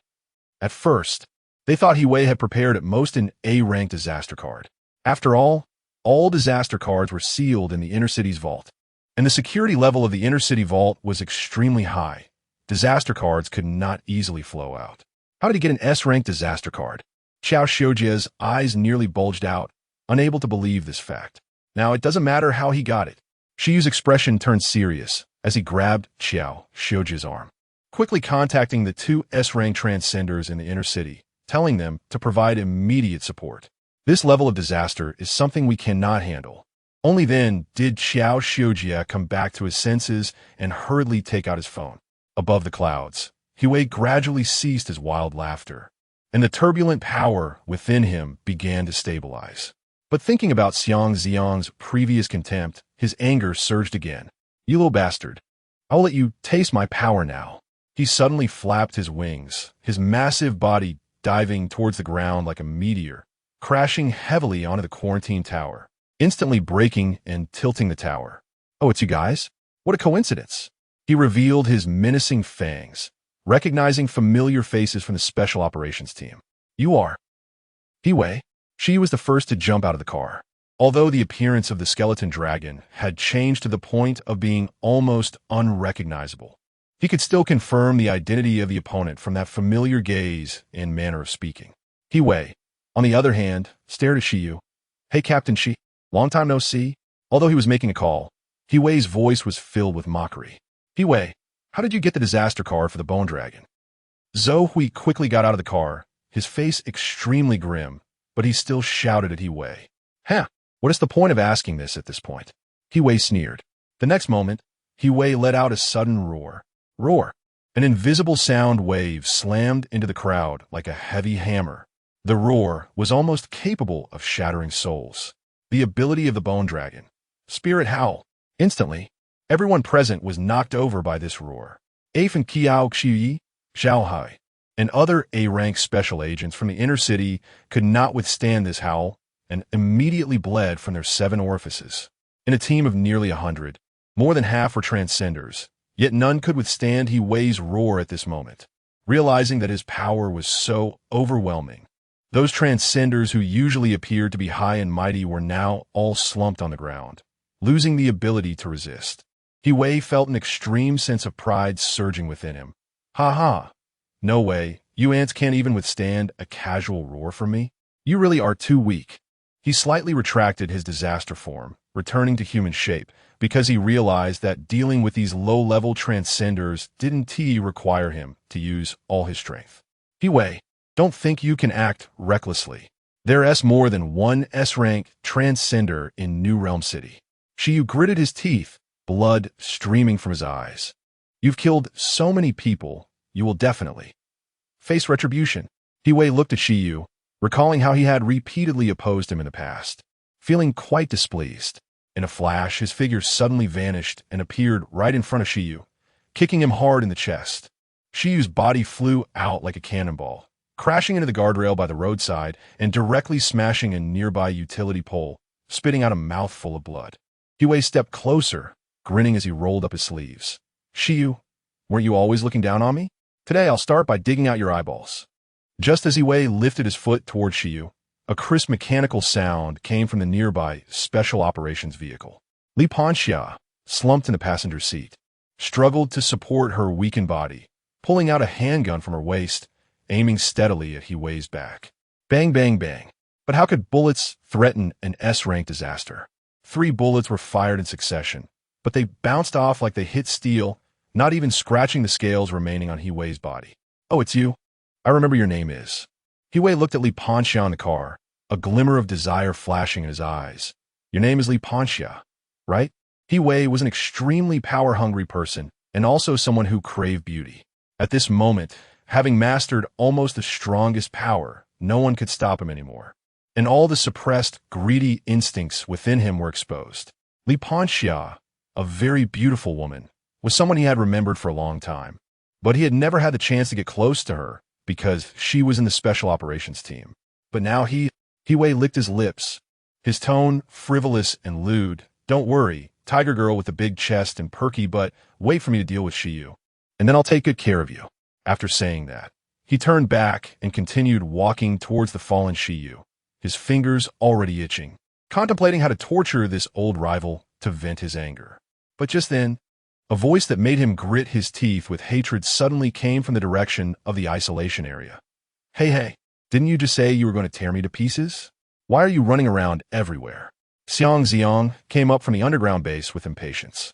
He thought Hui would come looking for revenge right after merging the disaster card, but unexpectedly this guy got carried away, merged an S-level disaster card, and was so happy he didn't know which way was up, directly flying around in the sky and then coming down to bully others.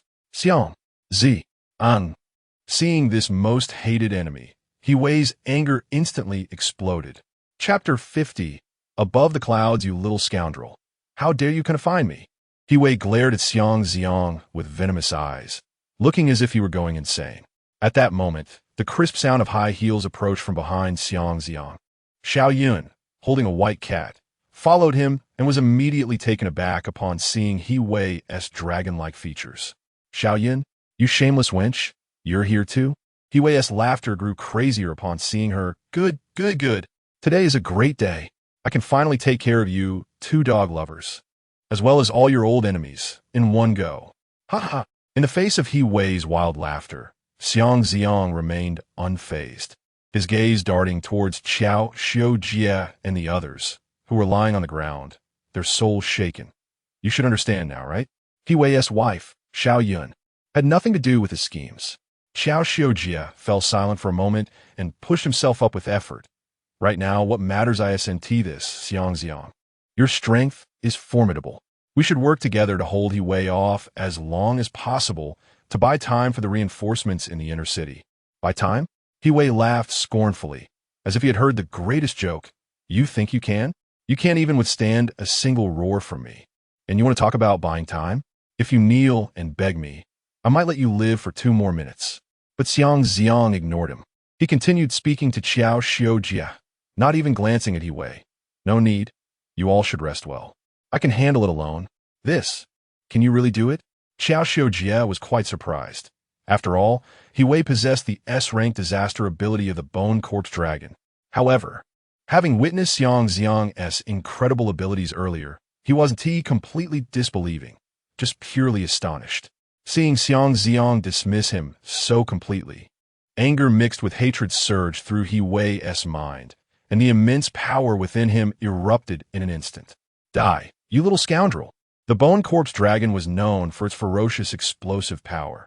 Any disaster that bore the name of a dragon was formidable and troublesome. This disaster card of the Bone Corpse Dragon was originally prepared by Xiao Weihua for himself, using his power and connections to replace the real disaster card in the inner city's secret vault with a fake one. But in the end, it became a wedding dress for He Wei. The powerful physical strength exploded forth, granting him a speed that broke the sound barrier in an instant. His claws tore through the air with a sharp sound as they lunged towards Xiang Zi'ang. He wanted to sever one of Xiang Zi'ang's arms first and see that calm expression turn into a painful scream. He wanted to make this little scoundrel kneel and beg for mercy. He wanted to kill him in the most brutal way possible. However, the next second, whoosh, he suddenly found himself staring at emptiness. The Xiang Zi'ang who had been so close had vanished without a trace. He Wei was startled, and before he could react, a strong sense of weightlessness hit him. He hurriedly spread his membrane wings, transforming into his dragon form, flapping his wings to stay suspended in the air. At the same time, he was shocked by his surroundings. White clouds, blue sky, 10,000 meters in the sky. This familiar place. Wasn't he at what he had seen when he first grasped the power of disaster, rushing into the clouds in ecstasy? How did he suddenly return here? Boss, look at you now, you really are ugly.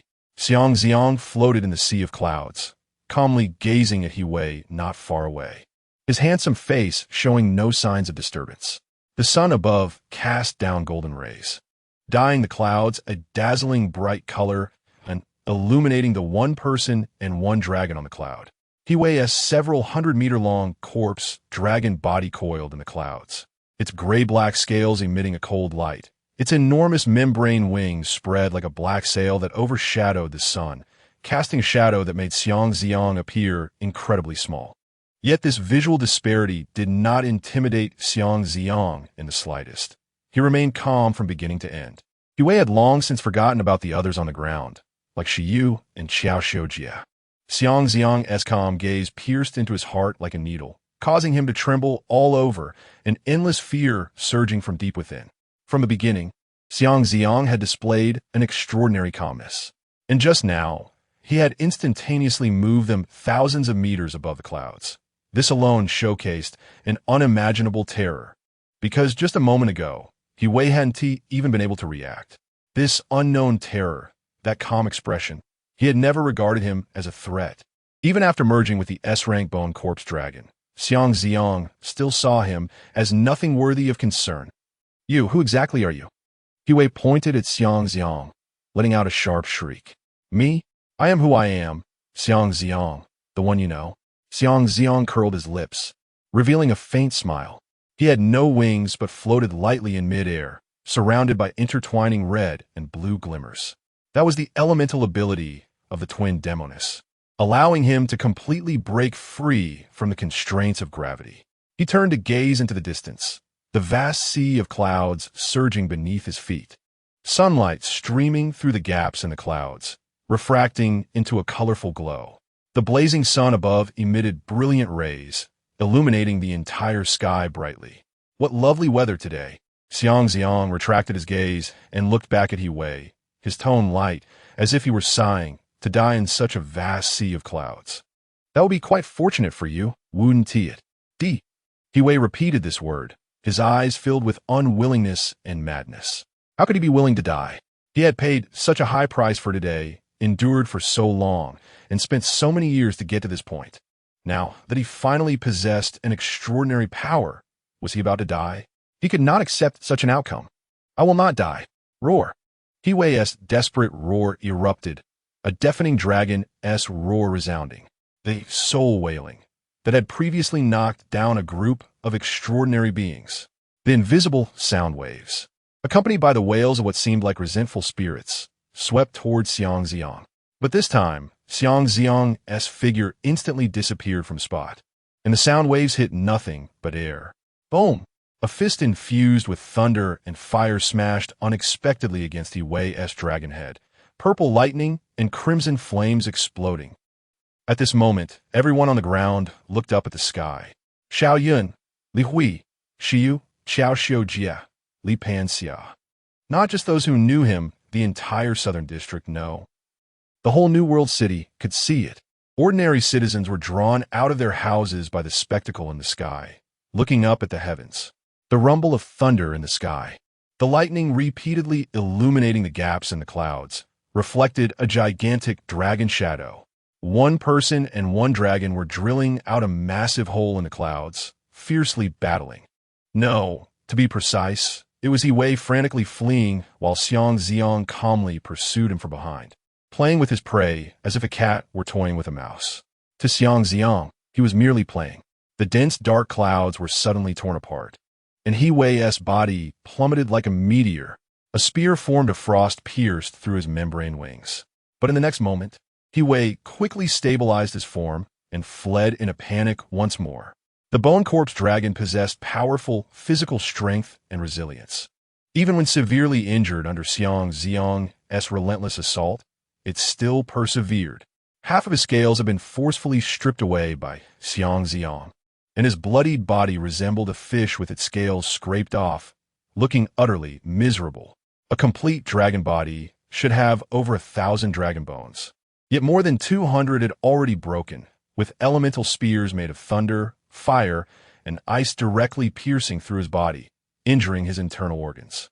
Yet, he was still regenerating rapidly. However, this regeneration began to slow down under Xiang Zi'ang's continuous attacks. As he sensed the loss of power and Xiang Zi'ang's utterly unmatched strength, Huey panicked. He was panicked, afraid. You are not human at all. You are a disaster. A disaster. By now, he finally understood Xiang Zi'ang's identity. No extraordinary being could use multiple disaster abilities at the same time. Xiang Zi'ang's lightning belongs to B-level disaster, thunder pattern tiger, ice and fire are S-level disaster, Gemini sirens. And there is also the deadly poison from B-level disaster, corrupted heart scorpion. Only a disaster can master multiple abilities by devouring other disasters. Yes, you guessed it right. Xiang Zi'ang condensed a 10-meter-long lightning fire spear in his hand, with blue lightning entwining the crimson flames, the brilliance so dazzling that it was blinding. But it can't be. Why are you a disaster? How could a disaster like you mingle with humans? When exactly did you become a disaster? Huey screamed madly, unable to comprehend. What disaster would live like a human? Just like lions and tigers would never herd with sheep. When was it? Actually, not long ago. Just over half a month ago. Yeah, it was the day the inspection agency in New Realm City detected the disaster signal. That day was actually the day I was born. As he spoke, Xiang Zi'ang raised a lightning fire spear. This time, he aimed for the opponent's head, ready to bring this battle to an end. It's you. So it was you. You were the top disaster that was just born. He Wei finally understood Xiang Zi'ang's origin, unable to help but howl in madness, his expression frenzied. But at the same time, he also felt a deadly sense of crisis. However, he didn't know how to escape, because every time he tried to flee, when Xiang Zi'ang threw the elemental spear, the next moment it would directly pierce him. No matter how he tried to speed up or dodge, it was of no use at all. He couldn't see the trajectory of Xiang Zi'ang's attack. That feeling, it was as if when he threw the elemental spear, it skipped the process and went straight to the result of being hit. The time in between was forcibly taken away. Although I'm already a disaster, I still retain a human heart, while you, as a human, have a heart more evil than a disaster. You shall pay the price for everything you have done. Xiang Zi'ang roared, fiercely throwing the elemental spear. The spear, with a sharp sound that tore through the air, trailed a long lightning fire tail, descending like a meteor towards He Wei's dragon head. Chapter 51. The Lost Don't Kill Me. He Wei's dragon horn was held by Xiang Zi'ang. Although the dragon's head had been pierced through by the elemental spear, it did not die immediately. The power of the skeletal dragon was evident. Xiang Zi'ang ignored his pleas for mercy and began to devour his calamity power. Devour S-Class Calamity, Skeletal Dragon, Strength 921, Devour S-Class Calamity, Skeletal Dragon, Constitution 1015, Devour S-Class Calamity, Skeletal Dragon, Agility 460, Devour S-Class Calamity, Skeletal Dragon, Perception 281, Devour S-Class Calamity, Skeletal Dragon, Spirit 598. Spirit exceeds 1000. Talent 2. Past Rewind, activated. Talent, Past Rewind. Local Time-Space Rewind. The spirit power consumed is based on the scale of time rewound. 1 unit of spirit power consumed for every second rewound, and the area of influence. 1 unit of spirit power consumed for every 100 m space. After finishing the devouring, Xiang Zi'ang was very satisfied. The attributes were indeed much stronger than the Gemini Sirens. Furthermore, it turned out that talents were unlocked based on spirit value. It seemed that as long as he continued to accumulate and enhance his spirit, he could unlock all subsequent talents. However, one-time stop was already powerful enough. He couldn't imagine how strong he would become with the added ability to rewind time. This master of time truly was a bug-like existence. After Xiang Zi'ang devoured He Wei's powers, he returned to human form. But having lost his regenerative ability, he died immediately, especially since his head had been pierced through. Seeing that He Wei was dead, Xiang Zi'ang paused for a moment, gathering the power of flames in his hands, and in an instant turned him into ashes, scattering them into the sea of clouds below. It was over. Xiang Zi'ang returned to the ground and casually said to the crowd, "Where is He Wei?" Xiaoyan immediately asked. "Dead, not even a trace left." "I see." Upon hearing about He Wei's demise, Xiaoyan felt a sudden sense of relief. Although they had a marital relationship, there had never been any feelings, especially after learning about the heinous acts He Wei committed, leaving only pure disgust. Chao Xiujia, Shiyu, and others also let out a long sigh, the tension on their faces easing considerably, the anxiety that had been lodged in their throats finally settling back into their stomachs. The crisis that had almost destroyed the southern district was finally resolved. "The rest is up to you. We will head back first." Xiang Zi'ang opened the car door and turned to Shiyu. "All right, we will handle the follow-up." Shiyu looked at Xiang Zi'ang with a complex expression. At the same time, he couldn't help but wonder why Xiang Zi'ang was so powerful yet had kept a low profile until now. However, he dared not voice this question, because, as of now, there was a huge gap between him and Xiang Zi'ang. On the other hand, even if he knew, there was nothing he could do. Even within New World City, no one could influence him. However, it seemed that Xiang Zi'ang was clearly on the side of New World City. Just knowing that was enough. Just as Xiang Zi'ang was about to get into the car with Xiaoyan and drive away, 2 figures fell for the sky.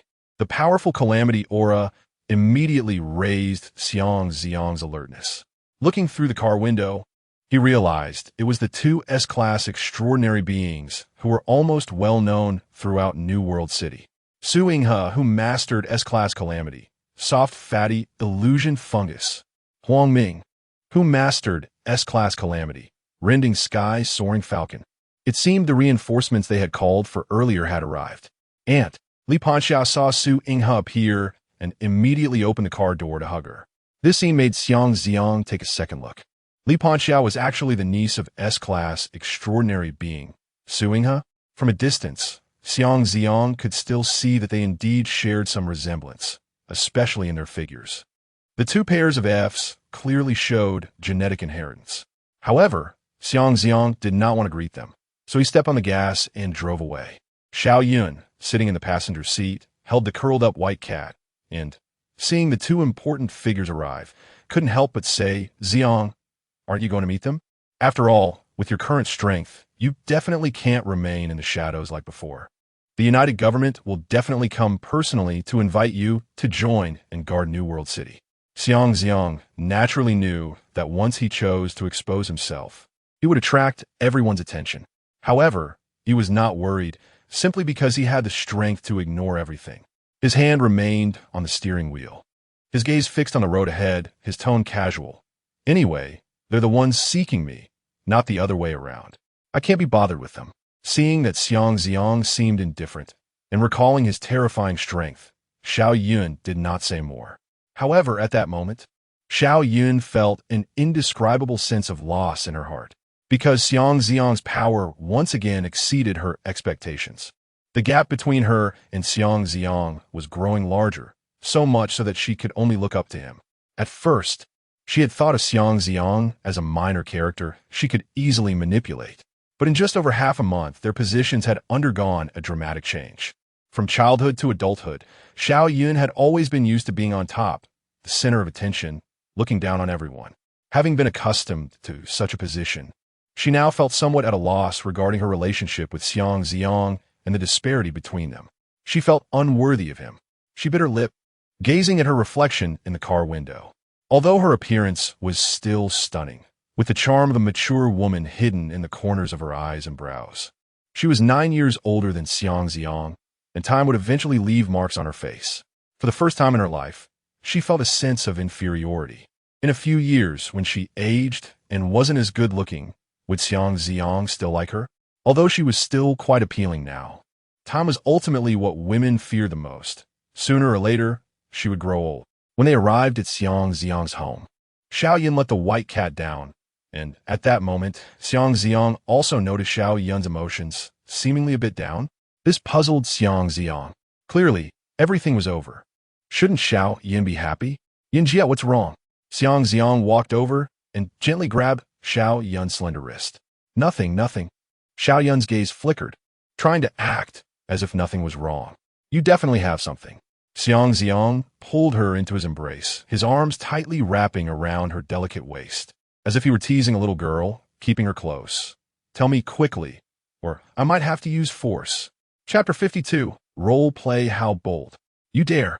Xiao Yun refused to show weakness, her phoenix eyes glinting with a fierce aura that came from being in a position of power for a long time. But the hint of charm at the corners of her eyes betrayed a touch of shy panic. However, Xiang Zi'ang was undeterred, directly tightening his hold on her. "My dear sister, this is my home. Do you think I wouldn't dare? Even if you scream, it won't help." Xiao Yun was carried toward the bedroom, her feet dangling in the air. Faced with Xiang Zi'ang's domineering behavior today, she suddenly panicked. "You little rascal, put me down." "No." Xiang Zi'ang deliberately shook his arm and tossed her onto the bed in the bedroom. Then he spread his arms wide, pretending to leap onto her with an exaggerated expression, a mischievous smile on his face. Xiao Yun was so frightened that she quickly closed her eyes, her heart racing. Was this little rascal really not going to listen to her? What to do? Did this mean she would have to obey him in the future? Would this little rascal become excessively arrogant? But instead of the heavy sensation she anticipated, she was met with a gentle embrace, filled with the faint scent of cigars and his familiar presence. "Just kidding, sister. How could I be so bold without your permission?" Xiang Zong gently held her in his arms and whispered in her ear, I saw how worried you were just now, and it made me really concerned. If there's anything, please talk to me, okay? His gentle and magnetic voice, combined with the steady embrace, melted much of Xiao Yun's heart. She was still worried that this little rascal would no longer listen to her. At that moment, her biggest concern was that she lacked the ability to control him and the charm to attract him, fearing that he might not like her anymore. However, seeing how much Xiang Zi'ang cared for her feelings, Xiao Yun nestled closer into his embrace, feeling a bit more at ease. Sister, are you worried about Director Xiao? You don't have to. I'll go to Taoyuan Society in a couple of days to help rescue your father. There's nothing holding him back in the South District anymore. I'm planning to sweep through the wasteland and take care of those terrifying organizations like Taoyuan Society and New Moon Society, so they won't keep causing trouble in Xinjia City. Xiao Yun suddenly looked up, her eyes sparkling as she gazed at him, tears welling at the corners of her eyes. She had never mentioned the details of her father being held by Taoyuan Society to Xiang Zi'ang, yet he remembered and even offered to help rescue him. You bad brother. Her voice choked with emotion. I really don't know how to thank you. Don't say that. Xiang Zi'ang deliberately put on a serious face, gazing down at her with deep affection in his eyes. You're my good sister. If I don't help you, who will? Xiao Yun's heart nearly melted from his gaze and words, her originally fair face turning crimson, unable to meet his eyes directly. She turned her head to escape that burning gaze. By chance, she noticed the scattered clothes on the bed and the floor. They were the lewd outfits Xiao Yun had angrily thrown all over when they left home today. Seeing these, a thought suddenly sparked in her mind. Should she indulge this little rascal just once? The moment the idea surfaced, her heart began to race. Zi'ang, did you want me to wear these clothes earlier? Xiao Yun bit her plump lips, her beautiful eyes glancing sideways at Xiang Zi'ang, too shy to look him in the eye. Upon hearing this, Xiang Zi'ang's heart skipped a beat. Sister, I'm not forcing you. If you want to play along, then fine. If not, then forget it. What a joke, of course, he wanted to. Then, let's play just this once. Xiao Yun's lips almost bled from biting them. Suddenly pushing Xiang Zi'ang away, standing up, I'll go take a shower first, you. Choose which outfit you like. She was so embarrassed she couldn't finish her sentence and dashed towards the bathroom. Xiang Zi'ang stared at Xiao Yun's retreating figure into the bathroom, his blood pressure rising. He quickly got up, bent down to pick up the scattered clothes from the floor, and organize them. Then he began to contemplate which outfit to choose. Role-playing requires a match of temperament and contrast. Xiao Yun's mature charm and assertiveness wouldn't suit a JK outfit's innocence. Instead, it was more suitable for a style that was a bit reserved, yet had a commanding feel. A female CEO outfit would be more appropriate. But he had already experienced that in real office situations, so there was no need to pretend again. Apart from that, the remaining choice was only. When Xiao Yun emerged from the bathroom, wrapped in a towel, she saw Xiang Zi'ang sitting on the living room sofa, his eyes sparkling with anticipation as he looked at her. Good sister, I've put the clothes in the bedroom. Please come out dressed nicely. Xiao Yun's cheeks instantly flushed, and she didn't dare to meet his gaze, quickly hurrying into the bedroom. As she closed the door, she breathed a sigh of relief. She walked to the bed and looked at the clothes Xiang Zi'ang had chosen. A white shirt, a bodycon skirt, black thigh-high stockings, high heels, a pair of thin-frame glasses, and a long ruler. Was it really just this? Xiao Yun was slightly surprised. She had thought Xiang Zi'ang would choose something more bizarre, like a JK student outfit, or a bunny girl, or something else. She was genuinely afraid. Thankfully, it wasn't. The combination of a shirt and a bodycon skirt was something she was already used to wearing, so it didn't feel uncomfortable at all. Apart from the provocative stockings that she never wore, it was manageable. Perhaps this little rascal was also worried about her feeling embarrassed. I'll give you credit for having a conscience and knowing how to care for your sister. Xiao Yun picked up the clothes and started changing.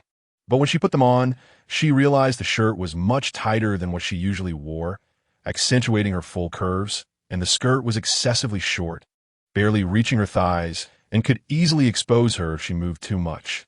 Forget it. It was originally to make that little rascal happy, so it didn't matter. Xiao Yun bit her lip, resignedly putting on the stockings and high heels, and donned the glasses, checking herself in the mirror. The woman in the mirror, dressed in tight clothing, had her half-framed glasses slightly obscuring her charm, giving her a more intellectual appearance. Yet the short skirt stockings, and revealing figure exuded overwhelming temptation, making her own heart race a bit. Just as Xiao Yun finished changing and was about to head out, she suddenly noticed a note on the bed, written by Xiang Zi'ang. Curiously, she picked it up and read the role-playing instructions. Sister, you are now to play a very lewd female teacher, teaching the subject of physiology. During one class, you noticed that I, your student, am very handsome and strong, which made you develop some lewd thoughts. You must immerse yourself in the role. Don't worry, it's really simple. Just act it out. The note went on to provide detailed guidance on how to teach, what to say, specific actions, expressions, and tones. Xiao Yun's beautiful eyes widened in shock for 2 seconds before instantly turning to embarrassment and anger. What? So this is how it works? Chapter 53. Worry. Xiao Yun stormed out of the bedroom and into the living room, her phoenix eyes almost spewing fire. She crumpled a note into a ball and threw it forcefully at Xiang Zi'ang. I'm not going to play along with you like this. Seeing her like this, Xiang Zi'ang had already guessed she would react this way. She must have been unable to accept it for a moment. Good sister, didn't you just agree? Xiang Zi'ang quickly came over to hug her, pleading softly, just this once, okay? My good sister. Xiao Yun, who had been furious just moments ago, felt her heart soften at his plea. Remembering that she had indeed agreed to him earlier, she hesitated for a long time, but in the end, Xiang Zi'ang's begging made her heart relent. Fine, just this once, but I absolutely won't do this with you again next time. Xiang Zi'ang immediately broke into a bright smile, pulling her to the sofa to sit down while he obediently took a seat on the small stool across from her. Sitting up straight and presenting himself as a well-behaved student, his eyes sparkling as he looked at her. Sister, please start. Just act like your usual cold and proud self. It's very simple, come on. Xiao Yun took a deep breath, raised her hand to tidy her slightly messy shirt collar, and worked hard to suppress the surging sense of shame inside her. Then she picked up the teaching baton that was placed beside her, trying to adopt a serious posture. But as soon as she made eye contact with Xiang Zi'ang's smiling eyes, she couldn't help but stutter.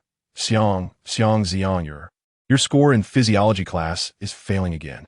As soon as she finished speaking, she felt her cheeks burning and quickly averted her gaze. Sister, be more serious. Maintain your posture. You have to get into character. Xiang Zi'ang couldn't help but shake his head. I know. Xiao Yun's face was flushed, but she quickly adjusted herself again. This time, she finally assumed her usual demeanor. Her shy expression slightly reined in as she regained some of her usual coldness. Her tone becoming serious. Xiang Zi'ang, your score in physiology class is failing again. Tell me, why aren't you taking classes seriously? As soon as Xiao Yun finished speaking, Xiang Zi'ang immediately cooperated by putting on a look of regret, scratching the back of his head with his fingers, his tone feigning a bit of grievance. Teacher Xiao, I don't want to, but the knowledge in class is too convoluted, I just can't remember it. Xiao Yun's heart skipped a beat at his good student act, thinking that this little rascal really acted well. She quickly forced herself to calm down, tapping the coffee table with the teaching baton, her eyes behind the glasses, striving to maintain their coldness. Nonsense. Others can remember it. Why can't you? Speak the truth to the teacher. Because the teacher is too beautiful. I can't help but steal glances. That's why I get distracted in class. You, how can you be such a slacker? You should pay attention in class. How can you just stare at the teacher? But the teacher is so good looking. The teacher has such long legs, and her shirt is almost bursting at the seams every time. I can't control my eyes. The classmates all say that the teacher dresses like this to seduce us. Nonsense. How could the teacher do that? However, since it's the teacher's fault, let me review the knowledge taught in class with you again. You need to listen carefully this time. Xiao Yun placed her hand on the button of her white shirt, blushing as she prepared to unbutton the ones that were almost about to pop open. Seeing her about to unbutton so soon, Xiang Zi'ang hurriedly stopped her. Sister, not so fast. You're jumping the script. There are still several lines in the script I wrote. Xiao Yun's face turned red, and her tone became impatient. You little rascal, don't go too far. Seeing that Xiao Yun seemed to be on the verge of breaking down, Xiang Zi'ang quickly gave up. He didn't want to waste his previous efforts. All right. Sister Yun, go at your own pace. Teach however you want. A few minutes earlier, on the street outside the quarantine facility, a black sedan quietly parked by the roadside. Su Yinghua sat in the back seat, her fingertips gently resting on the edge of the car window, watching the people below bustling about, cleaning up the aftermath.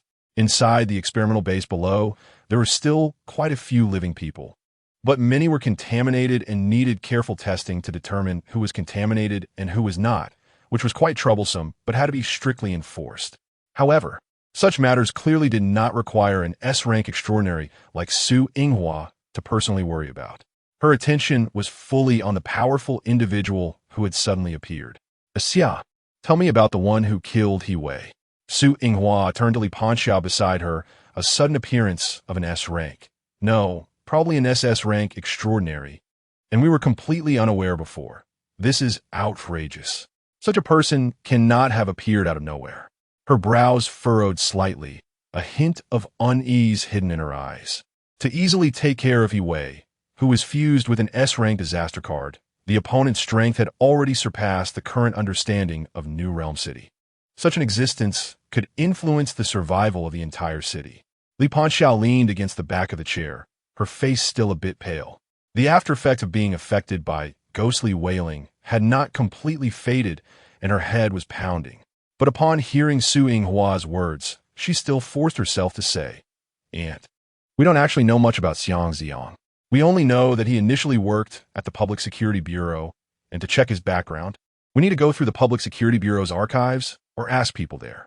I'll look into it right away and notify you as soon as I have results." Su Yinghua nodded, but her eyebrows still showed some worry. After all, the sudden appearance of a suspected SS rank extraordinary truly made her uneasy. Such a person could shake the survival of New Realm City. How much do you know about him? Tell me first, and also give me his number. I want to talk to him first, at least to determine his stance. Li Panxia thought for a moment. Xiang Zi'ang, the only thing I know about him is that he has a bit of a lecherous side. Lecherous? Su Yinghua was somewhat surprised. Yes, I've seen him a few times. The first time was at He Wei's residence, and later, the second time, he was with He Wei's wife, Xiao Yun, and became her personal assistant. Their relationship seemed a bit too intimate. Other than that, I really don't know much. Su Yinghua quietly repeated the word lecherous, her tense nerves slightly relaxing. At least this lecherous trait could prove that he was most likely not a disaster. Disasters only understand destruction and devouring. Very few possess such complex human desires. Even high-level disasters with intelligence are merely following their instincts. Worried, she took out her phone, pressed the number for Xiang Zi'ang that she had compared with Li Panxia, and dialed. Chapter 54, call busy?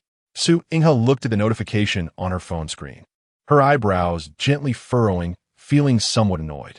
At this moment, Xiang Zi'ang was on a call. The person he was talking to was Dai Yang. Are you sure that New Border City will face a catastrophic disaster? Xiang Zi'ang was somewhat taken aback by Dai Yang's opening statement. He was stationed in New Border City. What kind of catastrophic disaster could there be? Unless he suddenly became unhappy. Master, I'm just relaying our president's exact words. Our president said that after the disaster king, the Gemini Demoness, attacked the southern district a few days ago, she hasn't returned, causing the other disaster kings to feel threatened. They suspect that there are secretly more S-level extraordinary beings in New Border City. And it's even possible that the power of the suspected top disaster that emerged a few days ago has been mastered by humans. Therefore, they are preparing to unite and attack New Border City to completely eliminate any existence that could threaten them. I've heard that one of the disaster kings in this attack is an SS-level disaster king. Is that so? Xiang Zi'ang finally understood the situation. Those top disasters were still quite clever. Upon noticing that the Gemini Demoness hadn't returned, they sensed the existence of a potential threat to them. The New Moon Society, advocating for the coexistence of extraordinary beings and disasters, had always maintained a certain connection with disasters, so it was quite normal for them to know this. All right, you continue to monitor it. Letting Dai Yang go back at that time did have some effect. Putting down his phone, Xiang Zi'ang was about to continue being the obedient student, letting the diligent teacher Xiao feed him knowledge when he noticed another incoming call on his phone. An unfamiliar number. After hesitating for a moment, Xiang Zi'ang decided to call back, fearing that he wouldn't be able to answer when teacher Xiao checked the knowledge points later and would receive punishment at a crucial moment. That would be too disruptive. The call connected, and a soft and melodious female voice came through, carrying a touch of mature elegance. Mr. Xiang, I am Zi'ang. I believe you have heard of me during your time in New Border City. Xiang Zi'ang had certainly heard of her. After all, she was one of the 3 S-level extraordinary beings in New Border City and the most popular among them, as she was incredibly beautiful. It was said that before becoming an extraordinary being, she was the top star in the inner city. Not only was her appearance captivating, but her naturally perfect figure made her photo albums sell out every time they were released. Although she gradually reduced her appearances in public after becoming an extraordinary being, she was still on the minds of countless people. Yes, I've heard of you. Miss Su, what can I do for you? Xiang Zi'ang's tone was quite flat, even somewhat impatient. There was a moment of silence on the other end, clearly not expecting him to have this attitude, but she quickly returned to her gentle tone. Mr. Xiang, I have heard about your resolution regarding He today. I wonder when you might be free to discuss this in person. Can't we just talk about it on the phone? I think discussing it face-to-face is more formal and shows more sincerity. Sincerity isn't just conveyed through actions. Talking on the phone is the same. Go ahead. Xiang Zi'ang reached out to pull teacher Xiao over, having her sit on his lap with one hand around her waist and the other holding the phone. Xiao Yun leaned against him, close to the phone, naturally hearing Su Yinghe's voice. She knew Su Yinghe, as she was also a person of status in the inner city and had interacted with her multiple times. Although they weren't particularly close friends, they were familiar with each other. Knowing that it was Su Yinghe on the other end made Xiao Yun even more shy. If the other party knew she was currently playing role-playing with this little rascal, it would be too embarrassing.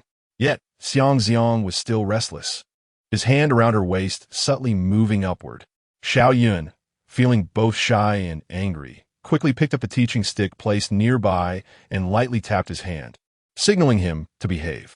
Xiang Zi'ang had no choice but to retract his hand and patiently listen to Su Yinghe continue. Mr. Xiang, you should know that New Border City is surrounded by many powerful disasters, facing invasions every few years. Your strength is significant for New Border City. Therefore, we hope you can provide protection for the residents of New Border City. In return, we will offer you the most generous treatment, whether in terms of resources or authority. As long as you ask, we can meet your needs as long as New Border City can do so. I understand your intentions, but I will not join the Special Operations Department or the United Government.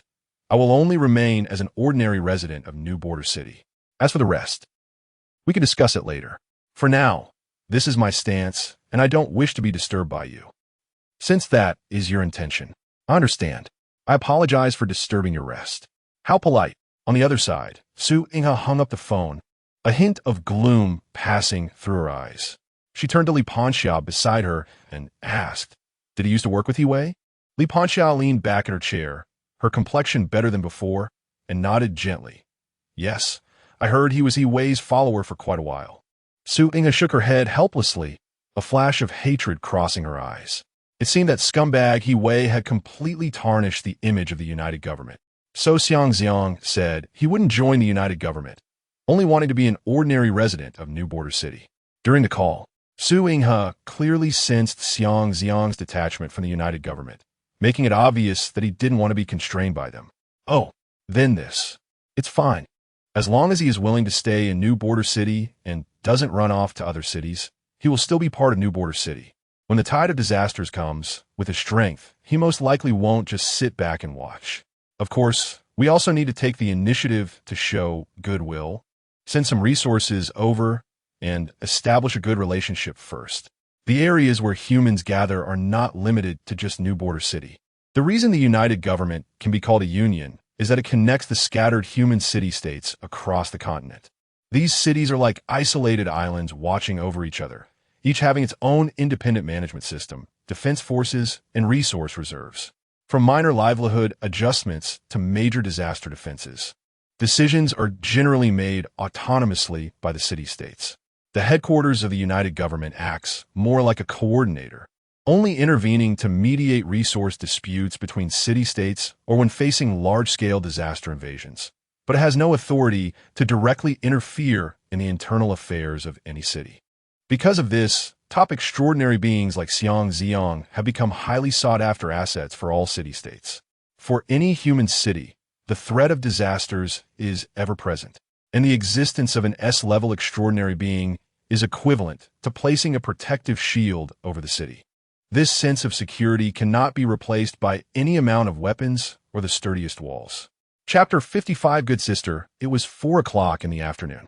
Xiang Zi'ang stretched lazily, all his worries gone, feeling incredibly relaxed both physically and mentally. He turned over, his fingertips lightly resting on Xiao Yun's delicate bare back. Teacher Xiao. It's almost dark. Xiao Yun was currently burying her face in the pillow, her wine-red hair spread out like an ostrich, trying to escape reality in this manner. Upon hearing the words Teacher Xiao, her body suddenly trembled, and a voice filled with shame and anger came muffled from beneath the pillow. You little rascal. Don't call me teacher anymore. All right, I won't call you that. Xiang Zi'ang could hardly suppress the smile on his lips, trying hard to act normal. Otherwise, if Xiao Yun heard him laughing, she might just bury her head and avoid him until tomorrow. Good sister, do you want me to take you home? Or, do you want to stay at my place tonight? Xiang Zi'ang wouldn't mind Xiao Yun staying at his house, but he was afraid she would be too embarrassed to accept it. No, I want to go home. I don't want to live with you, you little rascal.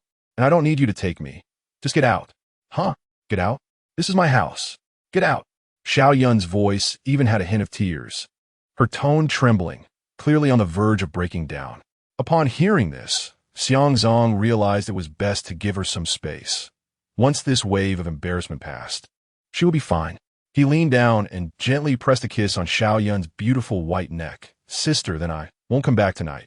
You can stay here if you want, or go home if you prefer, but remember to take the cat with you and be safe. This time, Xiao Yun didn't scold him again. She just let out a muffled whimper from beneath the pillow, sounding a bit wronged. Got it. Hurry up and go away. Xiang Zi'ang smiled as he picked up the scattered clothes and gently closed the door behind him. Once he was outside, he pondered where to go next. He figured that teacher Xiao probably wouldn't see him for the next couple of days, so he might as well go find Jiang Yuyu to hang out. As soon as this thought popped into his head, he hurried downstairs, got into his car, and while calling Jiang Yuyu, drove towards her neighborhood. Thinking it was impolite to arrive empty-handed, he stopped by a fruit shop along the way and picked out a bag of fresh apples and grapes. In this time of material scarcity, fruits were quite expensive, and bringing them as a gift showed sincerity. Holding a bag of fruit, Xiang Zi'ang knocked on the Jiang family's door. When the door opened, Jiang Yu stood behind it, looking lively, wearing a light pink household apron that reached her knees, revealing her slender, fair calves. Upon seeing Xiang Zi'ang, her eyes instantly brightened with obvious joy, but when she caught sight of the bag in his hand, she gently pouted. Why bring something? Just come over. It would be rude to come to your house empty-handed. Xiang Zi'ang smiled as he walked in and handed her the fruit. Jiang Yuyu took it and quickly turned to put it in the kitchen. At this time, dinner was almost ready, and the sizzling sound of cooking came from the kitchen. Jiang Ma peeked out, and upon seeing Xiang Zi'ang, immediately greeted him warmly. Xiao Xiang is here? Come sit in the living room. Annie will have the meal ready soon. Okay. Annie, do you need me to help? No need. How can I let you work? Just relax in the living room. Jiang Ma waved her hand with a smile and went back to her busy cooking. As Xiang Zi'ang walked into the living room, he was surprised to find Jiang Yong and Su Kuan still there. Wait, Uncle Jiang, why haven't you left yet? He remembered urging them to leave Nanku a couple of days ago, but they were still here. Seeing Xiang Zi'ang, Jiang Yong and Su Kuan instinctively straightened their backs. Their expressions a bit complicated. Although Xiang Zi'ang was the younger generation, the scene of him teaching them a lesson the other day was still fresh in their minds. And upon seeing him, they couldn't help but feel a bit fearful. Jiang Yong cleared his throat and explained. I thought old Su and Yin hadn't seen each other for so many years, so I wanted them to spend a few more days together. Besides, the Public Security Bureau has had some issues recently, so the checks have loosened up a bit. The risks aren't high. After hearing this, Xiang Zi'ang thought for a moment and didn't say more. After all, it was someone else's business, and it wasn't his place to interfere. At that moment, Jiang Yin ran out from her room. Upon seeing Xiang Zi'ang, her eyes lit up, and she immediately rushed over, hugging his arm tightly. Brother Zong. The little girl's voice was sweet and although she was hugging his arm tightly, her face was filled with joy. Xiang Zi'ang felt a bit flattered by her enthusiasm. Just as he was about to speak, Jiang Yinyin quickly released him, spun around him, then pouted her little face, revealing a disappointed expression. Huh? Why didn't Kaibai come? I want to play with it. She really missed that white cat. Next time, I'll definitely bring it. Xiang Zi'ang smiled as he ruffled her hair. You liar. Brother Xiang said he would bring it last time. Jiang Yinyin pouted, her big dark eyes full of grievance. I really forgot this time. Can you forgive your brother? Xiang Zi'ang said with a wry smile. He couldn't help but feel a sense of fondness for this adorable little girl. As a way to make it up to you, brother promises you one wish. Just say what you want, and brother will definitely make it happen. Really? Jiang Yinyin's eyes instantly lit up, her grievances disappearing as she lightly shook Xiang Zi'ang's arm, her eyes rolling around. I want Brother Zhang to take me out to play. After a pause, she leaned closer to Xiang Zhang's ear, secretly, without letting my parents know. Xiang Zi'ang glanced around the living room to confirm that Jiang Yong and Su Kun weren't paying attention, then reached out to pinch her soft cheek. Laughing as he agreed. All right, but you have to wait until after your exams. As soon as these words left his mouth, Jiang Yinyin's smile immediately fell, her little mouth pouting like it could hang an oil bottle. I have to wait until after the exam. Xiang Zi'ang could tell that everyone at home had been urging her to study hard lately. There was even a workbook on the coffee table in front of her. So she must be dying to play. After soothing the little girl, he didn't linger in the living room. After all, sitting with two middle-aged men and a little girl wasn't very interesting. He got up and walked into the kitchen. Jiang Yuyu was helping Jiang Ma wash vegetables. Her light blue sleeves rolled up to her elbows, revealing a section of her fair, slender arms, her fingertips immersed in water, giving off a faint pink hue. She looked gentle and obedient as she carefully washed the vegetables. Xiang Zi'ang quietly moved closer to her, reaching in to help her wash the vegetables. You don't need to help. Just go sit down. Jiang Yuyu hurriedly pushed him away when she saw him coming to help. No, it's boring sitting over there. I'd rather come and keep you company. Upon hearing Xiang Zi'ang say this, Jiang Yuyu's face turned red, and she stopped pushing him away. The two of them washed vegetables together, but Xiang Zi'ang wasn't being honest, always secretly hooking her little finger, which made Jiang Yuyu glare at him with her beautiful eyes. Both shy and angry, their playful antics were noticed by Jiang Ma in the kitchen, and she felt a sense of satisfaction, her smile growing brighter. After taking a glance, she continued busying herself with chopping vegetables on the cutting board. At that moment, Xiang Zi'ang turned to glance at Jiang Ma, saw that she wasn't paying attention, and quickly planted a kiss on Jiang Yuyu's cheek. The soft warmth brought with it a faint fragrance from her. Jiang Yuyu's body jolted, and she froze for a second before reacting, feeling both shy and angry, lightly punching Xiang Zi'ang on the shoulder. Big pervert. What if my mom sees us? Being so close in her own home, if a relative saw, she would be so embarrassed she'd want to find a hole to hide in. Xiang Zi'ang naturally enjoyed the little punches she playfully threw at him. However, this playful scene was inadvertently caught by Jiang Ma, who had turned around to get some seasoning. Jiang Ma put down the bottle in her hand, deliberately straightened her face, but reproached Jiang Yuyu. What are you doing, Yuyu? Xiao Xiang came over to help you with the vegetables. And you still bully him? This silly girl. You've spoiled her since she was little, haven't you? No, Mom. He bullied me first. Jiang Yuyu's cheeks turned bright red. Clearly, it was Xiang Zi'ang who sneakily kissed her first. But how did it turn into her fault in her mother's words? She secretly glared at Xiang Zi'ang, her eyes full of accusation. It's all this jerk's fault. But why does it feel like her own mom likes Xiang Zi'ang so much, almost treating him like her own son? Auntie, it's fine, we're just playing around. Xiang Zi'ang quickly grabbed Jiang Yuyu's hand and smiled at Jiang Ma, pulling her back to the vegetable basket. Let's continue preparing the vegetables. You go about your business. Jiang Yuyu, held by him, couldn't help but glare at him again, then lowered her head to continue sorting the vegetables. At that moment, Jiang Yinyin, while studying under the supervision of her two fathers, occasionally glanced towards the kitchen, noticing that Xiang Zi'ang was actually standing next to her sister Jiang Yuyu, sorting vegetables together. Her heart sank. Oh no, why is my sister so close to Brother Zi'ang? She felt uneasy inside, but given the current situation, she dared not neglect her studies. Ugh, what is going on? ISNT my sister's relationship with brother Xiang fake. After a while, the vegetables were sorted and cleaned. Jiang Ma quickly and skillfully brought the dishes to the table. The family gathered around the dining table, chatting and laughing as they began to eat. This scene was quite warm. It made Xiang Zi'ang feel somewhat touched by the atmosphere. Perhaps such days are the beauty that people pursue in any era. After dinner, Xiang Zi'ang chatted with the Jiang family in the living room for a long time, discussing the recent situation in the South District and Jiang Union study progress. The atmosphere was relaxed and lively. When the clock struck 9, Xiang Zi'ang finally stood up to prepare to leave. Annie, Uncle Jiang, it's getting late. I should head back. No, Xiao Xiang. Jiang Ma immediately stood up and grabbed him, her enthusiasm leaving no room for refusal. Stay here tonight. It's not the first time you've stayed at our house. Why be so polite? I don't want you to go back to your lonely place at night.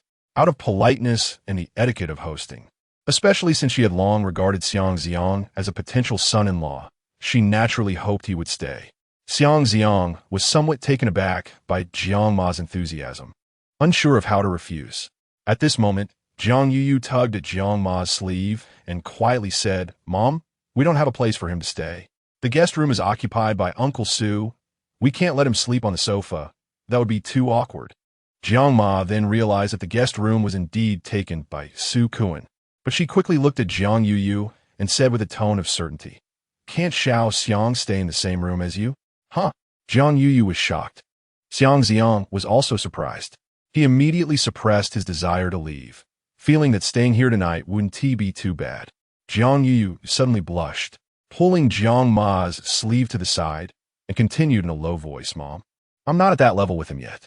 Seeing her daughter like this, Jiang Ma finally remembered that Xiang Zi'ang and Jiang Yuyu hadn't yet crossed that line in their relationship. She couldn't help but glance at Xiang Zi'ang, then at her daughter, and shook her head. Meanwhile, Jiang Yong, seeing this scene at home and not fully understanding the current situation, could only silently observe, with a hint of curiosity towards Xiang Zi'ang as a potential son-in-law. When Jiang Yinyan heard that Xiang Zi'ang was going to sleep with her sister, she immediately couldn't sit still. She glanced at brother Xiang, then at her sister. They can't get any closer. Jiang Yinyan quickly thought of a solution. How about, I sleep with my sister, and brother Xiang sleeps in my room? As soon as she said this, both Xiang Zi'ang and Jiang Yuyu were stunned. Jiang Yuyu cast a grateful look at her sister. Ugh, at a critical moment, it's still my sister who knows how to help me. As for that clueless mom, she would only push her out. Xiang Zi'ang glanced at Jiang Yinyan, feeling speechless inside. This girl really has been spoiled. Just now she was calling him brother Xiang so sweetly, and now she's ruining his chances at a crucial moment. Meanwhile, Jiang Yinyan felt overjoyed in her heart. She thought to herself that she was really too smart. Chapter 56 Night Sky. It was night. Xiang Zi'ang lay on Jiang Yinyan's bed, his gaze sweeping over the room filled with dolls. Plush toys shaped like rabbits, teddy bears, and cats occupied half the bed, while the pink bedsheets and duvet cover were printed with round cartoon rabbits, and even the edges of the pillowcases were embroidered with delicate lace. The room was filled with a youthful atmosphere that made his eyes twitch involuntarily. For a moment, lying there made him feel infected by this girl's heart. The bedding exuded a faint, sweet citrus scent, and the mattress was soft and sank in comfortably. However, Xiang Zi'ang felt no sleepiness. After all, with his current physical condition, sleep was not a necessity for him. It was mostly just a habit from the past. Feeling somewhat bored, Xiang Zi'ang took out his phone to check if Jiang Yuyu was asleep. If she wasn't, maybe he could call her out. Jiang Yuyu hadn't fallen asleep yet. She replied to Xiang Zi'ang's message immediately. Xiang Zi'ang sweet-talked her, pouted, and made promises, and finally, Jiang Yuyu relented, agreeing to come over and whisper to him once Jiang Yinyan fell asleep. With her reply, Xiang Zi'ang felt satisfied and laid back on the bed, pondering how to coax Jiang Yuyu, this big, innocent girl. He still reminisced about the scene from the day he crossed over. But before he could think too long, there was a gentle knock on the door. The knocking was soft, as if the person outside was worried about being discovered. Xiang Zi'ang's eyes lit up, and he quickly got up to open the door, thinking it was Jiang Yuyu, but at the door stood Jiang Yinyan. The little girl was wearing pink teddy bear pajamas, with fluffy trims at the collar and cuffs. Her long black hair fell over her shoulders, and although the night was dark, her beautiful big eyes sparkled like they held 2 stars, exuding a hint of shyness. Big Brother Xiang, I hope I'm not disturbing your rest. I just came back to get something. Xiang Zi'ang found himself speechless upon seeing her, clearly waiting for the big white tiger. How did the little white tiger come over? No, I haven't fallen asleep yet. Xiang Zi'ang stepped back to let Jiang Yinyin in. After she entered, she casually closed the door behind her. She walked to the bedside, picked up a large rabbit plush toy that was longer than her arm, looking like she was indeed here to get something. But after holding the plush toy, she didn't leave immediately. Instead, she turned around, her cheeks slightly flushed, and shyly looked up at Xiang Zi'ang. Big Brother Xiang, what's wrong? Xiang Zi'ang was puzzled to see she wasn't leaving, and he couldn't help but wonder. You should hurry back to sleep. If you don't sleep, how will your sister come out? Nothing. Jiang Yinyin's big eyes darted around, appearing a bit nervous. It's just that I have some worries and wanted to chat with Big Brother Xiang. Oh, is it because you've been studying too long today and feel overwhelmed? Xiang Zi'ang dragged a chair over and sat down, looking at Jiang Yinyin, who was sitting at the head of the bed. Jiang Yinyin immediately scooted closer to him, the hem of her pink pajamas brushing against the sheets, getting a bit nearer. Not really. It's something else. Jiang Yinyin pouted, her eyes slightly raised at the corners, already showing a hint of the charm of blossoming peach blossom eyes. The next second, her expression suddenly brightened. Right, Big Brother Xiang? During the day, I saw lightning and thunder in the sky, and there were dragons and people flying in the sky. I saw that person from distance and thought they looked like you, but it was too far, so I couldn't see clearly. I asked my mom and sister, but they said they weren't sure if it was you, Big Brother Xiang. You could recognize me from that far away? Xiang Zi'ang was a bit surprised. This girl had sharp eyes. He had revealed himself a few times when he knocked his way down from the clouds, but even at the lowest height, it was still several hundred meters. It was impressive that she could recognize him. That really was you, Big Brother Xiang? Hearing this, Jiang Yinyin perked up, her black eyes filled with admiration. Flattered by her exaggerated praise, Xiang Zi'ang felt a bit elated, although she hadn't fully matured yet. Those upward-tilting peach blossom eyes would surely be charming in a few years with a bit of dressing up. Not losing to Jiang Yuyu at all. Nodding, Xiang Zi'ang patted her little head. Yes, but what were you just saying was bothering you? Tell me, maybe I can help. But Jiang Yinyin had already thrown her worries to the back of her mind. She hugged his arm tightly, her soft body rubbing against him, her voice sweetly sticky. Big Brother Xiang, you're so amazing. You never told us before. If my sister and my parents knew, they would be so surprised. By the way, Big Brother Xiang, since you can fly so high, can you take me up to sea? I've always wanted to know what it looks like up there. Can you please? Big Brother Xiang. She sounded just like a spoiled little kitten, her voice carrying a soft tremor that made it impossible for anyone to feel even a hint of impatience. Although this girl hadn't developed much, she was still at AB level. Clinging to Xiang Zi'ang's arm and rubbing against him made his heart soften. Okay. I'll take you up. Xiang Zi'ang bent down, wrapping his arms around her small waist and legs, lifting her up in a princess carry. Jiang Yinyin immediately excitedly wrapped her arms around his neck, pressing her face against his shoulder.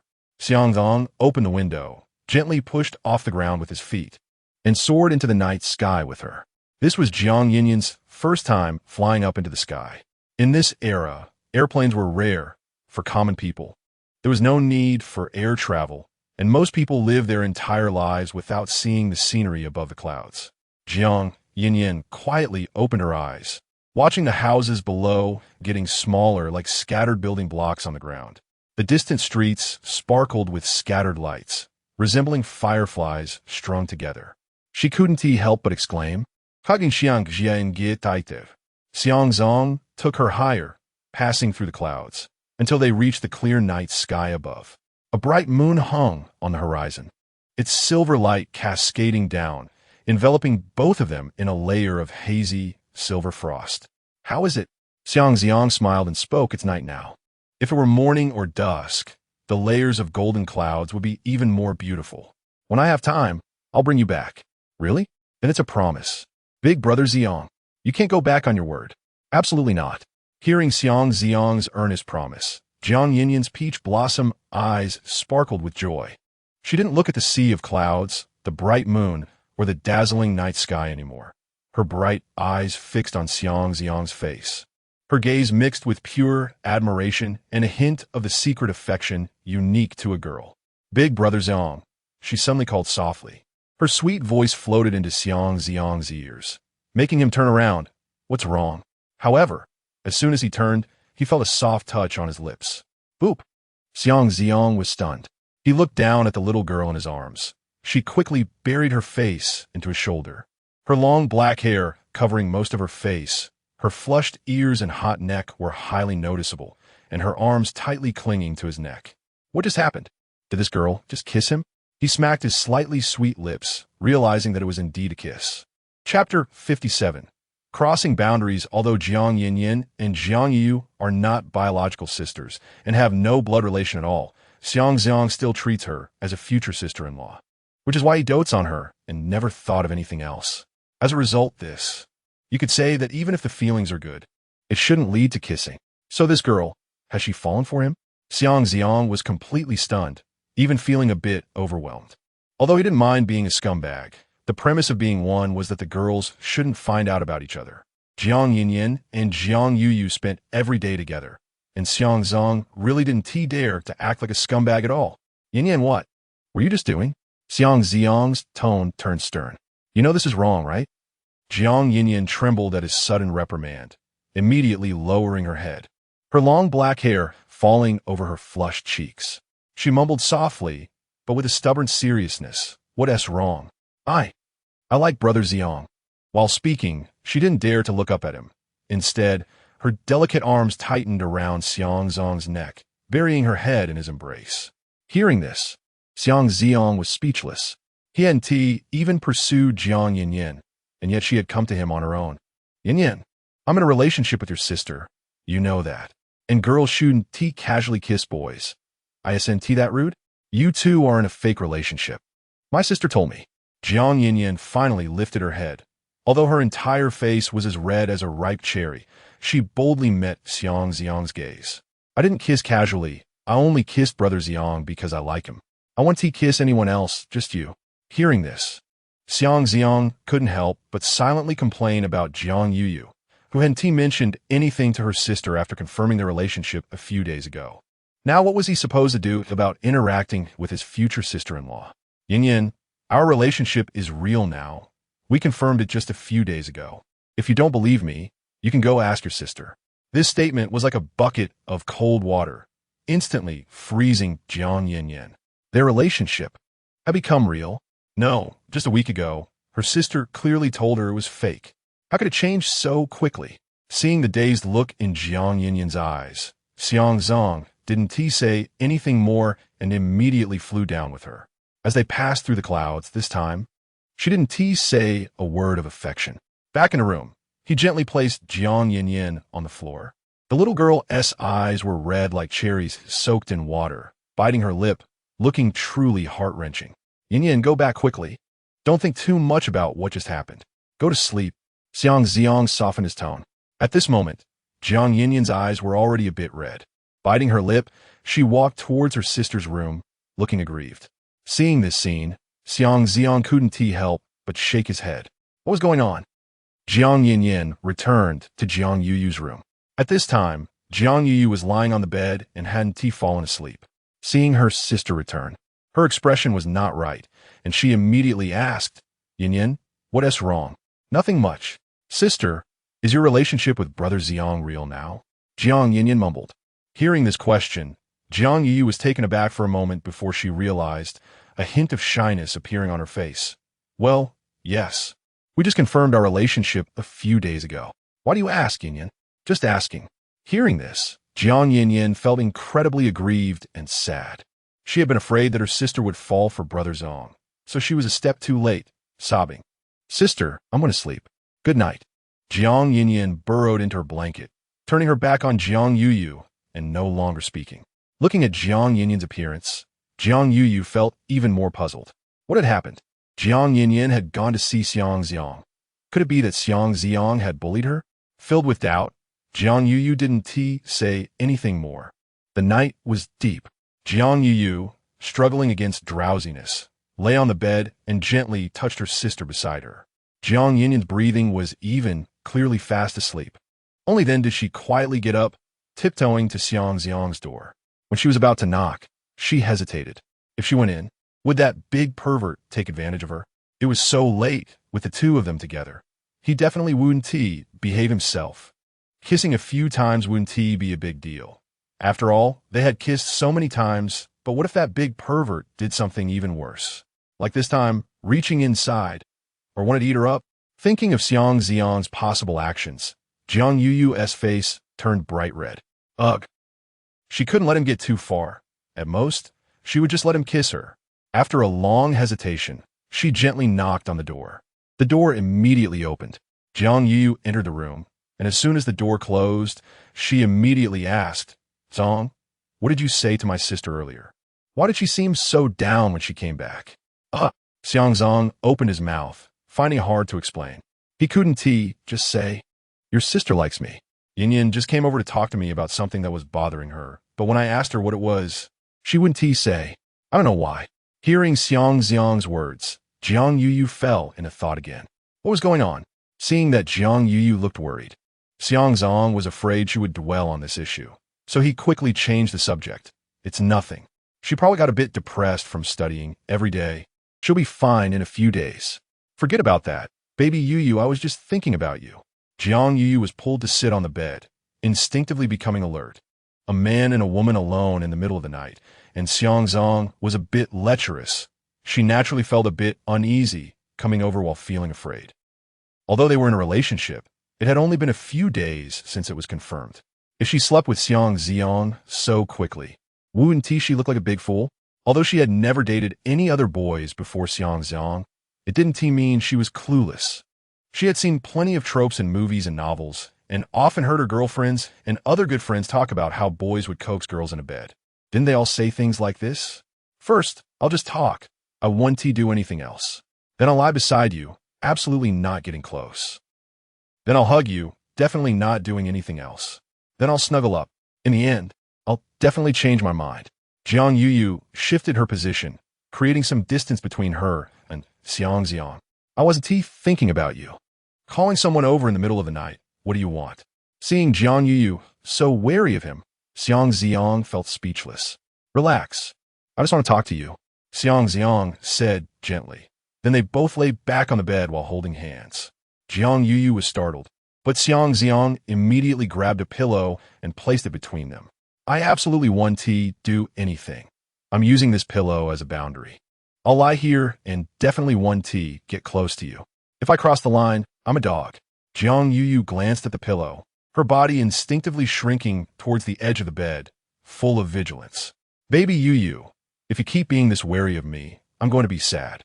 Xiang Zi'ang was very unhappy with her guard. I'm going to be cautious. Big pervert.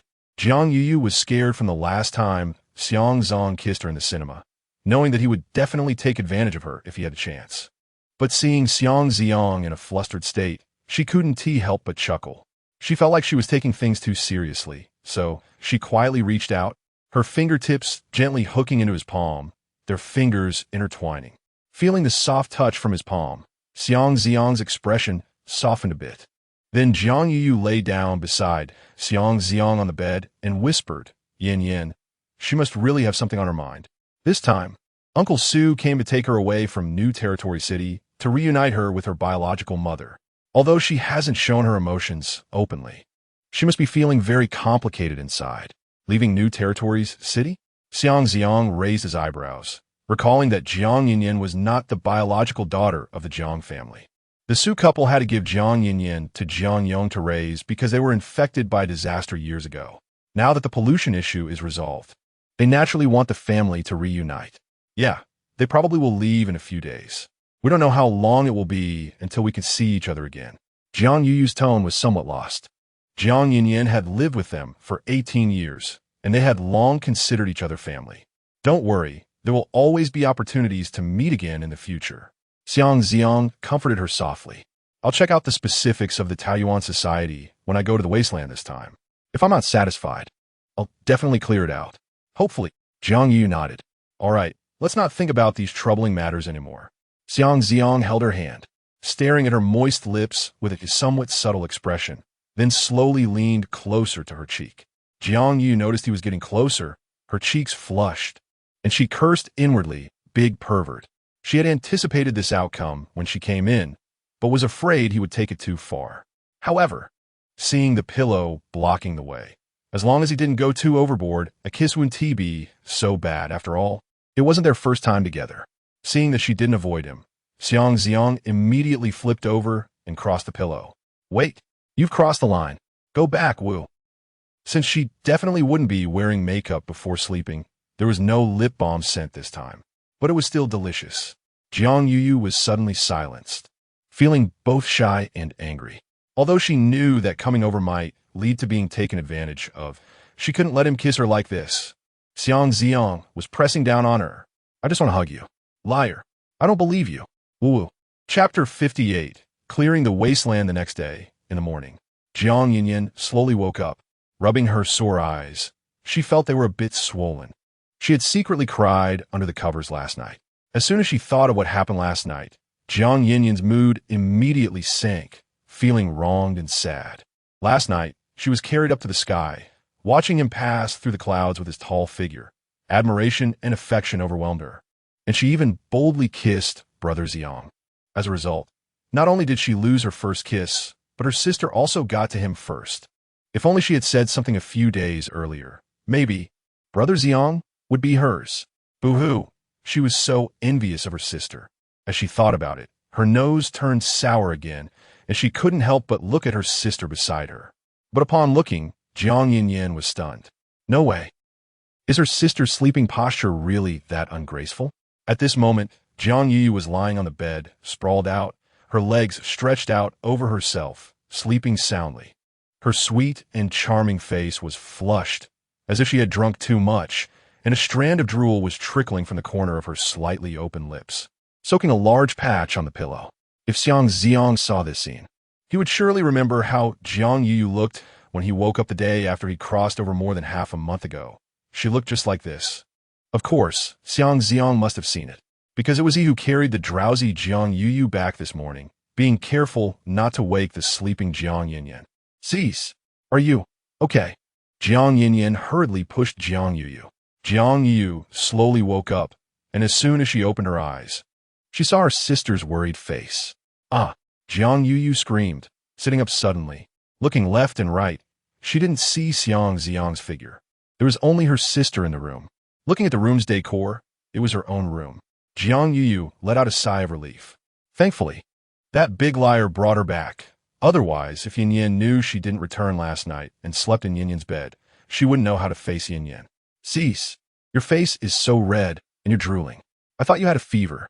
Jiang Yinyan reached out to check her forehead. And no, I'm fine. I usually sleep like this. Jiang Yu hurriedly explained, looking down at the pillow soaked with her drool, feeling extremely embarrassed. She could imagine how ungraceful her sleeping posture must have been when she was asleep. More importantly, it was seen by her sister. So embarrassing. It's all that big pervert's fault. The family gathered around the table for breakfast. The boiled noodles were topped with fragrant shredded meat sauce. A fried egg lay on top, and a few handfuls of green vegetables were added, making for a very normal family breakfast. However, today's dining table was particularly quiet. Aside from a few elders occasionally chatting, the three young people were silent, focusing on eating their noodles. Jiang Yinyan's mood was still low. She didn't want to talk. By the way, Uncle Su. Xiang Zi'ang suddenly looked at Su Kuan. Aren't you going to take Yinyan to see your mother? To the Taoyuan society? As Jiang Yinyan's father, Su Kuan's personality was very stable, quite unlike Jiang Yinyan's liveliness. Upon hearing Xiang Zi'ang's words, Su Kuan immediately raised his head. Ah, right. I was thinking of taking the child to see her mother. After all, since she became sensible, our family hasn't reunited because her mother is somewhat special, and the organization doesn't allow her to leave. Su Kuan's expression was a bit sorrowful, and as he spoke, his gaze occasionally shifted to Jiang Yinyan, filled with guilt and affection. But the situation has been so tense lately. The United Government is going to rescue the kidnapped officials of the New Territory City government and will mobilize heavy troops to eliminate the Taoyuan society. Taking her away at this time is very risky. Don't worry, I definitely won't take you into dangerous places. And the current strength of the Taoyuan society is enough to withstand the United Government siege. After hearing this, Xiang Zi'ang was slightly surprised. Su Kuan was so confident, indicating that the Taoyuan society indeed had some background. When are you leaving? Don't misunderstand. I'm just asking. I'm not part of the United Government right now. Xiang Zi'ang asked again. Probably in a day or two. We'll leave from the East District then, where the checkpoints are relatively lax. Xiang Zi'ang nodded and didn't ask further. Meanwhile, Jiang Yuyu was eating her noodles, her beautiful eyes still carrying a hint of shyness, especially since Xiang Zi'ang was sitting right next to her. And they were very close. Her thoughts were not drawn to the conversation at the table. She was still cursing Xiang Zi'ang, that big liar, in her heart. She shouldn't have let that big pervert coax her over last night. If she hadn't gone, how could she have let that big pervert succeed? Looking at Xiang Zi'ang's chubby fingers picking up the noodles, she really wanted to chop them off. Both of them, not leaving a single one behind. Jiang Yuyu thought resentfully. At that moment, Xiang Zi'ang slurped the noodles into his mouth, savoring the broth on his lips. Jiang Yuyu couldn't help but tremble at the sight. Clearly, it stirred up familiar memories. This caught Xiang Zi'ang's attention. What's wrong? Xiang Zi'ang noticed her stealing glances at him and smiled. Jiang Yuyu hurriedly lowered her head. No, nothing. Seeing her blushing and not daring to look at him, Xiang Zi'ang couldn't help but chuckle. But he didn't say anything more. It was best not to provoke her at this moment. After finishing the noodles, Xiang Zi'ang put down his chopsticks and casually grabbed a tissue to wipe the corner of his mouth.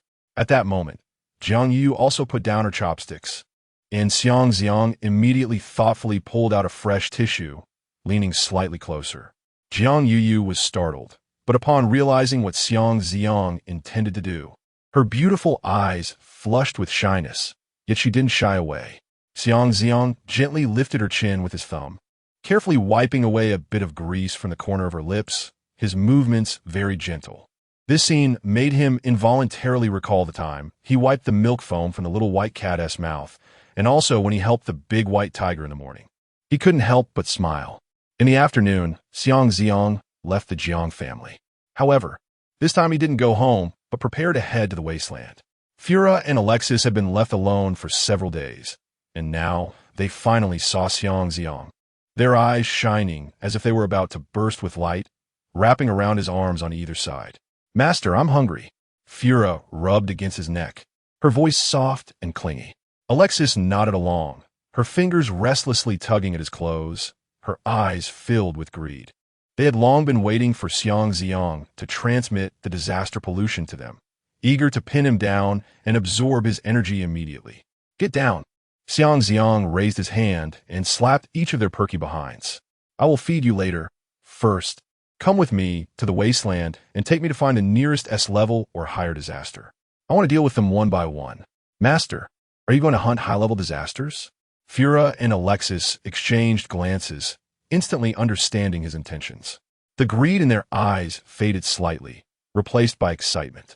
Yes, I want to clear out all the high-level disasters near New Territory City. Chapter 59, Premonition Wasteland, Clothes Mountain Range. This is a tall mountain range located on the southeastern side, bordering the wasteland and New Territory City. It was once an important iron ore mining area for New Territory City.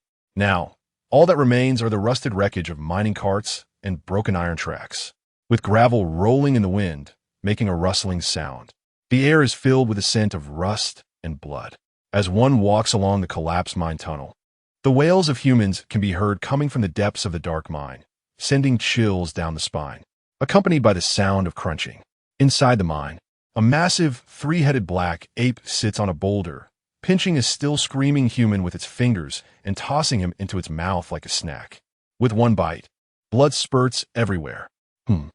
Although humans contain average energy, their pure blood and flesh have the best taste. After devouring a live person, the giant ape, still unsatisfied, reaches into a cage and picks up another human like grabbing a chick, tossing him into its mouth as well. All three heads are chewing, and most of the humans in the iron cage have been eaten by it.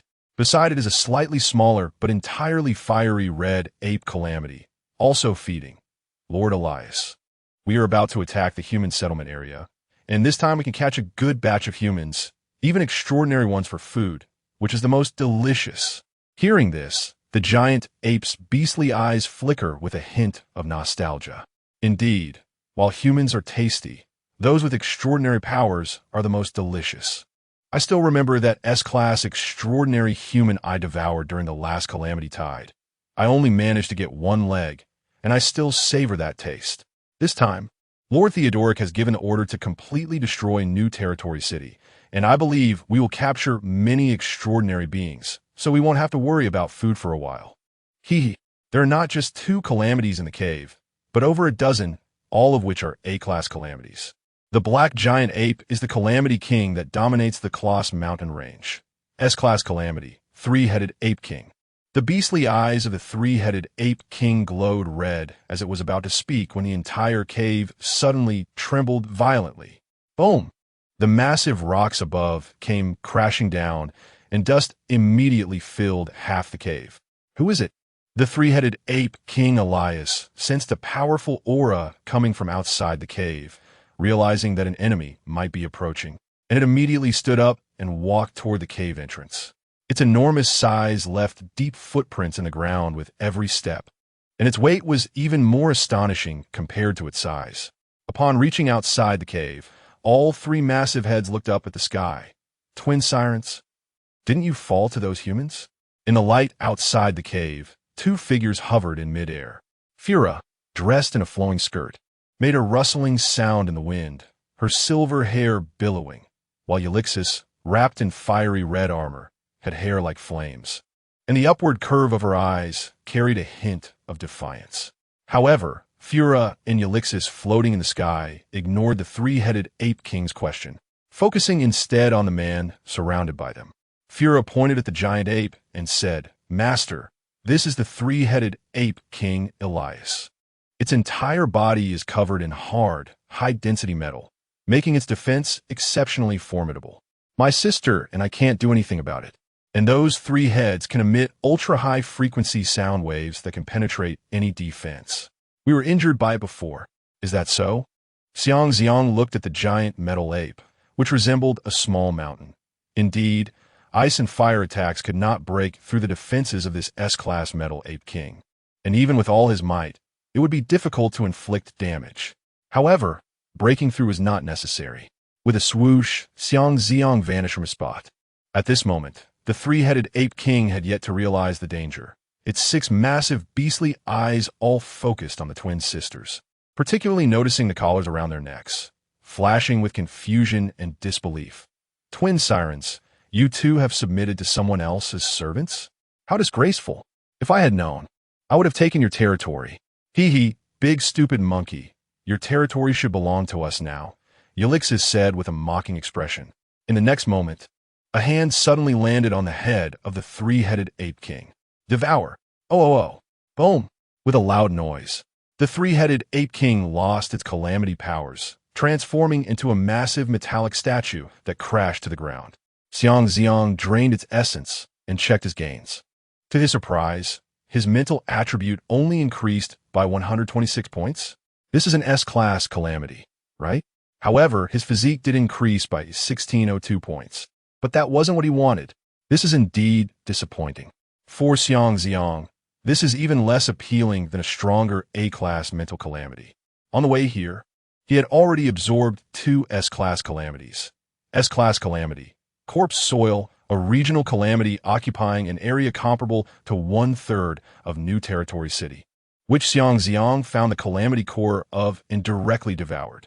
S-Class calamity, Void-Winged Slug, a giant slug with teleportation abilities, its slime highly corrosive, and it could split when attacked, making it nearly impossible to kill, but it was still directly devoured by Xiang Zi'ang. Returning to the back of the 7-headed calamity bird, as Xiang Zi'ang was too lazy to fly himself, he found a mount for transportation. Are there any mental type S-Class calamities? Let's prioritize those. Xiang Zi'ang looked at the 2 sisters. Fura and Ulixis exchanged a glance, both thinking of an old enemy. "We have one, master, but it's a bit far. We'll need to fly for half a day to get there. That's fine, go ahead. Meanwhile, deep in the wasteland, thousands of miles away from New Territory City, a settlement resembling a human town quietly lies in wait. Here, there are houses where humans live, with clusters of low buildings pressed together, resembling a small human settlement. However, on the outskirts of the town, there's a tall wall over 10 meters high, trapping everyone inside. The townsfolk often numbingly look up, regardless of age or gender. Their cheeks sunken and hollow, and their eye sockets dark. They gaze towards the center of the town, their eyes devoid of any spirit, only filled with deep-rooted despair, as if their souls have been drained, moving like walking corpses, even their breaths lacking strength. At the very center of the town stands a resplendent palace, starkly contrasting with the surrounding decay. The white marble steps wind upward, with intricately carved vines and floral patterns on the columns, and exquisite statues stand beneath the corridors, resembling the residence of a legendary king. But the master of this place is far from human. In the depths of the palace, within the sleeping chamber, lies an extraordinarily beautiful woman on a pink velvet bed. She wears a pink and white off-shoulder long dress that outlines her graceful curves. With a black waist ribbon tied in a bow at the back, her bare legs as white as jade.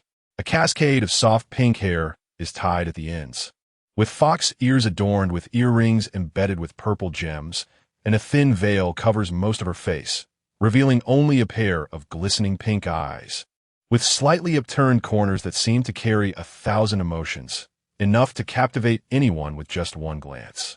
S-Class Calamity, Desire Fox Spirit, Carol. She lies lazily on her side, her fingertips gently tracing the bed canopy, her nostrils slightly flaring. The love, hate, jealousy, sorrow, desire, and joy that the imprisoned humans generate transform into strands of transparent threads, floating in from all directions, which she absorbs into her body. As a calamity that feeds on emotions, she never needs to hunt like her kind. She merely needs to keep these humans captive to continuously draw sustenance. At that moment, a black crow flew in through the palace's main door, flapping its wings and landing beside the big bed. My Lady Carol. It's not good. Sea-level disaster. Disaster seabird. A rare disaster with weak combat power, but a vague precognitive ability. What happened? Carol slowly opened her eyes, her pink pupils shimmering, her voice soft as if soaked in honey. Even when asking a question, her tone carried a lazy allure, making one wish to present everything to her. My Lady Carol, I suddenly had a bad feeling about something big. Chapter 60. The war begins. New Territory City, Southern Military District. Camouflage tents are neatly arranged in the wilderness, the inside brightly lit. Su-Ingha sits gracefully in a folding chair in the corner, her fingertips pinching a coffee cup, stirring it slowly with a silver spoon. Inside the tent, several high-ranking officials from the military and the joint government are gathered. Southern Military District Commander Yu Guodong stands in front of the central sand table, a resolute expression on his nearly 50-year-old face. His finger heavily taps on the marker for the Taoyuan Society stronghold. This time, we have assembled the Southern Group Army, along with 4 mechanized infantry brigades and a missile brigade, plus 2 artillery brigades transferred from other defense zones, totaling a force equivalent to 2 group armies. This is an absolutely overwhelming force. We must eliminate the Taoyuan Society completely. But what about the hostages? Someone couldn't help but ask, concern evident in their voice. We can only negotiate after we strike. Yu Guodong replied decisively. Don't expect to resolve the issue through negotiations with those anti-government organizations. The city council has already reached a conclusion. We must thoroughly eradicate this malignant tumor, the Taoyuan Society. As for the hostages, we will first use our strength to pressure them into negotiating with us, instead of us taking the initiative. Understood. Listening to the discussions on the battle plan, Li Panxia, standing next to Su-Ingha, whispered to her aunt, "Aunt, if we attack like this, the other side will definitely execute some of the kidnapped officials in response, right? Can't you tell that they have already decided to give up on those officials?" Su-Ingha turned her head, glancing at her worried niece, her red lips slightly parted. Given what happened with Xiao Weihua, the joint government has already lost face. How could you expect them to pay such a high price to save someone who has committed a grave crime? But, after all, Xiao Weihua is Xiao Yun's father, and Xiao Yun has that kind of relationship with Xiang Zi'ang. Is this really okay? Li Panxia hesitated. Su Yinghe took a sip of coffee, tasting a hint of bitterness. If he really cared, he would have gone to save them himself. Based on the strength he displayed when crushing the bone corpse dragon that day, I don't believe anyone in the Taoyuan society can stop him. Well, that seems to make sense. Li Panxia mumbled and fell silent. Su Yinghe set down her coffee cup, her gaze landing on her niece's somewhat youthful face. Her tone carrying an air of authority. Xia, you don't need to participate in the special operations task. Come back to my side and be my assistant. I'll let you run around in the city before, but now, your aunt won't allow any more nonsense. Oh. Li Panxia drooped her head, responding softly. The discussions in the tent did not last long. Before long, everyone left the military tent, each with their tasks. The operation will commence tonight. Night. 3 o'clock in the morning. The booming sounds of artillery echoed in the southern part of New Territory City. The intense fire and noise making it clear even from 100 miles away.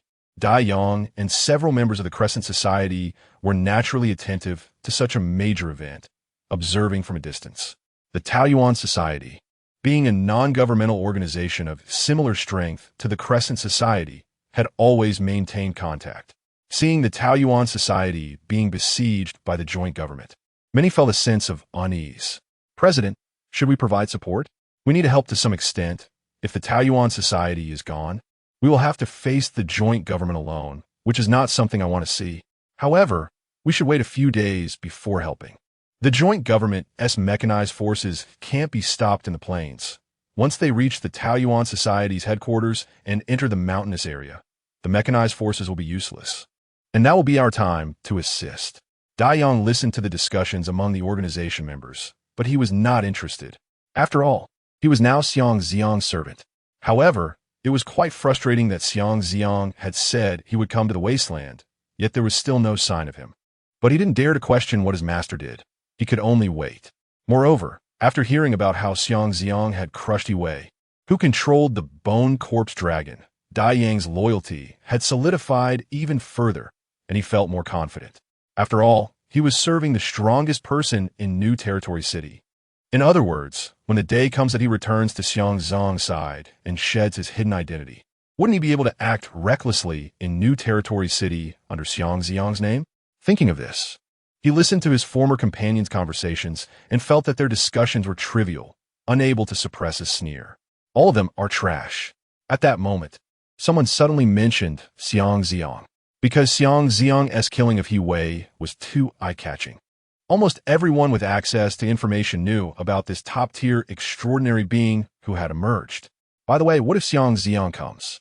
Based on the strength he displayed that day, if he also participates in the joint government's actions, I estimate the Taoyuan Society might not hold out this time.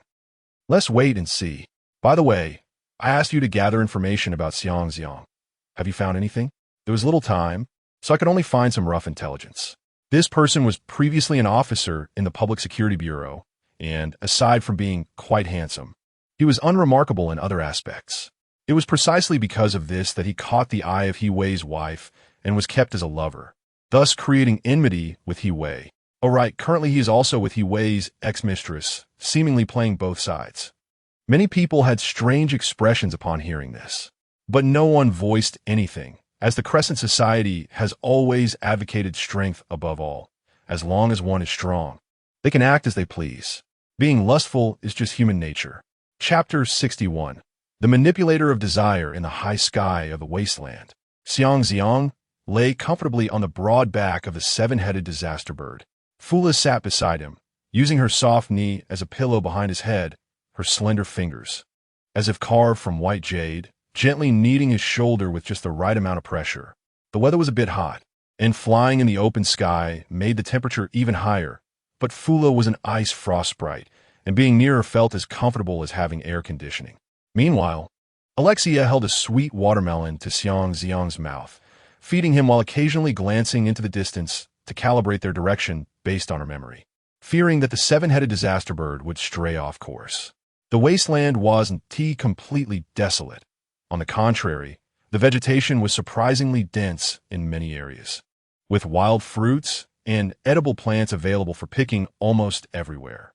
However, it was called the wasteland because there were too few living creatures. Except for some insects and small animals that might survive, large animals or humans had long been wiped out by disasters. Xiang Zi'ang hadn't expected it to take so long to find that S-class mental disaster. They had been flying for 3 days. If Alexia hadn't told him that the S-class disaster judged beauty by human standards and that its physical form was that of a fox girl, he wouldn't have wanted to travel such a long distance at all. How much longer until we arrive? Xiang Zi'ang asked, feeling a bit impatient. Probably another day. Alexia bit her lip uncertainly and quickly added, "The speed of the 7-headed disaster bird is a bit slow. Please be patient a little longer." All right. Xiang Zi'ang said helplessly. The past 3 days hadn't been too hard. He had just devoured several S-class disasters, and the disaster energy was abundant, even allowing him to share some with Alexia and Fula without much burden on himself. Raising disasters wasn't easy, something Xiang Zi'ang and the two of them realized after spending time together. The greed and hunger of disasters were ingrained instincts. Low-level disasters would hunt living beings frantically for food, while high-level disasters needed to constantly devour flesh to replenish energy, especially S-class disasters, which had an insatiable appetite. Suddenly carrying 2 insatiable appetites made Xiang Zi'ang feel some pressure.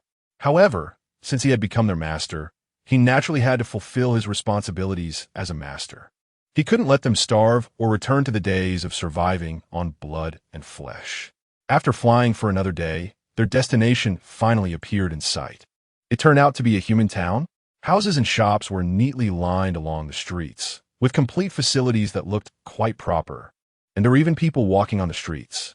At first glance, Xiang Zi'ang almost thought he had fallen into an illusion. At that moment, Alexia explained to Xiang Zi'ang, "Master, the Desire Fox Spirit Carol is a mental disaster that feeds on emotional desires. She can manipulate people's 7 emotions and 6 desires. As long as you have weaknesses in your heart or negative emotions, they will be magnified exponentially by her. Her most troublesome ability is to transform into a mental state, traversing the minds of all intelligent beings, making her immune to any attacks." So troublesome? Xiang Zi'ang raised an eyebrow, having never encountered such a uniquely structured disaster before. Yes, to defeat her, you can only take her down while she is in her physical form. Or, there are also relevant restraining abilities, of course. There's another way, which is to eliminate all intelligent beings in a certain area, forcing her consciousness to have no carrier. And she will have no choice but to reveal her true physical form. But should we deal with the people below first? Fula suddenly stood up, her ice blue eyes flashing with a fierce killing intent, and a chill rose around her.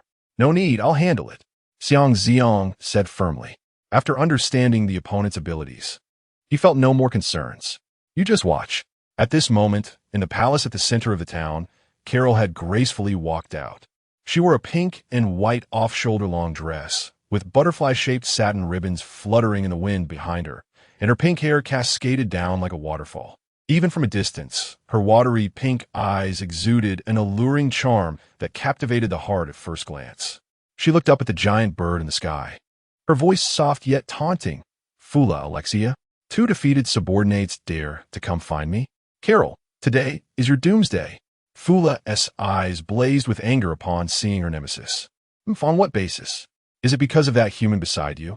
Carol observed Xiang Zi'ang, her enchanting pink eyes revealing a hint of curiosity.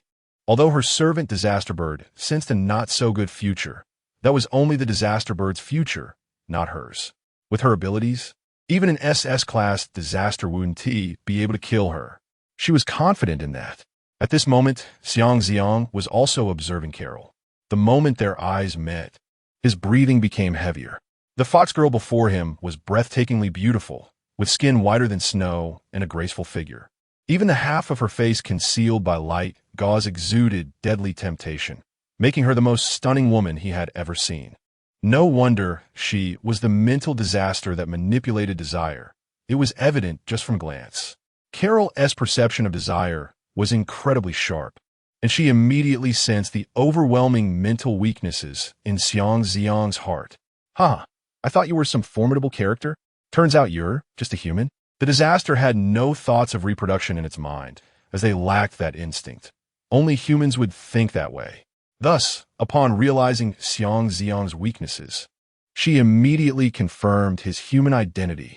You two may be a bit weak, but you are still S-class disaster rulers. How did you fall to the point of being subservient to a human? However, Fula and Alexia did not engage in a verbal spar with her. They both turned to look at Xiang Zi'ang, their eyes filled with anticipation. They were waiting for their master to help them take revenge. Xiang Zi'ang knew there was a long-standing grudge between them. The twin sisters seemed to have suffered a terrible defeat at Carol's hands before and had been humiliated severely. It was said that Carol had injected human emotions into their hearts and manipulated them to grind mirrors, being famous disaster rulers. Such treatment was naturally a great humiliation for them. Xiang Zi'ang put his arms around the shoulders of the two, gently patting them. Don't worry, once I catch her, you can vent your anger. After saying that, he took 2 steps forward, his gaze locking onto the pink-clad fox girl in front of the palace. Carol felt a sense of caution towards the human before her, as he had subdued 2 S-class disasters, and she didn't dare to be too careless. However, she still felt confident that she would win. She could clearly perceive the most primitive desires and weaknesses bubbling in Xiang Zi'ang's heart. Such an enemy was utterly vulnerable. She raised her eyes, her pink eyes sparkling with captivating light, and as she lifted her delicate, snow-white hand, she gently pinched her fingers together, producing a crisp sound that sliced through the air. Snap! In an instant, a scorching warm current surged into Xiang Zi'ang's mind, spreading through his limbs and bones. This sensation was reminiscent of when he had just crossed over and was affected by Jiang Yuyu's enchanting female demon's desire detonation. Even though he could surpass most S-class disasters without relying on the power of time manipulation now, his mental weaknesses were defenseless, and the searing heat seized him instantly, making his breathing heavy as if he were gasping for air. You're playing with fire. I advise you it's best not to use this ability. Xiang Zi'ang gritted his teeth, suppressing the surging desires, beads of sweat forming on his forehead. Otherwise, I might really end up killing you. Upon hearing this, Carol's lips curved into a highly enchanting arc. The corners of her eyes slightly lifted, her stunning face glistening under the sunlight. And even her light laughter carried a captivating softness. Oh, really? But I feel like you can barely stand right now. She lightly tapped the void with her fingertips, and the desires deep within Zi'ang surged even more fiercely. This human weakness is even easier to manipulate than she had imagined. If you want to kill me, come on. Chapter 62. Time reversal. Xiang Zi'ang glared at the foxwoman with her overtly seductive demeanor, flames of anger surging in his heart. This provocative fox, relying on her abilities, must be turned into a plush ball today. However, just as he was about to activate time stop and teleport directly in front of Carol to take her down, she made a move first. In an instant, the figure of the foxwoman in pink transformed into countless delicate pink light dots, dissipating in place like a burst of fireworks. At the same time, her sweet, syrupy voice echoed from all directions, reaching Xiang Zi'ang's ears. The next second, that honeyed voice swirled around Xiang Zi'ang's ear. Although I don't know what your ability is, I won't give you a chance to act. Before her words finished, the voice drilled directly into his heart, softly adding the latter half. Now, I have transformed into a state of consciousness, residing in the hearts of everyone, including you. Clearly, she could even directly penetrate into Xiang Zi'ang's soul. This ability was indeed somewhat of a bug. However, Xiang Zi'ang remained unfazed. When it came to ability bugs, who could surpass him? He leaped down from the back of the 7-headed disaster bird, and in an instant, lightning crackled around him, accompanied by explosive blue arcs as he accelerated. Whoosh! He arrived at the spot where Carol had disappeared earlier. Then he reached out. Time reversal. In an instant, everything around seemed to be pressed on the replay button. The drifting pink light dots shrank back to their original position. The rising dust flowed back to the ground, and even the flow of air reversed. The power of time transcended all rules, whether living or inanimate, whether material or conscious, in the face of this fundamental rule. Everything could only be forced to rewind. The pink light dots in the air became denser, quickly condensing into the startled figure of Carol. She had never imagined that there would be an ability that could forcibly reverse her seemingly unsolvable state. With a snap, Xiang Zi'ang's palm had already grasped Carol's delicate throat. That neck, pale as jade, was easily gripped under his fingers, yet firmly restrained, leaving no room for struggle. Devour. Devouring the disaster essence of Desire Fox Spirit. Power 102. Devouring the disaster essence of Desire Fox Spirit. Constitution 98. Devouring the disaster essence of Desire Fox Spirit. Agility 144. Devouring the disaster essence of Desire Fox Spirit. Perception 850. Devouring the disaster essence of Desire Fox Spirit. Spirit 2278. As expected of an S-class mental disaster, this one alone raised his spirit value by a whopping 2,278 points. As the disaster essence was extracted, Carol's body began to turn transparent, pink light dots escaping from her hair and skirt, her once sparkling eyes gradually losing their luster, devoid of any spirit. She was born from the torrent of emotional desires, and losing her power meant only returning to nothingness. But Xiang Zi'ang would not allow her to disappear. He immediately transmitted pollution. With the power replenished, the dissipating light dots of Carol instantly returned, her body becoming solid again. However, her beautiful eyes still appeared dazed, clearly not yet recovered from the recent drastic change. From being choked to being devoured, and then to being polluted, the entire process took merely 2 seconds. Too fast for her to react. However, she suddenly heard, "Kneel." Xiang Zi'ang withdrew his palm, his tone icy. The absolute suppression of the mother over the offspring instantly took effect, and Carol did not hesitate at all, dropping to her knees with a thud. The luxurious pink-white long skirt spread out on the ground, resembling a delicate flower that had been damaged. She knelt before Xiang Zi'ang, straining to lift her chin just to barely see his face. Her once enchanting pink eyes now filled with confusion and horror. What? How did you do this? Are you human or a disaster? She was utterly confused. How could a human possess such domineering power, capable of forcibly reversing her conscious and material manifestations, and even devouring her essence like a disaster? But if he truly was a disaster, why would he have such lowly weaknesses of human desires? Yet Xiang Zi'ang paid no heed to her questions, as the restlessness ignited by Carol was burning him up, his gaze falling on the fox woman's curvaceous figure. Nearly unable to suppress the urge to pounce. Under the gaze of his bloodshot, heat-filled eyes, Carol's heart skipped a beat. At this point, she suddenly understood why Xiang Zi'ang had previously advised her against using desire manipulation to ignite the fire within him. Feeling the explosive desire within Xiang Zi'ang almost ready to overflow, and realizing she had become his offspring with no power to resist, Carol was terrified and began to crawl backward, her pink skirt dragging on the ground, her voice trembling. "Why you? I was wrong. I will help you calm your desires right away." Since she could amplify other spiritual weaknesses, she could naturally soothe any emotional and desire fluctuations. This was her innate ability. Saying this, she extended her delicate jade-like hand, intending to use her power to dispel Xiang Zi'ang's desires. Otherwise, she couldn't bear to think of what he might do to her, who had no power to resist with such overflowing desires. However, Xiang Zi'ang flipped his wrist and directly slapped her hand away. Think it would be that easy? No way. His voice was hoarse from suppressing his desires, his gaze turning colder. "If you dare provoke me, you must pay the price." He did not want her to help him clear his current negative state in this manner. Defeat had to come with a price. Naturally, he would solve the problem in his own way, reaching out to grab the fluffy pink foxtail behind Carol. The sudden touch made Carol tremble all over, a delicate cry escaping her lips, filled with panic and embarrassment, completely losing the earlier charm and pride. The moment her tail was grasped, a peculiar ticklish sensation spread throughout her body, causing her tense body to instantly soften, but she dared not forcefully break free, only able to urgently cry out, Don't grab my tail. Let go. Woo-woo-woo." After Xiang Zi'ang grabbed her tail, he distinctly felt Carol's body almost collapse instantly. "Can't grab the tail? Xiang Zi'ang raised an eyebrow, looking at her watery, pleading pink eyes. And he had no intention of letting go.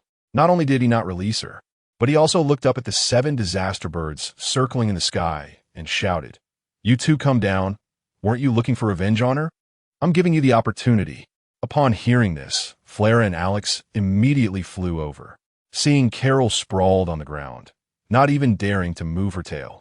The two sisters' beautiful faces were filled with uncontrollable excitement. "W, what do you want to do?" Under the intense gaze of the Gemini sisters, Carol trembled all over. "I didn't kill you back then. I even spared you." "Spared us?"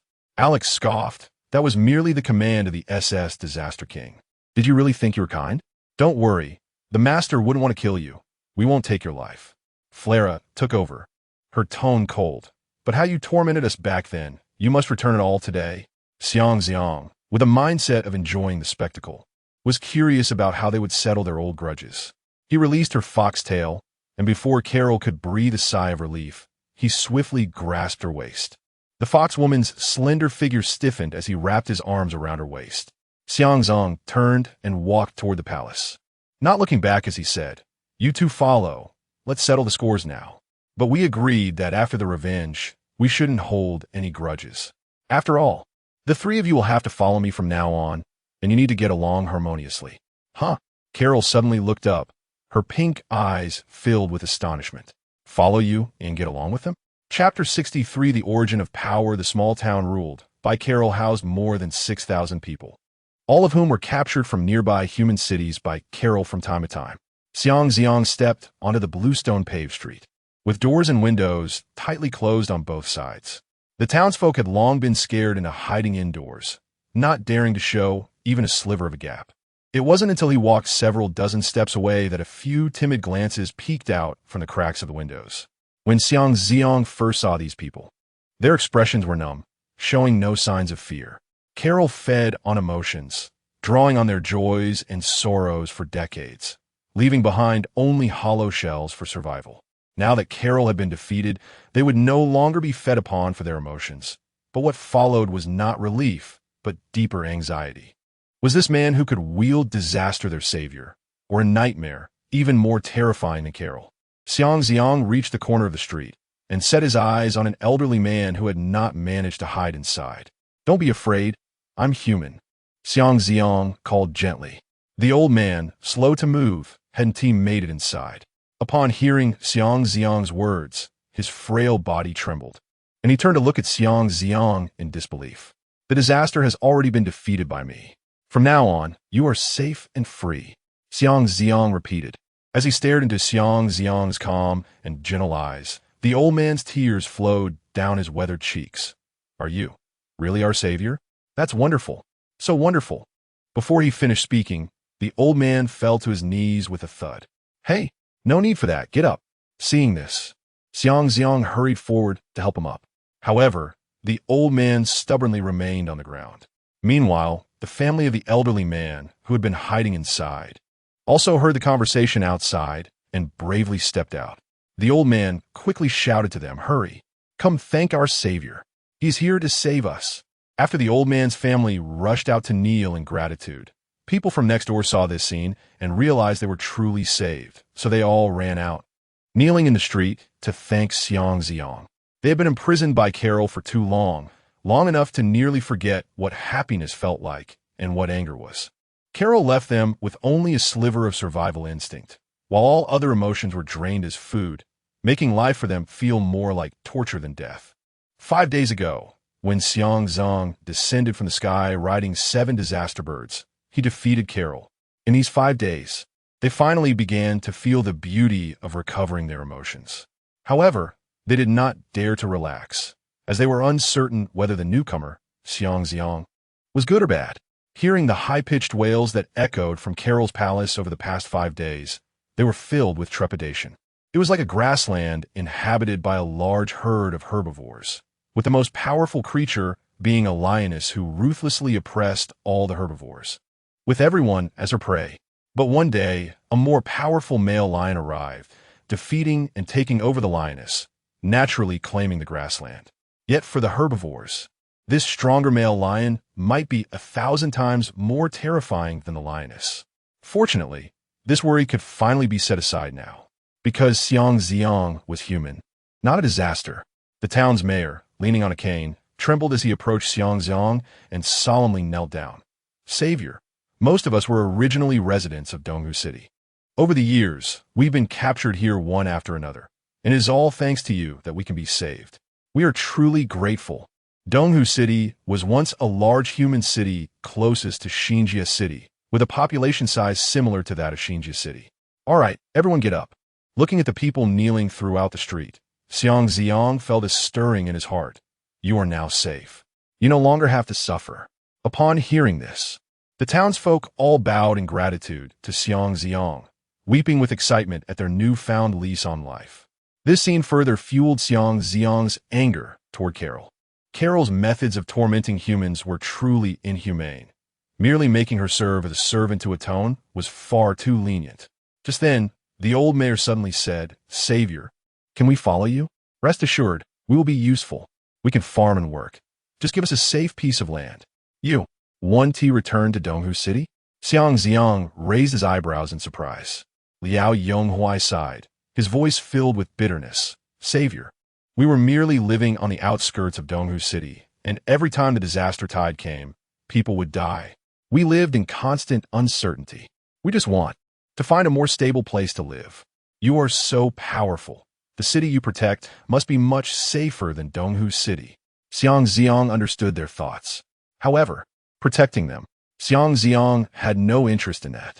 No, wait. A sudden thought flashed through Xiang Zi'ang's mind, and he had an idea. All along, he had been reluctant to engage with the United Government for two main reasons. On one hand, he was somewhat disappointed with the United Government system.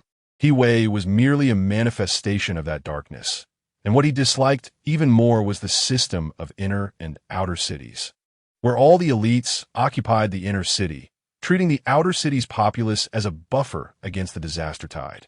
That was what he hated the most. On the other hand, he himself embodied disaster.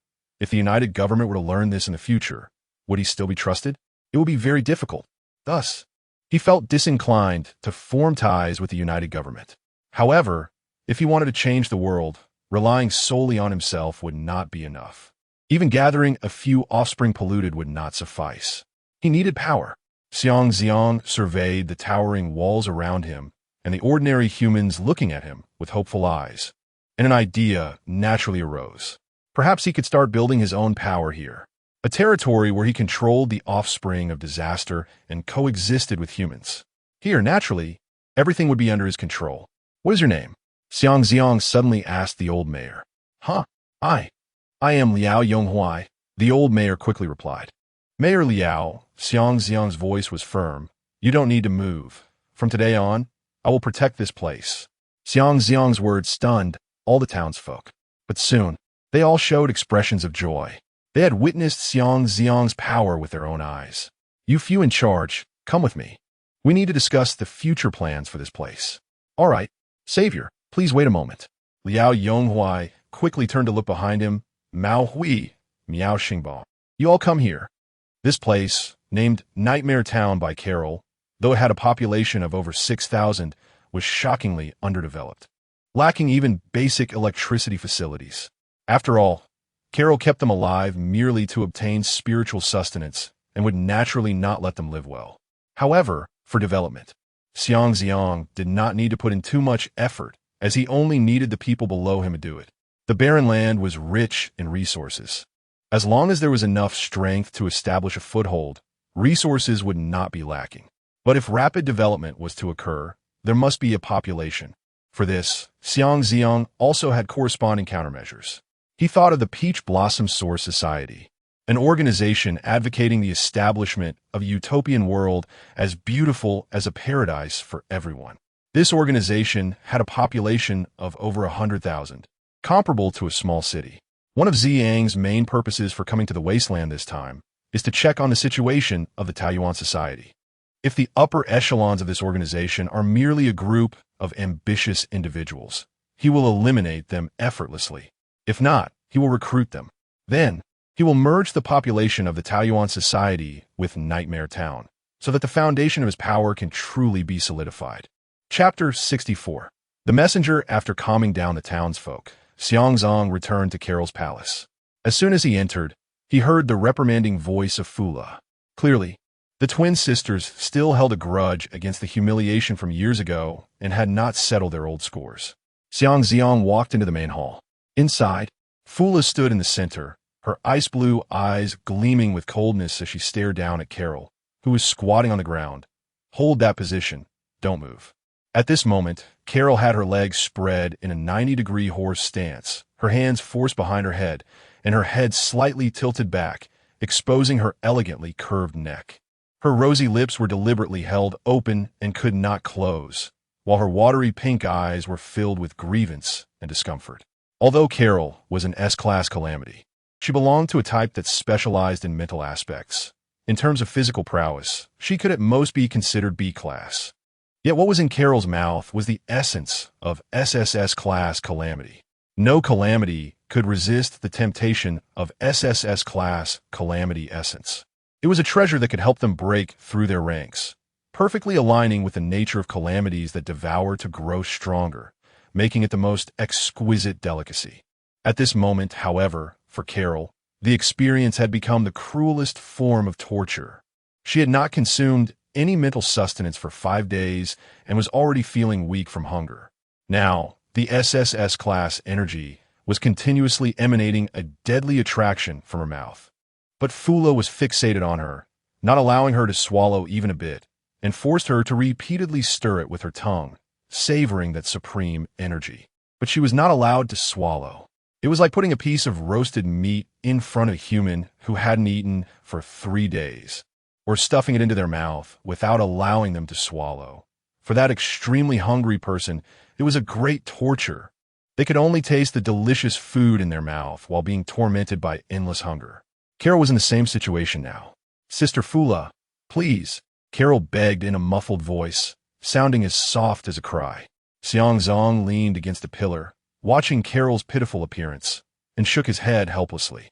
He originally wanted to vent his frustration for the townsfolk, but it seemed better to let it go. Still not calmed down, Xiang Zi'ang walked over to Fula, reached out to embrace her, and kissed her forehead. The coldness on Fula's face instantly softened, and she wrapped her arms around his waist. "Master, Fula is worried this fox is restless, so I want to teach her a lesson for you." Hearing this, Carol quickly stammered, I will definitely behave." After 5 days, Carol was already willing to follow Xiang Zi'ang, because she had learned that Xiang Zi'ang was an SSS-class calamity from the moment she discovered this. She no longer wanted to resist, and when she first tasted the pollution of SSS, she understood that following Xiang Zi'ang was absolutely the right choice. The law of survival for calamities is that the weak must obey the strong, and advancing to a stronger state is the primal instinct that drives calamities. Xiang Zi'ang looked at her huddled and completely submissive figure, gently stroked her exquisitely perfect cheek with his fingertip, and softened his tone. "All right, swallow it down. Then transform back into your fox form." A slap followed by a sweet date. Taming a calamity should be that simple. Carol immediately gulped it down. Then a faint pink glow enveloped her body, and in an instant, she transformed into a small fox with white fur tinged with pink, her fluffy tail curled beside her, and her fur clean as if covered in morning frost, looking both obedient and cute. Xiang Zi'ang reached out to pull her into his arms, running his fingers through her smooth fur a couple of times.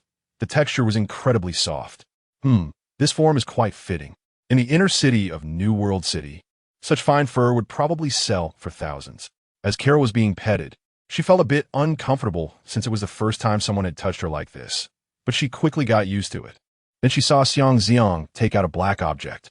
When he had just returned from Nightmare Town, he had bought a decorative item with silver bells at the general store. As the saying goes, a good horse needs a good saddle. A good fox also needs a good collar. After putting the collar on the little fox, Xiang Zi'ang carried her further into the palace. But after taking a couple of steps, he paused and turned to Fula. "By the way, where's your sister?" She went to deal with those low-level calamities that were following Carol. Fula replied immediately. "Oh, all right, you go help out and come back quickly after you're done." "Okay, master." Fula immediately turned and walked out of the palace. Hearing that the low-level calamities following her were going to be cleared out, Carol's pink eyes flickered slightly. But she did not plead for mercy. She herself was helpless, so how could she help those followers? Xiang Zi'ang carried Carol deeper into the palace and lay down on a large bed covered with velvet cushions, letting out a long sigh. This fox truly knew how to enjoy life. The palace was luxuriously and elegantly decorated, and the bed beneath him was layered with 3 layers of fluffy bedding, wrapping him in softness the moment he sank in, making it incredibly comfortable. The little fox curled up against his chest, her pink and white tail gently brushing against his wrist, her nose slightly twitching. Having just tasted the SSS calamity energy, the emptiness in her stomach was even more pronounced. But Xiang Zi'ang's palm was gently stroking her smooth fur, so she could only obediently stay still and not move. But Xiang Zi'ang still noticed the desire in her eyes. Knowing the little fox was hungry again, he felt a bit helpless. Now he had another insatiable, bottomless pit. It seemed he couldn't casually collect calamities anymore, or he would really be unable to afford it and would eventually be eaten out. Although he could control the concentration of calamity pollution he provided, to reach the level where even S-class calamities felt unable to stop, it needed to be at least A-class calamity strength. The essence Carol had just swallowed was enough to create an A-class calamity. If he hadn't devoured several S-class calamities on the way here, he might not have been able to support 3 S-class calamity offspring these past few days. To maintain the daily needs of 3 S-class calamity offspring, relying solely on the self-recovery of his original source was insufficient. However, if he consumed too much of his own calamity source, he would lose permanent attribute points. He still needed to be stronger. Also, he couldn't casually collect offspring calamities next time.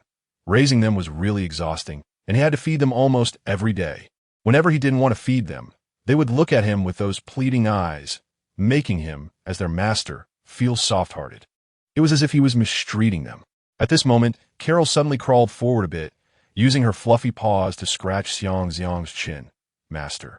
Xiang Zi'ang clicked his tongue, not responding to her. He didn't want to feed her right now. Seeing Xiang Zi'ang indifferent, a hint of grievance flashed in Carol's fox eyes. But since she was born from desire, she understood how to read people's hearts. The next moment, her body glowed with a faint pink light, and the little fox's form stretched out, transforming into a charming beauty dressed in a pink and white maid's outfit, her skin as white and smooth as freshly set cream.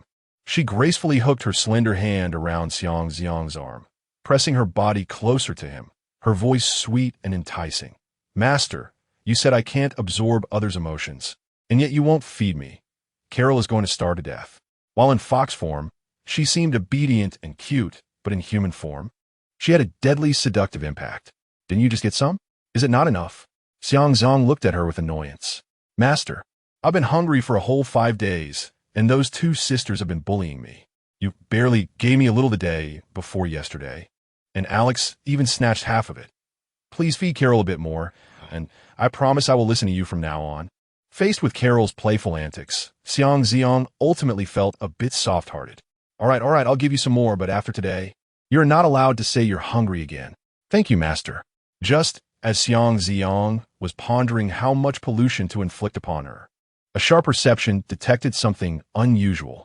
There was a strange aura of disaster within the palace. A black-red smoke passed through the palace gates and directly dove deep inside. Under their gaze, the smoke swirled and coalesced into a rolling black mass, its edges glowing with a red light, and the air was tinged with a faint scent of decay. Decay, miasma. A hoarse voice emerged from the black mass, carrying a deliberate tone of respect. Honorable Lord Carol, I come to pay my respects on behalf of my master's will. What is this? Upon seeing the human on Carol, the black mist surged a few times. Chapter 65. Clarification. Xiang Zi'ang looked at the sudden, unknown disaster and, upon hearing the other party's words, felt a stir in his heart. After a moment of contemplation, he gave Carol a meaningful glance. Carol, incredibly intelligent, immediately grasped Xiang Zi'ang's intent. She gently pushed against Xiang Zi'ang's chest with her delicate hand, her previously soft and charming demeanor instantly replaced by her usual cold and aloof grace. Then, Carol slowly stood up, casually brushing aside a few strands of hair by her ear, her voice now tinged with coldness. I just received a human pet. Human pet? So that's it. Truly worthy of Lady Carol. The black smoke dispelled its confusion. After all, Carol was also adept at mental manipulation and playing with humans. So acquiring a human pet was quite normal. However, it was somewhat puzzled, as it vaguely remembered that the collar, bells, and other such items were meant for pets. Not for Carol herself, but it was not well versed in human habits, and coupled with its awe of Carol's strength, the thought was quickly suppressed. Speak. What message did Dialect send you? Carol leaned against the edge of the bed, one long leg slightly crossed, exuding an air of superiority. Upon hearing this, the black smoke immediately replied, It's like this, Lady Carol. My master asked me to inform you of two things. First, all disasters in my master's area have begun to move, passing through the territories of various kings along the way. The gathered tide of disasters is expected to reach New City in about 10 days. Please prepare, Lady Carol, to lead your comrades to participate. Secondly, there have been some issues recently in the area bordering New City. The S-Class Corpse Soil, Void-Winged Slug, and Three-Headed Ape King have lost contact and are suspected to have fallen. Although Carol's territory is far from New City, my master still asked me to remind you to be cautious. Carol's lips twitched slightly, wanting to curse. She had been captured for 5 days. What good was this reminder now? However, despite her frustration, following Xiang Zi'ang was still extremely beneficial. After all, she had witnessed his power and willingly surrendered to him. At that moment, Xiang Zi'ang raised his right hand and flicked his fingers. A bolt of azure lightning suddenly erupted, accompanied by a crackling sound, instantly piercing through the core of the black smoke. Bang! The black smoke didn't even have time to scream before it exploded in the lightning, disintegrating into specks of black ash that scattered in the air. After dispatching the messenger, Xiang Zi'ang leisurely stood up and glanced at Carol, who still maintained her cold and charming demeanor. Who is its master? Only then did Carol drop her disguise, leaning onto Xiang Zi'ang's lap and rubbing against his large hand. Dialect, S-Class Disaster. Apocalypse Shadow. He is the most powerful disaster in the southeastern part of this continent. Xiang Zi'ang was slightly taken aback. So was that SS-Class Disaster. This disaster's name was well known, and it was also an enduring nightmare for countless human cities. The ability of this SS-Class Disaster is atomic fission. It can cause immensely powerful nuclear explosions and radiation pollution, with destructive capabilities that could annihilate everything. Cities targeted by this disaster ultimately faced complete destruction. Furthermore, because of the existence of this disaster, many cities, including New City, have refrained from developing and using nuclear energy. For if that apocalypse shadow were to notice, it would unhesitatingly destroy the entire city. Thus, aside from a few cities with SS-Class transcendent beings stationed there, no other cities dared to violate this taboo, since that one was preparing to attack New City and even thoughtfully gathering all the high-level disasters together. This meant that if he waited in New City, he could just wait for them to deliver themselves to him. Thinking of this, Xiang Zi'ang immediately slapped Carol's perky bottom. Go call back Fula and you likes. We need to set off. Huh? Carol immediately frowned, her fair cheeks looking aggrieved. Master, didn't you promise Carol earlier? Don't worry. Wait until you three are together before we leave. Don't delay too long. The journey back is far. Got it. Carol accepted Xiang Zi'ang's command and immediately bounced out of the palace to find Fula and Ylikes. Soon, she returned to the palace with the twin sisters. Outside the palace, 7 disaster birds were perched on the surrounding walls, their massive bodies still, iron-gray wings folded, quietly waiting, as Xiang Zi'ang intended to use them as mounts.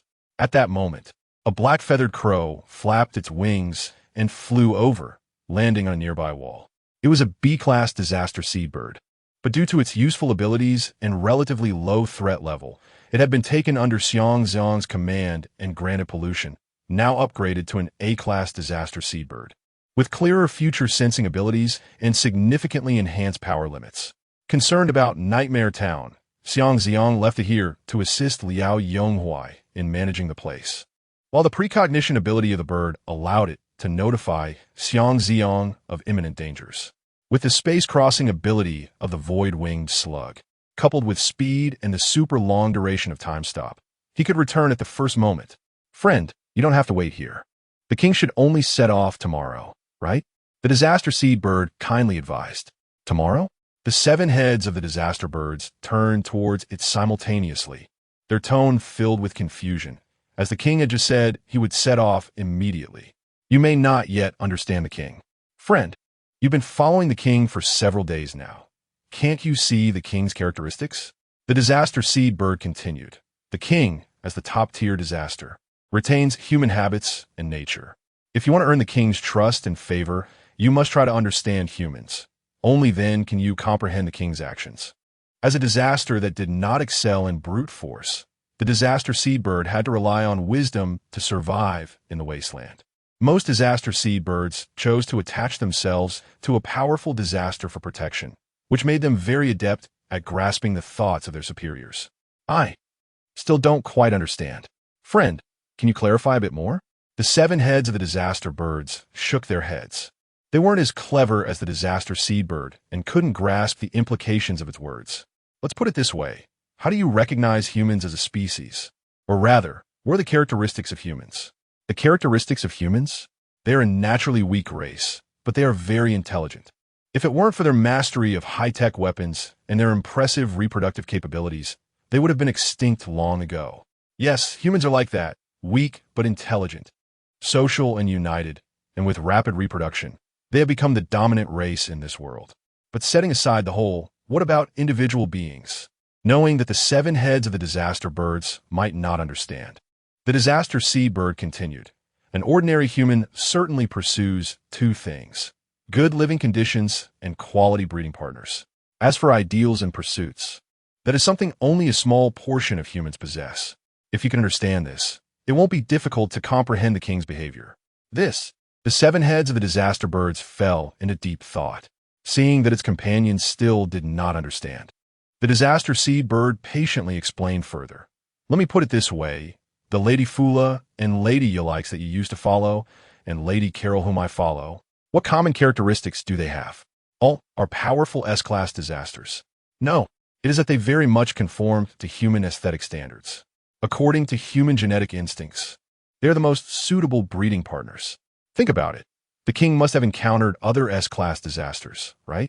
Isn't it true that aside from Carol, Fula, and Yulikes, he directly annihilated the others? Why did the king not subdue them, but only chose these 3? I see. The 7-headed plague bird suddenly realized.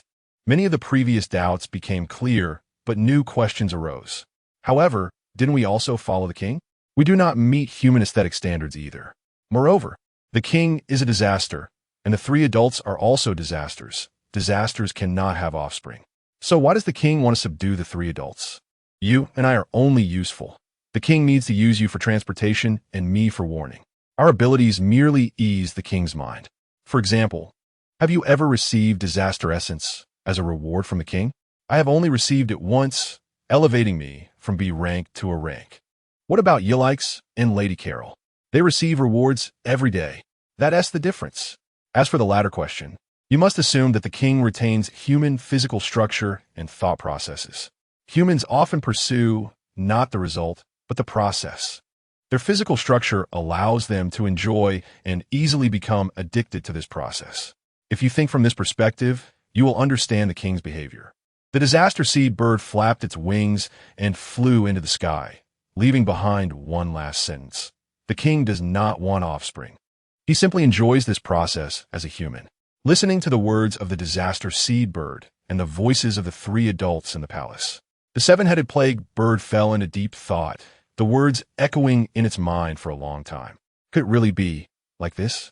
Chapter 66. Peach blossoms sourced the next day. Xiang Zi'ang set off back to New Realm City. It was mid-July, and the summer heat was unbearable, with even the wind carrying a burning temperature. On the back of the 7-headed plague bird, Xiang Zi'ang could only hug the frost fairy as an air conditioner. Whenever he closed his eyes, he saw watermelons of various sizes. Looking at his attribute values, they had overall dropped by -4. 7. As the essence of calamity was losing too quickly, causing him to lose attributes. As the master, He was really trying his best. If he got close to other S-level calamity territories on the way, he would stop by to take a look. Xiang Zi'ang, exhausted, said while lying on Carol's fox pillow. He also needed to replenish his source of calamity. I know, master. I'll keep an eye out. Yelix immediately replied, full of energy. Xiang Zi'ang closed his eyes, pulling Carol's fluffy pink-white tail over his eyes as a natural eye mask to block out the bright light. For days passed in a flash, and the outline of New Realm City finally appeared in his sight. Even from over 100 miles away, the rumbling sound of artillery fire was clearly audible, and black smoke rose straight into the sky, noticed even by Xiang Zi'ang from such a distance. Standing on the back of the seven-headed plague bird, the view was very wide, and he quickly spotted the area where the Peach Blossom Society was located. Watching the fierce fighting on both sides, Xiang Zi'ang felt speechless. The calamity tide was about to arrive, yet New Realm City was still playing house. The joint government's army, with overwhelming firepower, firmly held the initiative. In the air, armed helicopter formations hovered, the tongues of machine gun fire continuously licking at the mountain defense lines, while missiles exploded into clouds of dust. On the ground, armored vehicles rolled over dirt roads. And infantry, armed with standard rifles, advanced in tactical formations, closing in step by step. Although the Peach Blossom Society's resistance was tenacious, relying on rocks and trees to build fortifications and fighting back with all their might, they ultimately fell short against modern military equipment due to insufficient heavy firepower. The defense line had been torn open in several places, and joint government soldiers were continuously infiltrating through these breaches, step by step advancing deeper into the mountainous area. Xiang Zi'ang remembered Jiang Yong telling him that the Peach Blossom Society had great confidence in winning the struggle against the joint government, but from the current situation, it certainly didn't seem that way. You don't need to follow me for now. I'll go see for myself. One of Xiang Zi'ang's purposes for coming was to check on the situation of the Peach Blossom Society. With the twin fairies and the seven-headed plague bird being such obvious calamities, he certainly couldn't bring them along. Carol could turn into a fox and be held, treating her like a pet. Crossing the boundary where gunfire was exchanged, Xiang Zi'ang directly arrived at the mountainous area where the Peach Blossom Society was located, which had not yet been engulfed by the flames of war. To his surprise, the area had been developed quite well, far from the front lines of the battlefield. The terraced fields were clearly delineated in the mountains, fruit trees and various economic crops were thriving, and smooth dirt roads wound through the area, with streams flowing gently along carefully constructed irrigation facilities, presenting a scene of orderly vitality. Just from this glance, Xiang Zi'ang's fondness for this place greatly increased. No wonder they could hold on under the pressure of the joint government. They indeed had some capability. Xiang Zi'ang strolled leisurely through the mountains, and the checkpoints and sentries were as good as non-existent to him. With his speed and time-stop abilities, it was too easy for the station militia not to notice him. Carol, nestled in Xiang Zi'ang's arms, was even more astonished. She could only see the surroundings changing rapidly and had no idea how Xiang Zi'ang was doing it. Master Awu. Carol lifted her head, her pink fox eyes filled with admiration, extending her pink tongue to lick Xiang Zi'ang's neck. She was then covered by Xiang Zi'ang's large hand. Upon reaching the core area, he found a settlement the size of a small town. There were no skyscrapers like in New Realm City. Instead, there were mostly 2- or 3-story low houses, with red tiles and white walls arranged in a somewhat rustic and lively manner. Xiang Zi'ang remembered that Jiang Yinyan seemed to be coming to the Peach Blossom Society to meet her biological mother with her father. He wondered if she had arrived yet. If she had, he could take the opportunity to see her. However, that would have to wait until he was done with his matters. Long time no see, Mr. Tang. After releasing his perception, Xiang Zi'ang easily found a familiar figure nearby, Tang Zhili. The last time they met was in the southern district of New Realm City, when Jiang Yong and the others jointly kidnapped Xiao Yun. And Tang Zhili was one of them who got beaten up by Xiang Zi'ang. His ability was Benevolent Calamity, Throat-Slit Shadow Beast, adept at traversing shadows, a very eerie ability. Tang Zhili was leaning against a wall, changing bandages, the gauze on his arms still seeping blood. At that moment, he was sitting with several people in a large courtyard marked with a hospital sign, apparently recuperating, after fighting with the joint government for several days. Combat-type transcenders like Tang Zhili had surely experienced real battles. When armies clashed, there was naturally mutual restraint among transcenders. And the number of transcenders on the joint government side was certainly above that of the Peach Blossom Society. Upon seeing Xiang Zi'ang, Tang Zhili suddenly looked up, his expression changing drastically as he jumped up from the bench. "It's you. What are you doing here?" His loss of composure immediately caught the attention of the wounded nearby. Everyone put down their bandages and medications, cautiously staring at the unfamiliar young man holding a beautiful fox. "Don't panic. I mean no harm, just going to take a look. Please sit down." Xiang Zhang's voice was calm, but carried an undeniable authority. After the last battle, Tang Zhili had actually become a subordinate calamity of Xiang Zi'ang, but Xiang Zi'ang had not specifically manipulated or commanded him. However, as long as Xiang Zi'ang wanted, he absolutely could not refuse. Tang Zhili's expression changed several times before he reluctantly sat down, clearing his throat to feign calmness in front of everyone. "Ahem. This is an acquaintance of mine, not an enemy."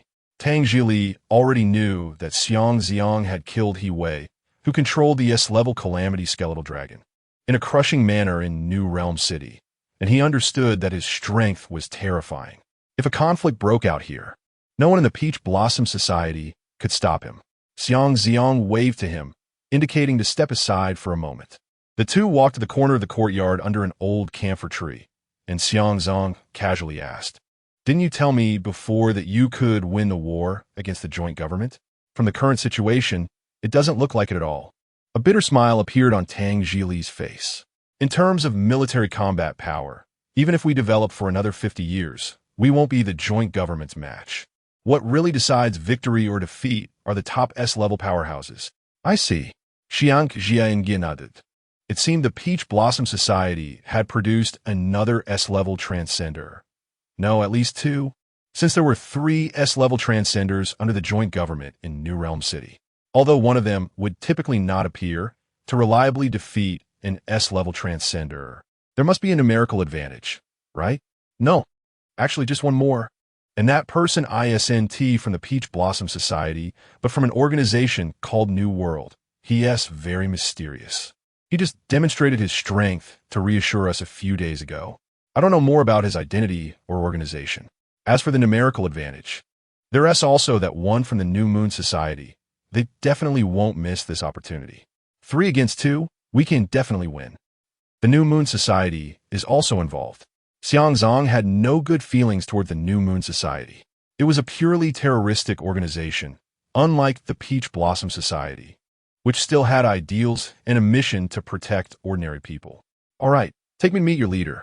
I want to have a chat with him." Tang Zhili immediately showed a troubled expression. "Our president is not here because He and Huang Ming from the United Government have mobilized. S-rank extraordinary beings can only be restrained by other extraordinary beings of the same level, and they have already gone to confront them." "Is that so? Then I will go take a look as well." Xiang Zi'ang stood up. Since all the strong individuals have arrived, it saves him the trouble of looking for them one by one later. Chapter 67 Confrontation. Zhufeng Bay is located 80 kilometers west of the headquarters of the Peach Blossom Society. The mountains stretch endlessly, and it was originally a quiet wilderness. But at this moment, it is shrouded in a chilling atmosphere. Su Inghe stands atop the mountain, her sharp special operations uniform outlining her tall and proud figure. But her beautiful brows are tightly furrowed. In the distance, the powerful artillery of the United Government is continuously bombarding various locations, including many villages. The heavy artillery of the United Government has a range of over 80 kilometers, and under the bombardment, even B-class superhumans cannot withstand it unless they possess special abilities to evade such physical damage. Indiscriminate artillery bombardment, not even sparing civilian homes? Is the military too lazy to identify targets? There is a clear dissatisfaction in Su Inghe's voice as her gaze sweeps over the destroyed villages, faintly seeing the figures of women and children fleeing in panic. The superhumans from the Special Operations Department following behind her also show complex expressions, clearly feeling conflicted about such indiscriminate attacks on civilians. Beside her, Huang Ming glances over. Remaining silent for a moment, The United Government has issued a death order to completely eradicate the Peach Blossom Society. The reason the Peach Blossom Society has been hard to eliminate is that they are united from top to bottom, with strong grassroots support for the leadership, which gives them such resilience. This time, however, the Peach Blossom Society not only attacked the United Government and kidnapped officials, but also distributed such flyers, which has already touched the bottom line of the United Government. The military has received orders to act at all costs. So, is this why they are attacking indiscriminately? Su Ingha's expression is icy, unable to bear it any longer. Ingha, we can't interfere with military matters. Let's focus on dealing with the enemy. They are coming. Huang Ming's voice rises at the right moment, offering a reminder. Su Ingha takes a deep breath, forcibly retracting her gaze and looking toward the figures rushing toward them in the distance. Leading them is Yuan Zimo, the president of the Peach Blossom Society, in his 40s. Thin and wearing glasses, looking refined, but he is surrounded by a strong aura of disaster that cannot be overlooked. His ability is S-Class Disaster, Titan Bear. Following him are 14 A-Class superhumans and more than 30 B-Class superhumans, nearly all the high-level combat power that the Peach Blossom Society can muster. Behind Su Ingha and Huang Ming, however, is the Special Operations Department of New World City, gathering half of its elite. With over 40 A-Class superhumans and as many as 100 B-Class superhumans.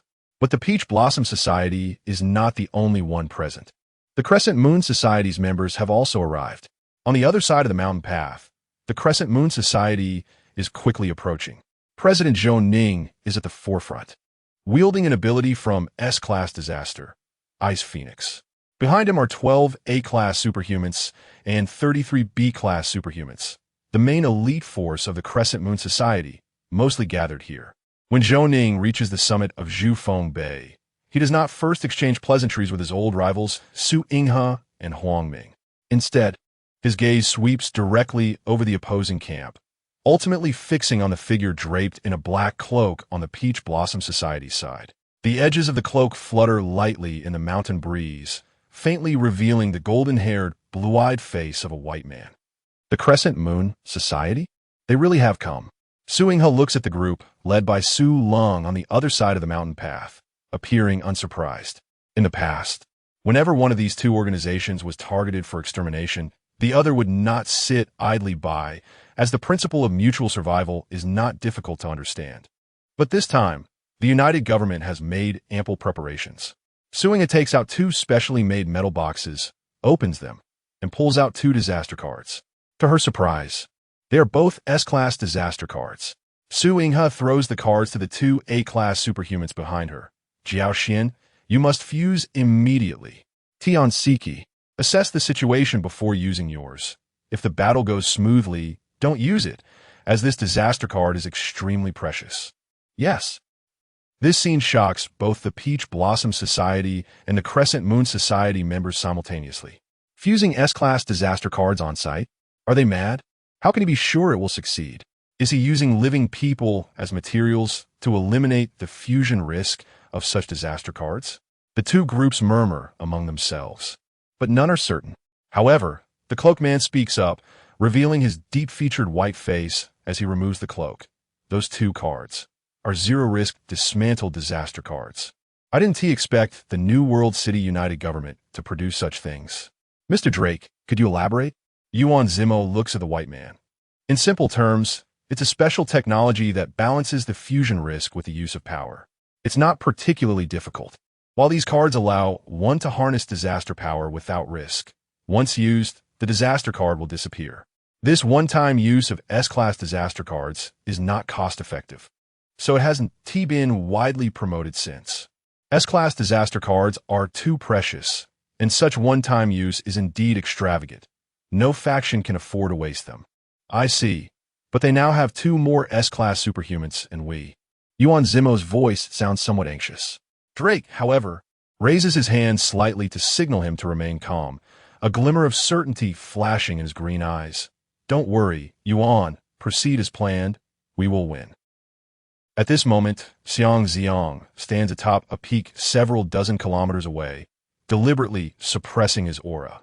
He gazes at the distant battle, initially wanting to intervene directly, but upon seeing Su Inghe pull out the two metal boxes, he halts his advance. The two disaster cards inside the boxes emit a strange energy, piquing his curiosity, so he decides to hold back and watch the battle. As for the cloaked white man, he is clearly one of the New World people, a distinctly different race. He remembers that after the disaster era began, human habitation areas were divided, especially the connections between continents were completely severed, making it rare to see people of different skin colors. What organization is this New World, and what are they plotting? This piques Xiang Zi'ang's interest. Master, are you not going to intervene? Carol sees Xiang Zi'ang sitting still, seemingly having no intention of participating, and can't help but feel puzzled. Although there are many S-class disasters on that side, Carol does not think Xiang Zi'ang would lose. On the way here, she saw clearly that those S-class disaster lords were easily dealt with by Xiang Zi'ang, like swatting flies. Not in a hurry, just watching the excitement for now. Xiang Zi'ang runs his fingers through the soft fur of the fox, his gaze still locked on the distant metal boxes. Seeing that her master has no intention of moving, and with the surroundings empty, Carol's courage suddenly grows. A faint pink aura quietly appears, and the little fox instantly transforms into human form, wrapping around Xiang Zi'ang's neck, her soft body pressing tightly against him. Xiang Zi'ang's heart stirs, and he slaps her waist lightly. Don't be mischievous. There is no time for that now. This flirtatious fox is too alluring, easily stirring his desires, and at this moment, he has no intention of dealing with such matters. Chapter 68. The battles of SS-level extraordinary beings often cause devastating upheaval to the local terrain. Not to mention when hundreds of extraordinary beings engage in battle together. The scene is even more shocking. The moment Yuan Zimo manifested the true form of frenzied Maine Bear, the 200-meter-tall bear human crashed to the ground, its thick paws slamming down with immense force, directly breaking the small hill, causing the ground within 100 miles to tremble. In the sky, Zhou Ning's Ice Soul Phoenix spread its crystalline wings, a chilling wind sweeping in all directions, freezing the air in a frost wherever it passed. Engaging in a fierce battle with the Void Falcon transformed by Huang Ming. The falcon's sharp claws gleamed with golden light, moving at incredible speed, shattering ice crystals and feathers mid-air, resembling a cold snowstorm. Meanwhile, Su Inghe's true form of the soft fat illusion fungus manifested as a gigantic pink mushroom, continuously spewing pink dust. In reality, that was spore which, upon landing, would immediately sprout countless small mushrooms, which would then continue to spread spores.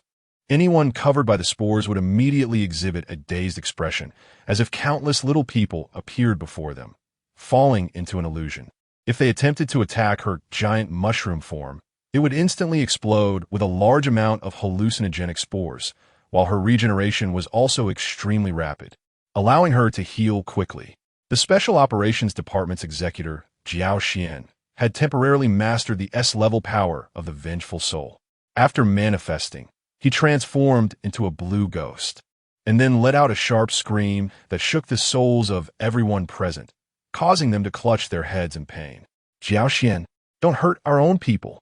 Su Inghe immediately reprimanded, as Jiao Xian's soul scream caused indiscriminate harm, primarily affecting his own side. I am sorry, Minister Su. I'm not used to using this ability. Jiao Xian immediately showed a guilty expression. He quickly switched to another attack method, preparing to assist Su Inghe, who was currently engaged in battle with Yuan Zimo. Just then, a cloaked white man suddenly approached him. As Drake removed the concealment over the aura of disaster, the S-level disaster aura immediately raised the vigilance of those around. Not good. Jiao Xian, be careful.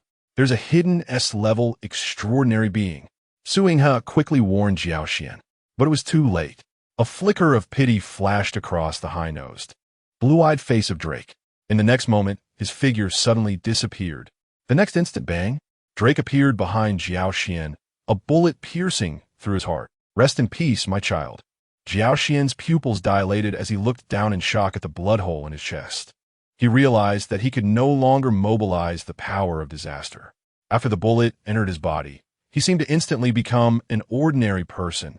Without the power of disaster, The bullet dealt a grievous blow, and within just 1 or 2 breaths, he lost all signs of life, collapsing to the ground with a thud. The instant kill of an S-level extraordinary being shocked everyone present, but Drake seemed to consider it a trivial matter. As he took out another bullet, the top of that bullet was a crystal clear as water, and in the center of the crystal seemed to be sealed a drop of something resembling blood. He then raised his gun and aimed at the giant pink mushroom that was Su Yinghe. Su Yinghe sensed the danger immediately, but she dared not cancel her disaster true form, as her speed was not her strong suit. Based on the speed Drake had shown earlier, she definitely wouldn't be able to evade his attack. However, Drake disregarded everything else and immediately shot a bullet at the massive pink mushroom. Bang! The bullet struck the giant mushroom. As the bullet penetrated the mushroom's body, Su Yinghe felt the power of disaster within her violently tremble, instinctively filling her with fear. It was as if a mouse encountered a cat, or a sheep met a tiger, and she lost control in an instant. The giant mushroom suddenly contracted, and the pink spores instantly scattered. Su Yinghe transformed back into her human form amidst the light, her face pale, falling straight from the air. Yinghe! In the sky, Huang Ming sensed the danger and immediately broke away from his battle with the Crescent Society's president, Zhou Ning, diving down from the sky. The Void Falcon's speed was incredibly fast, reaching Su Yinghe's side in the blink of an eye. Just before landing, he managed to catch her before she hit the ground. However, Zhou Ning would not let such a good opportunity pass. Huang Ming's Void Falcon was as fast as lightning, making it nearly impossible for ordinary attacks to hit. But at this moment, his intention to save was so obvious that he only needed to lock on a Su Yinghe's position to strike. Crack! A burst of icy cold air erupted, freezing a radius of dozens of meters around Su Yinghe. The crystalline ice layer was several feet thick, imprisoning both Su Yinghe and the diving Huang Ming within. However, Huang Ming was also an S-level extraordinary being, and with all his might, he broke through the ice layer. But the next moment, a heavy fist from the Titan ape came crashing in. Being seasoned S-level powerhouses, they naturally knew how to seize the opportunity on the battlefield. Boom! A deafening roar shook the air as the black golden giant falcon was struck by a punch. Its massive body flew back like a kite with a broken string, crashing directly into the mountain behind. In just a few minutes, the 3 S-level extraordinary beings of New Border City were completely defeated, without the protection of S-level extraordinary beings. Even with a numerical advantage of A-level and B-level extraordinary beings, they would be no match. The situation was rapidly tilting in one direction. The remaining Tiansiki had just integrated the S-level disaster card, seeing that he was the only S-level combat force left in the United Government. He thought for only a moment before turning to flee. Zhou Ning and Yuan Zimo did not pursue the escaping Tiansiki, because the opponent only possessed a one-time power. He was not a threat. The urgent priority was to completely deal with Huang Ming and Su Yinghe. At this moment, Huang Ming's disaster true form was on the verge of shattering under that punch, unable to rise again. Su Yinghe was grabbed by Huang Ming's giant claws, but with a bullet wound in her chest and no disaster power, she was on the verge of death. Zhou Ning returned to human form and walked in front of the two, a smug smile curling at the corners of her mouth. It's over. The remaining New Border City only has Lu Ziyuan as an S-level extraordinary being. We just need to wait for the support from the United Government to arrive, and after breaking through the inner city of New Border City, it will be ours. Yuan Zimo's expression was somewhat complex as he looked at the two lying on the ground, slowly sighing. I'm sorry, Mr. Huang. Miss Su, we just have different ideals. At this time, Drake walked over, glanced at the two on the ground, and immediately urged, hurry up and take action. Yuan, don't forget the plan. Isn't there an old saying here? A long night brings many dreams. Yuan Zimo clenched his fists, just about to step forward. Suddenly, a rustling sound came from the grass behind them. All three were S-level extraordinary beings, their senses extremely sharp, and they immediately turned to look. They saw a young man standing at the edge of the grass with a pink-white fox in his arms, his expression calm, as if he was just passing by, gently stroking the fox's shiny fur. The little fox was particularly eye-catching, with soft and bright pink-white fur, its pink eyes sparkling. creating a strange harmony with the young man's leisurely demeanor. Could you show me that gun in your hand? Xiang Zi'ang's gaze fell on the gun in Drake's hand, his tone very calm. To be precise, he wanted to see the bullet in that handgun. The handgun was just an ordinary one, but that bullet was particularly different, emanating an aura that even he found astonishing. But of course, Drake wouldn't heed Xiang Zi'ang's words, and his expression instantly darkened. A suddenly appearing stranger was certainly not a good person. An unidentified individual could only be regarded as an enemy. Yuan Zimo and Zhou Ning also showed vigilance, and Zhou Ning's pupils suddenly constricted as she exclaimed in shock, "Xiang Zi'ang!"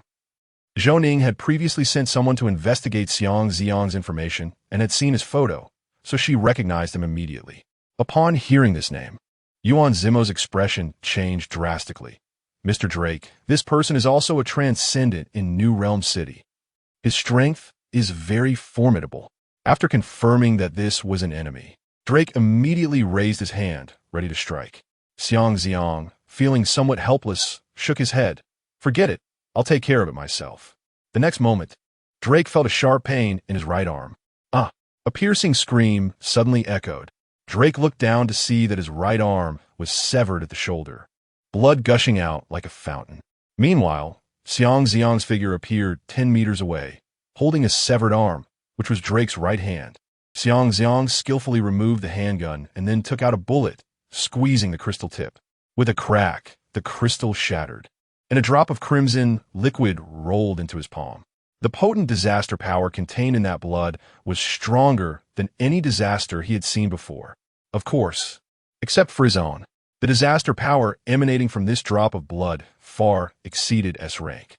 If he was not mistaken, it might be SSS rank disaster blood. High-level disasters exert a powerful suppression over low-level disasters, just like when Xiang Zi'ang subdued Dai Yang and those people back then, where he only needed to press his finger on Dai Yang's forehead to instantly render him incapable of resistance. The effect of this drop of blood was similar, as long as it entered the body of a low-level transcendent or disaster, or if they came into contact with it. The SSS disaster aura could temporarily cause the low-level disaster to lose control. Chapter 69. Subduing Drake tightly covered his bleeding, severed arm, his pupils filled with extreme terror. Xiang Zi'ang was dripping a drop of crimson liquid into his palm, and as his fingertips lightly twisted, the SSS-level aura capable of shaking even S-level disasters had no effect on him at all. Even an SS disaster, under the influence of that drop of blood with an SSS disaster aura, would react violently, though not to the extent of losing control like an S-level disaster. But Xiang Zi'ang showed no signs of abnormality at all. There is only one possibility. A horrifying conjecture exploded in Drake's mind. "You are you." But before he could finish his sentence, Xiang Zi'ang realized what he was about to say, and with a teleportation, he grasped Drake's throat, interrupting his unfinished words. "Tell me, what kind of organization is your new world, and where did this drop of blood come from?" Drake was choked, and the disaster power was instantly suppressed. This feeling once again confirmed his conjecture, his jade-colored pupils completely replaced by shock. You are such a disaster. Forget it, I'll find out myself." Xiang Zi'ang tightened his wrist slightly, and with a crack, Drake's neck was broken. He then felt a faint pink glow in his eyes. Using Carol's mental ability to invade the remnants of Drake's consciousness, frantically searching through his memory fragments. North America, SSS-level disaster, Soul Abyss Ruler. No wonder. You've already been invaded by the disaster. That SSS-level disaster king wants to come over and seize the SSS disaster skeleton of the tyrant, preserved by the United Government to devour and grow. So he sent you nuisances over here. Xiang Zi'ang released his grip and then flicked his fingers. Bang! Drake's head burst like a watermelon. This Drake was a descendant of that SSS-level disaster, created in a similar way to how he made his own descendants. But unfortunately, these Drakes knew nothing about the Soul Abyss Ruler's abilities. They were likely just cannon fodder created on a whim. That disaster king, wary of the previous defeat of the skeletal tyrant, decided to use some means to attempt to subvert or weaken the United Government. It must be said that those who enjoy scheming are indeed quite annoying. New City should just be one of the targets. Other cities under the jurisdiction of the United Government might also have such nuisances. Forget it. These matters concerning the United Government should be their concern and have little to do with me right now. After dealing with Drake, Xiang Zi'ang turned his gaze to Zhou Ning and Yuan Zmo. At this moment, the two exchanged a glance, both filled with terror. The overwhelming strength displayed by Xiang Zi'ang made them feel no courage to engage in combat. After hesitating for a moment, Zhou Ning immediately turned to run. He manifested the disaster true form of the Ice Soul Phoenix, and with a flap of his icy crystal wings, he aimed to soar into the sky. Yuan Zmo, with his titan strength, was powerful but not fast, so he certainly couldn't escape. He could only use himself to buy time, while he could escape using the advantage of flight. Did I allow you to leave? Xiang Zi'ang's eyes turned cold, and his figure instantly vanished. Zhou Ning, just taking off, felt a heavy blow to the back of his head. As the world spun, he fell from midair, crashing heavily to the ground. Bang! Xiang Zi'ang stepped on his head. Then devour, pollute. After completing this, Xiang Zi'ang finally looked at the other members of the Crescent Moon Society surrounding him. From now on, the Crescent Moon Society obeys my orders. Anyone who is unwilling can try to see if they can run away from my hands. As soon as he finished speaking, the people around didn't dare to breathe. The atmosphere seemed to solidify, and the members of the Crescent Moon Society looked at their president being trampled underfoot, all of them silent as cicadas in winter. Looking at each other, no one daring to move first. They didn't dare to run, but they also didn't want to obey, all wanting to see what others would do. At this moment, Dai Yang saw the opportunity to submit, feeling extremely excited, and immediately knelt down. Master! This statement left the other members of the Crescent Moon Society dumbfounded. They surrendered so quickly. This guy looks big and strong, usually seems quite tough. But with Dai Yang leading by example, those who were scared and had weak willpower quickly followed suit, kneeling towards Xiang Zi'ang. There were also a few who wanted to take advantage of the crowd and stand back, hoping to sneak away. However, Xiang Zi'ang was merciless and directly crossed the void, killing them on the spot. With this batch of extraordinary individuals from the Crescent Moon Society, plus the extraordinary individuals from the Peach Blossom Society, the defense issue of Nightmare Town should be resolved, and he wouldn't have to personally deal with low-level disasters. After subduing the Crescent Moon Society, Xiang Zi'ang then approached Yuan Zmo. President Yuan, don't worry. The main purpose of my visit this time is to discuss relocating the Peach Blossom Society to the wasteland. I believe you wouldn't want to stay cooped up in this barren mountain area, unable to develop and being constantly suppressed by the United Government. I found a suitable place for you in the wasteland. Would you consider it? Yuan Zmo was taken aback when he heard Xiang Zi'ang's words. He didn't expect that Xiang Zi'ang, who appeared like a god of death, would suddenly turn serious and discuss such matters with him. However, he was also a person who had experienced hardships, and his emotions stabilized quickly. After collecting his thoughts and understanding Xiang Zi'ang's proposal, he immediately replied, "The wasteland is surrounded by disasters. We can't survive there with just us. Don't worry, I will protect you." Xiang Zi'ang's response was concise and powerful. However, upon hearing this, Yuan Zmo's heart skipped a beat. He opened his mouth, seemingly unable to believe. You mean it? Xiang Zi'ang confirmed again. At this moment, Yuan Zmo's heart trembled. If it weren't for the lack of a place to go, why would he have to lead the members of the Peach Blossom Society to live in this barren mountainous area? No matter how hard they worked to develop, turning patches of land into flowers, there would always be a limit to their development. The constraints of resources and terrain meant they could never compete with the colossal United Government. However, regarding this suddenly emerging Xiang Zi'ang, he couldn't rashly agree before being certain of the other's identity. After all, this was not a small matter. Xiang Zi'ang naturally knew that discussing such a significant matter was complicated, and it was impossible to convince the other party just by talking, especially when he had to tell them that humanity would have to coexist with disasters. His own identity as a disaster could not be hidden. Therefore, in the early stages, he had to rely on controlling his descendants to make Yuan Zmo obey him. With a sigh, Xiang Zi'ang reluctantly chose to activate Time Stop, then walked in front of Yuan Zmo and transformed him into his descendant. After restoring the flow of time, let's discuss the specifics when we return. The battle here should be over. All right. Xiang Zi'ang looked at Su Yinghe and Huang Ming. Bring them along as well. They seem to be heavily injured. Take them back to treat their wounds, and they can serve as hostages to exchange for something from the United Government. Moving over 100,000 people and traveling such a long distance is no small project. Using Su Yinghe and Huang Ming, two S-level extraordinary individuals, as heavyweight hostages, would be just right to exchange for some trucks, machinery, and other strategic materials, which could greatly save the initial needs for establishing and developing Nightmare Town. Chapter 70. Xiao Weihua. After returning, the conversation between Xiang Zi'ang and Invincible did not last long. He simply told the other party that he hoped he could believe that his words were true, that he could lead the more than 100,000 people of the Taoyuan society to migrate to the wasteland, and that he would protect them. He would establish a nation where controllable disasters coexist with humans. Humans would live in harmony with the disasters he controlled. Yuan Zimo sat opposite him. This president in his 40s had shed the tension he had on the battlefield, but after listening to Xiang Zi'ang's words, the gaze behind his glasses still held caution. After a long silence, having accepted the fact that he could not resist Xiang Zi'ang's will, he still asked another question. With your strength, wouldn't it be enough to experiment with the future you desire with the United Government? Upon hearing this, Xiang Zi'ang lightly flicked the small ear of the carol in his arms and replied, I don't like the United Government.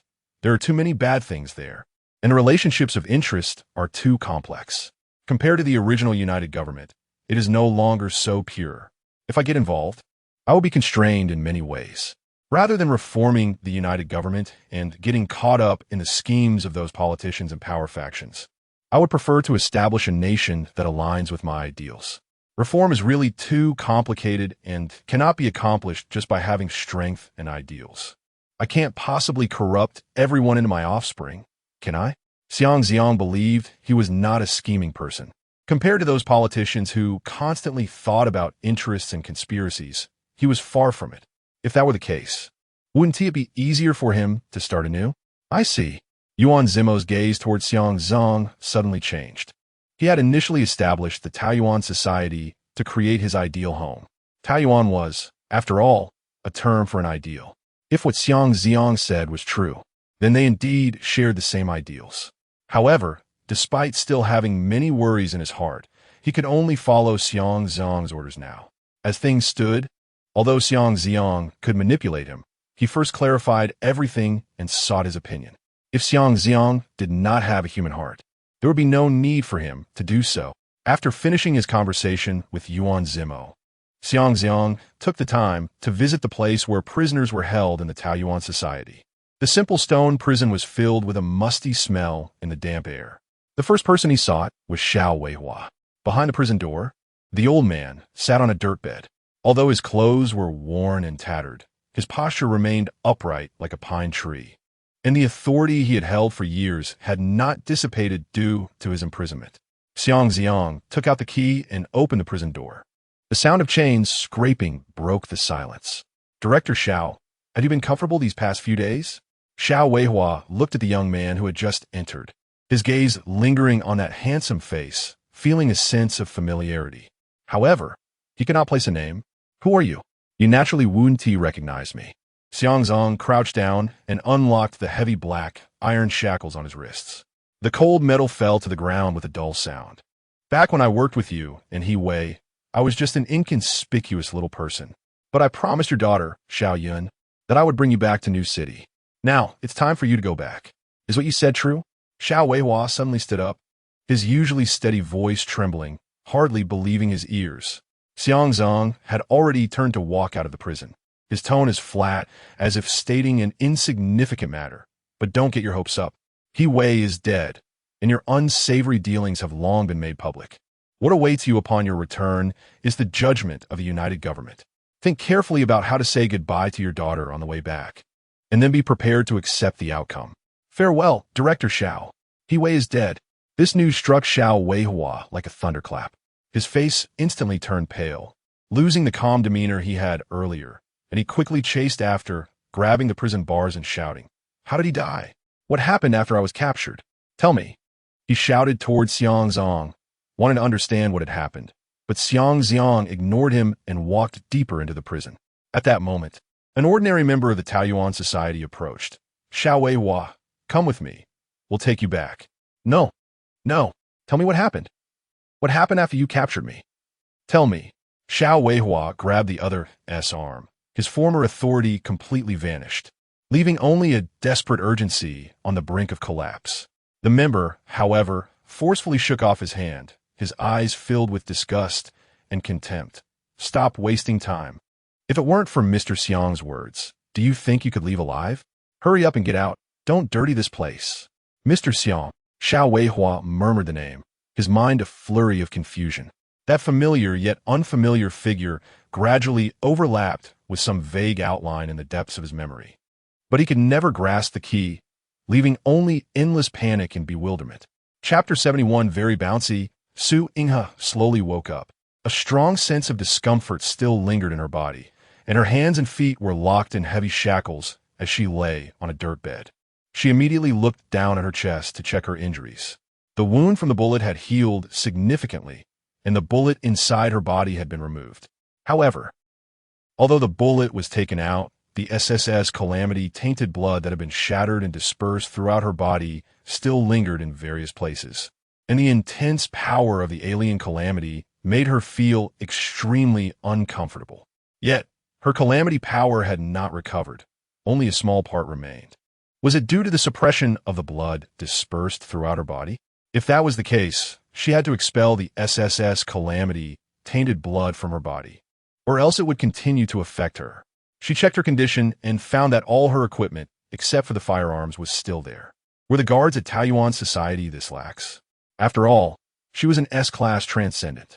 Such careless supervision was simply ridiculous. Wait, she recalled being taken away while half-conscious, and it seemed that a familiar figure had carried her. The outline resembled Xiang Zi'ang. Was it an illusion? How could Xiang Zi'ang come here?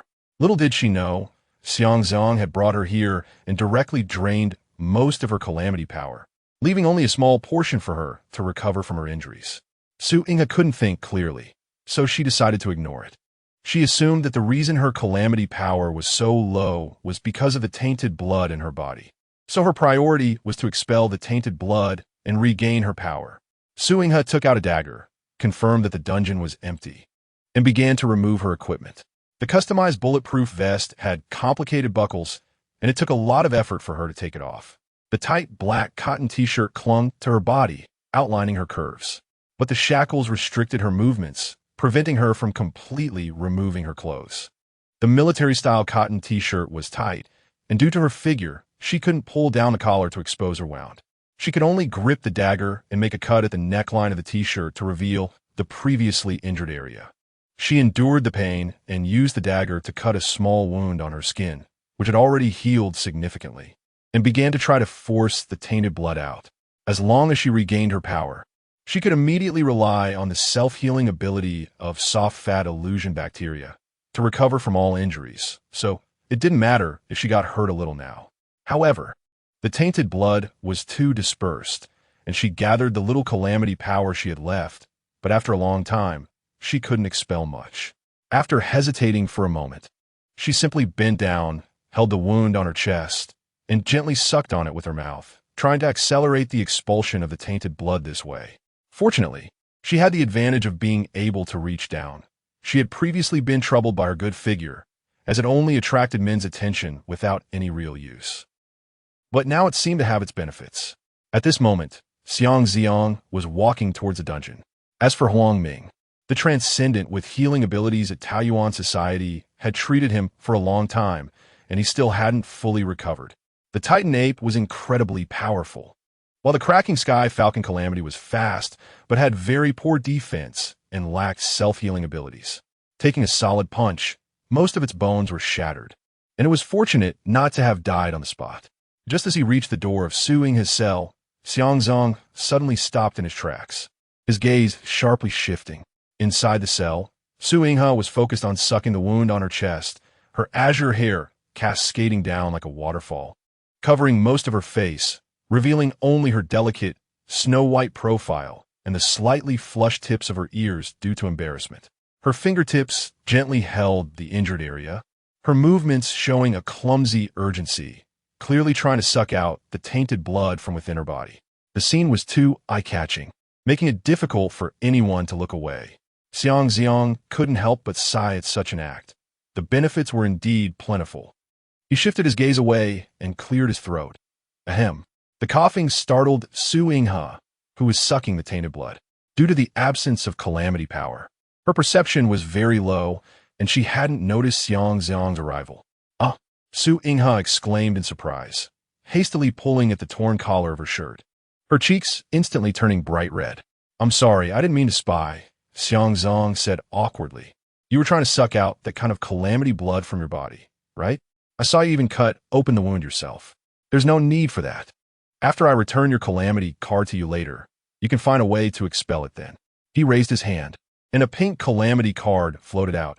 S-class calamity card. Soft fat illusion bacteria. He hadn't absorbed this calamity card because once he absorbed the ability, he wouldn't be able to expel it from his body. If he wanted to restore Su Yinghe to S-class, he could only contaminate her and turn her into his descendant. My calamity card. Why is it with you? Su Yinghe's beautiful eyes widened in disbelief. Don't worry, I'll return it to you when I send you back. Until then, Miss Su, just stay here for a few days, Xiang Zi'ang explained without going into much detail. In a few days, he needed to take her as a hostage to exchange for supplies, and she had to be returned in perfect condition. If she became an ordinary person, the United Government wouldn't be willing to offer much in exchange for her. Su Yinghe stared at his back, her expression changing several times as she bit her red lips and pressed on. Xiang Zi'ang, I didn't expect you to ally with Taoyuan society. Can you tell me why? What can Taoyuan society give you that the United Government can't? You misunderstood. Xiang Zi'ang shook his head. It's not that I allied with Taoyuan society, but that Taoyuan society submitted to me. It's pretty much the same. Don't get hung up on that.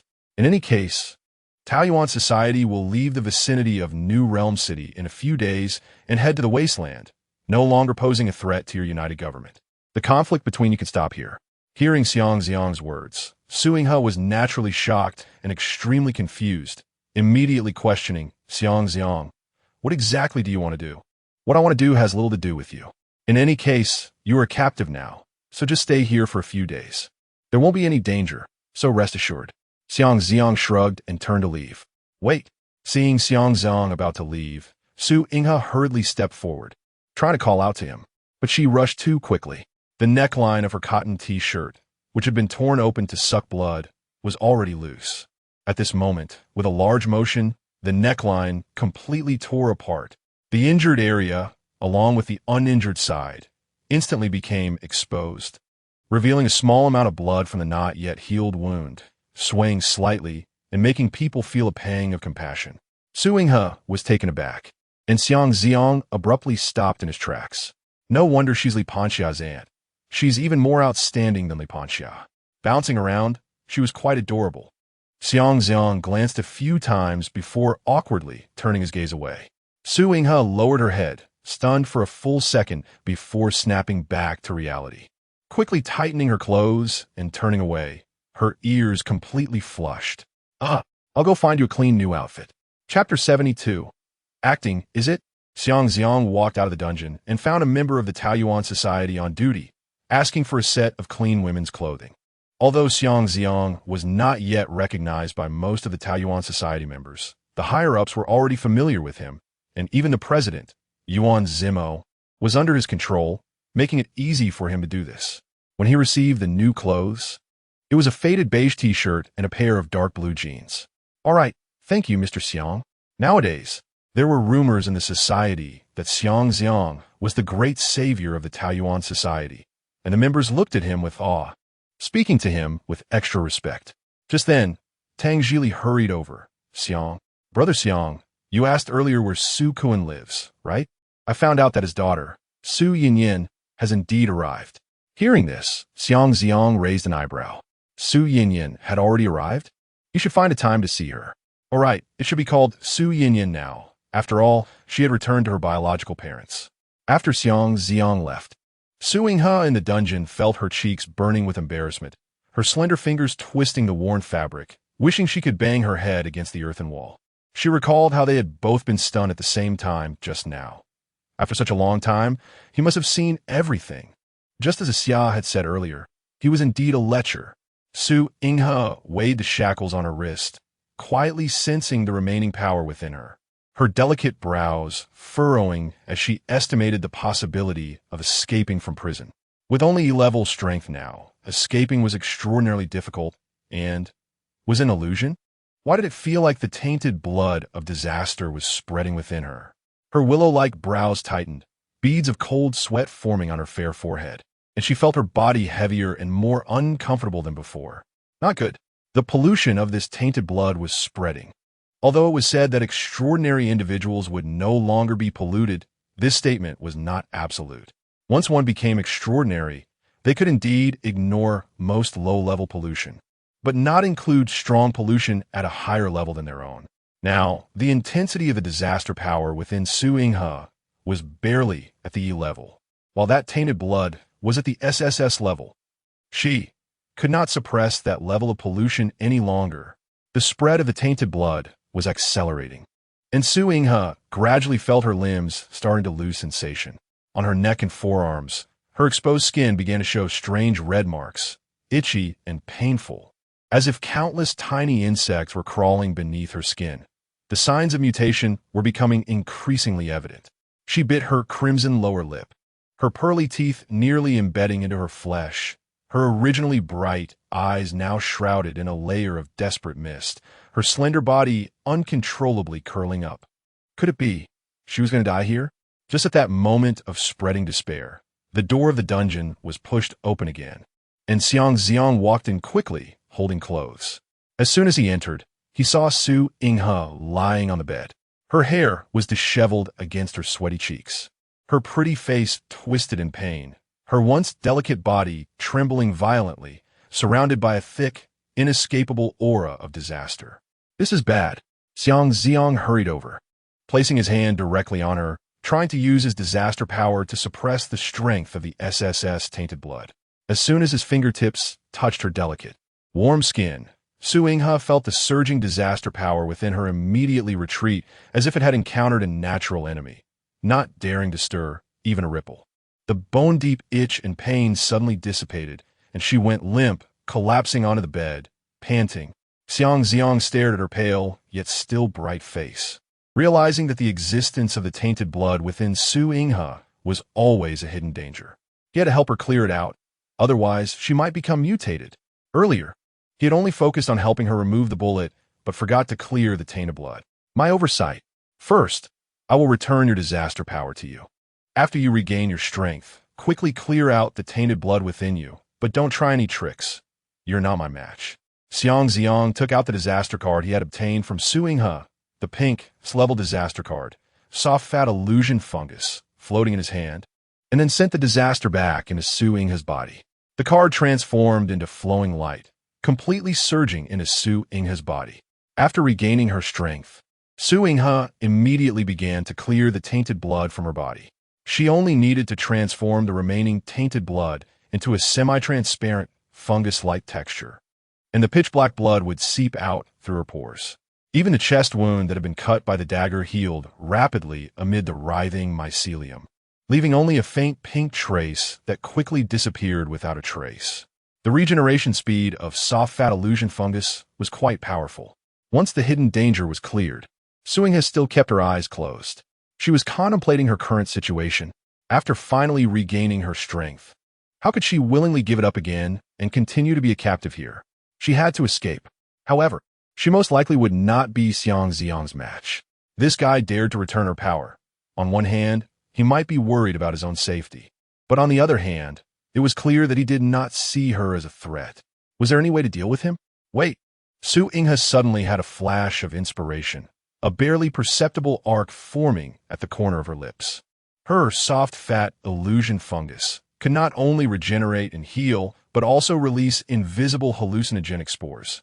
These spores specifically targeted the mental level, even high-level extraordinary individuals. As long as they inhaled enough, would fall into the illusion she wove. As long as she could make him fall into an illusion, she could escape. However, The premise was that she could not let him notice before the hallucinogenic spores took effect. She had to find a way to distract his attention. Right? This guy is a lecher, so there was a way. Su Yinghe took a deep breath, forcibly suppressing the embarrassment in her heart, and slowly opened her eyes. When her watery gaze opened, it carried a hint of pitiful fragility. Before becoming extraordinary, she was the most famous actress in the inner city. She had even won the Best Actor award once. Acting was just a matter of returning to her old profession. Mr. Xiang, her voice was soft and weak. With a hint of breathlessness, I feel like the tainted blood hasn't been completely expelled. Could you help me? Hearing Su Yinghe's somewhat weak and soft voice, Xiang Zi'ang was taken aback. How can I help?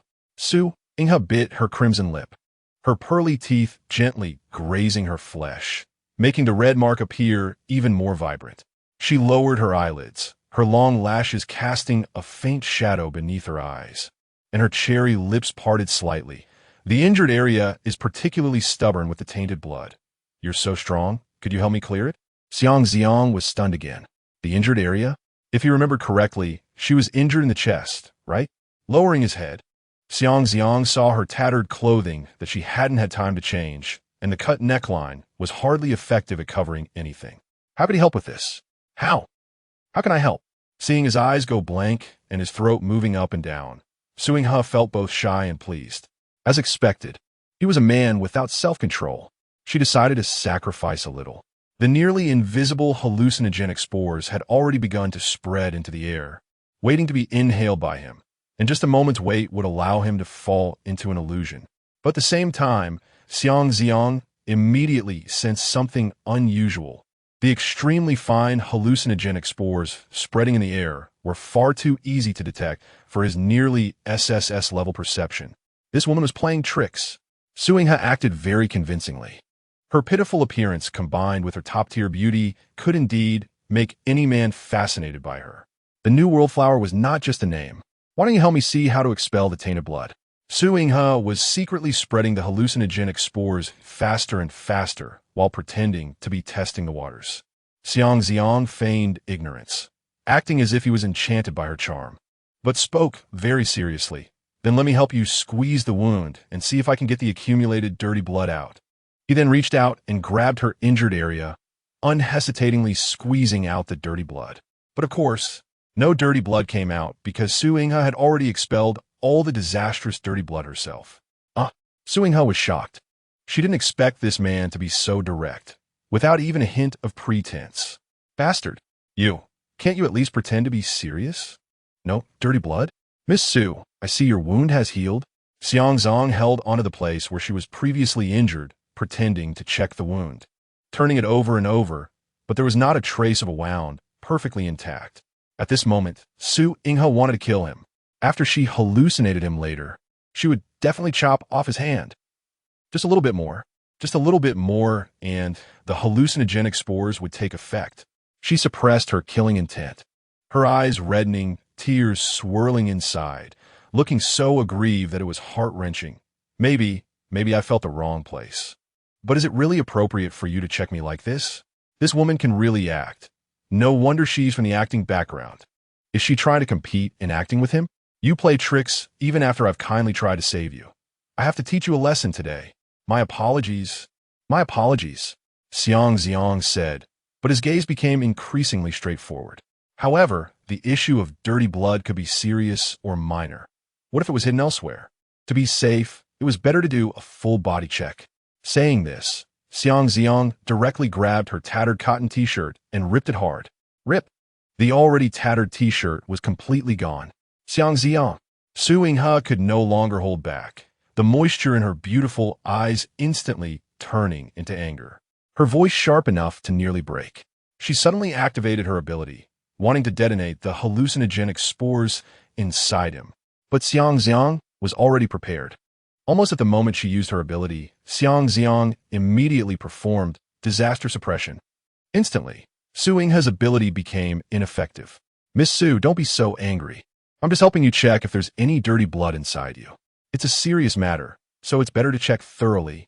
Xiang Zi'ang, you bastard. Stop it. At this moment, Su Yinghe realized that her intentions had long been seen through by Xiang Zi'ang. She was simply being toyed with in his palms. No, I don't have any disastrous dirty blood anymore. Please stop the check. She struggled to crawl up and escape, but her body, devoid of disaster powers, was weak and powerless. As soon as she propped herself up, she was grabbed by Xiang Zi'ang by her left leg and pulled back. Woo woo woo. I'm wrong. I really don't have any dirty blood. Xiang Zi'ang, please stop. Looking at her tearful appearance, Xiang Zi'ang smiled even more sincerely. Miss Su, I'm quite cautious. So don't worry. Today, I'll make sure to clear all the hidden dangers and ensure there's not a trace of dirty blood inside or out. Chapter 73. Exchange list in Yuan Zimo's office. Several high-ranking members of the Taoyuan society were gathered around an old wooden table discussing matters. Brother Yuan, take a look at this material exchange list I compiled. Is it worth it to trade for two S-level extraordinary individuals and a large batch of A and B-level extraordinary individuals? Yuan Zimo took the exchange list and quickly glanced over it. The list included a wide variety of materials, including military equipment such as armored vehicles, tanks, and firearms, as well as large construction machinery like trucks, excavators, and cranes, along with medicines, food, tents, and various tools. Not bad. The United Government is going to bleed heavily this time. Yuan Zimo smirked, the wrinkles at the corners of his eyes easing. However, he immediately pushed the list back. But this isn't enough. We need to triple it. Triple. Vice President Ping Yonghua was taken aback, and the others shared the same surprise. Yes, Yuan Zimo nodded. Don't forget, the disaster tide is about to arrive. This upcoming disaster tide is unprecedented. How can New City dare to confront it while risking the loss of two S-level extraordinary individuals and a batch of high-level elite extraordinary individuals? The high-ranking officials in the inner city are all terrified. Even if they have to offer several times the materials, they will likely agree. At this moment, safety is what they desire most. Indeed, Ping Yonghua raised an eyebrow. This is like taking advantage of a fire to rob, right? Ha ha. Laughter echoed in the office, and everyone felt quite cheerful. With Xiang Zi'ang around, they were even less worried about the disaster tide. The future of the Taoyuan society looked bright. After hiding in the mountains for decades, they were finally reaping the rewards, and joy filled everyone's heart. After the laughter subsided, Yuan Zimo waved his hand to dismiss everyone. First, go negotiate with the United Government, set the time and place for the talks, and finalize it as soon as possible. Oh, by the way, he looked at Ping Yonghua. Remember to send the list to Mr. Xiang for him to review. From now on, all major matters must be reported to him. Don't forget this. Several high-ranking officials exchanged glances and nodded without hesitation. Strength is the foundation of everything. Xiang Zi'ang is their assurance in the wasteland, and they naturally wouldn't dare to hide anything from him. In New City, Southern Military District, when Yu Guodong received the request for negotiation and the conditions list, he immediately overturned the table in a fit of rage. What kind of joke is this? These conditions are simply outrageous. The senior military officers around him were too afraid to speak. Only the mayor's secretary from the United Government, after adjusting his glasses, said, Commander Yu, no matter what, the negotiations must proceed quickly. The disaster tide is at most 4 days away from New City. We must immediately set up defensive lines. And Ministers Su and Huang must be rescued right away. Otherwise, losing two S-level extraordinary individuals means New City won't be able to withstand an S-level disaster invasion. Yu Guodong took a deep breath, forcibly suppressing his anger, and paused. What about the mayor? What is his stance on this matter? What I just said is the mayor's stance. We must quickly rescue the two S-level extraordinary individuals. Seeing the mayor's secretary express this position, Yu Guodong fell silent for a moment before finally nodding in resignation. But at that moment, the deputy minister of the Special Operations Department, Caillou, after deep thought, said, Negotiations can proceed quickly, but we can't let the other side take the lead entirely. Perhaps we could try to rescue them by finding a few extraordinary individuals with strong infiltration capabilities to see if we can get them out. That's possible. The mayor's secretary immediately nodded. Negotiations and covert rescues can proceed simultaneously. In any case, whatever it takes, we must rescue them quickly. Xiang Zi'ang walked out of the dungeon, holding a small fox, and glanced at the guards on duty, noticing that a new batch had replaced the previous ones. There were quite a few more people today. In the guardhouse, there were over 10 individuals, 4 of whom were A-level extraordinary individuals. Clearly, they were worried about potential incidents. As the guard were very important, including S-level extraordinary individuals like Su Inghe, it was normal to be cautious. Xiang Zi'ang approached the captain of the guarding team, a sturdy middle-aged man in his 40s with dark skin that made him look like a farmer who had worked in the field for years. Upon noticing Xiang Zi'ang's presence, the captain immediately bowed slightly. "Mr. Xiang?" Xiang Zi'ang nodded. "Well, it's about time for breakfast. I assent it. Don't forget to deliver food to the detainees. Make sure the meals are plentiful since they are important figures. Don't treat them too harshly." "Huh?" The captain was taken aback, turning to look at the breakfast just delivered for the prisoners. A big bucket of plain boiled noodles and water. "Mr. Xiang, we don't have conditions like in New City. Everyone eats this. The noodles are actually quite good." Xiang Zi'ang walked over to the iron bucket containing the noodles and frowned. There wasn't even a bit of oil. It was just plain boiled noodles with some salt, which looked unappetizing. Couldn't they at least add a few drops of lard and soy sauce? Knowing that the Taoyuan society's conditions were poor, Xiang Zi'ang didn't want to make excessive demands. But he couldn't neglect Su Inghe. She needed proper nourishment after suffering such serious injuries. "How about this? Don't worry about the others. Just make sure Su Inghe eats well. Add 2 eggs to her meal, and in the afternoon, kill a hen to make her some soup. Also, change the bedding, pillow, and sheets in her cell. It smells musty. She wouldn't even want to cover that blanket at night. Make sure to replace everything with clean ones. Understood? Rest assured, Mr. Xiang. We will go and change her bedding immediately." Seeing their response, Xiang Zi'ang finally walked away satisfied. He sniffed his own body. Due to his keen sense of smell, he could now detect a bit of a musty odor. TSK. Chapter 74. If you like it. Just take it. Xiang Zi'ang had not walked far when the fluffy little fox, Carol, lifted her head and gently licked his cheek with her soft pink tongue. "Master, why don't you turn her into your offspring?" "There's no need. I don't really like forcing others.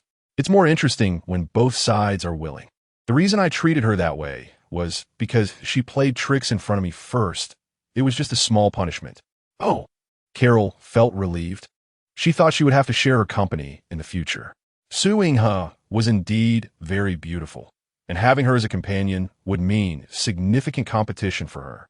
The competition with Alex and Flora was already fierce enough, and she didn't want another rival sharing the same resources.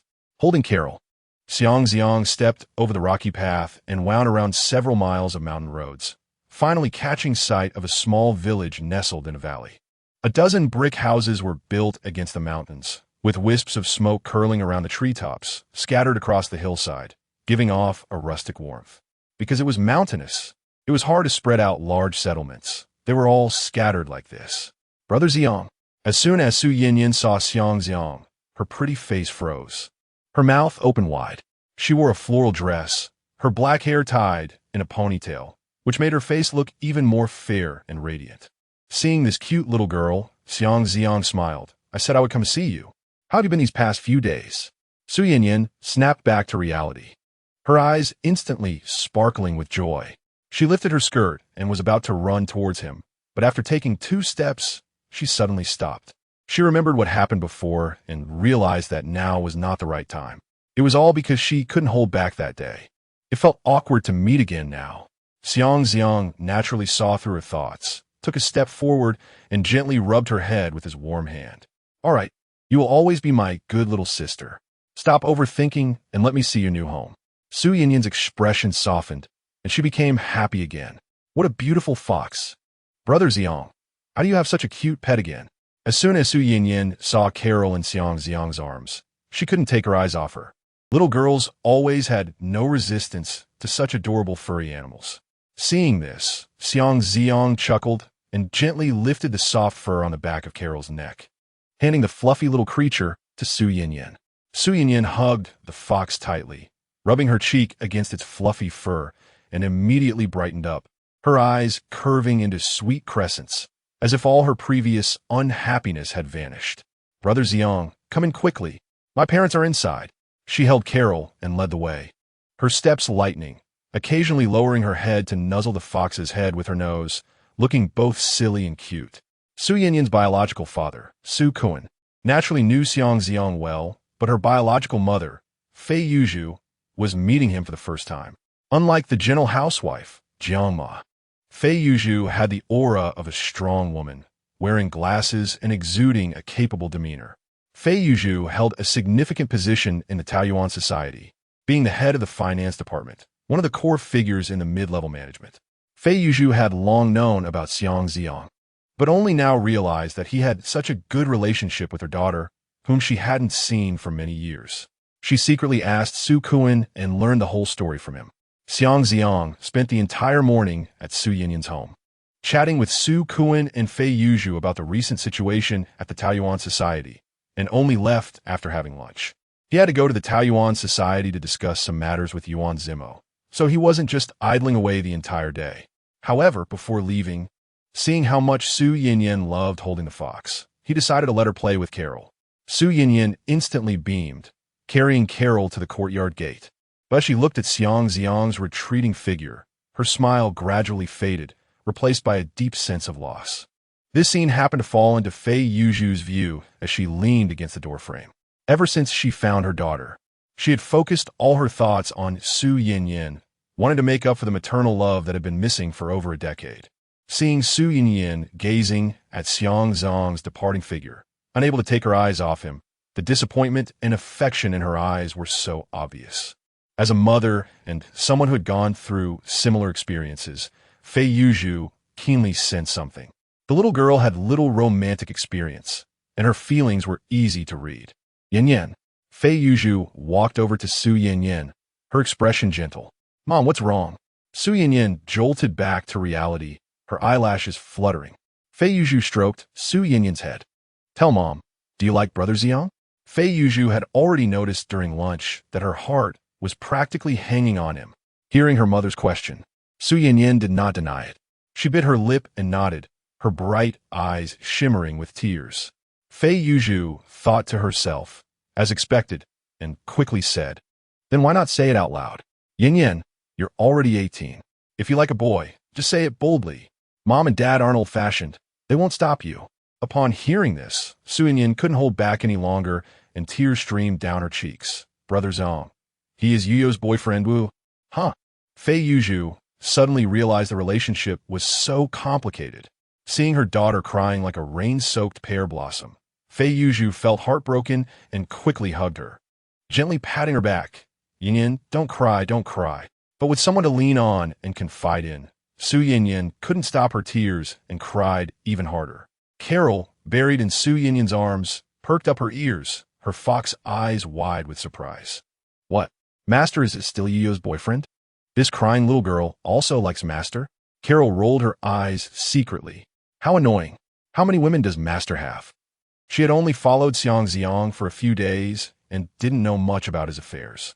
Fei Yuzhu comforted her daughter lovingly.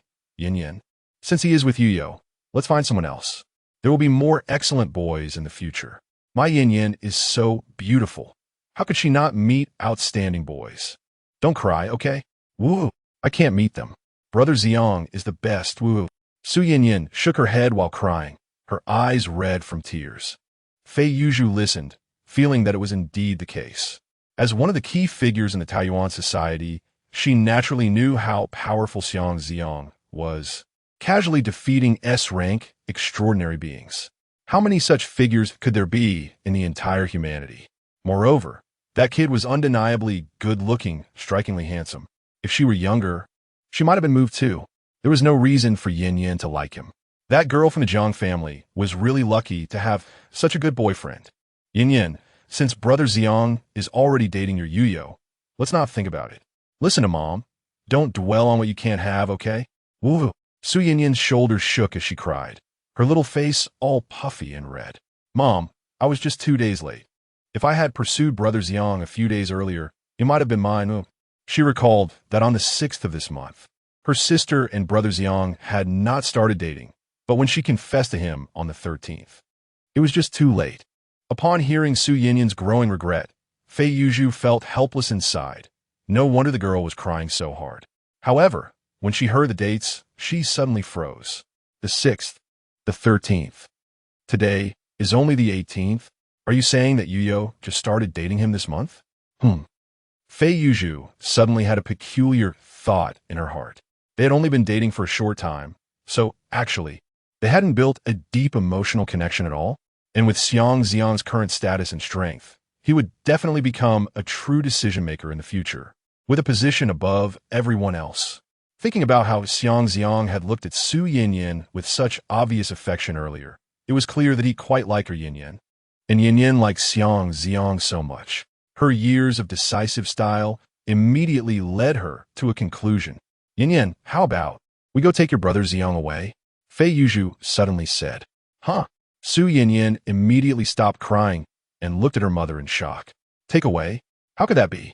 How could I compete with Sister Yuyu? There's nothing wrong with it. Fei Yuzhu gently touched Su Yinyan's head and said earnestly, when men pursue women, there's competition. Women can also compete when pursuing men, right? You just said that Yuyu only got together with him a few days earlier. And actually that relationship is not solid at all. It definitely hasn't reached that stage. Whether she has him or not actually doesn't affect her much. Moreover, let me tell you, before your dad and I got together, he also had a girlfriend, and didn't I manage to take him away? If you like something, you have to actively pursue it. If you don't fight for it, it will be lost. As someone who has been through this, Fei Yuzhu was accustomed to being assertive and taking initiative. Otherwise, she wouldn't have reached the position of head of the finance department at Taoyuan Society as an ordinary person. Seeing her daughter with such a good opportunity, she knew it could not be missed. But what about Sister Yuyu? Su Yinyan thought of Jian Yuyu, who had taken care of her since childhood, always sharing good things with her. How could she take her close sister's boyfriend? How could she do that? Didn't you just say it? That girl Yuyu and Xiang Zi'ang have only been dating for a few days. Their feelings aren't deep yet. Even if they break up, it won't really have a big impact. The important thing is, do you like him more than your sister does? And who does he like more between you two? At least I can see that he definitely likes you quite a bit, right? Otherwise, why would he come specifically to see you? Look, the fox in your arms. He even specially gave it to you to play with. Isn't that showing he cares about you? Carol, hearing the conversation between the mother and daughter, leaned in Su Yinyan's arms, her ears twitching. This mother-daughter duo, she didn't know how to talk to her master later. And Fei Yuzhu's words made Su Yinyan fall into deep thought. Who likes Brother Zi'ang more? Who does Brother Zi'ang like more? She recalled how her sister Jian Yuyu was with Brother Zi'ang, and it was always Brother Zi'ang who actively clung to her sister. But her sister seemed to push him away, looking like her sister didn't seem to particularly like Brother Zi'ang, but Brother Zi'ang seemed to really like her sister. But Brother Zi'ang was also very kind to her, right? Su Yinyan hugged the fox in her arms, feeling conflicted. If you like something, you have to fight for it. But she always felt very guilty towards her sister. Seeing her daughter's conflicted expression, Fei Yuzhu couldn't help but sigh. She still hadn't inherited her traits. Her personality was nothing like hers, completely like a timid little girl, not taking the initiative when faced with situations. Little did she know that some opportunities, if missed, could last a lifetime, especially such a rare chance. Yinyan, listen to Mom, fight for this one time. You can definitely win him over. Some things you don't fight for, you will regret for a lifetime. These days your sister Yuyu is not around. If you miss this opportunity, it won't come again. Mom, Su Yinyan still hesitated, holding the fox, her small hand stroking its soft fur. Looking into Carol's pink fox eyes, her heart was in turmoil. Carol,